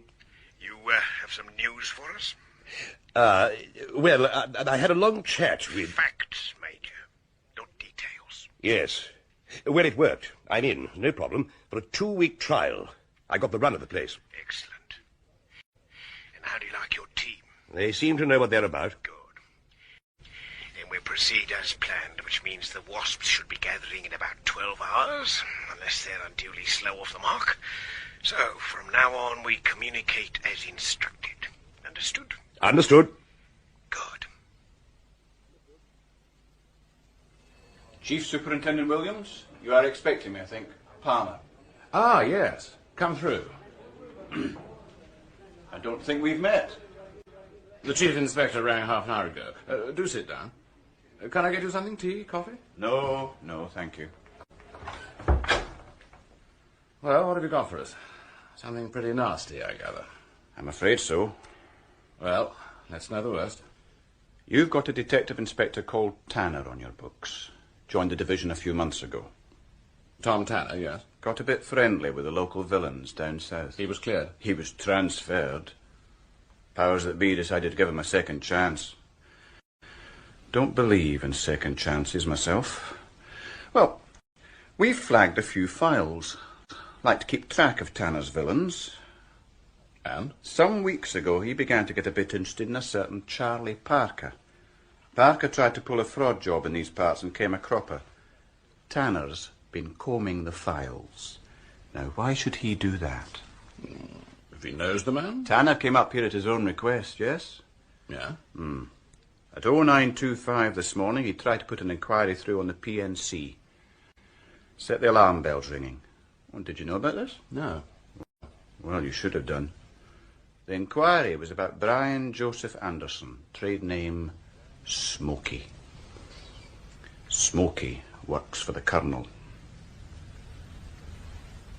You have brought bad news, haven't you? Now, why should your Mr. Tanner be interested in the network? Idle curiosity, would you think? Or is something going on up here? After Gatwick, I'd have thought the Colonel could afford to... Retire to the Costa del Sol. Could be in Siberia for all we know. Or the Pentagon. We know less about the Colonel than we know about the KGB. What we do know is that he's very smart and very dangerous. So what's Tanner playing at? I didn't think the network got this far north. Oh, the network goes halfway around the world, Mr. Williams. You think Tanner might be onto something? I think we might be onto Tanner. What do you mean? You were a liaison officer for Gatwick, weren't you? I was on the advisory committee. Yeah, well. The Colonel, as you will recall, goes for bullion. The big stuff. Stuff no other crook can touch. We thought we were a jump ahead of him at Gatwick, but he knew more about what we were doing than we did ourselves. I think it's called a mole, isn't it? In spy stories. We know he's got one. Deep inside the force. Well, Tanner wasn't involved in Gatwick. Was he? Oh, not directly, but it was a big operation. A lot of cooperation. And some of the villains came off his patch. Oh, no evidence. Nothing proved. Just a nasty smell. And you think... Smoky Joe recruited for Gatwick. We picked that up about a year ago. It was our first real break. But we kept it to ourselves and flagged the file. We figured that if the Colonel used Smoky again, the mole would check him out, just to find out what we know. We've been waiting for that bell to ring, Mr. Williams, for nearly a year. Now do you see why I am interested in Tanner?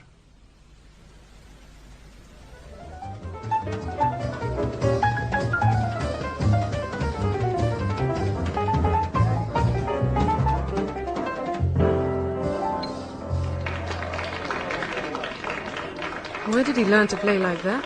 Quite a talent, isn't he? He used to work the clubs, undercover stuff. No one expects a policeman to play like that, do they? Where's the boss, then? This lady thinks you're good, Nat. Stood you up, have they? He's out on a job. Doesn't know when to stop. That's Tom's trouble. You'll have to teach him how to relax, Molly. I'll try. Date in the confessional, has he? The confessional? What does that mean? It means listening to some pukey little crook spilling his guts. Tanner likes that sort of thing. He brings back some useful stuff. The information he brings back is not reliable, and it's tainted. To get it, he fudges with them, and you don't compromise with crooks, not in my book. The secret of good police work, Constable, is intelligence. That's how you stay ahead in this game. And that's as true of petty pilfering as it is of serious crime. It's like dealing with slugs. If you know where they are, you can stand on them before they eat the cabbages. Talking of intelligence, what's Palmer doing up here? Palmer? He was in with Williams when I came out. That's very interesting. Who is Palmer? Palmer's trouble. He's a CIB special. Yeah, hunter-killer, you might say. Serious crime and bent coppers. When Palmer's about, they crawl out of the woodwork like Elmhopper weevils. Bless me, Father, for I have sinned. What the hell are you playing at, Murphy? Did I startle you, Mr. Tanner? Let's get out of here. It's here or nowhere. I feel safe in here, you see. We are going across to the Stanley Arms, Murphy. No. There are too many eyes and ears in there. I'm already risking a lot for you, Mr. Tanner. Oh, you stink. I've had a telephone call from a certain person. Have you? A man they call Smokey. Interested? Go on. They want me to do a job. What kind of a job? I don't know yet. Oh, that is a great help, isn't it? Who is this Smokey? He's a very, very dangerous man, Mr. Tanner. Yeah. Have you not understood what I'm telling you? You haven't told me anything yet, have you? You look after me, Mr. Tanner. You'll do that. I want promises, you see. I need promises. I do what I can. You know that. Well, listen then. And listen very carefully. It's more than my life's worth if I see you again. There's a transport firm called Benelo and Sons backs up against the railway. Yeah, I know. The job's there in 2 or 3 days' time. I don't know how many's on it, but I've got 2 names. I wrote them down for you, and that's all I have. Why are you telling me this, Murphy? I can't cry off, can I? They'd crucify me, they would. But I know you, Mr. Tanner. You look after me. Yeah. I'll light a candle for you.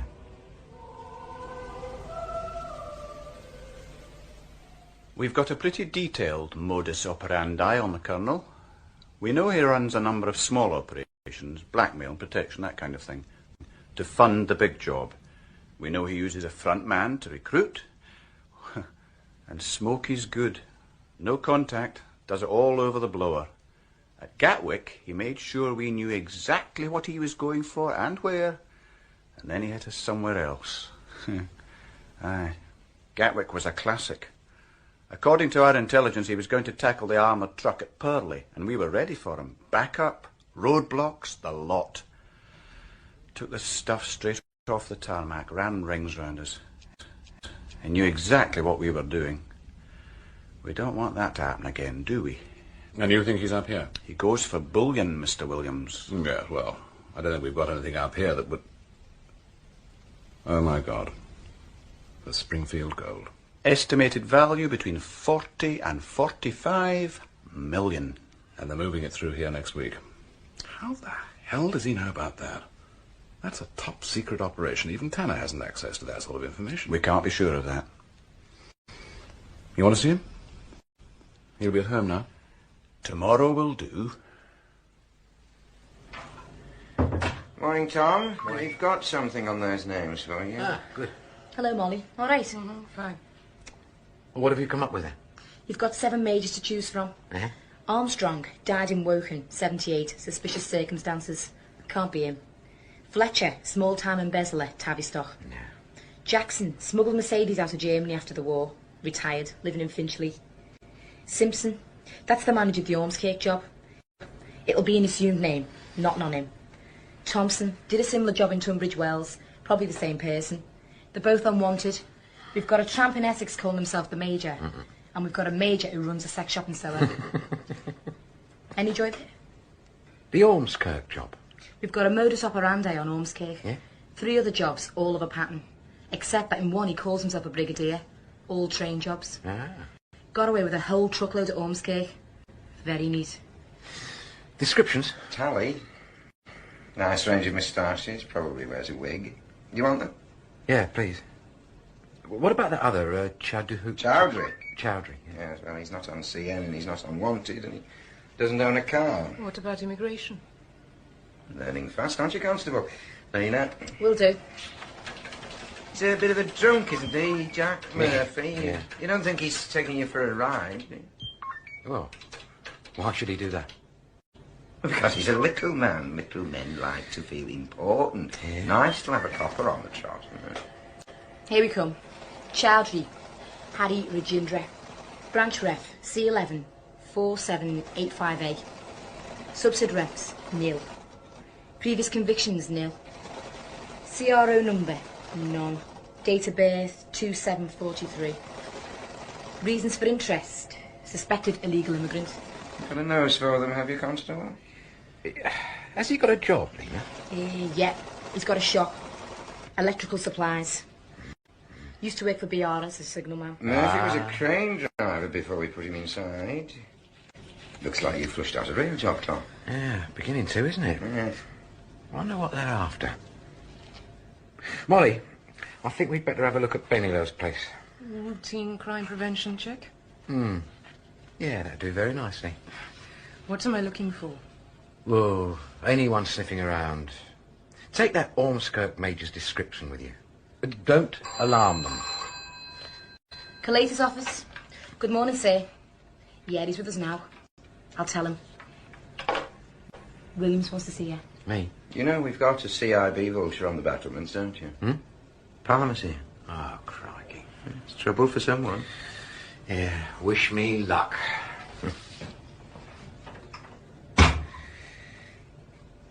Termites, Lena. They're taking over. What do you mean?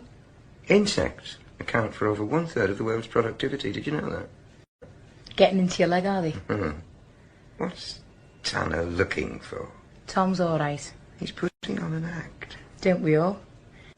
You're good at it. I sometimes wonder if I know who you are. Well, you'll find out, given time and a little sunshine. Tanner's looking for something, and I don't mean salvation. I think we might take a little peek into his file. I think there may be something lurking in there. Palmer's here for a purpose, isn't he? Tom's straight. You like them that way, do you? Nat. If he thinks Molly's going to bring him anything but trouble, he hasn't grown up. Yes. We'll take a little look at his file. Ah, Tom. You know Superintendent Palmer, I think? Hello, sir. You appear to have been ringing bells in high places. Bells I don't know about, Tom. Oh? You put through an inquiry on the PNC yesterday morning. Yes. Trade name Smoky? Yes, sir. I would like you to tell me just precisely what it was you were looking for and why you were looking. All right? If you wouldn't mind. Well, since I've been up here, sir, I've established one or two quite useful contacts. One's a character called Jack Murphy. He used to work on the railway. According to Jack, he has been recruited for a job by someone calling himself Smoky. You saw Jack Murphy yesterday evening. The PNC call was in the morning. Well? I do have another source, sir. You went to see Charlie Parker yesterday, didn't you? I knew him from down south, sir. I heard he was inside and, well, I once did him a good turn. I'm not interested in your good turns, Mr. Tanner. Was it Parker who told you about Smoky? He mentioned the name, yes. Why should he do that? Charlie cleared 400,000 quid. The fraud squad traced 200. According to Charlie, he was blackmailed by this Smoky man. Do you know who Smoky is, Tanner? Smoky is Brian Joseph Anderson. He recruited for the Mafia before they pulled out. Now he's a front man for the network. He works for the Colonel, Mr. Tanner. Stirred up a hornet's nest, haven't you? Did Parker tell you anything else? No, sir. You know the Colonel uses blackmail and protection to fund his major operations. Yes, sir. If the network were onto Charlie's little operation, they must have got their information from somewhere, mustn't they? Did he offer any suggestions? No, sir. I could get back to him, sir. The ball's in our court now, Tanner. I'll deal with Parker in my own time and in my own way. You're good with snivellers, aren't you? What else had Jack Murphy got to tell you? He was scared, sir. I understand why now. He's not telling me what the job is, but it's in 2 or 3 days' time. I've also got a couple of names and a location. We're checking that out now. Looks like a rail job, sir. Do you know what the target is? No, sir. All right, thank you, Inspector. Get a report to me as soon as you can, Tom. We'll take it from there. Sir.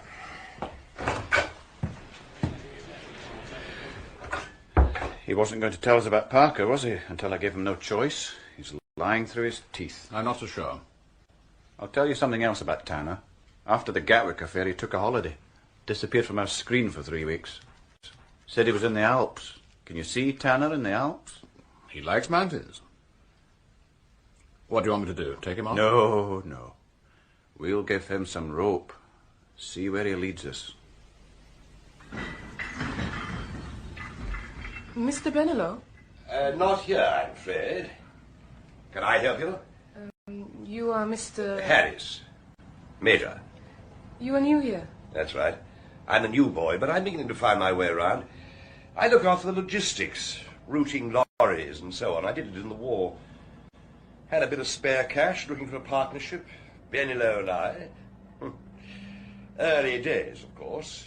We've got to get to know each other first. What can I do for you? Oh, well, it's just a routine crime prevention check. If I could just have a look over your alarm system, locks, windows... Quite understand. I've done it myself.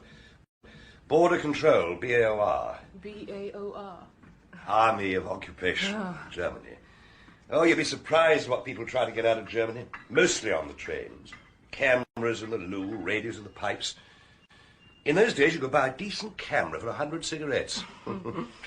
Now, I'm keeping you. I'll get our warehouse man to show you around. Fred, we've got a police lady up here. She wants to look at our window catches. Show her all she needs to see. Thank you, sir. Do the trains bother you? Get used to them. How'd you get on? I actually spoke to him. He's the Ormskirk Major, all right. Calling himself Major Harris now. Mm-hmm. Got himself a job there a few days ago. Sort of tryout, he told me. Apparently, he's putting some capital in the business. It's the same firm Charlie used, isn't it? Yeah, that'll be how they found it. The office is at the back of the warehouse. Looks right over the tracks, and there's a big crane there. Where did this come from, Tom? A crane? Young or old, we die. For every neck a noose, that the rope belong for some. Struggle or calm, broke or a king. Life's but wind and a dream. You're full of surprises, aren't you? Yeah. Read the inscription. On the front page. For Tom Tanner with appreciation, a man needs to know who his friends are. They'd got the answer, these Persian poets. Stay alive, Charlie. Came through the post this morning. A bit of an odd present, isn't it? A parcel's been tampered with. Well, won't the prison authorities have... They would have checked it before he sent it. This parcel's been opened and resealed. Why should anyone want Smokey works for the Colonel. Yes, Tom, I understand that. The Colonel funds his operations by milking small-time crooks, like Charlie. How does he find them? He buys inside information. That's how he pulled the Gatwick job. The CIB know this, so they put a bell on Smokey's file. I rang it. That's why Palmer's here. There's a bent copper in the woodwork, Molly. And they think it's me. Charlie told me he thought someone inside had done for him. He was scared. Scared I'd go poking about and set off some alarm bells. I think he knew it was the network. Look, Tom, they can't think Oh, that... come on. Palmer knew I'd been to see Charlie. How the hell did he know that? They're opening my mail, Molly. My telephone's tapped. It's happening all over again. What the hell's he sent me this for? Lord of the throne, if death be near, don't take me off on a couch of silk. Let me die ambushed. Cheery stuff, isn't it? The Springfield was a U.S. Navy destroyer, sunk off Malin Head towards the end of the war. The bullion was something to do with a war loan, but both governments have been pretty cagey about it. The Navy's had a go at getting it up, and a U.S. salvage firm. It wasn't until about a year ago that anyone got anywhere near it. A Dutch outfit with new equipment. They've been landing it over the last 2 or 3 months. Supposed to have been a top-secret operation. Well, there's been a leak somewhere. Go on. It's being shipped from Belfast on the Claremont early Friday morning, docking here at 22:30, completing the journey by train. Yes, Tom? Well, they'd need a small army to take that train, sir. What's it being shifted in? High-security container. One of 3 containing salvage material. All sealed. Unloaded Marlborough Dock and shunted round to Bank Hill Marshalling Yard on the shuttle. Goes out on the 1:30 Freightliner. Security? Track Securities Limited. 7 guards, armed with XM-19s. 4 travelling a TS armoured car at the rear, 3 with a driver. Why don't they use an armoured lorry like everybody else? What about these villains? We've got the warehouse under surveillance, and we've put a tap on the Major and on Murphy and Chiduri. Nothing so far. We haven't a smell of anyone else on the job yet. Yes. He's here. It's for you, Tom. Okay. Hello? Yes? When? Who's handling it? Right. Go. Thanks for telling me. Were you going to see Charlie Parker, sir? Why? He's dead. Murdered in his cell. A bit small. Oh. It'll do until I can find something nicer. Here, let me get you another drink. No, thanks.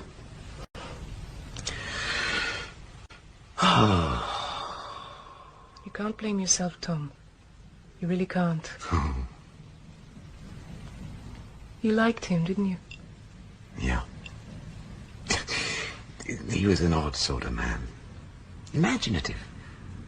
And he turned to crime to fund his dreams.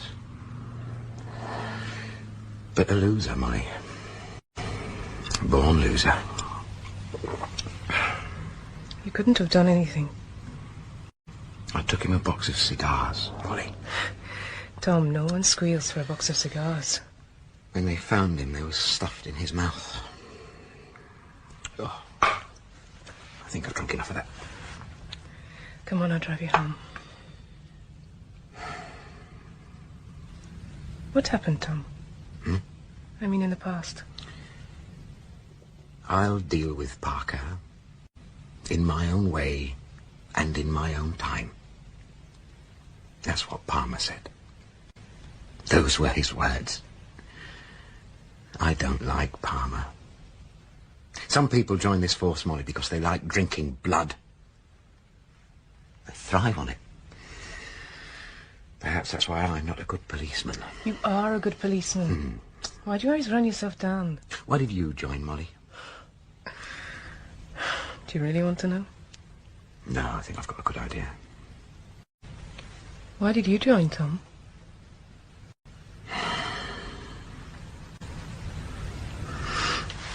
I think Rimmer likes drinking blood. Rimmer was a good cop. He's gone sour. It happens to some of us. I don't think it will happen to you, will it? Why not? I don't know. Maybe it's just because I like you. Come on, I'll drive you home. Palmer wants to nail me, Molly. I'm only on this case because he thinks I'm going to lead him to the Colonel. Charlie knew he was going to die. That must be why he sent me the... What is he trying to tell me, Molly? The chief suggests we call this thing Operation Damocles, for God's sake. Aye. Well, the sword's got to fall on someone, hasn't it? Let's just make sure it's not us. I've arranged for a preliminary briefing at 0900 tomorrow. Full squad briefing Friday morning. The shipment is due to be unloaded at 2200. It becomes our responsibility as soon as it leaves the docks. That's about here. We need to cover the shunt round, the marshalling yard, and this warehouse. Experienced surveillance officers with backup. We don't want to frighten them off. And the heavies? We could put some in Southey Street, maybe. That's handy. Now, roadblocks. What's wrong with that? Well, there's no way you can take that train. Not if he knows what we're doing. Remember, anything we say at the briefing will get back to the Colonel. Do you want me to run in Tanner? No. Put him on the warehouse. That's where he'll expect to be. And we'll stay close to him. After the briefing, we'll rebrief each squad separately and redeploy them. And we'll also get some men up early, up those side streets. The Colonel won't know they're there. And Tanner won't. Nobody will except us. Personally, I think he'll go for the shuttle, somewhere between the docks and the marshalling yard. Here, most likely, where the track follows the road. Yeah. That would give him a fast getaway. But supposing he goes for the marshalling yard, what would you do? Wait until he attacks and then seal off the yard. It's floodlit. That way... I've got another suggestion. There are 3 identical containers coming out of that ship. The gold's in one, the others contain a variety of salvaged junk, right? Right. And we have to assume he knows which crate the gold's in. I think so. So, we play the 3-card trick. What do you mean? We swap it round. A little sleight of hand. Well, impossible. In any case, they're sealed containers. Oh, we don't have to move the gold. That would be impossible, as you say. All we have to do is change the labels. Except we don't even do that. It's very simple. I'm sorry, I'm not with you. The gold is in container 1, and we leave it there, exactly where the Colonel thinks it is. But we tell Tanner we've changed the labels. As far as Tanner is concerned, the gold is in container number 3, right? If the Colonel goes for the first container, Tanner's in the clear. If he goes for the third, then we know Tanner's tipped him off. We watch, and we wait. We hold back, let them unload. Then we seal off the warehouse, which will be a damn sight easier than trying to surround that marshalling yard. That's true. It sprawls all over the place. One way or the other, we've got him. And we've got Tanner. There's no way he can get that gold out. No way. Not a chance. Yes. That's very interesting. Not a chance, he says. Would you like to be hearing that again, Major? Yes, please, Harry. You've done a good job. Lovely job. You need more than an O-level in Sanskrit and woodwork to do that, wouldn't you, Nelly? I dare say you could record the chief constable in his bath if you had a mind to. Well, recording is easy, no problem. It's planting the bug that is difficult. Whoever we got inside there knows what he's doing, that's for sure. Yes, well, the less we know about that, the better. Okay, let's have it. The gold is in container 1, and we'll leave it there, exactly where the Colonel thinks it is. But we tell Tanner we've changed the labels. As far as Tanner is concerned, the gold is in container number 3, right? If the Colonel goes for the first container, Tanner's in the clear. If he goes for the third, then we know Tanner's tipped him off. We watch and we wait. We hold back, let them unload. Then we seal off the warehouse, which will be a damn sight easier. Well, that tells us what we need to know, doesn't it? I'll feed that back up the line tonight. Harry, are you clear about the details? Yes, Major, quite clear. Tomorrow we meet in the warehouse for checking the equipment and going over timing, and then... Oh, dear. Here, have a drink. I told you I never touched the stuff. What about inside the warehouse? How do we know? Nobody's been in there since that black policewoman pretending to be a crime prevention officer. Right, come on. Time we're on our way. Tomorrow night, then. Oh, and Jack. Huh? Stay off the bottle. I don't like this business at all. You'll do what you're told like the rest of us. I don't have much choice. The Major's all right. Ignore the military stuff. It's as phony as hell. I wonder he thinks it takes anyone in. Maybe he takes himself in. You know what you're doing. The Colonel doesn't pick people unless they're good. But how does he know? That's what I don't understand. Don't try to find out. You know a man called Charlie Parker? No. He tried to find out. Talked to a copper. So they say. The Colonel doesn't like people who talk to coppers. Anything on those calls? Nothing since we put a tap on, sir. Earlier? We can't trace the incoming calls, of course, but there was one out to the continent on the Major's phone. It could be Spain. Barcelona, Madrid. Thought as much. We won't get him that way, will we? You can't be masterminding this from Spain. Oh, it'll be Smoky who's in Spain. The Colonel could be anywhere. All he needs is a man here who knows what's going on. That's the nut we have to crack. Are the command and control hookups complete? All set, sir. We're in touch with track securities and we've got a direct line through to area freight control. The command vehicle's ready for you, sir. We'll be down in a moment. Is Tanner installed? Yes, sir. He's on the biscuit factory roof. Are they in the warehouse yet? The Major and Murphy, that's all so far, sir. Right. Thank you. Did you know before he died Charlie Parker sent Tanner a book of poems? What do you make of that? How do you know that? With some daft inscription. Return for favours done? What kind of favours? Some kind of message? We checked it through. Couldn't find anything. Poetry. Coppers do read poetry. I used to read the metaphysicals when I was younger. All right. I'm all about love and God. Tanner won't have much time for poetry when I've finished with him. I hope you've got this right.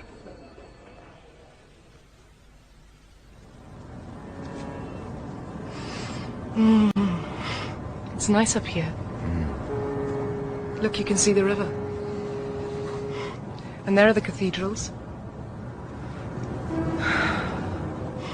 The marshalling yard is lit up like a football pitch.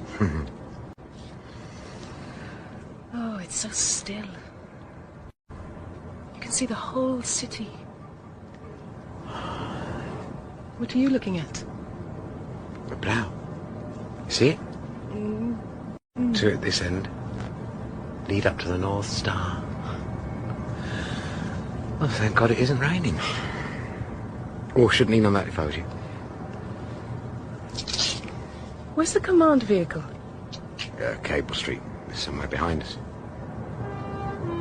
Now, that'll be the Southport train. 9:40... blah, something or other. Hey, there's someone coming. Hmm? I think it's a little Indian one. He's going into the warehouse. Yeah. There has to be more somewhere. There has to be. This place should be crawling with villains. How does he think he's going to take those armed guards? Mobile 3 to control. Mobile 3 to control. Mobile 3 to control. Mobile 3 to control. Come in, Mobile 3, over. The Freightliner is due in Bank Hill just after 1. It comes in on track 7 and waits in section 2, somewhere about here. Pretty well opposite the warehouse, as you can see. The dock shuttle comes in 5 minutes later. Link-up should take place somewhere between 015 and 0110. That was time, I say. Chowdhury's just arrived at the warehouse. Thank you. The completed train then waits for the Glasgow Express. That's due at about 1:15 on track 1. The freight line pulls out about 5 minutes later. Doesn't give them much time? About 15 minutes. Is that enough? If they can stop the train in the right place. According to our calculations, it would take them 8 minutes to lift the container into the warehouse and onto a truck. It'll take them more than 10 minutes to bust through that. We'll be away before then. I hope so, Major. I hope so. Blast! Why don't we put a light on? No lights! And stop waving that bloody torch about. You want a hand with that stuff, Harry? Yes, please, Major. Right. Let's get it up to the back. Jack, get that truck in the right place and then check the crane. And get a move on. All the time in the world. Didn't you say it yourself? Let's come out here. Wouldn't surprise me. I'm cold. Is that better? That's nice. White hairs are the voice of the wind of death, and with them comes despair. You'll hurt your eyes reading with that torch. He was studying this stuff, Molly. He'd got textbook tapes, God knows what. Tapes? You mean he had a tape recorder in his cell?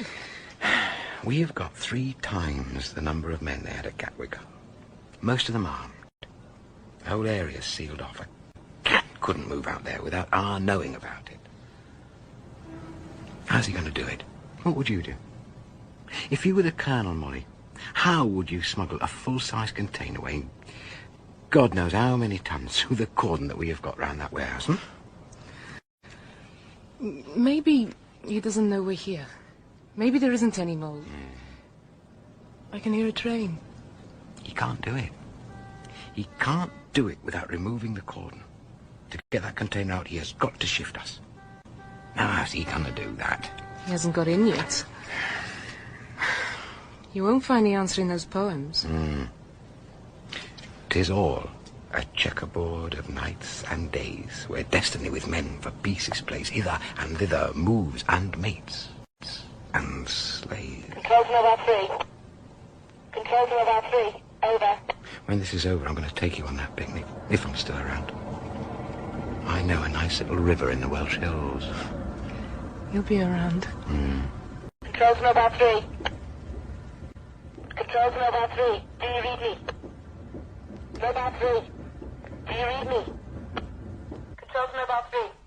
Do you read me, Mobile 3? Over. Major, I've got them coming.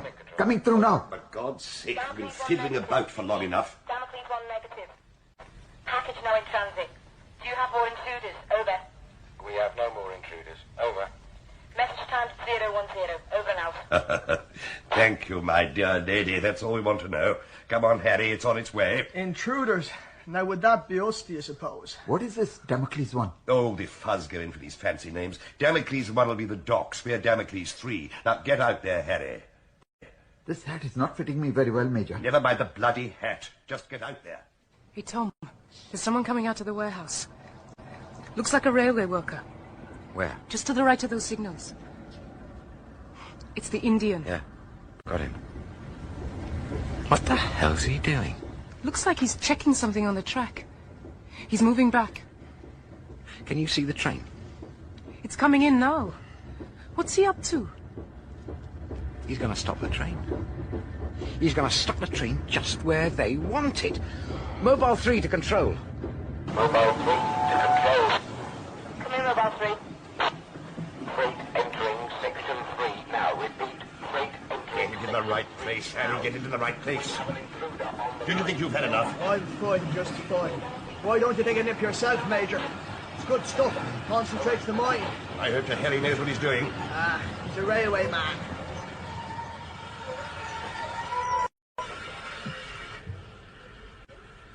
Shuttle will be here in a minute. Time enough. Time enough. Now we'll see if this bloody thing works. Harry, this is Major Harris calling. Can you hear me? Over. Who the hell else would it be? Can you hear me, Harry? What the bloody hell's the man doing? Mr. Williams, I think we're picking something up. Major calling. Do you hear me? Over. Harry, can you hear me? I'm hearing you loud and clear. I'm hearing you. Over. Have you got it in the right place? Over. He's talking to whoever's on the track. Major, everything in order. Train 100% in right place. Already now. Over. Good, lad. Get yourself into position for the hookup. Report when you're there.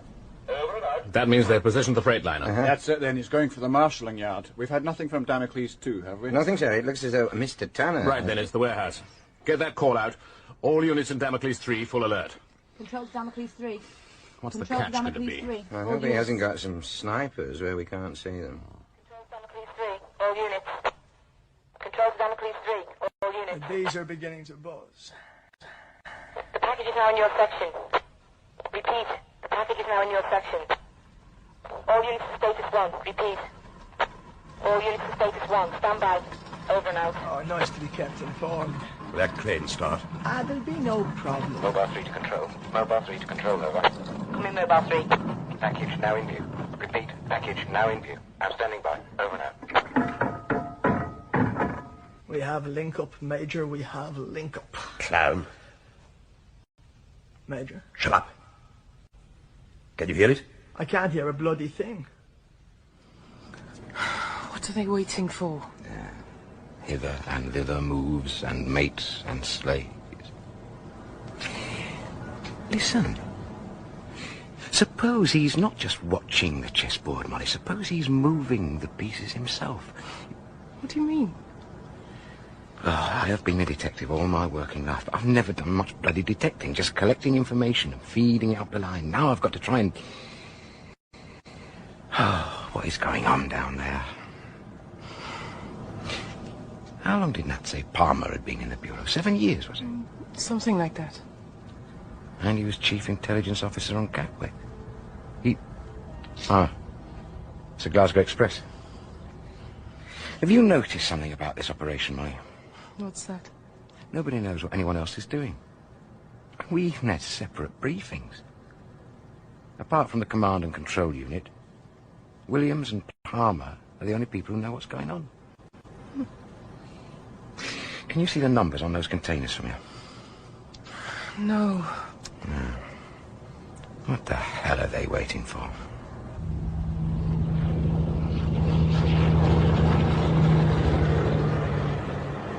This is it. Get up there. Leave that bloody bottle and get up there. Don't you touch me! Get there. Now. No. It must be done.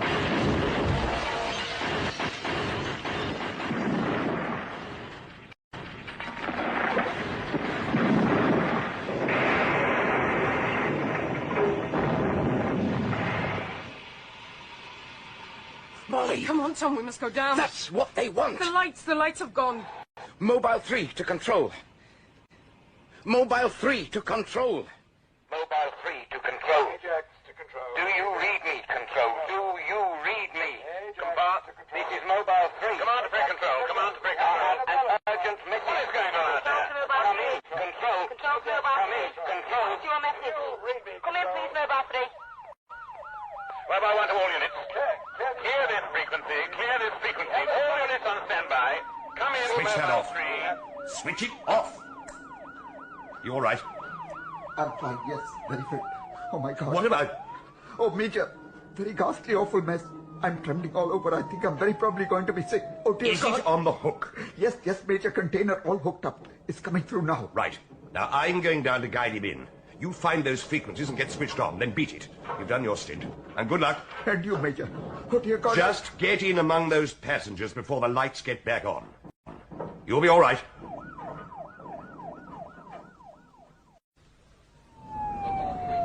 For God's sake, keep trying. It's hopeless, sir. I can't get a clear frequency. He's done it.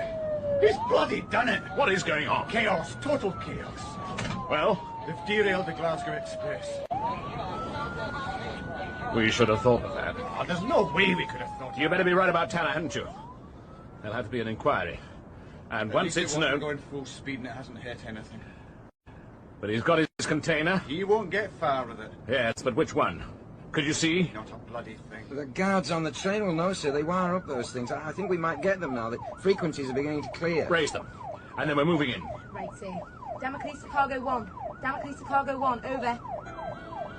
What the... What's that? Please, cargo 1. Over. Control to cargo 1. Do you read me? Cargo 1. Over. What? I don't know what's happening, sir. Blast them. Tanner. Get Tanner. Yes, sir. Control to mobile 3. Come in, mobile 3. Over. I can't get rid of it, sir. Right. I'm not waiting. We're going in. Put out a general. Override that music. Sir, I can't. We're going in. On siren. Get this van moving. Driver. Bloody hell. Beethoven, I think. Cunning bastard. I think it's Mozart, actually, sir.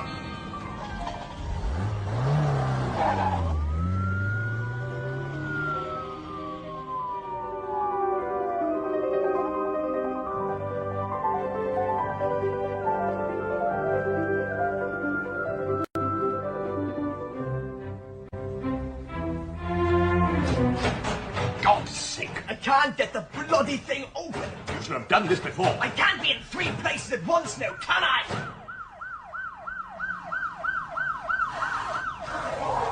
They're here. Just get on with it. Clear now for a way. Get in. Get in. Mr. Williams. Chief Superintendent Williams. I must tell you that this warehouse is surrounded and that my men are armed. I will repeat that. This warehouse is surrounded and my men are armed. Is that understood? We know you're in there. We know who you are. Listen to me very carefully. If you are armed, to area freight control. put your gun down. Damocles to area freight control. You can take your train out now. We've got what we want. Thank you for your cooperation. Out. Did you know about that tunnel? No, sir. I thought you said you checked this place out. We did our best, sir. We didn't want to alarm them. What were you doing under that lorry? I was taking the chassis number, sir. We usually I take it you have studied the labels on this container. Yes, sir. You think this is the right container, don't you? Number 3. You think the gold is here, don't you? Well, I've a surprise for you, Tanner. We never changed those labels. They've got the wrong container. The bullion is number 1, as it always has been, now safely on its way to London. This thing is full of salvaged junk. My I think God, you should look at this radio equipment, sir. What about it? It's police equipment. We've got them. Pick them up in the marshalling yard. Well, that's a very satisfactory operation. Gold safe and half the villains in the bag. We can stand the men down. We don't need that cordon anymore. Then we can all go to bed. Scene of crime can do this place over and then lock up. Where's Tanner? What? Bloody hell! Slipped out through the side door, sir. I saw him go. Right under our noses. He's not going to get away with this. My God, he isn't. Mr. Palmer. Leave this to me. Get a call out, Rimmer. Sir. Stop him before those roadblocks stand down. Last thing we want is 2 police officers chasing each other through the town.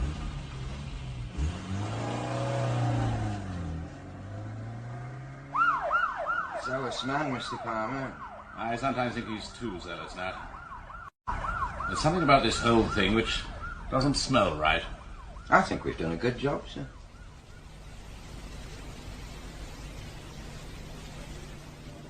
Lena. Molly, what brings you in? You've got the day off. Didn't anyone tell you? Where is he? Don't, Molly. Leave it. I must see him. You can't help him, Molly. There's nothing you can do. Where is he? What have they done with him? Basement. Basement? They put him in a cell. It's crazy. They can't. Molly, a bit of advice. I don't want your advice. You've got your own career to think about. Molly, I know. If you get I muddled thought you might understand. Did you? Did you? Can I see him? How can I get down there? Just go. They'll let you see him. Thank you, Lena. Thank you.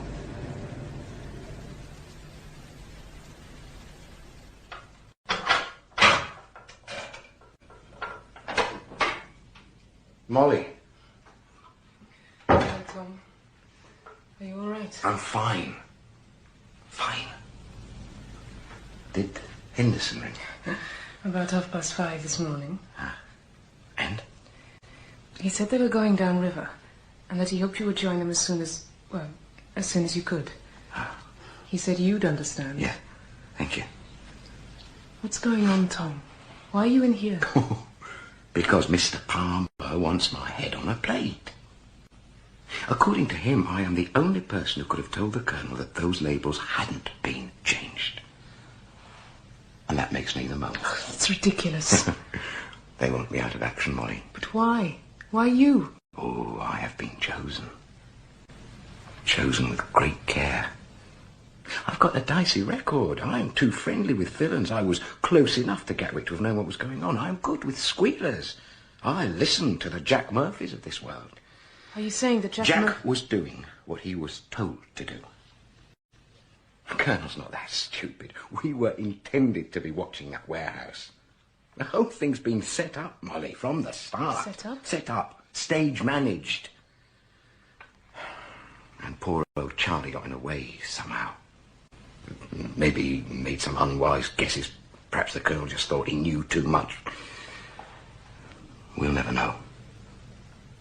Unless... Tom, do you mean that you... Listen, I want you to do something for me. Molly, go over to the labs. Charlie's things should still be with Forensic. See if there's a tape on the Persian poets among his Open University stuff. What do I do with it if I find it? Bring it down to room 14. And look, bring a tape recorder with you. And be careful, Molly. The Colonel's killed once. He could kill again. Kill? The hardened shell which hides the fruit must fall and break and rot. We are but scattered husks. Our purpose done. They knew the answer, these Persian poets. That's what he said. Now, what did he mean? You know what they find in husks, don't you, Molly? You find a colonel. The colonel we're looking for is not some master criminal out there with a phony military rank. He's here, right in the centre of the nut. The hardened shell which hides the fruit is this building, and the fruit is the colonel. Did Charlie know that? Is that what he's trying to tell me? Is that why he died? Or is... Tom, there is something I need to tell you. Not now, Molly. I'm due upstairs in 5 minutes. We haven't No, much Tom, please. You must 5 listen. minutes. Morning, Tom. Constable. Sir? I'd like a moment with Mr. Tanner, if you wouldn't mind. Of course, sir.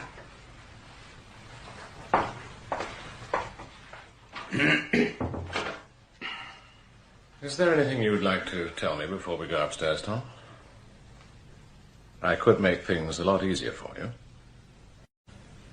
I warn you, Palmer will carve you into small pieces.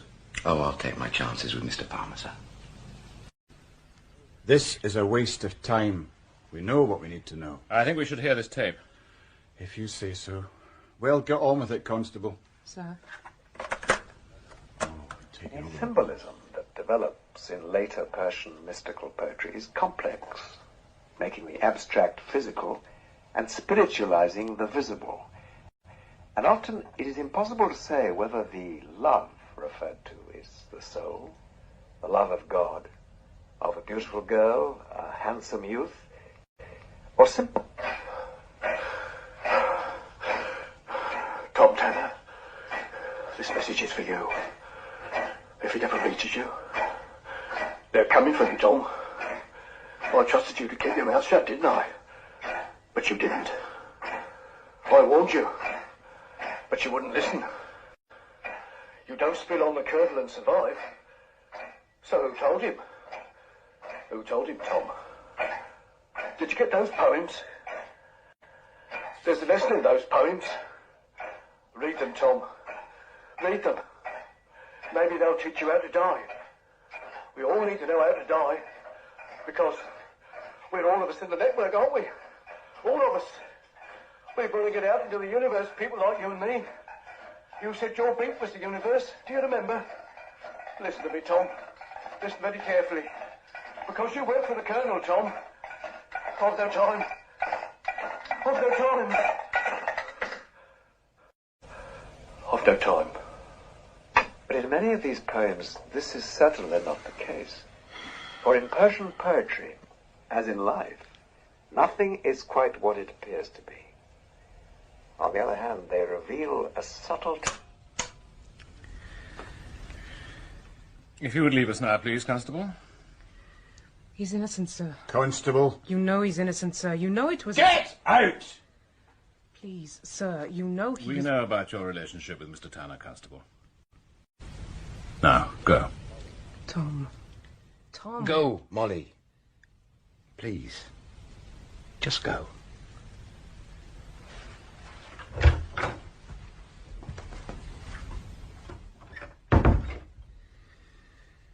I'm afraid your wretched tape hasn't done you any good, has it? Thank you, Charlie. Thank you. Nothing is quite what it... Let's get on with this. If you don't mind, Mr. Palmer. Tom, can you explain what you thought you were trying to do when you beat it last night? If you hadn't done I wasn't that... trying to get away, sir. What were you doing? I had some police business to attend to, sir. I'll bet you had. Look, Tanner, it's over. We have the evidence we need. We know you are working for the Colonel. We don't need Parker's word. But he was right. I am working for the Colonel. And so are you. We're all working for the Colonel. Oh, for God's sake. And you've done a good deal more for him than I have. Tom. You masterminded this operation for him.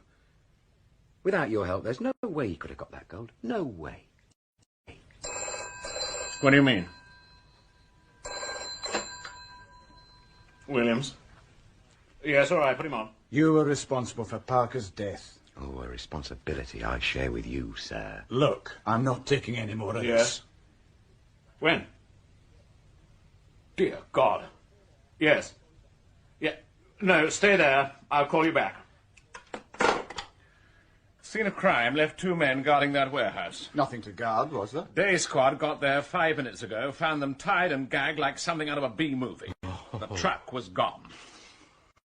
It was driven out at about 4 o'clock this morning. What's going on, Tom? There was no point in winching that gold into the warehouse, was there, unless the Colonel knew he could get it out. His whole operation depended on that, which can mean only one thing. That he knew in advance that we would remove our men. Just what do you mean? They knew about your plot to trap me. They knew you hadn't changed those labels, so they changed them themselves. The container they winched into the warehouse was the right one. All they had to do then was switch the labels, so that you thought they had the wrong one. And then you did exactly what they wanted you to do. You removed your police cordon, lifted the roadblocks, and went home, leaving a couple of bobbies to guard 40 million pounds worth of gold bricks. All they had to do was nobble the bobbies and drive it away. You ran his operation for him. And you let him do it? You knew this, and you let them do it? I don't think they'll get far, sir. I put a bleeper on the truck. A B7 transmitter. I've got 2 squads following it now. So that was the police business you were on about. My God, you took a risk. Why the hell didn't you tell us? Only 2 people knew that those labels were supposed to be changed. Yourself and Superintendent Palmer. Only 2 people, apart from Molly, knew that I'd been to see Charlie Parker. Yourself and Superintendent Palmer. You were both involved in the Gatwick operation. See the problem? You thought I was the mole? Tom, for God's I have to sake. confess that I did. For a short while. until I understood the meaning of Charlie's little Persian lesson. There is no mole. The Colonel's a fiction. They're the same person. The Colonel's just a trade name, designed to put the fear of God into crooks like Murphy and coppers like me. And the network, is that a fiction? The network is a communication system. It links every copper in the country and contains the name and address of every practicing crook known to the police. It provides access to all the information you need to blackmail a villain like Charlie, recruit a team like the Majors, or mastermind an operation like Gatwick. All you require is a link man, who needn't even be in this country, and a computer terminal, which could be in any headquarters building from here to John O'Groats. The network is a piece of software called Midas, a multiple intelligence data access system. And some of the intelligence data it gives access to is the movement of gold.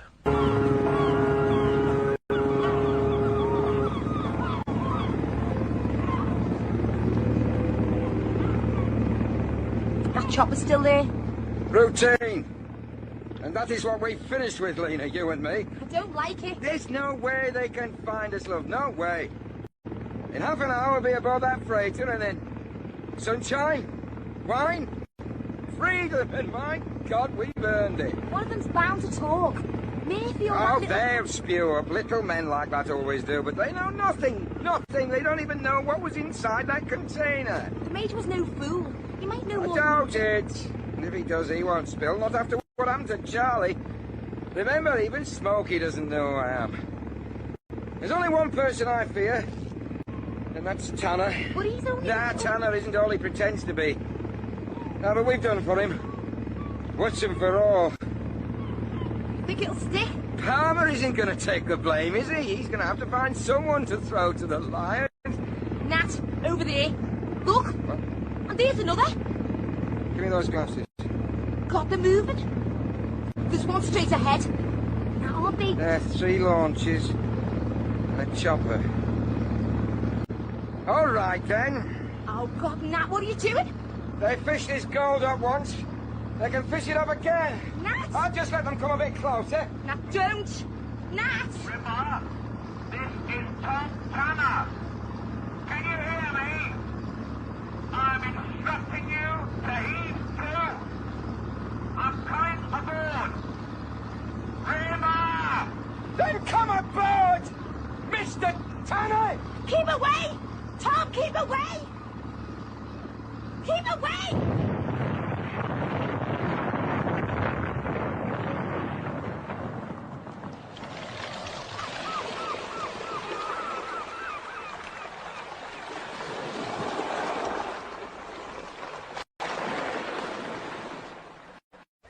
What about here?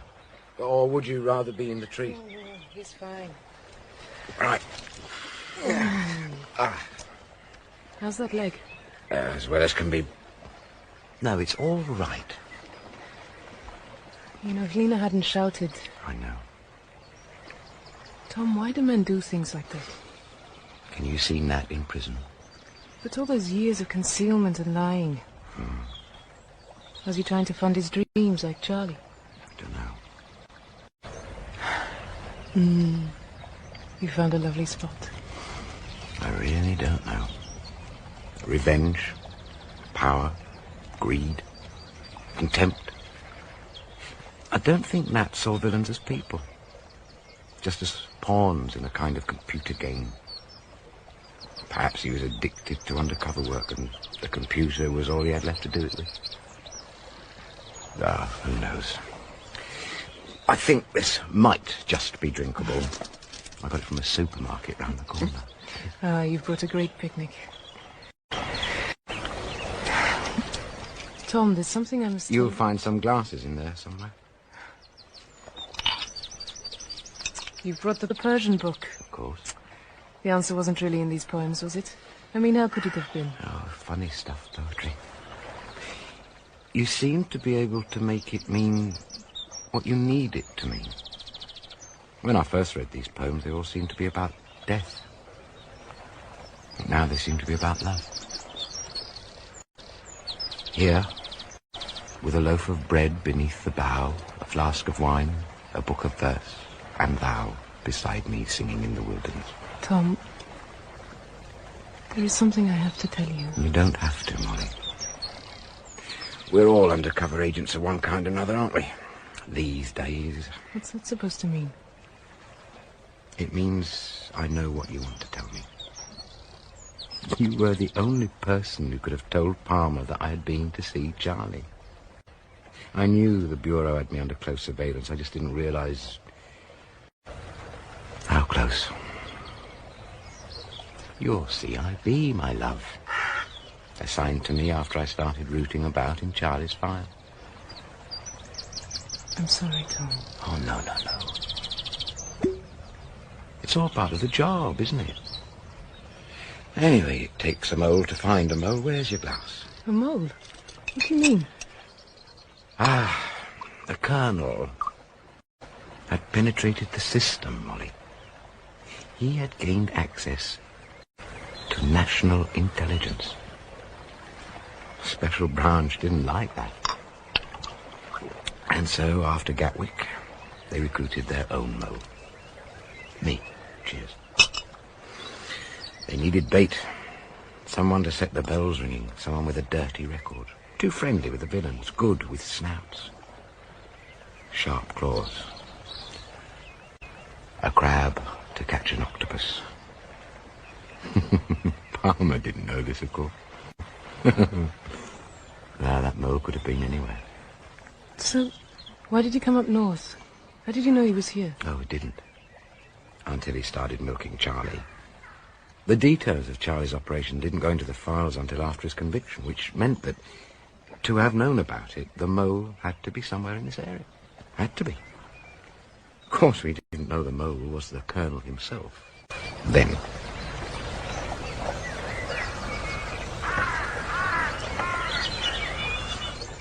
Strange you should move the gold right through his patch. Not strange, no. Arranged. What? We've had our eye on that gold for a long time. We knew he'd have to go for it. It's their own greed that gets them in the end. I told you the operation had been set up from the start. Oh, yes. By the special branch. If Rimmer had had time to look inside the crates he took out of that container, he might not have blown himself up.